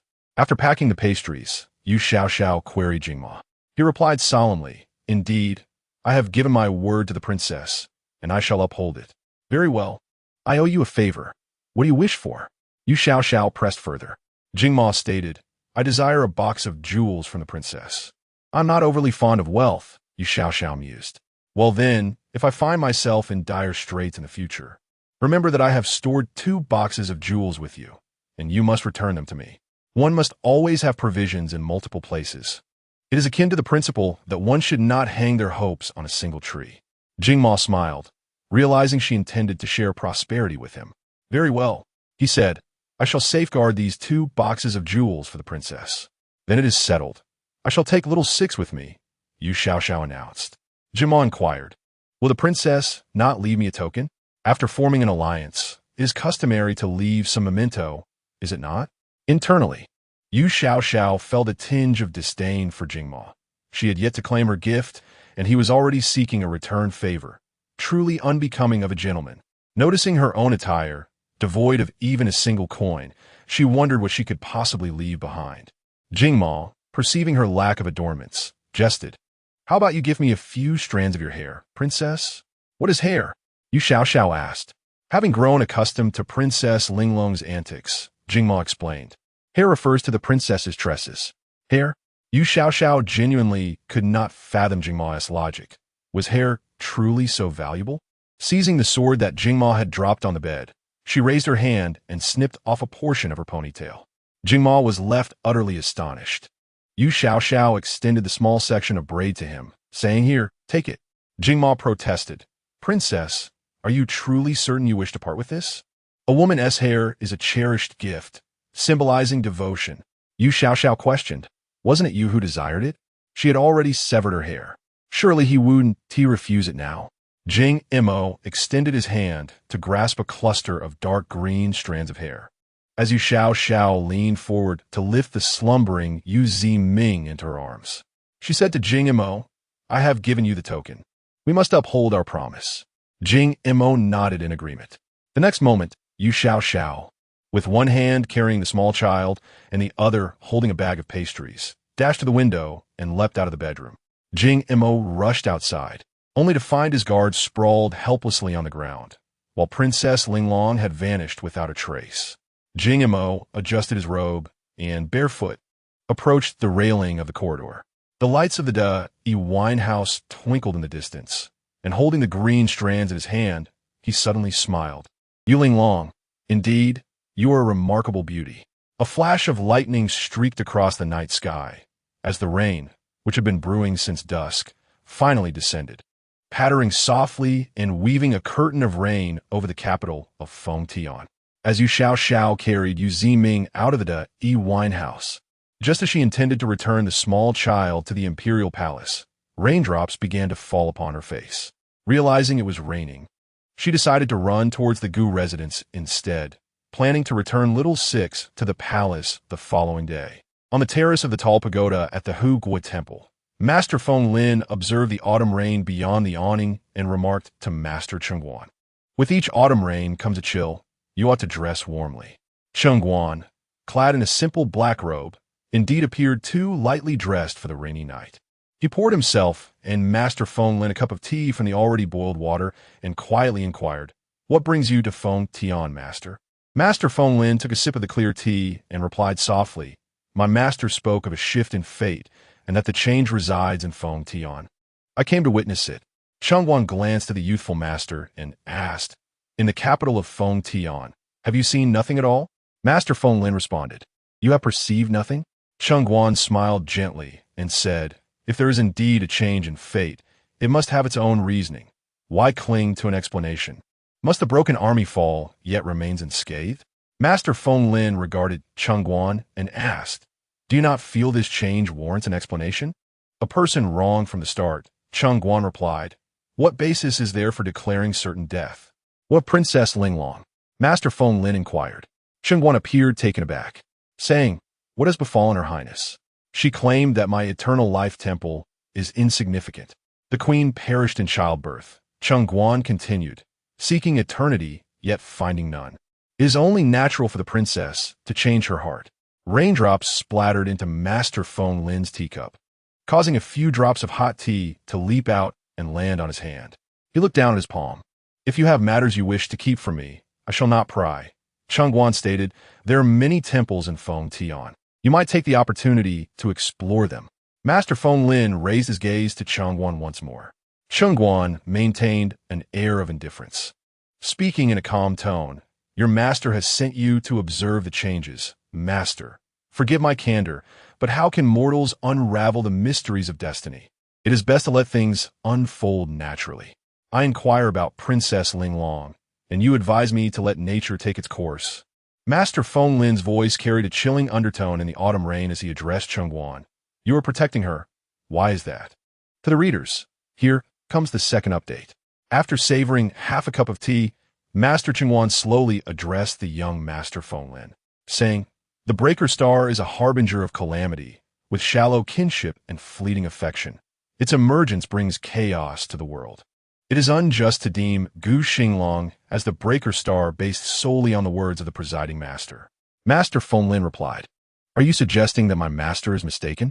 Chengguan, cradling the steaming teacup, softly remarked, "Though the prince's father passed away early, his other family members remain, and he has wed the princess. The young prince has served valiantly in the military alongside his grandfather and brothers, dedicated to safeguarding the nation.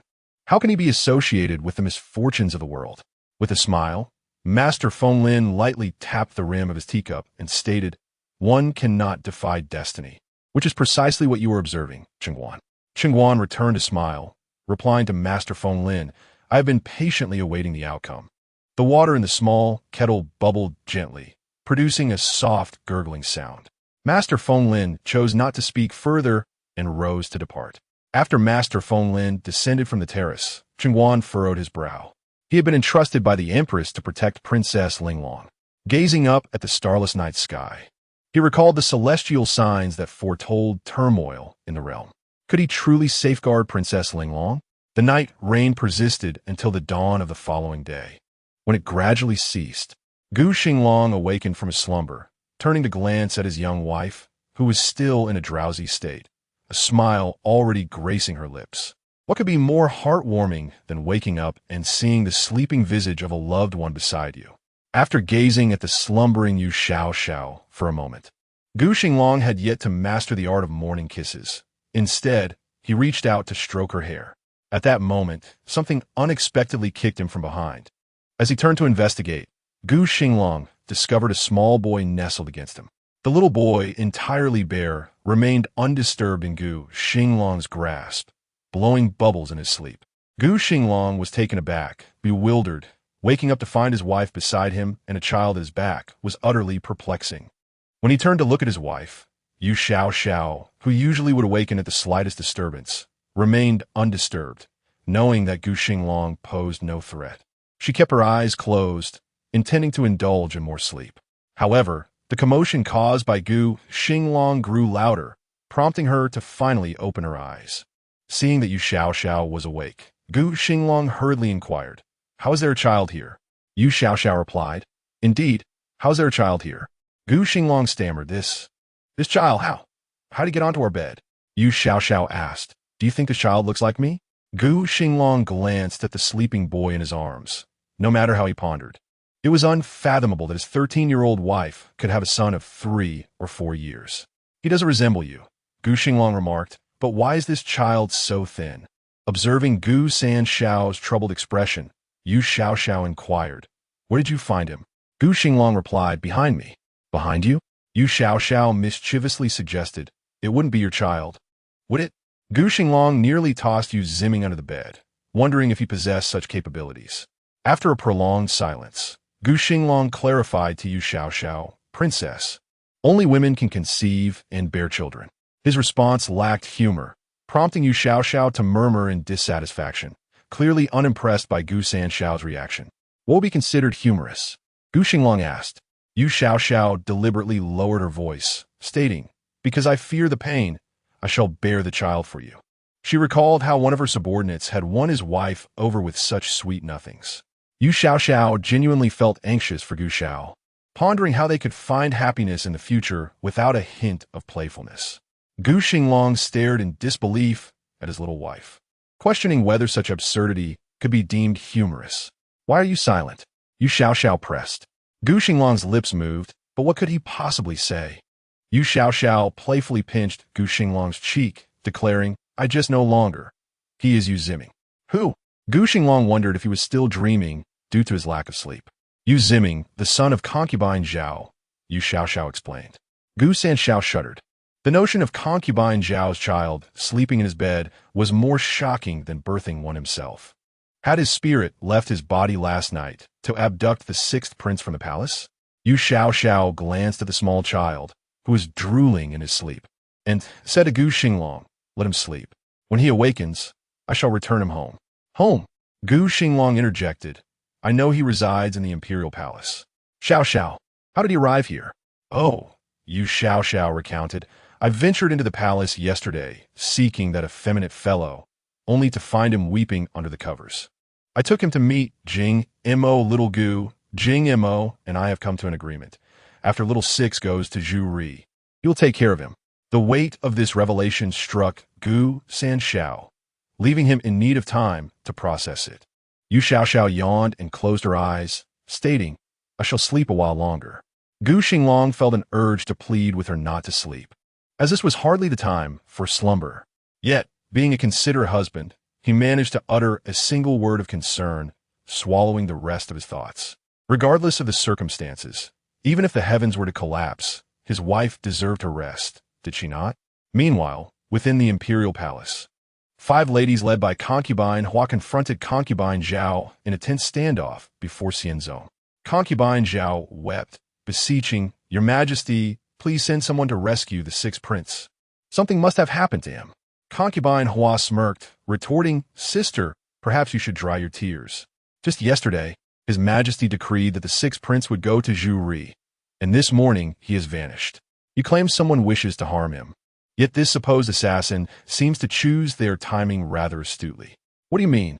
Concubine Zhao inquired through her tears. What do I mean? Concubine Hua replied.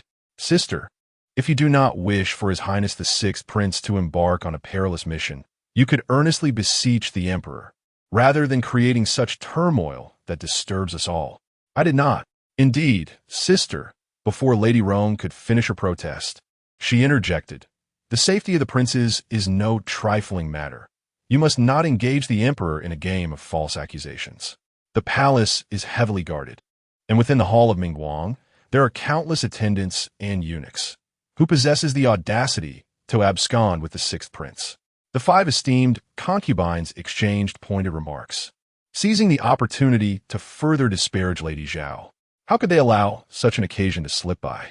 Emperor Xianzong wore a remarkably stern expression as he addressed Lady Zhao. Tell me, where is Ziming now? To the readers, the 3rd installment is presented, with the 4th to follow in an hour. Emperor Xianzong sought his son, while Lady Zhao was consumed by desperation. The decision to abandon Yu Ziming weighed heavily upon her heart. After all, she had endured 10 months of hardship to bring him into this world, and had nurtured him with great care until he was 3.5 years old. Now that her son was missing, how could she not be in a state of frantic anxiety? When Emperor Xianzong personally inquired, Lady Zhao stubbornly insisted that someone intended to harm Yu Ziming, categorically denying that she had orchestrated the abduction of her 6th son. This provoked the emperor's ire. Since the queen's tragic demise during childbirth, Linglong's marriage, Jingma's arrival in the capital, and Zuiyu's brazen demands, Emperor Xianzong's days have been fraught with difficulty. Now, even Lady Zhao, whom he had once regarded with favor, began to oppose him. Unable to contain his mounting anger, he unleashed it upon her. The other concubines, including Lady Hua, were taken aback to witness such a dramatic scene unfold in their lifetimes. Though they began to plead on behalf of Lady Zhao, their words only served to fan the flames of discord. Each secretly wished for Emperor Xianzong to take decisive action against the perceived insolence of Lady Zhao. Bring forth the guards, Emperor Xianzong commanded after his outburst at Lady Zhao, and then a sudden epiphany struck him. He instructed Jingzhong, go to the Zhao residence and inquire about the whereabouts of the sixth prince. If Zhao Qiuming is uncooperative, bring him to me for interrogation. The concubines instantly contemplated sending someone to celebrate with firecrackers, astonished by the emperor's newfound wisdom. As Lady Hua observed Jingzhong preparing to depart, she stepped forward and said to Emperor Xianzong, "Your Majesty, Jingzhong must also search within the palace for the sixth prince's whereabouts. How can he manage 2 tasks alone?"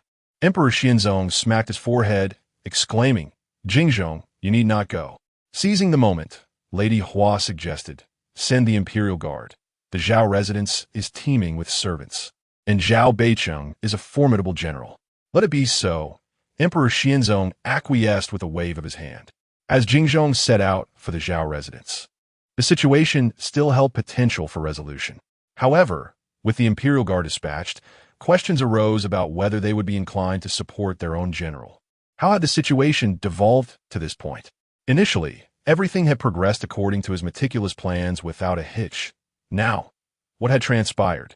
Who had the audacity to abduct Yu Ximing? In her overwhelming frustration, Lady Zhao choked on her own blood and collapsed. Lady Hua glanced at the unconscious Lady Zhao and sighed to Emperor Xianzong. Sister Zhao is acting out of concern for her son. Yet, Emperor Xianzong did not spare her a glance, dismissively waving his sleeve as he departed. In the Gu residence, Mama Wang, in a state of distraction, dressed Prince Yu Ximing while the princess sat nearby, enjoying her breakfast with evident satisfaction. Mama Wang remarked, "Princess, how could you bring His Highness the Sixth out of the palace? His mother has forsaken him." Yu Xiao replied, "I cannot abandon him." Mama Wang cast a silent glance at Gu Xinglang, questioning why the princess felt compelled to care for the son of Consort Zhao. Gu Xinglang, at a loss for words, could only ponder his ignorance of the situation. "Is it true, elder sister?" Yu Ximing asked Yu Xiao, "Has my mother truly abandoned me?" Yu Xiao responded, "Did you not say as much to me?" The small child contemplated, realizing this indeed was a reflection of their conversation from the previous night. Setting down his empty bowl of porridge, Yu Xiao picked up a Yu and advised Yu Ximing, "A man should not dwell on women. A man's ambitions lie beyond." "Is that correct?" Mama Wang interjected, addressing Gu Xinglang. "Desiring a mother and yearning for a woman are distinctly different matters," Gu Xinglang replied, turning to Yu Xiao, "Princess, how could a mother be likened to any ordinary woman?" Yu Xiao, engrossed in her Yu merely grunted in response, clearly uninterested in the discussion. Having dressed Yu Ximing, Mama Wang suddenly recalled an important matter. She placed the sixth prince into Gu Xinglang's arms and rushed to Yu Xiao, exclaiming, "Oh dear, I just remembered, Princess." Startled by Mama Wang's loud call, Yu Xiao looked up and asked, "What is it?" "Seventh prince," Mama Wang called out. "Has anyone sent for the second young master to bring him back?" With her mouth full of Yu Xiao looked at Mama Wang, realizing she had forgotten about little seven. Gu Xinglang, who had also neglected to think about his second brother throughout the day, felt a pang of embarrassment. "You forgot." Mama Wang stared at Yu Xiao in disbelief. After swallowing her bite, Yu Xiao admitted, "I did forget." "If you forget, you must own up to it. A princess of your caliber would, of course, acknowledge her mistakes," Mama Wang stated.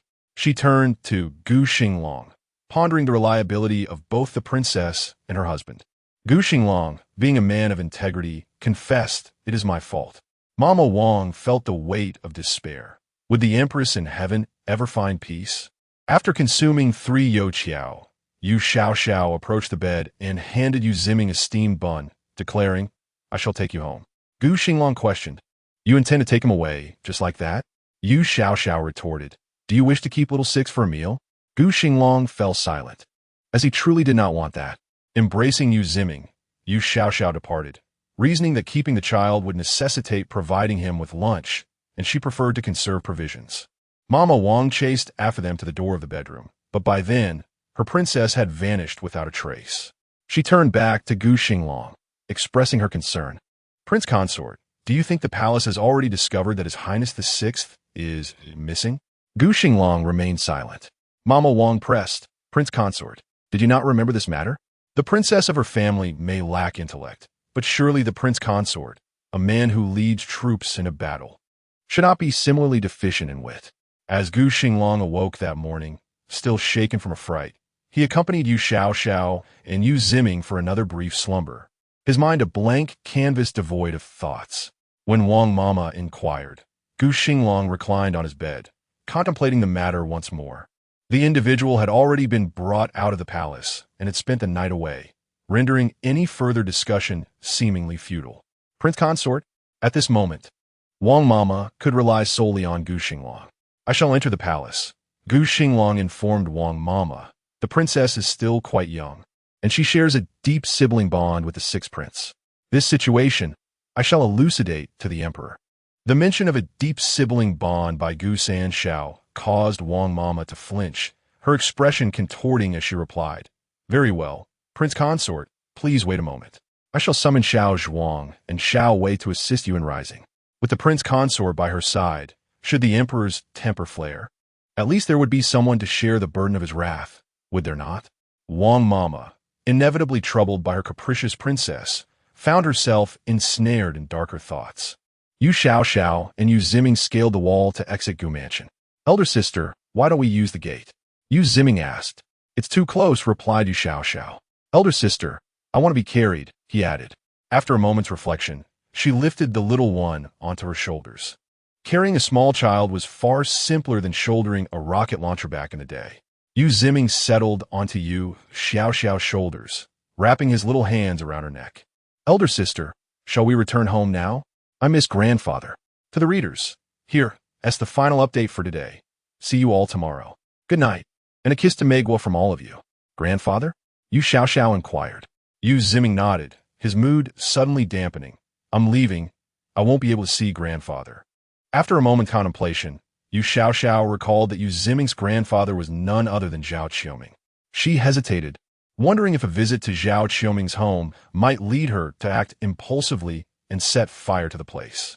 Yu Ziming clung to Yu Xiao's neck, his face pressed against hers, softly calling out, "Elder sister, have you truly thought it through?" She asked. "Yes," he replied. "I want to play with cousin." Always willing to fulfill the wishes of a child, Yu Xiao changed direction, heading towards the Zhao residence adjacent to the Yu winery. At that moment, a squad of imperial guards departed from the palace, led by a general seated atop his steed, one hand holding the imperial edict, spurring his horse towards the Zhao residence. Gu Xinglang was being carried out of Gu Mansion by Xiao Zhuang and Xiao Wei, just as Gu Xinglang rushed out from the house, glancing at those accompanying Gu Xinglang. "Xinglang, where are you going?" Gu Xinglang asked. "To the palace," Gu Xinglang replied. "Has the emperor summoned you again? Does this father-in-law not see his son-in-law often enough?" Gu Xinglang waved at his elder brother, who bent slightly at the waist. Gu Xinglang whispered to Gu Xinglang, "The princess brought the sixth prince to our residence last night." Gu Xinglang stumbled slightly, barely avoiding a fall into Gu Xinglang's embrace. Gu Xinglang continued, "The princess has returned the sixth prince to the palace. I must go and see." Gu Xinglang inquired, "The princess brought the sixth prince here? What could her intentions be?" The intricacies of the situation were far too complex to be conveyed in just a few words. Gu Xinglang replied, "Brother, let us discuss this upon my return. The princess harbors no ill will toward the sixth prince." Gu Xinglang pondered, reflecting that secretly bringing a royal out of the palace could be a grave offense.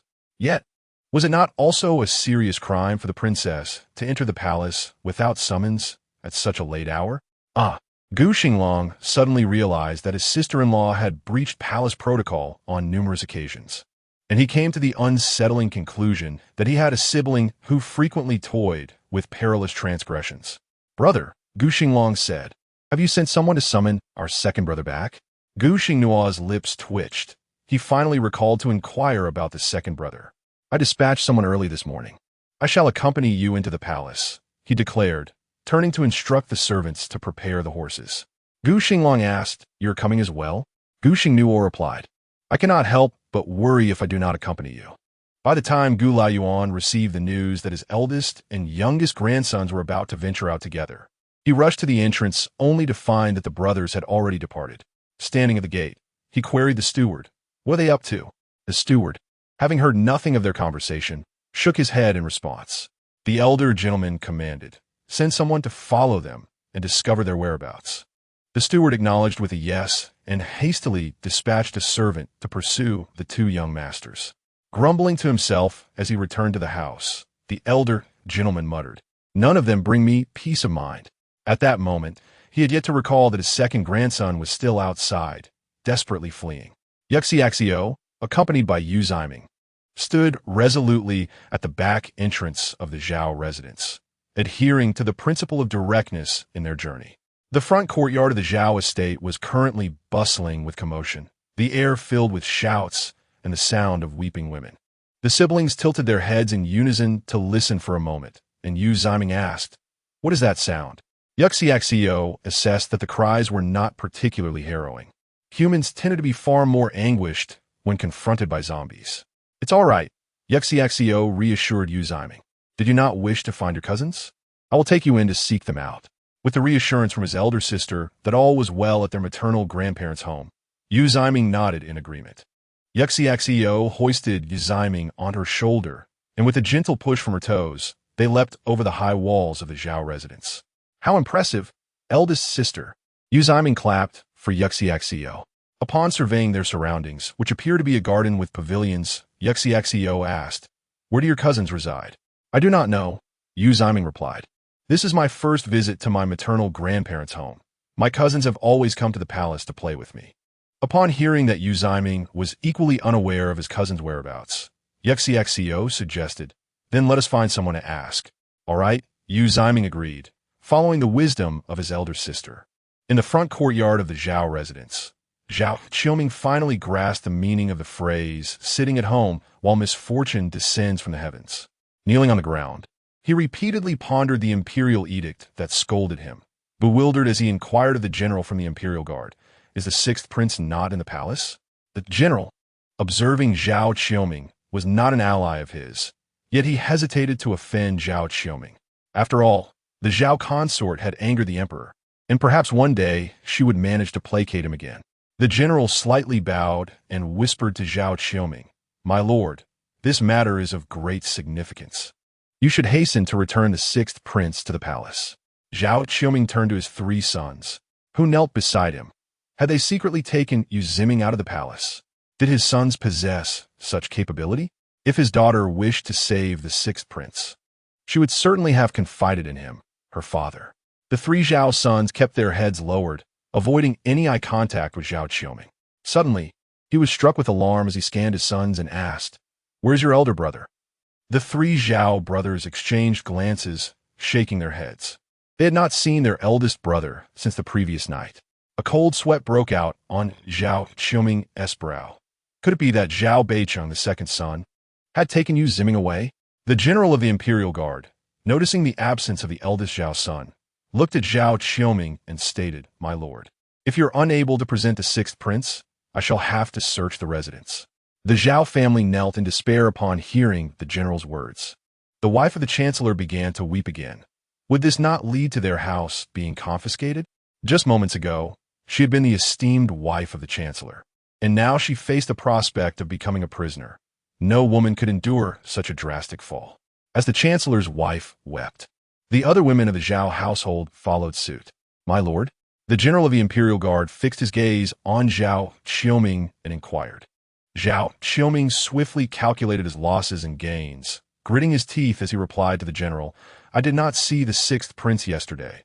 I must see the emperor. There must be treachery afoot aimed at the sixth prince." Upon hearing this, the general thought to himself that both father and daughter spoke the same words. Yet who would believe them? Who possessed such audacity to carry off a young prince from the palace without an insider's help? If such were the case, the palace would resemble a bustling marketplace, and those tasked with guarding it would surely face the emperor's wrath. To the readers, here is the first update. 82. How to prove Chancellor Zhao's innocence, my lord. Please do not make things difficult for me, the general of the imperial guard implored Gu Xinglang. Gu Xinglang steeled his resolve and replied, "I am at ease in my conscience. General Luo, you may proceed with the search of the residence." The chancellor was confident that Yu Xinglang could not possibly be within the Zhao estate, even if Zhao Beicheng had taken the sixth prince out of the palace. It was improbable that he would hide him there.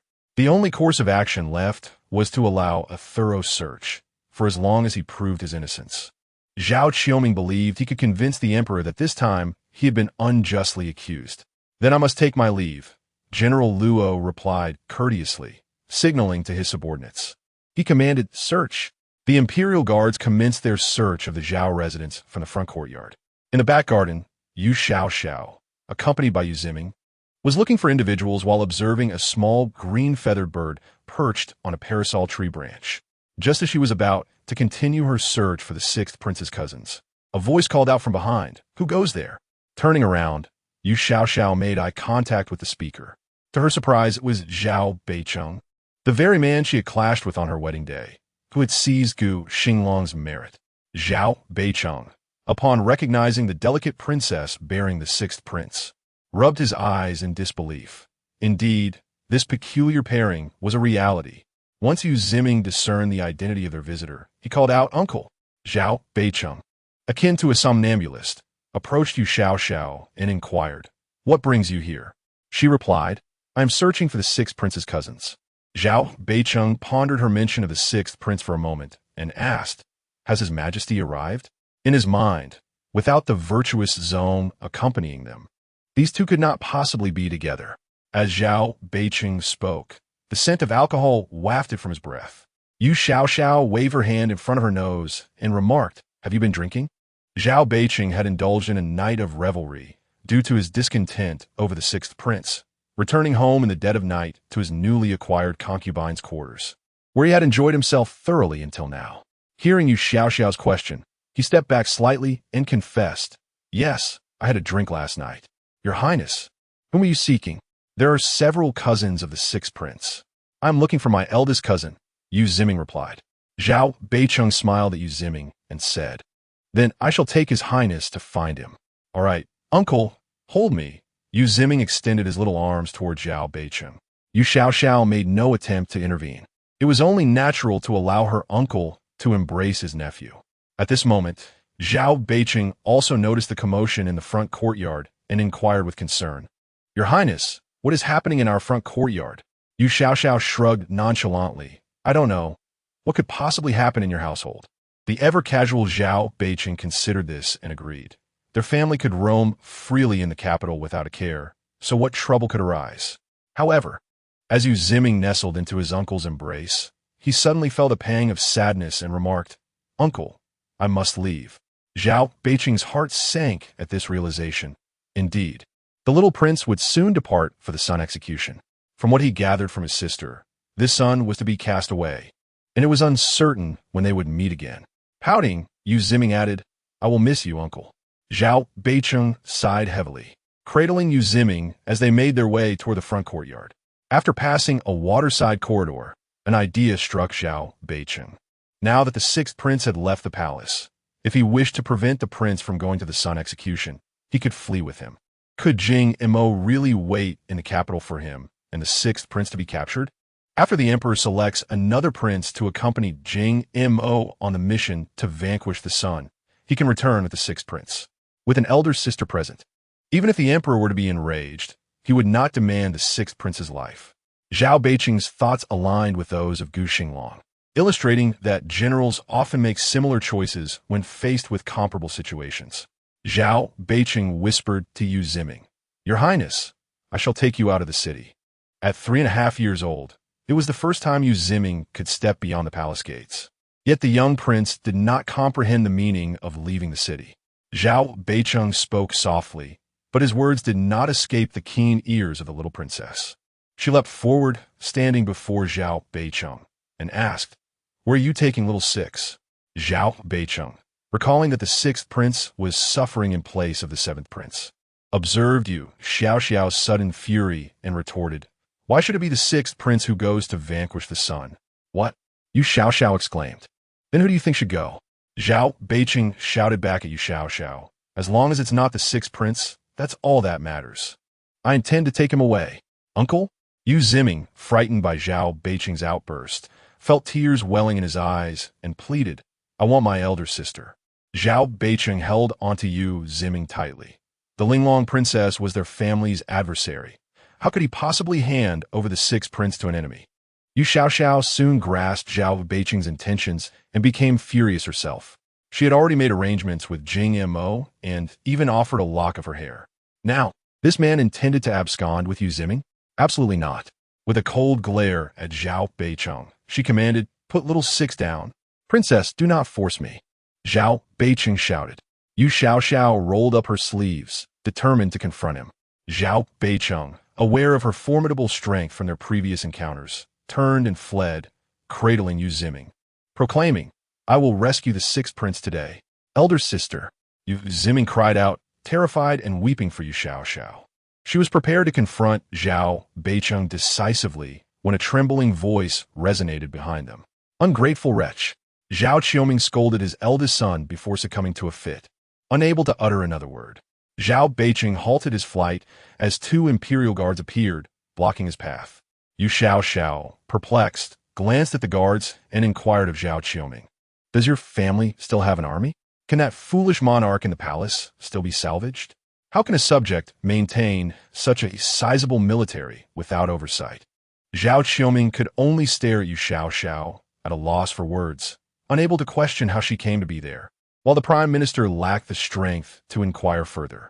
General Luo approached Yu Xiao and bowed respectfully, saying, "I am General Luo Yongling, honored to meet your highness." Yu Xiao scrutinized the general and replied, "I believe I have seen you before." General Luo, teary-eyed, responded, "Your highness, on the day of your wedding, you flew over the city walls twice before me. If you cannot remember my face, it would indeed be a grave oversight." To the readers, here is the second update. In the midst of a tumultuous scene, Luo Yongling and Zhao Beicheng clutched Yu Ximing and shouted at General Luo, "What brings you to the Zhao residence?" The general replied, "Young master, I have been ordered to escort His Highness the Sixth back to the palace." Zhao Beicheng was taken aback. Has His Majesty already departed? A wave of confusion swept over everyone present. Where could the emperor have gone? At that moment, Yu Xiao approached Zhao Beicheng, snatched Yu Ximing from him, and, demonstrating a semblance of familial affection, delivered a stinging slap to Zhao Beicheng. Restraining her strength, she refrained from causing him more harm, merely sending him sprawling. Having awakened from a drunken stupor and already weakened by the night's escapades, Zhao Beicheng collapsed, unconscious, unable to awaken for the remainder of the day. Without waiting for General Luo's command, several imperial guards swiftly subdued the unconscious Zhao Beicheng. Yu Xiao paid him no further heed and inquired of Yu Ximing, who had buried his head in her embrace, "Shall we seek your cousin?" Upon receiving a shake of his head, she concluded, "Very well, then we shall depart." Cradling the little one, she effortlessly leaped over the corridor, gracefully navigating through the foliage, and vanished over the courtyard wall with remarkable agility. General Luo watched the princess's departure in silence, reflecting that this was the third occasion she had taken flight before him. "General?" One of his subordinates approached hesitantly. "The princess has taken His Highness the Sixth away. What shall we do now?" With a sigh, General Luo stepped towards Zhao Qiuming, saying, "Minister, please accompany me to the palace." Zhao Qiuming observed his son being carried out by two guards and lamented how his foolish son had not only brought the sixth prince from the palace, but had also foolishly hidden him within the Zhao residence, ultimately allowing the Linlong princess to apprehend him. Overcome with despair, Zhao Qiuming felt as though he might collapse under the weight of his misfortunes. Seeing the toll that this ordeal had taken on Zhao Qiuming, who appeared to age a decade in an instant, General Luo felt no sympathy for the minister. After 2 decades of service, Zhao Qiuming had undoubtedly harmed many officials in the court, and General Luo believed this was merely poetic justice. The wheel of fortune had turned, and now it was Zhao Qiuming's turn to suffer. "Let us go," Zhao Qiuming said, mustering his strength. "I will accompany you to the palace." As uncertainty loomed over their future, the Zhao residence echoed with cries of despair. Meanwhile, Yu Xiao returned to the palace with Yu Ximing, treating herself and the little one to some sweet dumplings along the way. Noticing the child's slight frame, she generously offered him an extra treat, imparting, "Boys must grow strong. You should eat more." Having never tasted food from outside the palace, Yu Ximing found delight in the sugary dumplings, quickly forgetting the unpleasantness experienced at the Zhao residence. "Do you remember my words?" Yu Xiao asked. "Yes." Yu Ximing nodded in affirmation. Indeed, Yu Xiao stuffed half a sugar triangle in her mouth, and, while adjusting the little one perched on her shoulder, declared her intention to grow stronger. All right, Yu Xinglang nodded in agreement. Meanwhile, the Gu brothers waited at the gates of the imperial palace, having learned that Yu Xiao had not yet arrived. Gu Xinglang held Gu Xinglang back, preventing him from hastily entering the palace. Seated in the carriage, Gu Xinglang anxiously awaited Yu Xiao's arrival, sending Xiao Zhuang and Xiao Wei on a quest along the route to search for her, yet they returned empty-handed. Gu Xinglang, now truly distressed, turned to Gu Xinglang and asked, where could the princess possibly be? Gu Xinglang whispered back, with the sixth prince, where else could she be? Do not fret. Let us wait a while longer. The princess is quite capable. She is unlikely to encounter any trouble. At that moment, the general of the palace guards stood not far from the Gu family carriage. Having heard none of the eldest young master's words, but clearly catching the urgent tone in the third young master's voice, he silently pondered, Heavenly Lord, the palace has just lost the sixth prince, and now the eldest princess is also missing. The emperor must be beside himself. Xiao Zhuang returned once more, having checked every tavern, tea house, and food stall along the way from the Gu residence to the palace, but still no sign of the princess. He shook his head at Gu Xinglang and reported, Your Highness, I inquired along the way, but no one has seen the princess. Gu Xinglang questioned, Then she did not head towards the palace? Gu Xinglang, equally anxious, noticed Gu Xinglang's growing agitation. The eldest young master maintained his composure and remarked, I told you not to worry. What is there to be anxious about? It is broad daylight. The princess is unlikely to come to any harm. Xiao Zhuang and Xiao Wei stood silently together, listening to the eldest young master admonish his younger brother. Gu Xinglang exclaimed, Then where could she have gone? The palace guards would have no reason to deceive me, would they? If they saw the princess enter the palace, why would they not inform me? Gu Xinglang patted Gu Xinglang on the shoulder and advised, Let us wait a little longer. Even if someone wished to harm the princess, they would need the ability to do so. Gu Xinglang, in a state of distress, countered, but she lacks the wariness. The princess knows nothing of the world. The thought of his beloved wife potentially facing danger made Gu Xinglang feel as if he should ride out to find her himself. Gu Xinglang reassured him. What enemies could the princess possibly have? Just then, Yu Xiao appeared, carrying Yu Xinglang, and leaned into the carriage window, her gaze calm as she addressed Gu Xinglang. Young Gu, it seems you were genuinely worried about me. Startled by her sudden voice, Gu Xinglang recovered and asked, Where have you been? Gu Xinglang, however, was taken aback. Even with his keen hearing, he had not detected her footsteps. Was the princess akin to a cat? Her skills were indeed remarkable. Yu Xiao replied, I visited the Zhao residence. Gu Xinglang was momentarily stunned. What were you doing at the Zhao residence? At that moment, the general of the palace guards finally recognized the child being carried by the eldest princess was indeed the sixth prince. He hurriedly commanded his subordinates, Quickly, go inform the emperor. The princess has returned with the sixth prince. One of the palace guards dashed into the palace.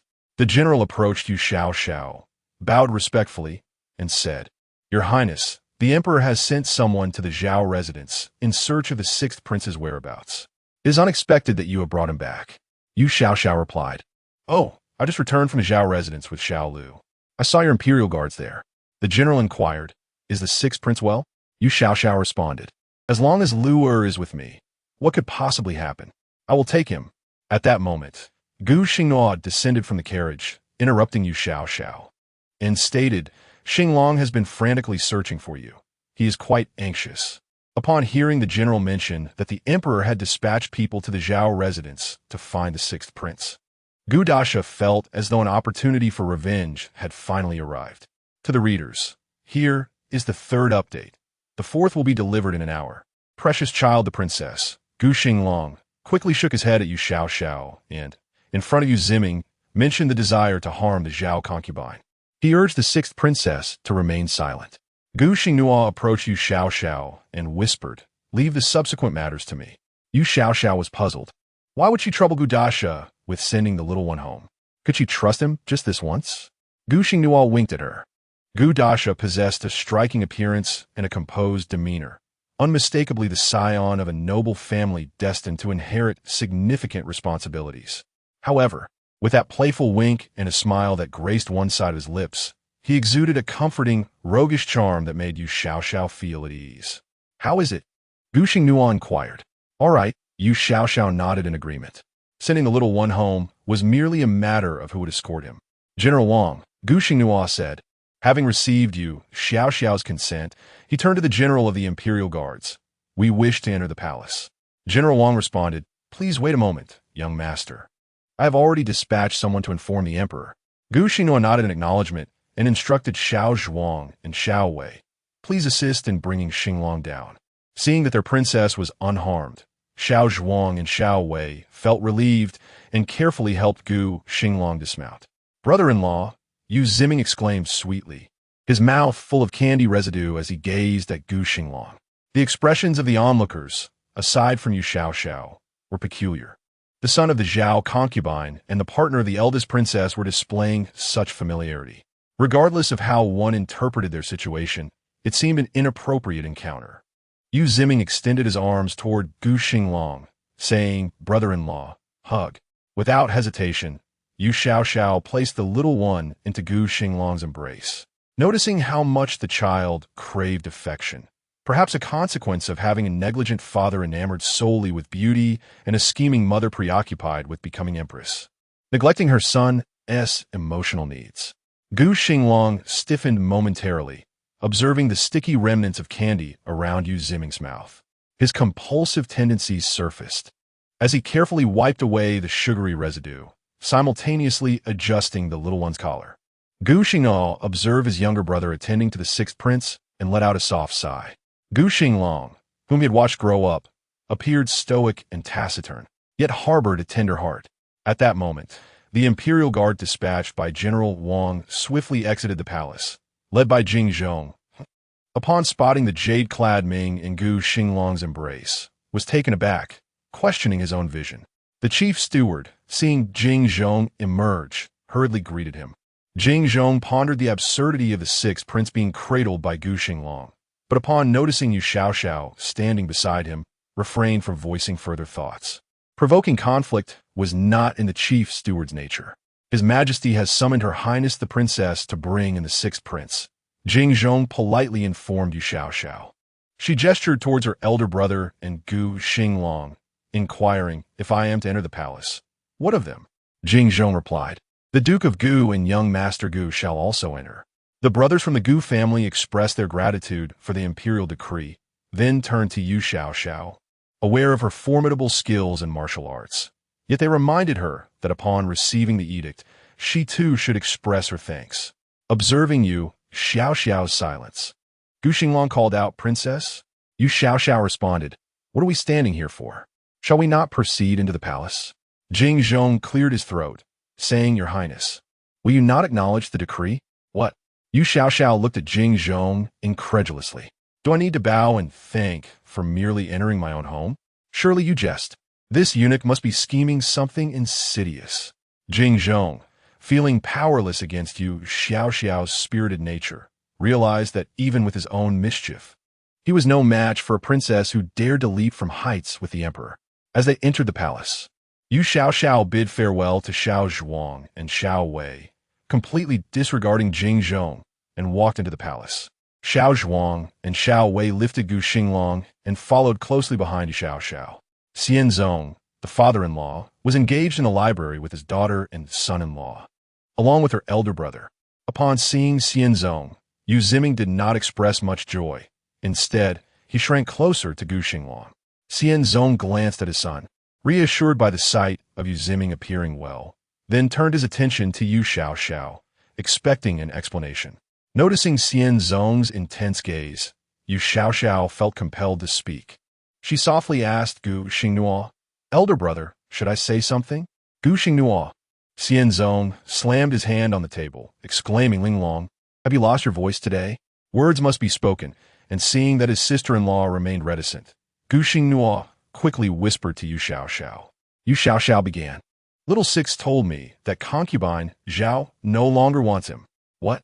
Xianzong exclaimed. Yu Xiao continued.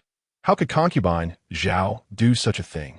Isn't it merely a matter of going to fight the sun? When seventh brother went to confront the sun, I didn't say I didn't want him. In truth, Yu Xiao was indifferent to the notion of fighting the sun. It was simply a change of scenery. Countless orphans in this world, bereft of parents, had managed to survive. She herself had been raised by instructors and had grown to become one, living quite well. What truly concerns Yu Xiao is how parents could ever abandon their own children. Children are so precious. How can one simply declare they no longer want them? It is unforgivable. Xianzong gazes at his sick son, who has buried his face in Gu Xinglang's embrace, and inquires, "Did your mother truly say that to you?" Yu Xiao reassures Xiao, doubting, "Do not be afraid. I am here." Yu Ximing nods in agreement. Yu Xiao turns to Xianzong and asks, "How do you propose we handle this situation?" Feeling personally wounded, Xianzong reflects on how Zhao Fei has always presented herself as a virtuous wife and mother. How could she possibly wish to abandon her own child? Yu Xiao remarks, "By remaining silent, do you intend for this matter to fade away unnoticed? This is your son. You have hundreds of women in your palace, yet only 7 sons." Xianzong glares at Yu Xiao, his eyes reddening as he asserts, "Linglong, I am your father." The underlying message of his words is clear. I am the emperor, and you must show me respect. This is a sentiment that any human can comprehend, yet Yu Xiao, an outsider, fails to grasp it. She responds, "I know you are my father, but are we not discussing the issue concerning Xiao Lu? What do you intend to do about Zhao Fei?" Xianzong, feeling exasperated, retorts, "What do you want me to do?" Yu Xiao replies, "She is your woman. Why are you asking me? Perhaps you should just kill her?" The prince finds himself in a predicament. Xianzong, seated on the dais, gasps for breath, overwhelmed by a series of unfortunate events, with not a single matter going his way. Yu Xiao squints, fully aware that this foolish monarch is reluctant to take drastic measures. To the readers, this is the final update for today. Megwa will return home on the evening of the 7th. See you tomorrow. Furthermore, Megwa is still in need of various forms of support. At that moment, as silence enveloped the room, a eunuch outside reported that the Imperial Guard, Luo Yongling, had apprehended Zhao's father and son. Upon hearing this, Yu Xiao immediately complains to Xianzong. Zhao Beicheng intended to flee with Xiao Lu. Had I not intervened, he would have already escaped the city with him. Gu Dasha believes he is the one who need not speak. The princess could easily deal with Zhao Qiuming's entire family. Bring Zhao's father and son inside, Xianzong commands. The eunuch outside replies, "Your Majesty, Zhao Beicheng is currently unconscious. Should we bring him to see you?" Without a moment's hesitation, Xianzong looks at his daughter and thinks, "It must be you behind this." Yu Xiao unabashedly states, "He wanted to abduct Xiao Lu. How can I not take action against him?" Xianzong gestures for Yu Xiao to be quiet and instructs the eunuch outside, "Have Luo Yongling bring Zhao Qiuming in." Yu Xiao inquires, "So, can we leave then? We can send Xiao doubting home. This foolish monarch is unlikely to harm Zhao Fei. I believe there is no longer a need for us to stay." Xianzong looks down at his son. Upon hearing that Yu Xiao wishes to depart, Yu Ximing clutches Gu Xinglang's clothing tightly. Xianzong asks Yu Xiao, "Did you strike Zhao Beicheng in front of Ximing?" Yu Xiao responds, "Indeed." Xianzong realizes that his son has been frightened by the sight of his daughter fiercely confronting Zhao Beicheng. Our sovereign is quite astute. Yu Xiao reiterates, "Can we leave now?" At that moment, Gu Xinglang remarked, "Your Majesty, it seems that the 6th prince has been frightened. Perhaps it would be beneficial for Her Highness the Princess and the Prince Consort to accompany him for a while, which might soothe his nerves." Xianzong glanced at his son, whose small hand clutched Gu Xinglang's clothing, and said, "Linglong and Qing Wei, please escort Ximing to Mingguang Hall." Gu Xinglang cast a meaningful glance at Gu Xinglang, urging him to take the 6th prince away promptly. Although Gu Xinglang did not fully comprehend his elder brother's intentions, he complied with the command. Yu Xiao had no objections and sent the little one home, and returning this little prince to his chamber was merely a matter of taking a few more steps. Once this young couple had departed with Yu Ximing, Zhao Qiuming followed Lu Yongling to stand before Xianzong. After Zhao Qiuming bowed to him, Xianzong did not permit him to rise and inquired of Lu Yongling what transpired at the Zhao residence. Lu Yongling, wishing to avoid offending the esteemed Zhao minister, yet not daring to deceive the emperor, recounted the incident where Zhao Beicheng had held the 6th prince and attempted to take him away. insisting that the prince should not go to the sun extermination, but instead be taken away, only to be knocked unconscious by Princess Linglong. Gu Xinglang listened in astonishment. It was evident that the princess had spent the night with the sixth prince at the Gu residence. Yet the tale had morphed into one of Zhao Beicheng attempting to abduct his nephew. Gu Dasha was utterly perplexed. Xianzong, incensed, could no longer remain seated. He rose, pacing with his hands clasped behind his back, before finally confronting Zhao Qiuming with an angry question. Does your Zhao family believe me to be so easily deceived? Zhao Qiuming bowed repeatedly, exclaiming, Your Majesty, I am guilty, to secretly escort the prince out of the palace. Xianzong delivered a swift kick to Zhao Qiuming, sending him tumbling, and scolded, This is a capital offense. Who gave you the audacity? Zhao Beicheng was apprehended by the imperial guards, and Zhao Qiuming realized he could not plead for mercy this time. He could only beseech the emperor with tears, Your Majesty. The empress also loves her son dearly. The sixth prince is only 3 years old. If he were to go to the sun extermination, when would the empress ever see him again? Your Majesty, I am culpable. I cannot bear to witness the separation of mother and son. The empress weeps for the sixth prince every day, and she herself bears grave injuries. Your Majesty, my heart. Zhao Qiuming knelt before Xianzong, tears streaming down his face, his forehead touching the ground, soaking the floor beneath him. Gu Xinglang observed Zhao Qiuming's display of sorrow with a cold smile in his heart. This power-hungry, darkly cunning man could also masquerade as a loving father? Zhao Qiuming's acting skills rivaled those of the most celebrated performers in the theater. Xianzong resumed his place on the throne, and upon witnessing Zhao Qiuming's tears for the empress's maternal affection, his own sentimental heart softened. Had it not been for Zhao Qiuming's covert surveillance of the successful winery affair being discovered by Jing Mo, the crown prince would not have been prompted to suggest that Yu Ximing be taken as a hostage. Ultimately, this matter reflected his own shortcomings toward the empress, betraying Zhao Qiuming's fervent patriotism. At this juncture, Gu Xinglang interjected, Minister, if the empress cannot bear to part with the sixth prince, does your Majesty truly wish to see him go? Such words may cast the emperor in an unfeeling light. Zhao Qiuming harbored silent resentment, fully aware that the eldest son of the Gu family was no benign figure. After listening to Gu Xinglang's words, Xianzong's expression darkened once more. Indeed, Empress Zhao was a loving mother, and Zhao Qiuming had a heart of compassion, which left him as the cruel one, willing to send his own flesh and blood as a hostage. If not for the sake of the realm of Fengtian and its people suffering from the ravages of war, why would he harden his heart and sacrifice his own son? Gu Xinglang softly murmured, the empress should convey her sorrow to his majesty. Yet, how could his majesty bear to send the sixth prince to face danger? Zhao Qiuming stole a glance at Xianzong, noting that the latter's expression was dark enough to provoke a storm. His majesty, with a heavy bow of his head, nearly prostrated himself before Xianzong, confessing, It was I who momentarily lost my senses. I have wronged your majesty, and I deserve death. Your majesty, the empress only loves her son dearly. She fears that your majesty may be troubled and does not wish to show her sorrow before you. All of this is my fault, and I am willing to die to atone for my sins, only asking that you do not blame the empress. Gu Xinglang interjected, Minister, how can you use death to coerce his majesty? I do not believe that Zhao Qiuming would truly wish to die. Zhao Qiuming cursed Gu Xinglang silently, then suddenly rose and attempted to dash his head against the wall. Gu Xinglang genuinely hoped that Zhao Qiuming would meet his end in that manner. However, Jing Zhong could not bear to witness the father of the empress perish in such a way. He quickly moved to intercept Zhao Qiuming, saying, Minister, how can you belittle your life before his majesty? Zhao Qiuming wept bitterly, portraying a sorrowful figure wishing for death yet unable to achieve it. Seeing Zhao Qiuming's intent to end his life, Xianzong's heart softened once more.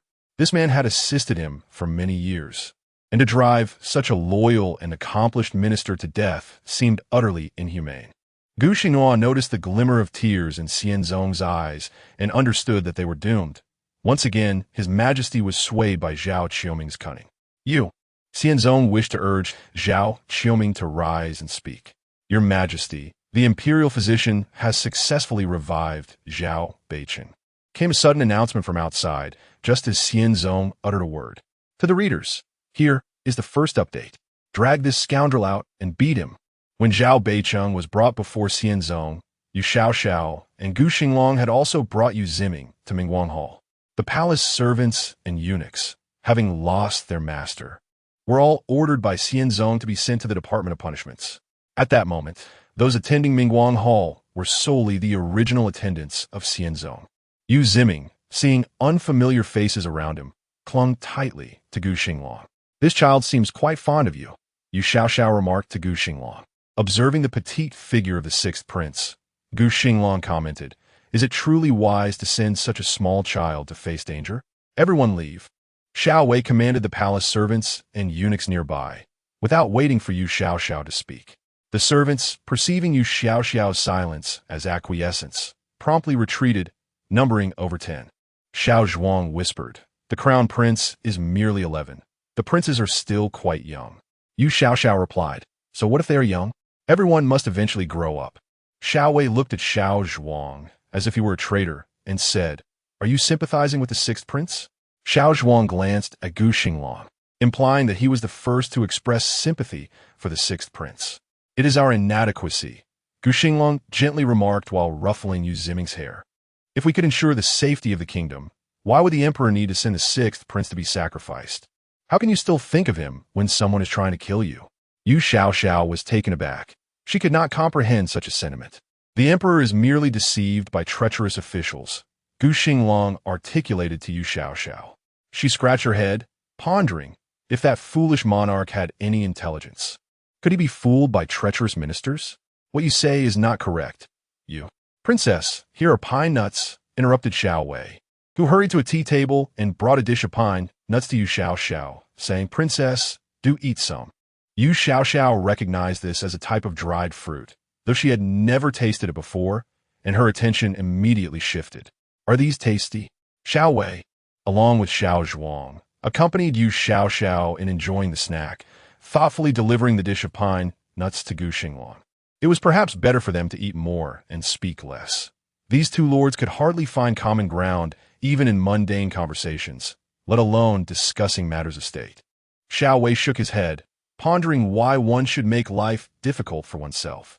Gu Xinglang peeled pine nuts for Yu Xiao while asking, "How did you come to the Zhao residence?" Yu Xiao savored the flavor of the pine nuts. She had heard that dried fruits are rich in carbohydrates, vitamins, and trace elements. Such a small morsel indeed tasted delightful. "Princess?" Gu Xinglang offered a few more peeled pine nuts to her. Yu Xiao replied, "Little Six is going to find his cousin to play." Gu Xinglang and Xiao Zhuang had little more to say. They felt unjustly treated for the beating Zhao Beiqing had received. At that moment, Zhao Beiqing was in the library, speaking to Xianzong. "Her Highness the Princess brought the sixth prince to the back garden, wishing to play with my son." Gu Xinglang suspected this might be the truth. However, Xianzong was enraged, exclaiming, "Are you saying that Linglong took Ziming to your residence?" Zhao Beiqing affirmed, "Yes. I personally witnessed Her Highness the Princess walking with the sixth prince in the back garden." Zhao Qiuming thought it would be best if this son were dead. He had just employed the tactic of suicide to soften Xianzong's heart, and this rascal had come to add fuel to the fire. Zhao Beiqing inquired, "Father, what is happening?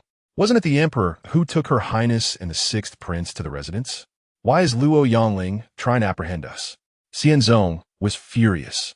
How could he be implicated in this slander? Zhao Qiuming was dumbfounded. How had his son become foolish enough to place the blame on the emperor?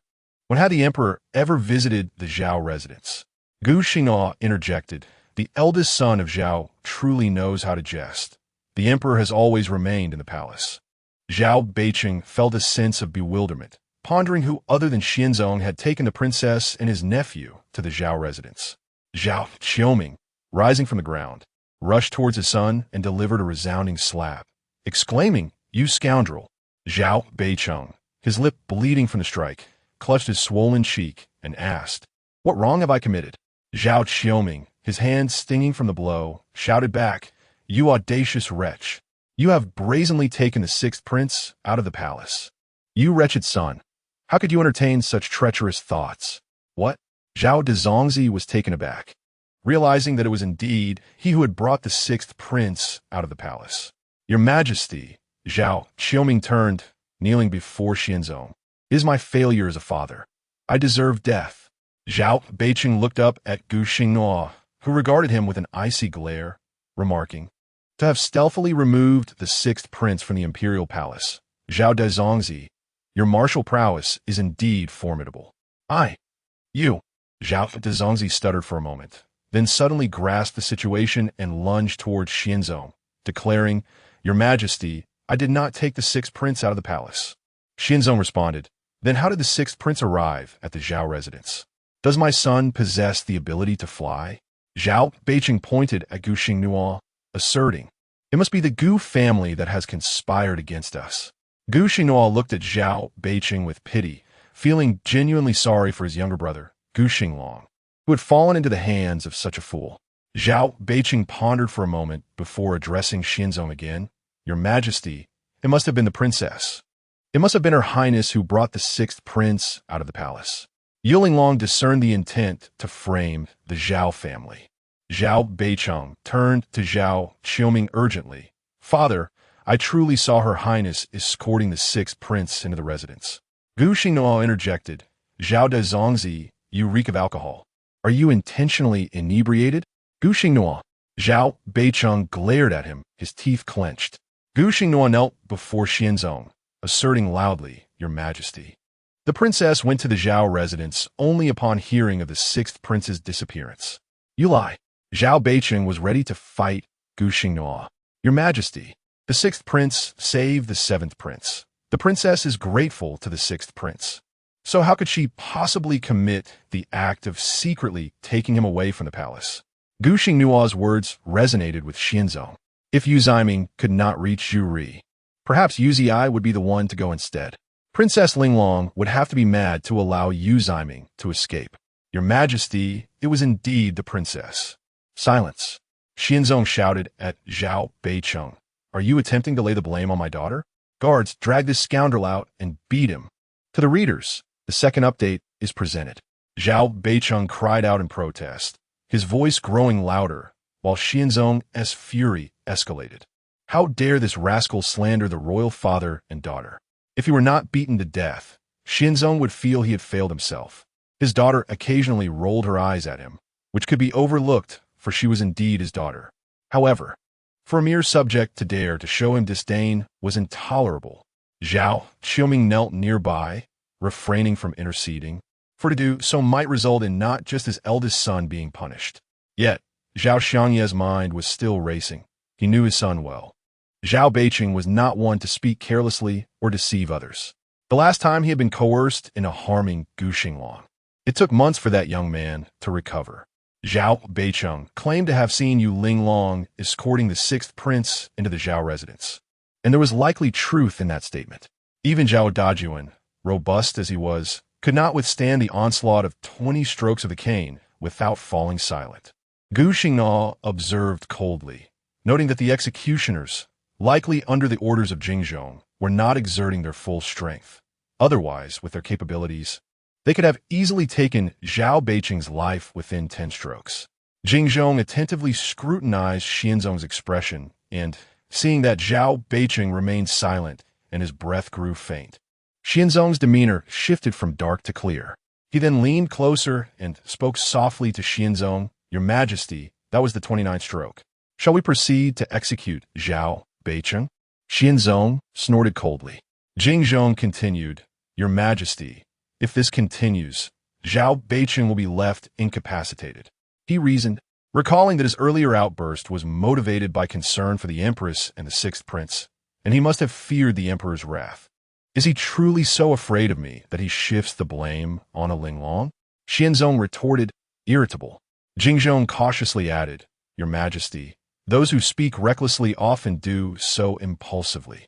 In my humble opinion, Zhao Beiqing must understand your fondness for the eldest princess and seeks to deflect blame onto someone whom you would not punish. It appears that Zhao Beiqing does not wish to harm anyone. Jingzhong's plea was artfully crafted. flattering Xianzong as a loving father while portraying Zhao Beicheng as a man who respected the emperor's authority yet was reluctant to see others suffer. Xianzong's expression shifted slightly, and he tapped the armrest of a seat. Jingzhong quickly turned to command the palace guards outside. Stop. The guards ceased their actions, and a pool of blood formed beneath Zhao Beicheng, who lay on the brink of death. Gu Xinglang felt a pang of regret, but maintained a solemn demeanor as he addressed Xianzong. Your Majesty, the Imperial Guard has gone to the Zhao residence, and news of Zhao Beicheng's unauthorized departure with the sixth prince is likely known throughout the court. If Zhao Beicheng is released now, I fear. Before Gu Xinglang could finish, Zhao Qiuming rushed forward, bowing deeply to Xianzong. Your Majesty, this wayward son has committed a grave error. I implore you to punish him severely. I am willing to share in his fate. Xianzong sighed. Zhao Qiuming was indeed a compassionate father. He ordered Zhao Beicheng to be taken to the Court of Judicial Review, declaring, while the death penalty may be averted, the punishment for his crimes cannot be escaped. He must be confined for a considerable time. Thank you, Your Majesty, for sparing his life. Zhao Qiuming wept profusely as he knelt. Two palace guards dragged the unconscious Zhao Beicheng away. A eunuch stationed at the palace gate, having crossed paths with the guards, knelt outside and reported to Xianzong, Your Majesty, the Crown Prince Jingmo requests an audience outside the palace gates. Upon hearing the name Jingmo, Xianzong felt a surge of frustration. Were it not for this troublesome prince of extermination, he would not be beset by such myriad headaches. Yet, despite his vexation, he could not refuse an audience with Jingmo. Thus he commanded, let him enter. As Jingmo made his way to the library pavilion, he encountered the bloodied and unconscious Zhao Beicheng. A smile crept upon his face. It appeared the Zhao family had once again met with misfortune. Upon meeting Jingmo, Xianzong, lacking strength, inquired, what brings the crown prince to the palace at this hour? Jingmo cast a glance at the still kneeling Zhao Qiuming and replied, Your Majesty, I have heard that the minister Zhao's son has taken the sixth prince out of the palace without permission. Xianzong gestured for Jingmo to take a seat. After settling down, Jingmo continued, Your Majesty, I do not wish to coerce you. Should you be unwilling, upon my return to my country, I can explain the situation to my father on your behalf. Xianzong waved his hand dismissively, stating, My sixth son is presently in the imperial palace and can depart for extermination at any moment with the crown prince. Jingmo remarked, Minister Zhao has 4 sons. Last night, it was Zhao Beicheng. Who knows which of Minister Zhao's sons may act tonight? I would not dare, Your Majesty, Zhao Qiuming hastily assured Xianzong. Jingmo regarded Zhao Qiuming with a cold smile, saying, How much can I trust Minister Zhao's words? Zhao Qiuming raised his head to meet Xianzong's gaze. A look of resignation etched upon his face. What is your intention, Crown Prince? Xianzong inquired of Jingmo. I plan to return to my country in 2 days. Ying Montag replied. To avoid complications, I suggest you allow me to take the sixth prince with me. Xianzong hesitated, then asked now. Ying Montag responded. One less matter to attend to is preferable, Your Majesty. What do you think? Zhao Qiuming interjected, Crown Prince. The Zhao consort has yet to bid farewell to the sixth prince. If you take him now, what nonsense is this, Minister Zhao? Jingmo interrupted without restraint. Will allowing the sixth prince to linger a moment longer remedy the Zhao consort's condition? To permit Jingmo to take you zimming at this juncture would mean that both Xianzong and Zhao Qiuming would have no opportunity to extract the truth from the sixth prince's lips regarding last night's events. This was undoubtedly advantageous. However, Gu Xinglang, observing Jingmo's relentless pressure on her sovereign, felt a deep sense of humiliation. Go and fetch the sixth prince. Xianzong commanded Jingzhong. Jingzhong bowed and withdrew. Jingmo stole another glance at Gu Xinglang. Beneath the city walls of Wangxiang, he had seen her clad in military garb. Now, though adorned in fine raiment, she presented herself as a commoner, yet remarkably maintained her composure amidst the turmoil. Zhao Qiuming glanced between Jingmo and Gu Xinglang, suddenly realizing a conspiracy concerning their Zhao family had been uncovered. With Princess Ling Long's capabilities, it was entirely feasible for her to escort the sixth prince out of the palace without any insider assistance. seizing the moment while the Imperial Guard was at Zhao Manor. The princess could have taken the sixth prince there, provoking Zhao Bei Cheng through words, leading him to fall into a trap. Before the Imperial Guard, he would be played by the Grand Princess in a charade that would inevitably cast the blame of unlawfully escorting a prince out of the palace upon the Zhao family. As Jing Mo meticulously orchestrated his demand for Yu Ximing, once the prince was in his grasp, any chance of learning who had facilitated his departure from the palace would be lost. Jing Mo had allied himself with Yu Linglong. Zhao Qiuming grasped this realization, cold sweat breaking out on his palms. With the alliance of these two individuals, Yu Ziyai had seemingly gained an additional arm. Yu Linglong, Zhao Qiuming now acknowledged, had indeed been underestimated. How had he failed to perceive that this 13-year-old princess was shrewd and ruthless? To the readers, here is the third update, with the fourth one to follow in an hour. If it does not appear, it is certainly due to a system glitch. Princess 88 was to proceed to Chuqing Palace. Jingzhong was summoned to Mingguang Palace to escort the sixth prince, and after departing from the library pavilion, he instructed a young eunuch, go to Chuqing Palace and inform consort Zhao that Prince Jing intends to take the sixth prince to the deity wine house.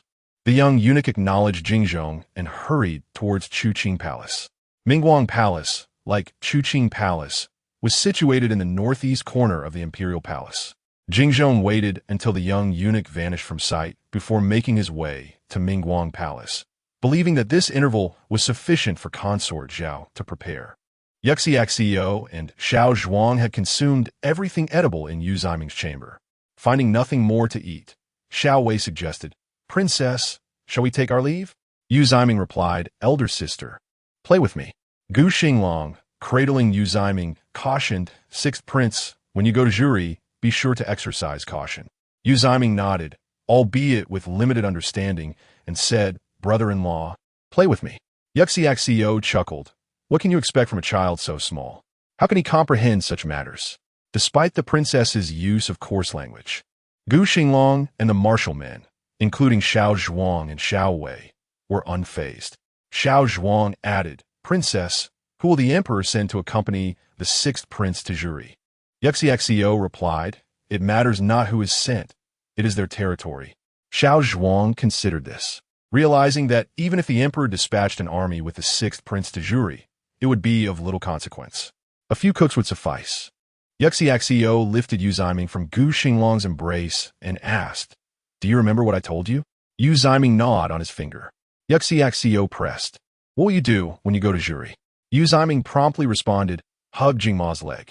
The three martial men exchanged glances, rendered speechless. Yuxiao nodded, commending Yu Ximing, "Yes. Remember my words, little six is quite clever." Yu Ximing beamed at Yuxiao, his baby teeth, now fully grown, 2 rows of pearly whites. Yuxiao tousled the little one's hair, discovering that indeed, a child's hair is softer than an adult's. Yu Ximing leaned forward and, with a smacking sound, planted a wet kiss on Yuxiao's face. Children possess an innate ability to discern those who treat them well. During his most trying times, Yuxiao had appeared, playing with him, soothing him, and providing him with treats. In the heart of the sixth prince, the eldest princess was a kind soul, someone he yearned to be close to. Though merely a 3-year-old, the kiss from a young lad on his little wife's face left Gu Xinglang feeling somewhat displeased. After all, the little boy was still a male. Yuxiao refrained from kissing the child, not due to a sudden display of propriety, but rather out of concern that such a delicate creature might be harmed by her affection. At that moment, the court lady Xiu and Jingzhong arrived at Chuqing Hall. Yuxiao entrusted Yu Ximing to Gu Xinglang's embrace and stepped out of the bedroom. Casting a glance at the group gathered on the steps outside, Xiao Wei inquired on Yuxiao's behalf, asking, "What brings you here?" Suiyu, following Jingzhong's lead, bowed to Yuxiao and stated, "The noble consort Zhao wishes to meet with the sixth prince." Yuxiao was well aware of Ciyu's background, a companion of the scheming consort Zhao. She ultimately met a grim fate at the hands of the merciless empress. Noticing Yuxiao's lack of response to Ciyu's words, Xiao Wei turned to Jingzhong and asked, "And you?" Jingzhong was displeased with Xiao Wei's attitude, In his days as a covert guard, he witnessed this young man act subserviently towards him. But now that he had aligned himself with the illustrious Princess Linglong, he no longer regarded Jingzhong with the respect he once did. "Your Highness." Jingzhong maintained his formal demeanor and addressed Yu Xiao. "Prince Jing has entered the palace and expressed his desire to take the sixth prince to the prestigious wine manor. The emperor has commanded me to escort the sixth prince there." Yu Xiao instructed Xiao Wei, "Have Xiao Gu hold little Lu, and you and Xiao Wei take them to meet Jingma." Xiao Wei acknowledged her command and prepared to depart. Noticing that Yu Xiao had dismissed her previous statement, Su boldly interjected, "Your Highness, Consort Zhao wishes to see the sixth prince. Did she not abandon this child?" Yu Xiao shot a sidelong glance at Su. "Now she desires him again.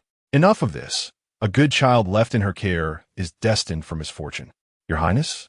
Suiyu stammered, urging her to reconsider. Yu Xiao waved her hand dismissively. Suiyu glanced at Jingzhong, seeking his assistance. With a sigh, Jingzhong shook his head.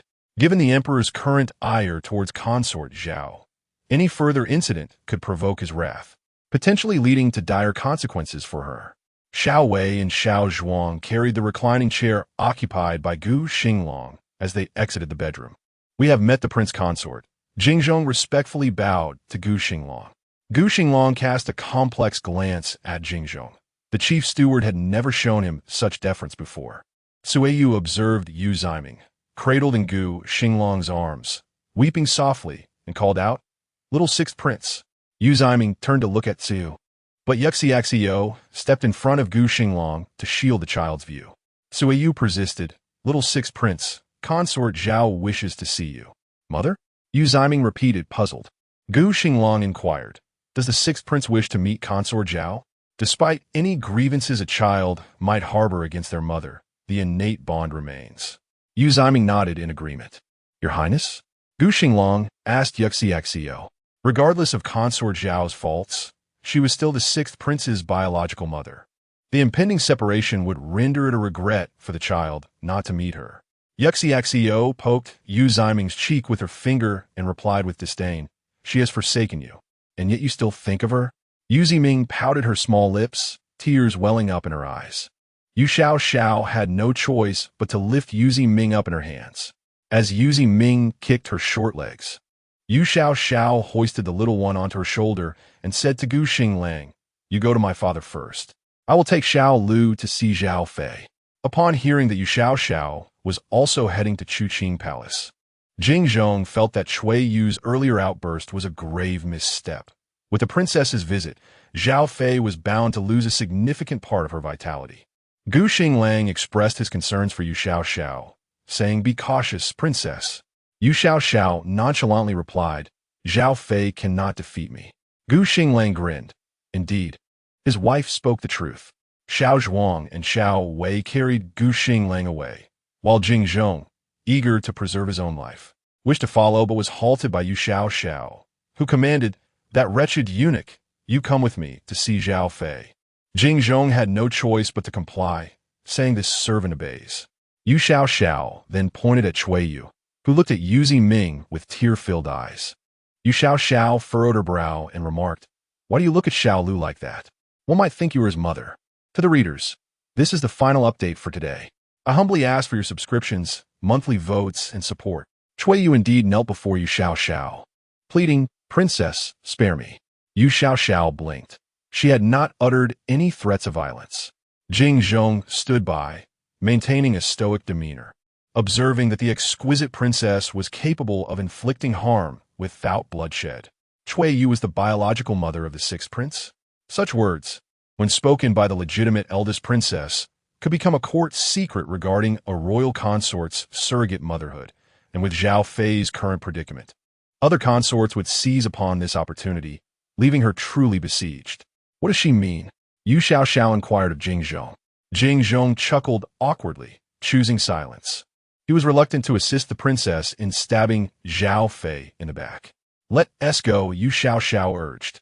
Noticing Jingzhong's uncertainty regarding Zhao Fei's sudden change of demeanor, she prompted Cui Yu again.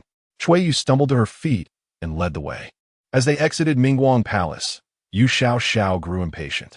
In the palace, women were expected to glide gracefully, but the normally brisk Yu Xiao could hardly tolerate such slowness. She turned to Jing Zhong and remarked, "She walks as if she hasn't eaten. I will take Xiao Lu to Chuqing Palace first." "Princess," Jing Zhong called out, just as Yu Xiao darted past several clusters of flowers, carrying the sixth prince out of sight. Cui Yu, trembling, said to Jing Zhong, "Now, without anyone to announce her, the princess can enter Chuqing Palace." The palace attendants and eunuchs fell silent, realizing that Zhao Fei would be utterly unprepared for the sudden appearance of the eldest princess. This was indeed cruel. Jing Zhong shot a fierce glare at Cui Yu. Gathering his strength, he swiftly propelled himself forward in pursuit of the princess. Yu Xiao, having visited this place once, could effortlessly navigate her way back without a guide. Yu Ximing felt the wind whistling past his ears for a moment, and when he focused again, he realized he had arrived at his mother's Chuqing Hall. Yu Xiao stood before the bedroom she had struck with lightning. The demolition site had now been transformed into an empty lot, adorned with numerous flower roots and stems. This area was destined to become a garden. "Your Highness, where is my mother?" Yu Ximing inquired, surveying the surroundings, unable to identify where his mother resided. Yu Xiao listened intently from the vacant lot and led the little one backward. At that moment, Zhao Fei reclined in her new chamber, having dismissed all her attendants except for an elderly matron who had served her since she entered the palace. Yu Xiao guided Yu Ximing to a window beneath, which lay the closest vantage point to Zhao Fei's bed. She planned to help the little one leap through this window. Just as Yu Xiao was about to make the jump, the matron standing before Zhao Fei spoke. "Your Highness should converse earnestly with the sixth prince. He is still young, and frightening him would be counterproductive." Yu Xiao halted her movement, sensing that these two were conspiring something nefarious. Yu Ximing looked up at Yu Xiao. "Shoo," she whispered softly to him. "Let us listen to what your mother has to say without her knowing."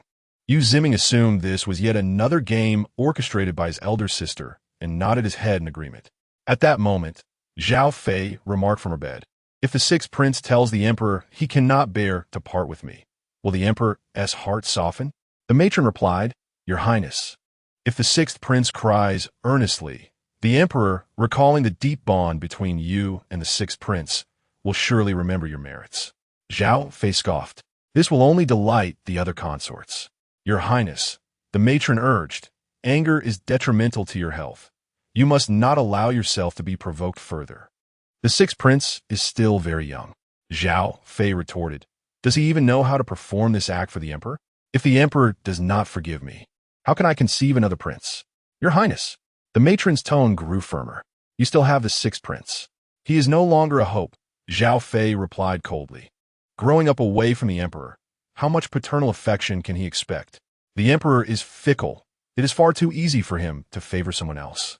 Do you believe the sixth prince still has a chance to be the emperor's beloved son? And what if the sixth prince returns from the execution of Sun?" Zhao Fei responded, "When will that be? We have already offended Jingma. Wishing for the sixth prince's swift return is but a foolish dream. Rather than pondering his return, you should help me devise a way to bring the emperor to me so that we may reconcile."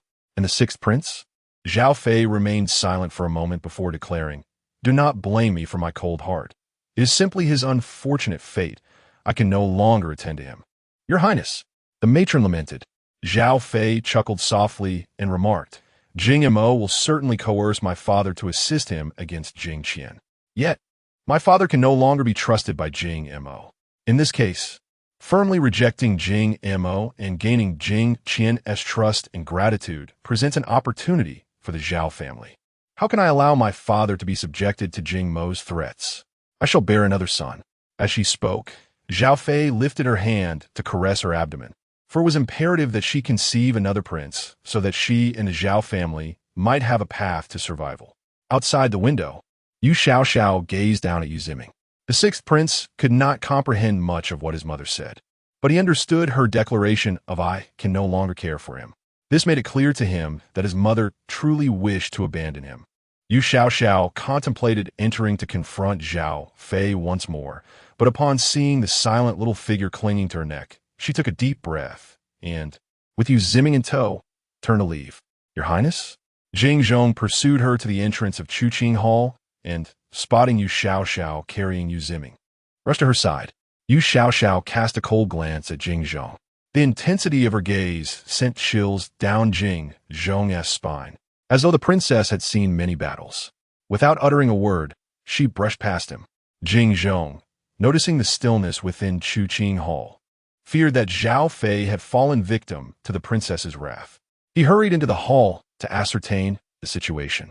Once Yu Xiao had distanced herself from Chuqing Hall, she turned to Yu Ziming and said, "It matters not that she has forsaken you. I will always want you."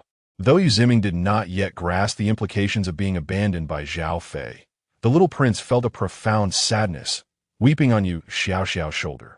She permitted him to cry for a while, believing that shedding tears was beneficial in times of sorrow. After he had cried out his distress, he could continue with his life. "Royal sister," Yu Ziming wept, "why does mother no longer want me?" Yu Xiao brought him before her, meeting his gaze directly, and assured him, "I have told you, I want you." To the readers, today's first update, the malicious eldest princess. Yu Ziming asked, "Royal sister, will you come to fetch me?" "Certainly," Yu Xiao replied, wiping away his tears. "I keep my promises." Yu Ziming raised his little arms to dry his own tears. Yu Xiao lifted him back on her shoulder, saying, "No more tears. We shall embark on an adventure. Consider it a study abroad. When I have time, I will come to see you. You won't deceive me? I will not deceive you. A gentleman's word is his bond." "All right." Yu Ziming clung to his sister's head, still crying, but now silently. Yu Xiao moved swiftly, bringing him to the library pavilion. When Xianzong saw his son's tear-streaked face, he expressed concern. "Have you seen your mother?" Yu Xiao scoffed softly. Yu Ziming nodded slightly. Xianzong patted his son's head and said to Yu Xiao, "You go to Zhao Manor to fetch your brother. Thank you for your efforts." In the tale of Yu Xiao, Xiao Lu expressed his desire to find his mother, and the emperor, aware of his intentions, interjected, "I have already detained Zhao Beiqing. That scoundrel shall not escape my wrath this time." "Indeed," Yu Xiao echoed. "Let him be rendered incapable of self-care." What? The inability to comprehend his daughter's words was one of the many sources of vexation for Xianzong during this period. At that moment, Jing Mo rose and said, "Your Majesty, may I take His Highness away from the palace?" Yu Xiao handed Yu Ziming over to Jing Mo, expressing her gratitude. Xianzong had anticipated that Yu Ziming would resist being held by Jing Mo. To his surprise, the young prince willingly nestled into Jing Mo's arms, softly murmuring his thanks. Jing Mo smiled at Yu Ziming and asked, "From this day forth, shall you reside with me? Do you consent?" "Yes," Yu Ziming nodded in agreement. "Good boy." Jing Mo gently pinched the delicate flesh of Yu Ziming's cheek. Suddenly, Xianzong felt a sense of unease. Was it normal for his son to run off with another? Yu Xiao cast a disdainful glance at Xianzong, remarking, "With so many women around you, why not pay attention to those young maidens instead? Are you not weary of sharing a bed with the same woman?" She refrained from criticizing Zhao Fei directly, recognizing the latter's cunning ability to captivate the muddled emperor. Yu Xiao mused that perhaps encouraging her father to seek the company of other women might lead him to discover a true love. The room fell into a profound silence. Yu Ziming gazed at his elder sister's admonishing grip on his thigh, then at his father, and finally at his sister's husband, puzzled as to why no one was speaking. Xianzong, his mouth agape, stared at his daughter, his chin nearly dropping in disbelief. Had he awoken incorrectly today?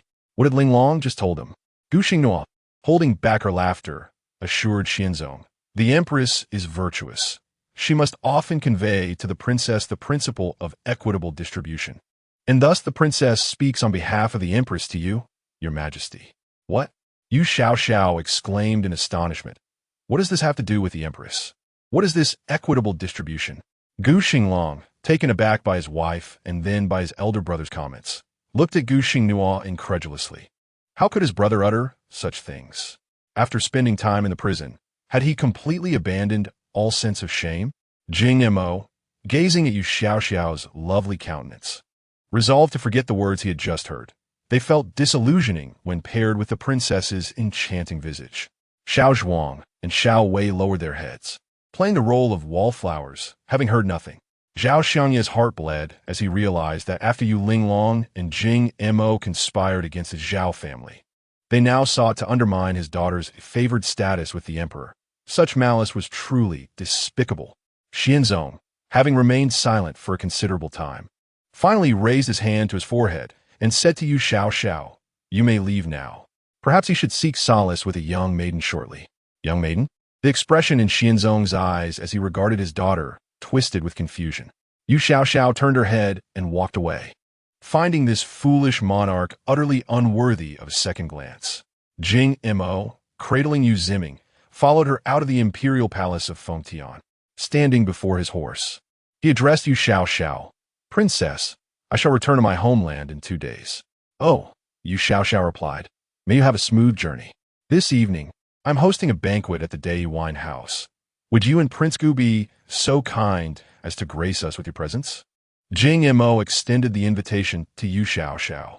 Delighted by the prospect of a feast, Yu Xiao's enthusiasm waned upon hearing the name of the Dai Wine House. "Why do you still choose to reside in that place on the verge of collapse?" she inquired. Jing Mo assured her that establishment will not falter. "Impossible, Yu Xiao compterait. Such a vast venue with several buildings cannot possibly thrive on your singular patronage. The owner must be on the brink of starvation." Jing Mo began to explain the essence of the Dai Wine House, but halted, unable to comprehend how someone as astute as Yu Linglong could be unaware of its significance. "Let us go to the Big Bowl restaurant," Yu Xiao suggested, "for that is the true venue for a banquet." "Very well," Jing Mo acquiesced eagerly, turning to Gu Xinglang and inquiring, "What does Prince Gu think?" Gu Xinglang nodded and replied, "I would be honored to comply." With a hearty laugh, Jing Mo mounted his horse while still holding Yu Ziming, declaring to Yu Xiao, "Princess, I shall await you at that restaurant when the lanterns are lit this evening." Curious about the timing of the lanterns being lit, Yu Xiao opened her mouth to ask, but Jing Mo, not pausing for her response, spurred his horse and rode off. Watching Jing Mo depart, Gu Xinglang whispered to Gu Xinglang. Today, he refrained from discussing Gu Li before the emperor. He did not sow discord. "I am grateful to him." "Brother?" Gu Xinglang furrowed his brow, gazing at his elder sibling. Gu Xinglang patted his shoulder and turned to Yu Xiao, who was still contemplating the phrase when the lanterns are lit. "Princess, shall we return to the residence?" "Oh," Yu Xiao nodded in agreement. At this moment, concubine Zhao sat in the Chuqing hall, her expression somber as she spoke to Jing Zhong. "You may return to the emperor." "Your Highness," Jing Zhong said, "what shall you do now?" "Simply tell him I weep profusely in Chuqing hall," concubine Zhao instructed. "Have Minister Zhao come to see me." "Your Highness," Jing Zhong protested. "Go," concubine Zhao said, never once meeting his gaze. Once Jing Zhong departed, the matron, her legs giving way, collapsed to the floor and wept, "Your Highness." "What the sixth prince?" Concubine Zhao replied coldly. "That son will surely grow distant from me. But the sixth prince is still young. Perhaps you could speak with him." "Will I have another chance to converse with the sixth prince?" Concubine Zhao interrupted, her tone icy. "Find another way." At that moment, a young palace maid entered the chamber, carrying a bowl of medicine. Kneeling before concubine Zhao, she respectfully announced, "Your Highness, the Imperial Pharmacy has prepared the medicine." A note to the readers. The second update is presented. 91 Abandoned Child. Jing Mo, holding Yu Ziming close, arrived at the Dai Wine House. Casting a glance at the Zhao residence, which was merely a street away, he entrusted Yu Ziming to a guard for safekeeping. A steward hurriedly approached Jing Mo and whispered softly, "My lord, the matter has been assigned, and it shall be resolved within the day." Jing Mo nodded slightly. The steward retreated to follow behind him. Upon reaching the 29 steps leading to the entrance of the Dai Wine Manor, Jing Mo suddenly turned around, taking the child Yu Ziming from the guardess' arms. He gestured towards the Sun Exterminators accompanying him and addressed Yu Ziming. "I have matters to attend to this evening. Should you require anything, feel free to instruct them." Yu Ziming nodded, having been taught by his elder sister to heed this man's words. As Jing Mo carried Yu Ziming into the manor, he said, "Your Highness, you are the master, and they are but servants. Thus, you need not fear these adults. Do you understand? Yu Ximing glanced at the adults surrounding Jing Mo. Upon noticing Jing Mo's guards and attendants bowing their heads, he realized that despite being a hostage, as long as Jing Mo chose to cherish this child, they would treat him as a distinguished guest. Do you not comprehend? Jing Mo inquired. I do, Yu Ximing replied, clutching Jing Mo's garment with earnestness. When will you return tonight? Jing Mo sensed the child's reliance on him, which struck him as peculiar.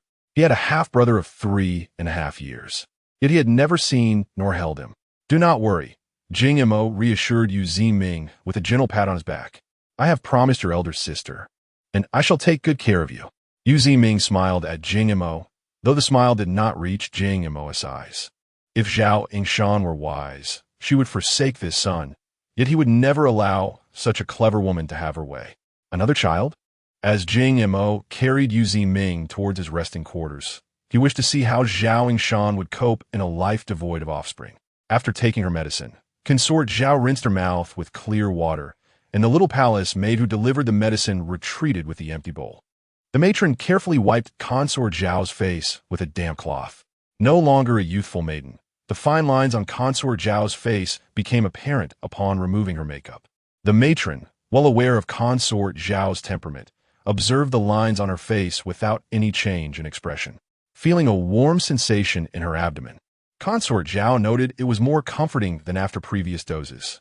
Has the prescription changed this time? She inquired. Shall I summon the imperial physician to inquire? The matron offered. With numerous spies from the Zhao family in the imperial hospital, Consort Zhao felt little concern regarding any tampering with her medicine. She shook her head at the matron, saying, I feel no discomfort. My father should be arriving soon. Please check. The matron promptly withdrew. At this moment, Zhao Qiuming had reached the entrance of the Chunqing Hall, having bowed fervently before Xianzong. The bandage on his head, already soaked with blood from prior injuries, now appeared even more disheveled. The matron, upon meeting Zhao Qiuming at the palace gate, dared not speak much and bowed her head, urging him to hasten to see Consort Zhao. Upon witnessing her father's condition, Zhao Fei expressed her concern for Zhao Qiuming, asking, Is father's injury severe? Zhao Qiuming shook his head and took a seat on the round stool beside Zhao Fei's bed, stating, Jing Mo has allied with Yu Linglong. Zhao Fei inquired, Isn't the sixth prince taken out of the palace by Yu Linglong? Zhao Qiuming sighed, I had the same thought. Yet now that the sixth prince has been taken away by Jing Mo, the prospect of finding a moment to speak with him alone has become nearly impossible, Your Highness. Zhao Fei replied, Father, we can only endure this scheme, but you must not allow Jing Mo to manipulate you into harming Jing Qian. Zhao Qiuming countered, What if he threatens the sixth prince's life? Zhao Fei coldly retorted, At this juncture, father still concerns himself with the sixth prince? Zhao Qiuming replied, Your elder brother is now imprisoned in the heavenly prison. The emperor's treatment of me will surely decline from this point forward. Zhao Fei remarked, Yu Xiao has conveyed the words of Xianzong regarding sleeping with young maidens, yet Zhao Qiuming could not bring himself to utter them, only stating, Yu Linglong has told the emperor that everyone should share equally. She truly is a fine daughter raised by the empress. Zhao Fei ground her teeth in frustration. With the seventh prince's future being orchestrated by her as an elder sister, it appears quite promising. Your Highness, Zhao Qiuming reassured, there must be a way to counter this. Counter? Zhao Fei questioned. Did you not mention that the two brothers of Jianghe will soon enter the capital? Once they arrive, what do you think Yu Linglong will plan? What do you mean, Your Highness? Zhao Fei continued. If the seventh prince were to go to Wuzhou, he would not only grow up safely, but the soldiers in Zhang's hands would become his to command, in addition to the Gu family. Father, do you think Yu Linglong will not do everything in her power to send Yu Zi to Wuzhou? Zhao Qiuming sat silently for a long time on the stool, finding Yu Linglong to be quite a formidable adversary. After waiting for Zhao Qiuming's response, Zhao Fei softly asked, Father, you understand in your heart, do you not? Zhao Qiuming replied, What do I understand? There is no way to prove our innocence to the emperor, Zhao Fei stated, to sway the emperor's thoughts. We cannot retain elder brother. Zhao Qiuming abruptly rose from the stool. If elder brother suffers an attack in prison, Zhao Fei warned, even if the assailants are from the Zhuri faction, The emperor will feel remorse for your actions that angered them. Zhao Qiuming slowly sat back down. Zhao Fei urged, "Father, we must make a decisive move." Zhao Qiuming hesitantly articulated, "To send someone to injure your elder brother? Do you believe the assassins sent by Zhu Ri will fail?" Zhao Fei's expression turned icy. "If elder brother is merely injured, Ying Yanyan and his faction will certainly claim we are employing a ruse. The emperor is currently incensed with our Zhao family. He may well believe their words." "You," Zhao Qiuming's voice trembled. "Do you wish for North City to perish? If not death, then grievous injury." Zhao Fei replied, "This is not solely for my sake, but for the Zhao family as well." Zhao Qiuming remained silent for a long while.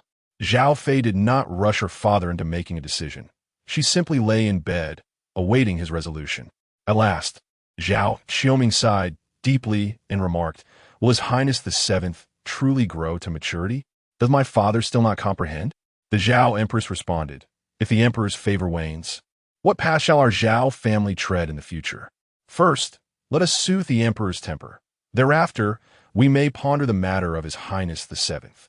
As for the emperor, your majesty may contemplate further measures. I have served the emperor for many years, and I understand his temperament well." Zhao Empress whispered, "A single blooming flower can easily captivate him. After just a few days apart, he may very well forget my existence." To the readers, here is the third update. In the midst of joy and sorrow, Zhao Qiuming emerged from the imperial palace, his once proud and upright figure now slightly stooped, his steps faltering. Though the distance from the palace gate to the carriage was short, Zhao Qiuming seemed to take an eternity, resembling an elderly man in his twilight years. Xianzong summoned several newly arrived maidens who had yet to receive the emperor's favor to the library pavilion. The maidens, dressed in identical flowing skirts and adorned with similar hairstyles, draped in sheer veils, exuded an innocent charm tinged with unspoken allure. "Are you still standing there?" After these maidens bowed to Xianzong, Jing Zhong inquired of them. As the sound of silk and bamboo music filled the air, the maidens began to dance in harmonious unison. Watching the performance unfold before him, Xianzong's initial indifference transformed into focused attention. As the enchanting dancers alleviated the burdens of the troubled sovereign, Yu Xiao returned to the Gu residence with the two Gu brothers. Upon disembarking from the carriage, the old marshal emerged from the main entrance, visibly relieved to see both grandsons and Yu Xiao safe and sound. He sighed in relief and asked, "Princess, are you unharmed?" Yu Xiao replied, "I am perfectly well, grandfather. Are you headed out for a stroll?" The old man thought to himself, "What stroll? I am nearly beside myself with worry." Gu Xinglang approached the old man and whispered, "It is all settled. Zhao Beicheng has been imprisoned in the Tianlao." The old man was taken aback. "Does this matter involve that scoundrel Zhao Beicheng?" Gu Xinglang pondered for a moment. This complex development would take time to explain to the old man. Yu Xiao, appearing unfazed, said to her grandfather, "Grandfather, this evening Jing Mo has invited me and young Gu to dinner. Shall we forego our own meal and dine at the Big Bowl restaurant together?" The old man responded, "Is Prince Jing hosting another feast for the two of you?" Gu Xinglang urged the old man to return home, suggesting that some discussions could await their arrival. Once in the old man's study, Yu Xiao inquired whether the family should dine at Jing Mo's esteemed establishment. Gu Xinglang recounted the events that transpired in the palace, while Gu Xinglang, one of the involved parties, remained silent. The old man gazed at Yu Xiao with a smile and looked at Gu Xinglang in disbelief, his face contorting in a way that left his muscles sore. Finally, he turned to Yu Xiao and said, "Princess, since Jing Mo has not invited our entire family, how could we possibly attend?" Yu Xiao replied, "Is there such a rule? Is it customary not to invite the whole family to a banquet?" The old man nodded, pondering the delectable dishes Jing Mo offered, concerned about what people might say if the Gu family were thought to be betraying their loyalties. Upon witnessing the nod of the elder, Yu Xiao's enthusiasm waned, and she settled beside Gu Xinglang. It was at this moment that Gu Xinglang spoke, "Grandfather, let the princess return to her chamber to rest." The elder replied, "If the princess is weary, she may indeed retire." Before Yu Xiao declared her lack of fatigue, Gu Xinglang whispered to her, "There is food in the room." Rising abruptly, Yu Xiao departed, unable to grasp the meaning behind her elder brother's words. It was far more sensible to retreat and indulge in some sustenance. Once Yu Xiao had left, Gu Xinglang resumed his conversation with his grandfather and elder brother, explaining, "The sixth prince wishes to visit his cousin, which is why the princess accompanied him to the Zhao residence. She harbors no intention of harming the Zhao family." "Are you suggesting this is merely a coincidence?" inquired Gu Xinglang. Gu Xinglang insisted, "It truly is just a coincidence." The elder chuckled heartily, amused at the misfortune that had befallen the Zhao family. "It seems heaven has finally cast a discerning eye." Gu Xinglang laughed as well, though he remained skeptical that it was merely happenstance. To escort the sixth prince out of the palace, the emperor dispatched someone to the Zhao residence, and the princess took the sixth prince there, leading to Zhao Beiqing's bold actions. The princess lodged a complaint, and Jing Mo sought the prince's return. Each of these steps was crucial. Could this truly be a coincidence? The elder, having enjoyed his laughter, turned to his two grandsons and remarked, "The Zhao family is deeply entrenched in court. It is unrealistic to expect their downfall at this juncture." Gu Xinglang posed a question. What actions will the Zhao family undertake next? Both the elder and Gu Xinglang shook their heads. Acknowledging that the current movers in this game were Zhao Qiuming and his daughter, they were merely spectators. Zhao Qiuming summoned the Minister of Justice to the Zhao residence, initially believing that the Chancellor intended to remind him to take good care of the eldest son. However, after listening to Zhao Qiuming's hushed instructions, the Minister of Justice was left bewildered. "Chancellor, why such severity?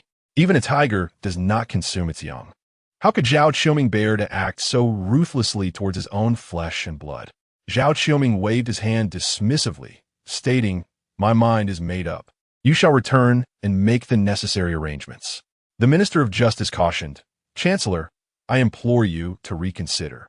Zhao Qiuming remained silent, merely gesturing for him to leave. With trembling legs, the Minister of Justice exited the Zhao residence, assisted by his attendants into a palanquin. After sitting in the palanquin for a considerable time, he finally commanded, "Return to the Ministry of Justice." A constable walked ahead, ringing a bell to clear the way. The Minister of Justice's body swayed with the jolting of the palanquin, and if not for his immense self-restraint, he would have rushed back to question Zhao Qiuming whether forsaking his newborn for wealth and glory was truly worth it. As they passed over the large stone bridge, one attendant informed the Minister of Justice, "My lord, the Left General of the White Tiger Kingdom is seated at the bridgehead." The Minister of Justice acknowledged with a non-committal grunt, lacking the inclination to lift the curtain and glance outside. Zui Yu, accompanied by two attendants, occupied a table at Wang Po's modest stall, a stack of empty bowls before him, the autumn breeze at the bridgehead causing his nose to run. One attendant, with hands tucked into his sleeves, remarked, "My lord, we have been waiting here since last night for the Linglong princess. Surely she will not arrive. Shall we not return to rest?" Zui Yu retorted, "She clearly stated yesterday that she would come to the night market." Both attendants secretly rolled their eyes, noting that their master had become quite unusual since encountering Princess Linglong. It was broad daylight, yet he was still pondering the night market. One attendant suggested, "Why not visit the Gu residence to find the princess?" The other chimed in, Madame Wang was affected by them and couldn't close up shop last night. She dared not send them away, but one should be self-aware, shouldn't they? Zui Yu replied, "I am sworn enemies with Gu Xinglang. Why would I visit his home?" The two attendants thought to themselves, "You've dined at the same table as young Master Gu. How can you claim to be enemies?" At that moment, a third personal attendant arrived, breathless, having rushed from the bridge. He reported to Zui Yu, "Master, I have learned that tonight Jing Mo has invited Princess Linglong and Gu Xinglang to the Big Bowl restaurant for dinner." "Jing Mo?" Zui Yu inquired. The attendant nodded. "Damn it." Zui Yu slammed the table and stood up, exclaiming, "That rascal has invited the princess to dinner for the second time. I knew he had ulterior motives." The three attendants exchanged eye rolls, thinking that Prince Jing likely did not have a penchant for being beaten by women. "I shall go as well," Zui Yu declared, striding forward. The three attendants hurried after him, asking, "Where are you headed now?" "To the inn," Zui Yu replied. "I need to wash up and change." To the readers, this is the final update for the 8th. Megwa has returned home from traveling. How did everyone celebrate National Day? Megwa seeks various forms of support, monthly votes, subscriptions, and donations. What else is there? As the owner of the Big Bowl restaurant stood frozen in place upon seeing Jing Mo enter, he found it hard to accept that the Grand Prince of the Juri Kingdom was dining in his establishment. When Yu Xiao and Gu Xinglang entered, followed by Zui Yu, who boldly made himself at home, the owner was utterly dumbfounded, overwhelmed by the sudden influx of joy. Upon encountering Zui Yu, Yu Xiao paused momentarily, wondering who this young man was. The matron Wang, who had brought Yu Xiao to dine, whispered to her, "Who is this handsome lad?" Zui Yu, stroking his smooth chin, called out, "Your Highness."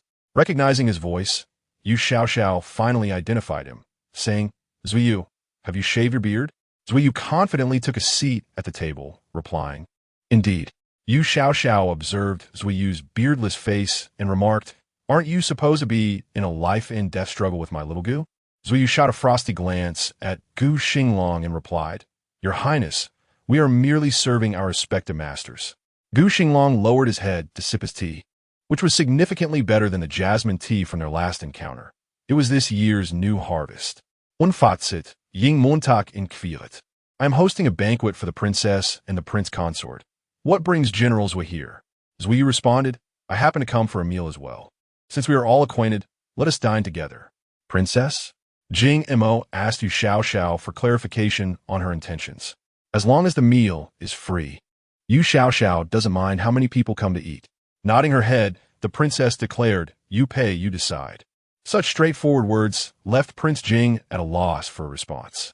Zui Yu, observing Gu Xinglang, who was sipping tea with his head bowed, inquired, "Gu Xinglang, how is your foot injury?" Gu Xinglang looked up and replied, "It's fine now. Thank you for your concern, General Zui." Zui Yu retorted, "I am not concerned about you." Gu Xinglang pressed his lips tightly together and gently set down his teacup. Yu Xiao clicked her tongue, remarking, "If you aren't concerned, why inquire about his injury upon meeting him?" The smile on Zui Yu's handsome face made both Jing Mo and Gu Xinglang want to punch him.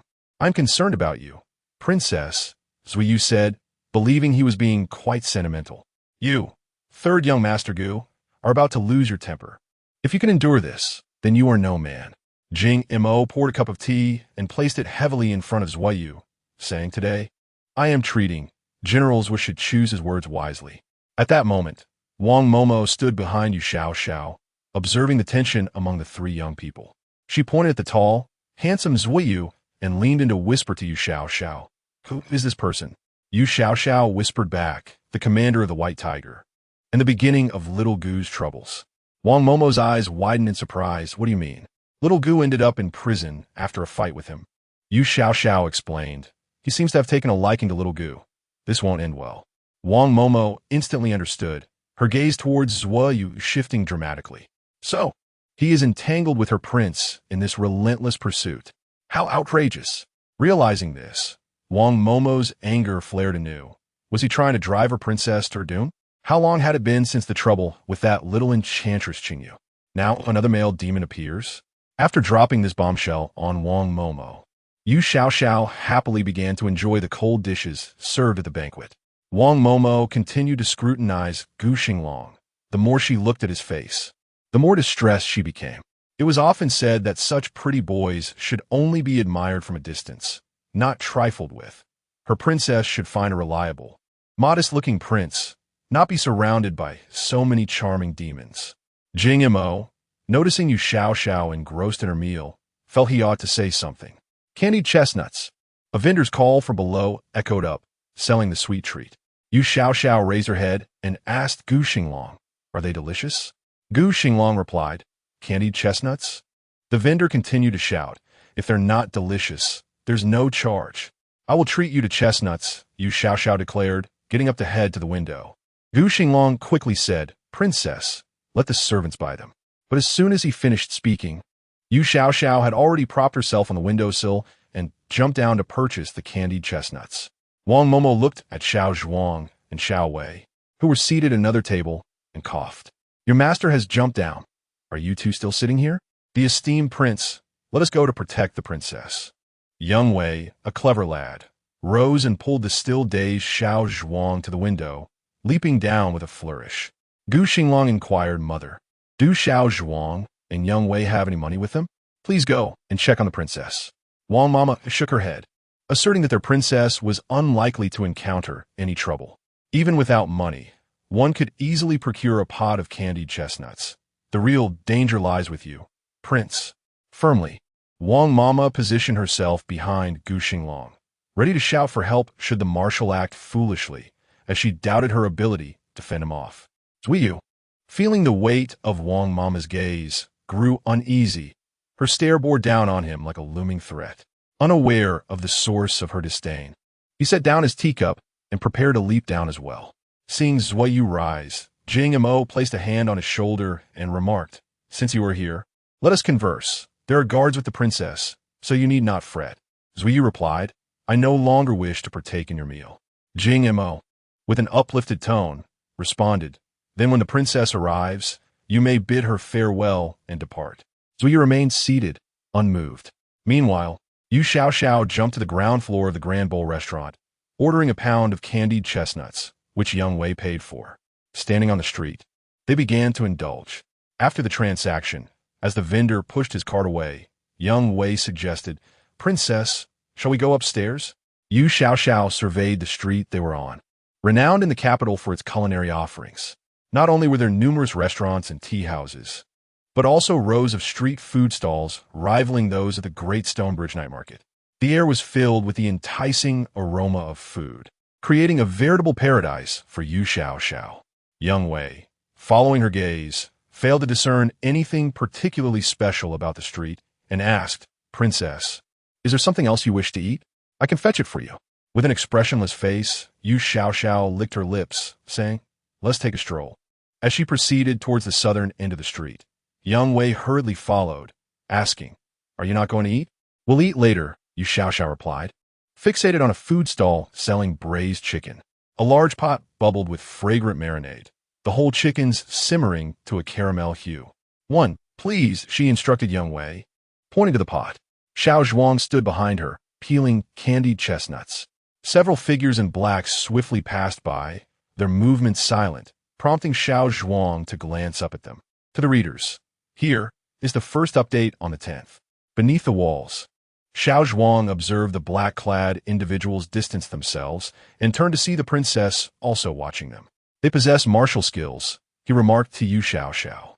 "Though their appearances are unremarkable, their attire resembles that of the Sun Slayer."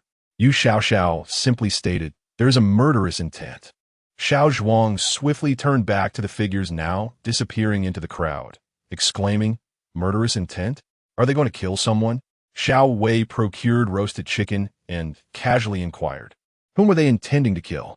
Yu Xiao glanced at the two chickens Xiao Wei had brought and seized a chicken leg in her hand. Xiao Zhuang remarked, "The princess and I merely exchanged a fleeting glance. Who could discern whom they aimed to slay?" Xiao Wei looked at his companion and asked, "Can you sense the murderous intent approaching?" Xiao Zhuang remained silent, tears welling up. He truly could not detect it. Yu Xiao offered a chicken leg to Xiao Zhuang, suggesting, "Perhaps you should follow them to ascertain the truth." Xiao Zhuang responded, "Your Highness, even if they exude an aura of violence, it does not necessarily imply they are on a mission to kill." Xiao Wei insisted, "The princess has commanded you. You ought to investigate." In the bustling street, amidst the throngs of passers-by, the three stood deliberating on matters of murder. Was such discourse appropriate? Xiao Zhuang, gnawing on the chicken leg, pursued the figures in black. Yu Xiao consumed her chicken legs with vigor, urging Xiao Wei, "You should eat as well. If it is insufficient, we shall procure more." Xiao Wei merely nodded, refraining from eating, fearing there would not be enough for his princess if he indulged. As Yu Xiao walked ahead, she suddenly spotted a vendor selling candied chestnuts and recalled, "Xiao Zhuang has taken the chestnuts." Xiao Wei, feeling exasperated, replied, "Shall I send a servant to buy another portion? We cannot allow it to go to waste." Yu Xiao sternly admonished, "Those who waste food shall meet a tragic fate." Xiao Wei, disheartened, chose not to engage further in conversation with his princess. Yu Xiao placed a chicken wing into Xiao Wei's mouth. To her, this youth bore a resemblance to Gu Xinglang, both embodying the melancholic disposition of youthful gentlemen.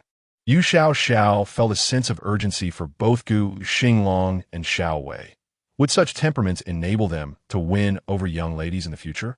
Walking through the street, dining openly on roasted chicken was hardly befitting of a gentleman's stature, yet Xiao Wei had no choice. He could not allow his princess to lose her grace while he, her attendant, appeared as a dashing noble. Thus, he accompanied her in this unrefined manner.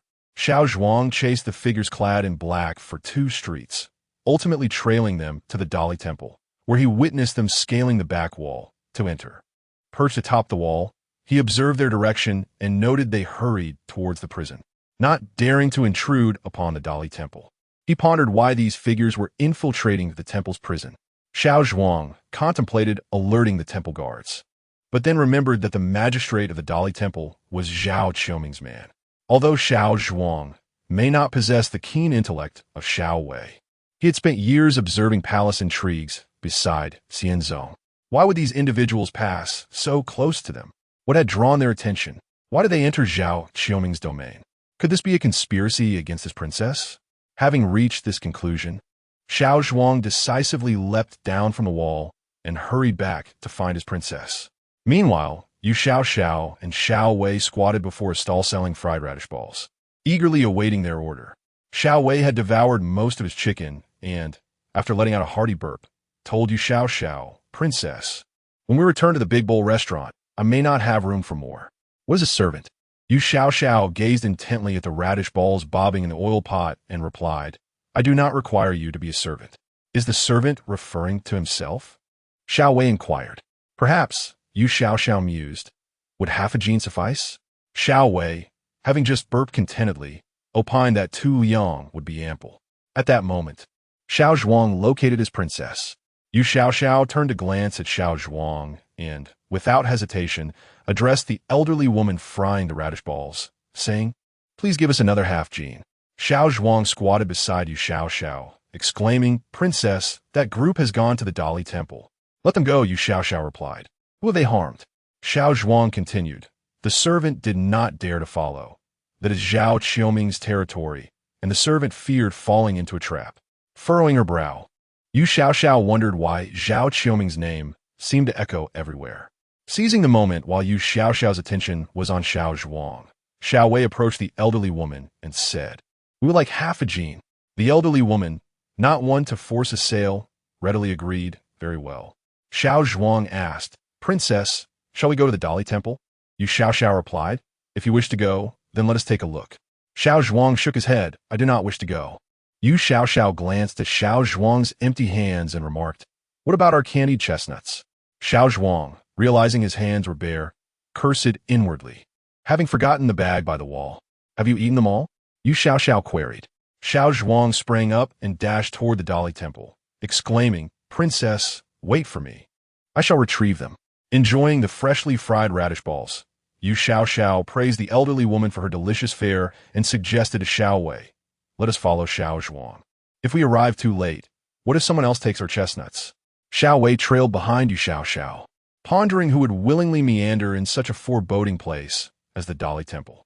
Nonetheless, for the sake of the princess's appetite, he thought it prudent for her to walk a bit longer, especially since they had already indulged along the way, and a feast awaited their return. Upon reaching the wall by the Dali Temple, Xiao Zhuang spotted his scattered candied chestnuts, with several feral cats preparing to feast on them. He shooed the cats away and crouched to gather the chestnuts, feeling remorseful for his princess, as he noted the diminished quantity. When Yu Xiao and Xiao Wei arrived at the wall, Xiao Zhuang had just managed to collect the chestnuts. Seeing that the chestnuts were still there, Yu Xiao breathed a sigh of relief and looked up at the towering gray wall of the Dali Temple, asking, "Is this the Dali Temple?" "Indeed," Xiao Wei confirmed. Xiao Zhuang added, "The prince was previously imprisoned here." "Ah, the very place where Gu Xinglang had been confined," Yu Xiao thought as she swiftly climbed atop the wall, declaring, "Then let us go in and take a look." Xiao Zhuang and Xiao Wei had no choice but to follow her over the wall. Yu Xiao surveyed the dimly lit Dali Temple, realizing that since her arrival in this world, she had yet to see what a prison looked like. Now, it appeared lush with greenery. Was it a garden or a prison? Xiao Wei turned to Xiao Zhuang and asked, "Those who sought to punish the sun must have succeeded, right? Why is there not a single sound in the Dali Temple?" Xiao Zhuang remarked to Yu Xiao, "Princess, I sense a conspiracy. Perhaps we should return." Yu Xiao swallowed a radish dumpling and replied, "Let's venture inside." To the readers, here is the second update on the tale of familial enmity within the grand aristocracy. "Princess," Xiao Wei said, having jumped down the wall alongside Yu Xiao, "it is unclear what awaits us. It would be prudent not to enter." Xiao Zhuang, standing protectively behind Yu Xiao, added, "Princess, Xiao Wei is astute. We should heed his counsel." Xiao Zhuang observed, "This place is not as I imagined. Let's explore a bit." My heavens! Both Xiao Zhuang and Xiao Wei marveled at the thought that their princess had ever envisioned Dali Temple-less appearance. One could only wonder how utterly monotonous their lives must be to indulge in such fantasies. "Where's the prison?" Yu Xiao inquired of Xiao Wei. "Lead the way. If the cells in this world resemble a garden, I shall prostrate myself before this realm. How could a world allow prisoners to dwell in gardens? What a mockery for someone from the apocalypse." Meanwhile, within the prison, Zhao Beiqing gazed at the figure before him, spitting out blood. "You are not the Sun Slayer." The leader of the dark-clad men replied, "Young Master Zhao, given your imminent demise, it would be wise to embrace your fate." The accent of this figure bore the marks of a Sun Slayer, yet the artifice was too pronounced. Zhao Beiqing leaned against the wall, gradually straightening his posture. His previous cries had evoked no response from the guards, as if they were all lifeless. If the Sun Slayers wished to kill him, would they first eliminate the officers of Dali Temple? Zhao Beiqing demanded, "Even in death, I seek clarity. Who sent you?" The masked leader, with eyes betraying a hint of sympathy for Zhao Beiqing, replied, "Do you not understand, young master? These men strode boldly into the prison, unchallenged and unhindered, indicating they had been granted access. The minister of Dali Temple was his father's ally. He would not conspire with others against his own kin. Who else could command the minister's actions but his father?" Zhao Beiqing let out a bitter laugh. He comprehended the truth, yet was reluctant to accept it. The masked leader continued, "When we entered, we were briefly obstructed, but those few have already departed this world.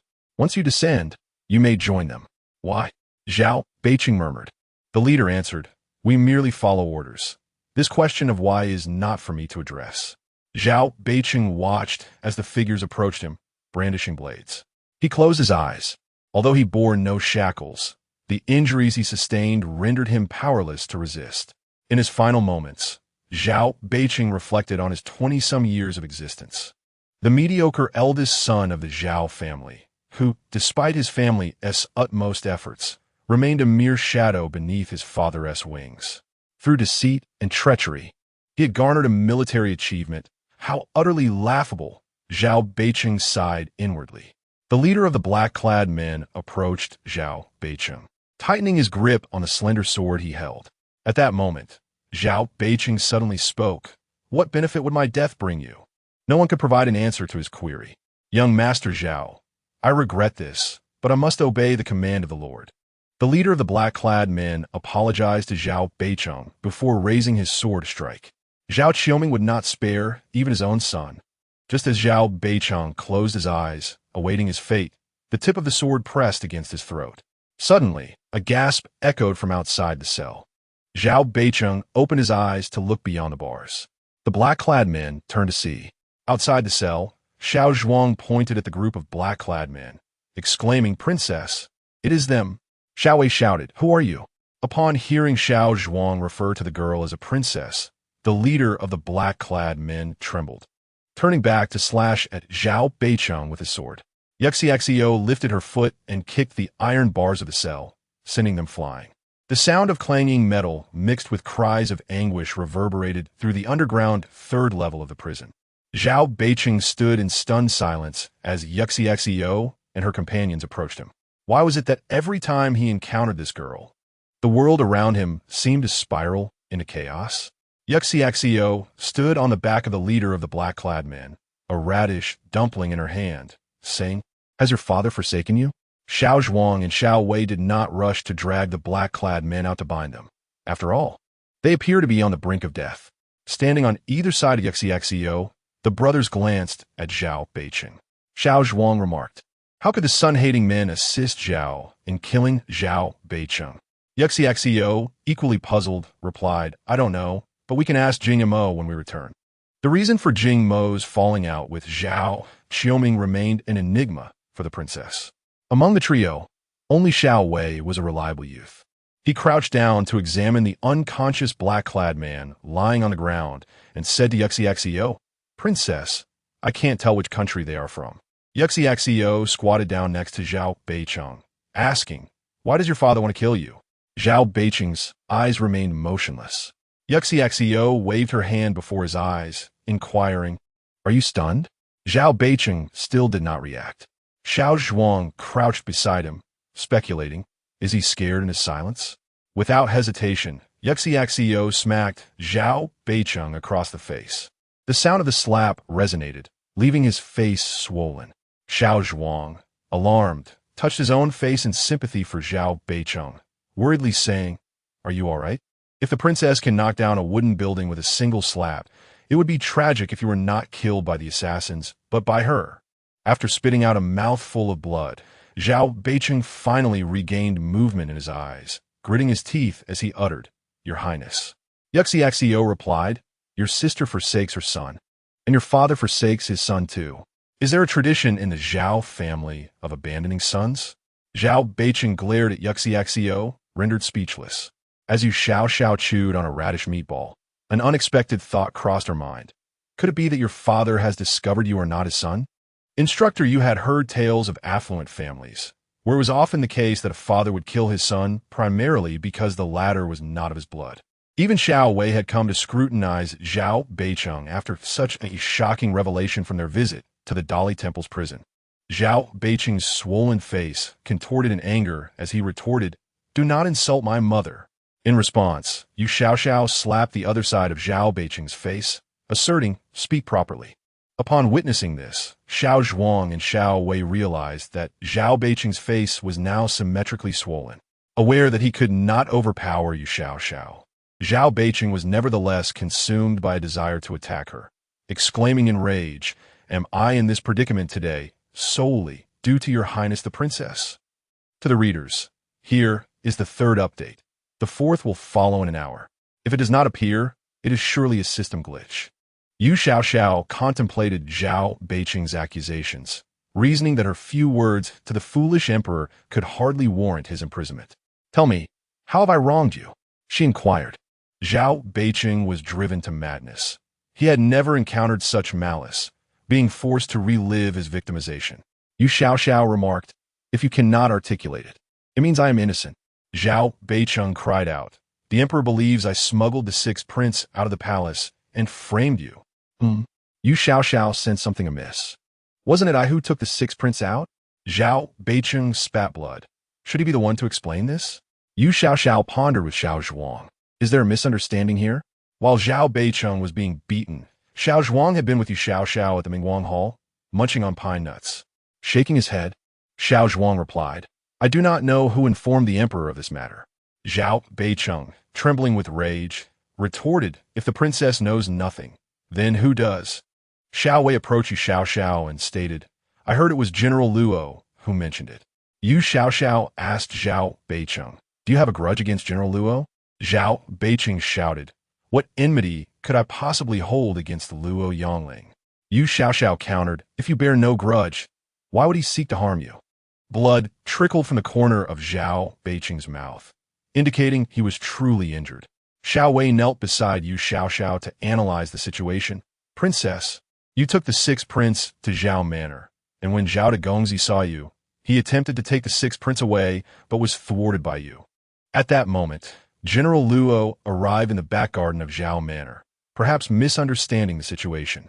Yu Xiao pointed at Zhao Beicheng, declaring General Luo did not misunderstand. This fellow truly intended to flee with the sixth prince. Zhao Beicheng interjected. Then who was it that took the sixth prince out of the palace? I did. Yu Xiao raised her hand, readily admitting. Xiao Wei added. General Luo likely assumed that the person who took the sixth prince out of the palace was also Zhao de Gongzi.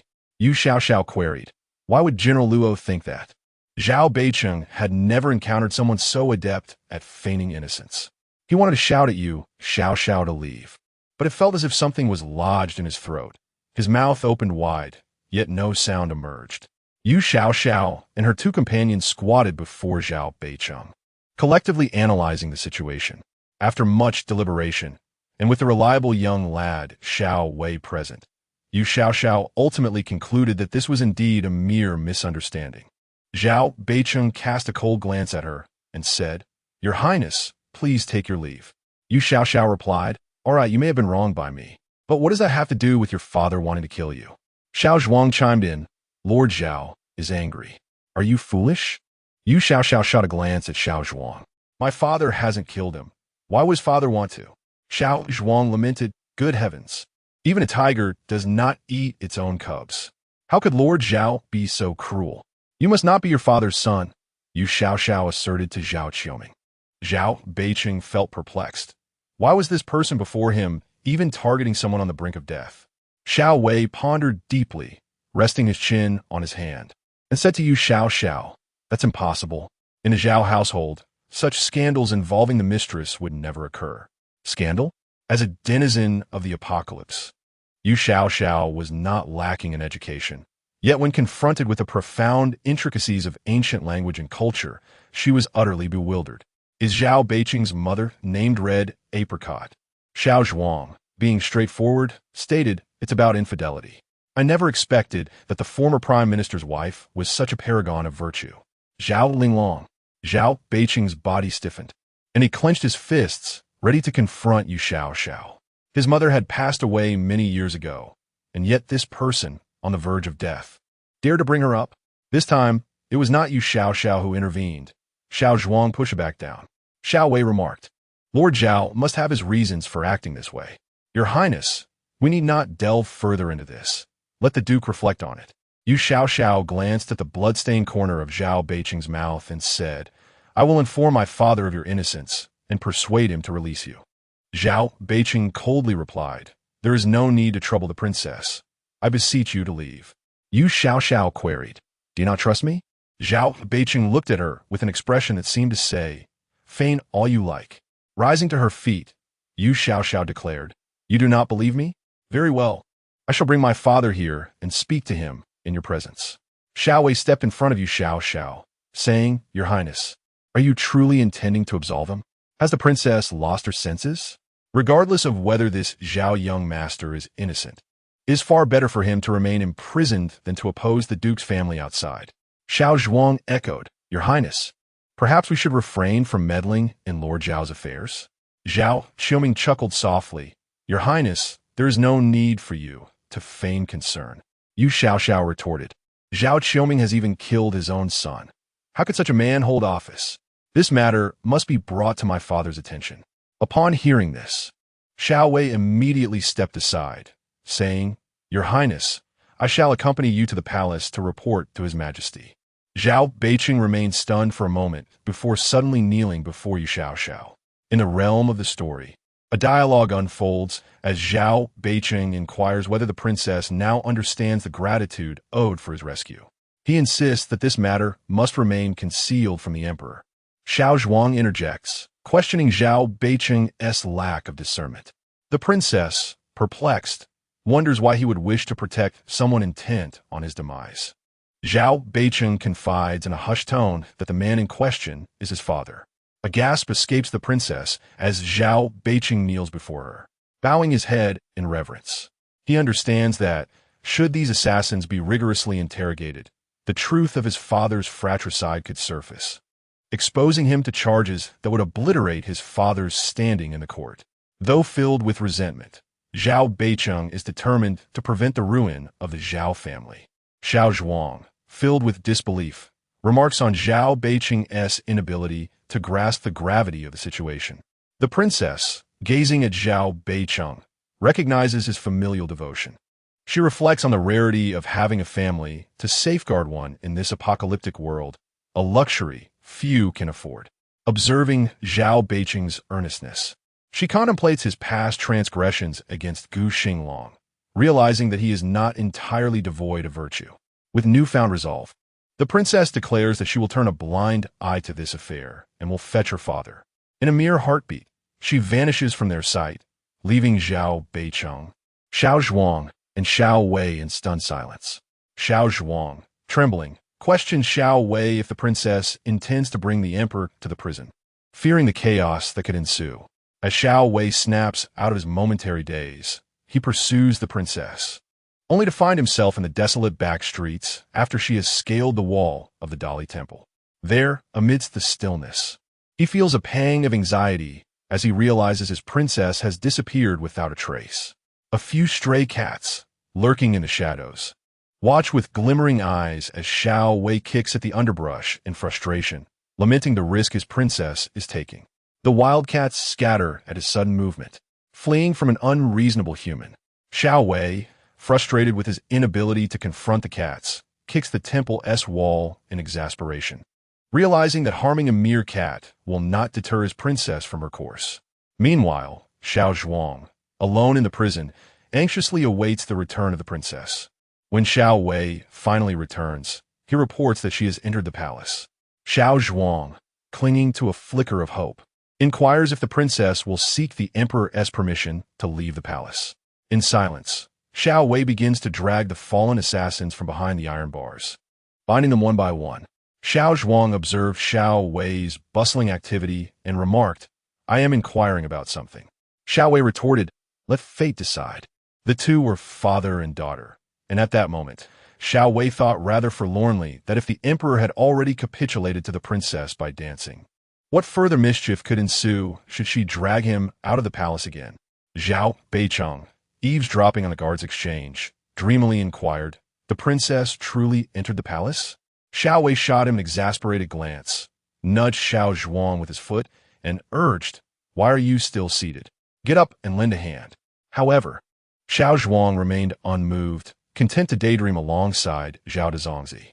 Soon, Yu Xiao arrived at the palace gates, as was her custom, leaping onto the high imperial tower and then descending. Standing at the base of the tower, she listened for any music emanating from the palace, raised her leg, and proceeded toward the sound. On that night, Xianzong did not retire to any ladies' quarters, but sat in a room of the book viewing pavilion, a cup of wine in hand, tapping his fingers to the rhythm of the music drifting from the exquisite Su embroidery screen, eyes closed, murmuring verses of solace. Unbeknownst to anyone, Yu Xiao quietly leaped through the window into the room, casting a glance at the hidden guards lurking in the rafters and corners. She strode directly to Xianzong's side and called out, "Father." Xianzong, startled, thought he was imagining things. He was merely enjoying his wine and music when he heard the voice of his own daughter. Sighing, he pressed his hand to his heart, feeling a profound sadness at the thought of his daughter marrying, which revealed the depth of his paternal affection. The hidden guards, unsure of how to react, hesitated. Logically, they should have rushed forth to apprehend the grand princess, but it appeared they were no match for her. Just as they deliberated whether to risk confronting Yu Xiao, noticing Xianzong's indifference, grasped him and shook him, exclaiming, "Father!" Xianzong opened his eyes, his complexion paling as he regarded the one who held him aloft, Ling Long. In that instant, he felt an urgent need to relieve himself, bewildered by her unexpected presence. Yu Xiao declared, "You misinterpreted Zhao Beicheng's intentions." Xianzong questioned Ling Long, "How did you come to be here?" Yu Xiao replied, "I shall take you to meet him. We will clarify matters face to face." Xianzong insisted, "First, you must set your father down." However, Yu Xiao continued to drag him toward the window, asserting, "You have truly misjudged the situation. Even as emperor, it is prudent to apologize when one is in the wrong. A leader must possess the grace to admit mistakes." Xianzong, gazing at the open window, exclaimed, "What are you intending to do?" Yu Xiao, with her father in tow, leapt out the window, stating, "I am taking you to meet Zhao Beicheng." Xianzong had barely time to let out a startled cry before he was whisked away by his daughter. This experience he would prefer to forget for the remainder of his life, for it nearly made him lose his composure. The hidden guards remained in the room, dumbfounded as they stared at the open window. Outside the screen, musicians continued to play the emperor's favorite guqin, while 6 graceful maidens danced harmoniously. One guard, swallowing nervously, asked his companion, "What should we do? Should we pursue them?" A shadow guard hesitantly spoke. Another shadow guard remarked, The eldest princess has vanished without a trace. She mentioned taking his majesty to Zhao Beicheng. The fourth shadow guard added, and the four exchanged glances before swiftly leaping through the open window, racing towards the palace gates. Should we call for assistance? One shadow guard inquired as they ran. If his majesty does not call for help, why should we? How many must we summon to apprehend the eldest princess? Confronted with such a harsh reality, the shadow guards fell silent as they exited the palace, making their way to the Dali Temple. While they were still en route, Yu Xiao was already perched on the wall of the Dali Temple alongside Xianzong. Once Xianzong was able to find solid footing, he covered his mouth and confided to Yu Xiao, "I feel nauseous." Yu Xiao regarded her father with a look of disdain, wondering if he had any usefulness at all. After all, the one who had exerted effort was perfectly fine, yet this slothful individual was on the verge of vomiting. Xianzong opened his mouth and, while squatting on the wall, he retched into the temple. Yu Xiao, with no other recourse, patted his back and remarked, "This is what happens when one indulges too much. Your constitution is too frail." After a bout of retching, Xianzong turned to Yu Xiao and admonished, "Girls should speak with decorum." Yu Xiao produced a paper bag containing radish balls and inquired, "Would you like some?" The aroma of radish mixed with oil wafted into Xianzong's nostrils, and having just finished vomiting, he retched again. Yu Xiao shook her head in disillusionment, pondering whether emperors were not supposed to be wise, valiant, and impeccably dashing. Just look at the man beside her. She mused, indeed. Literature should not be taken at face value. At this moment, Xianzong shared her disillusionment. It was one thing for his daughter to lack grace and virtue, as she was already married off and the Gu family would not dare return her, but surely she ought to be a normal person. Here he was, expelling bile, while the gluttonous fool beside him continued to munch on cold radish balls, having raised his daughter for 13 years only to discover she was not of sound mind. Xianzong felt an overwhelming desire to vanish. At last, Xianzong's retching attracted the attention of those within the Dali Temple. Several constables approached with lanterns, calling out loudly, "Who goes there?" Xianzong, feeling a surge of anxiety, said to Yu Xiao, "What do we do?" "We have been discovered." Yu Xiao replied, "Just a moment." Xianzong watched in disbelief as his daughter leaped down from the wall. He clung tightly to the edge, wanting to shout but unable to voice his concern.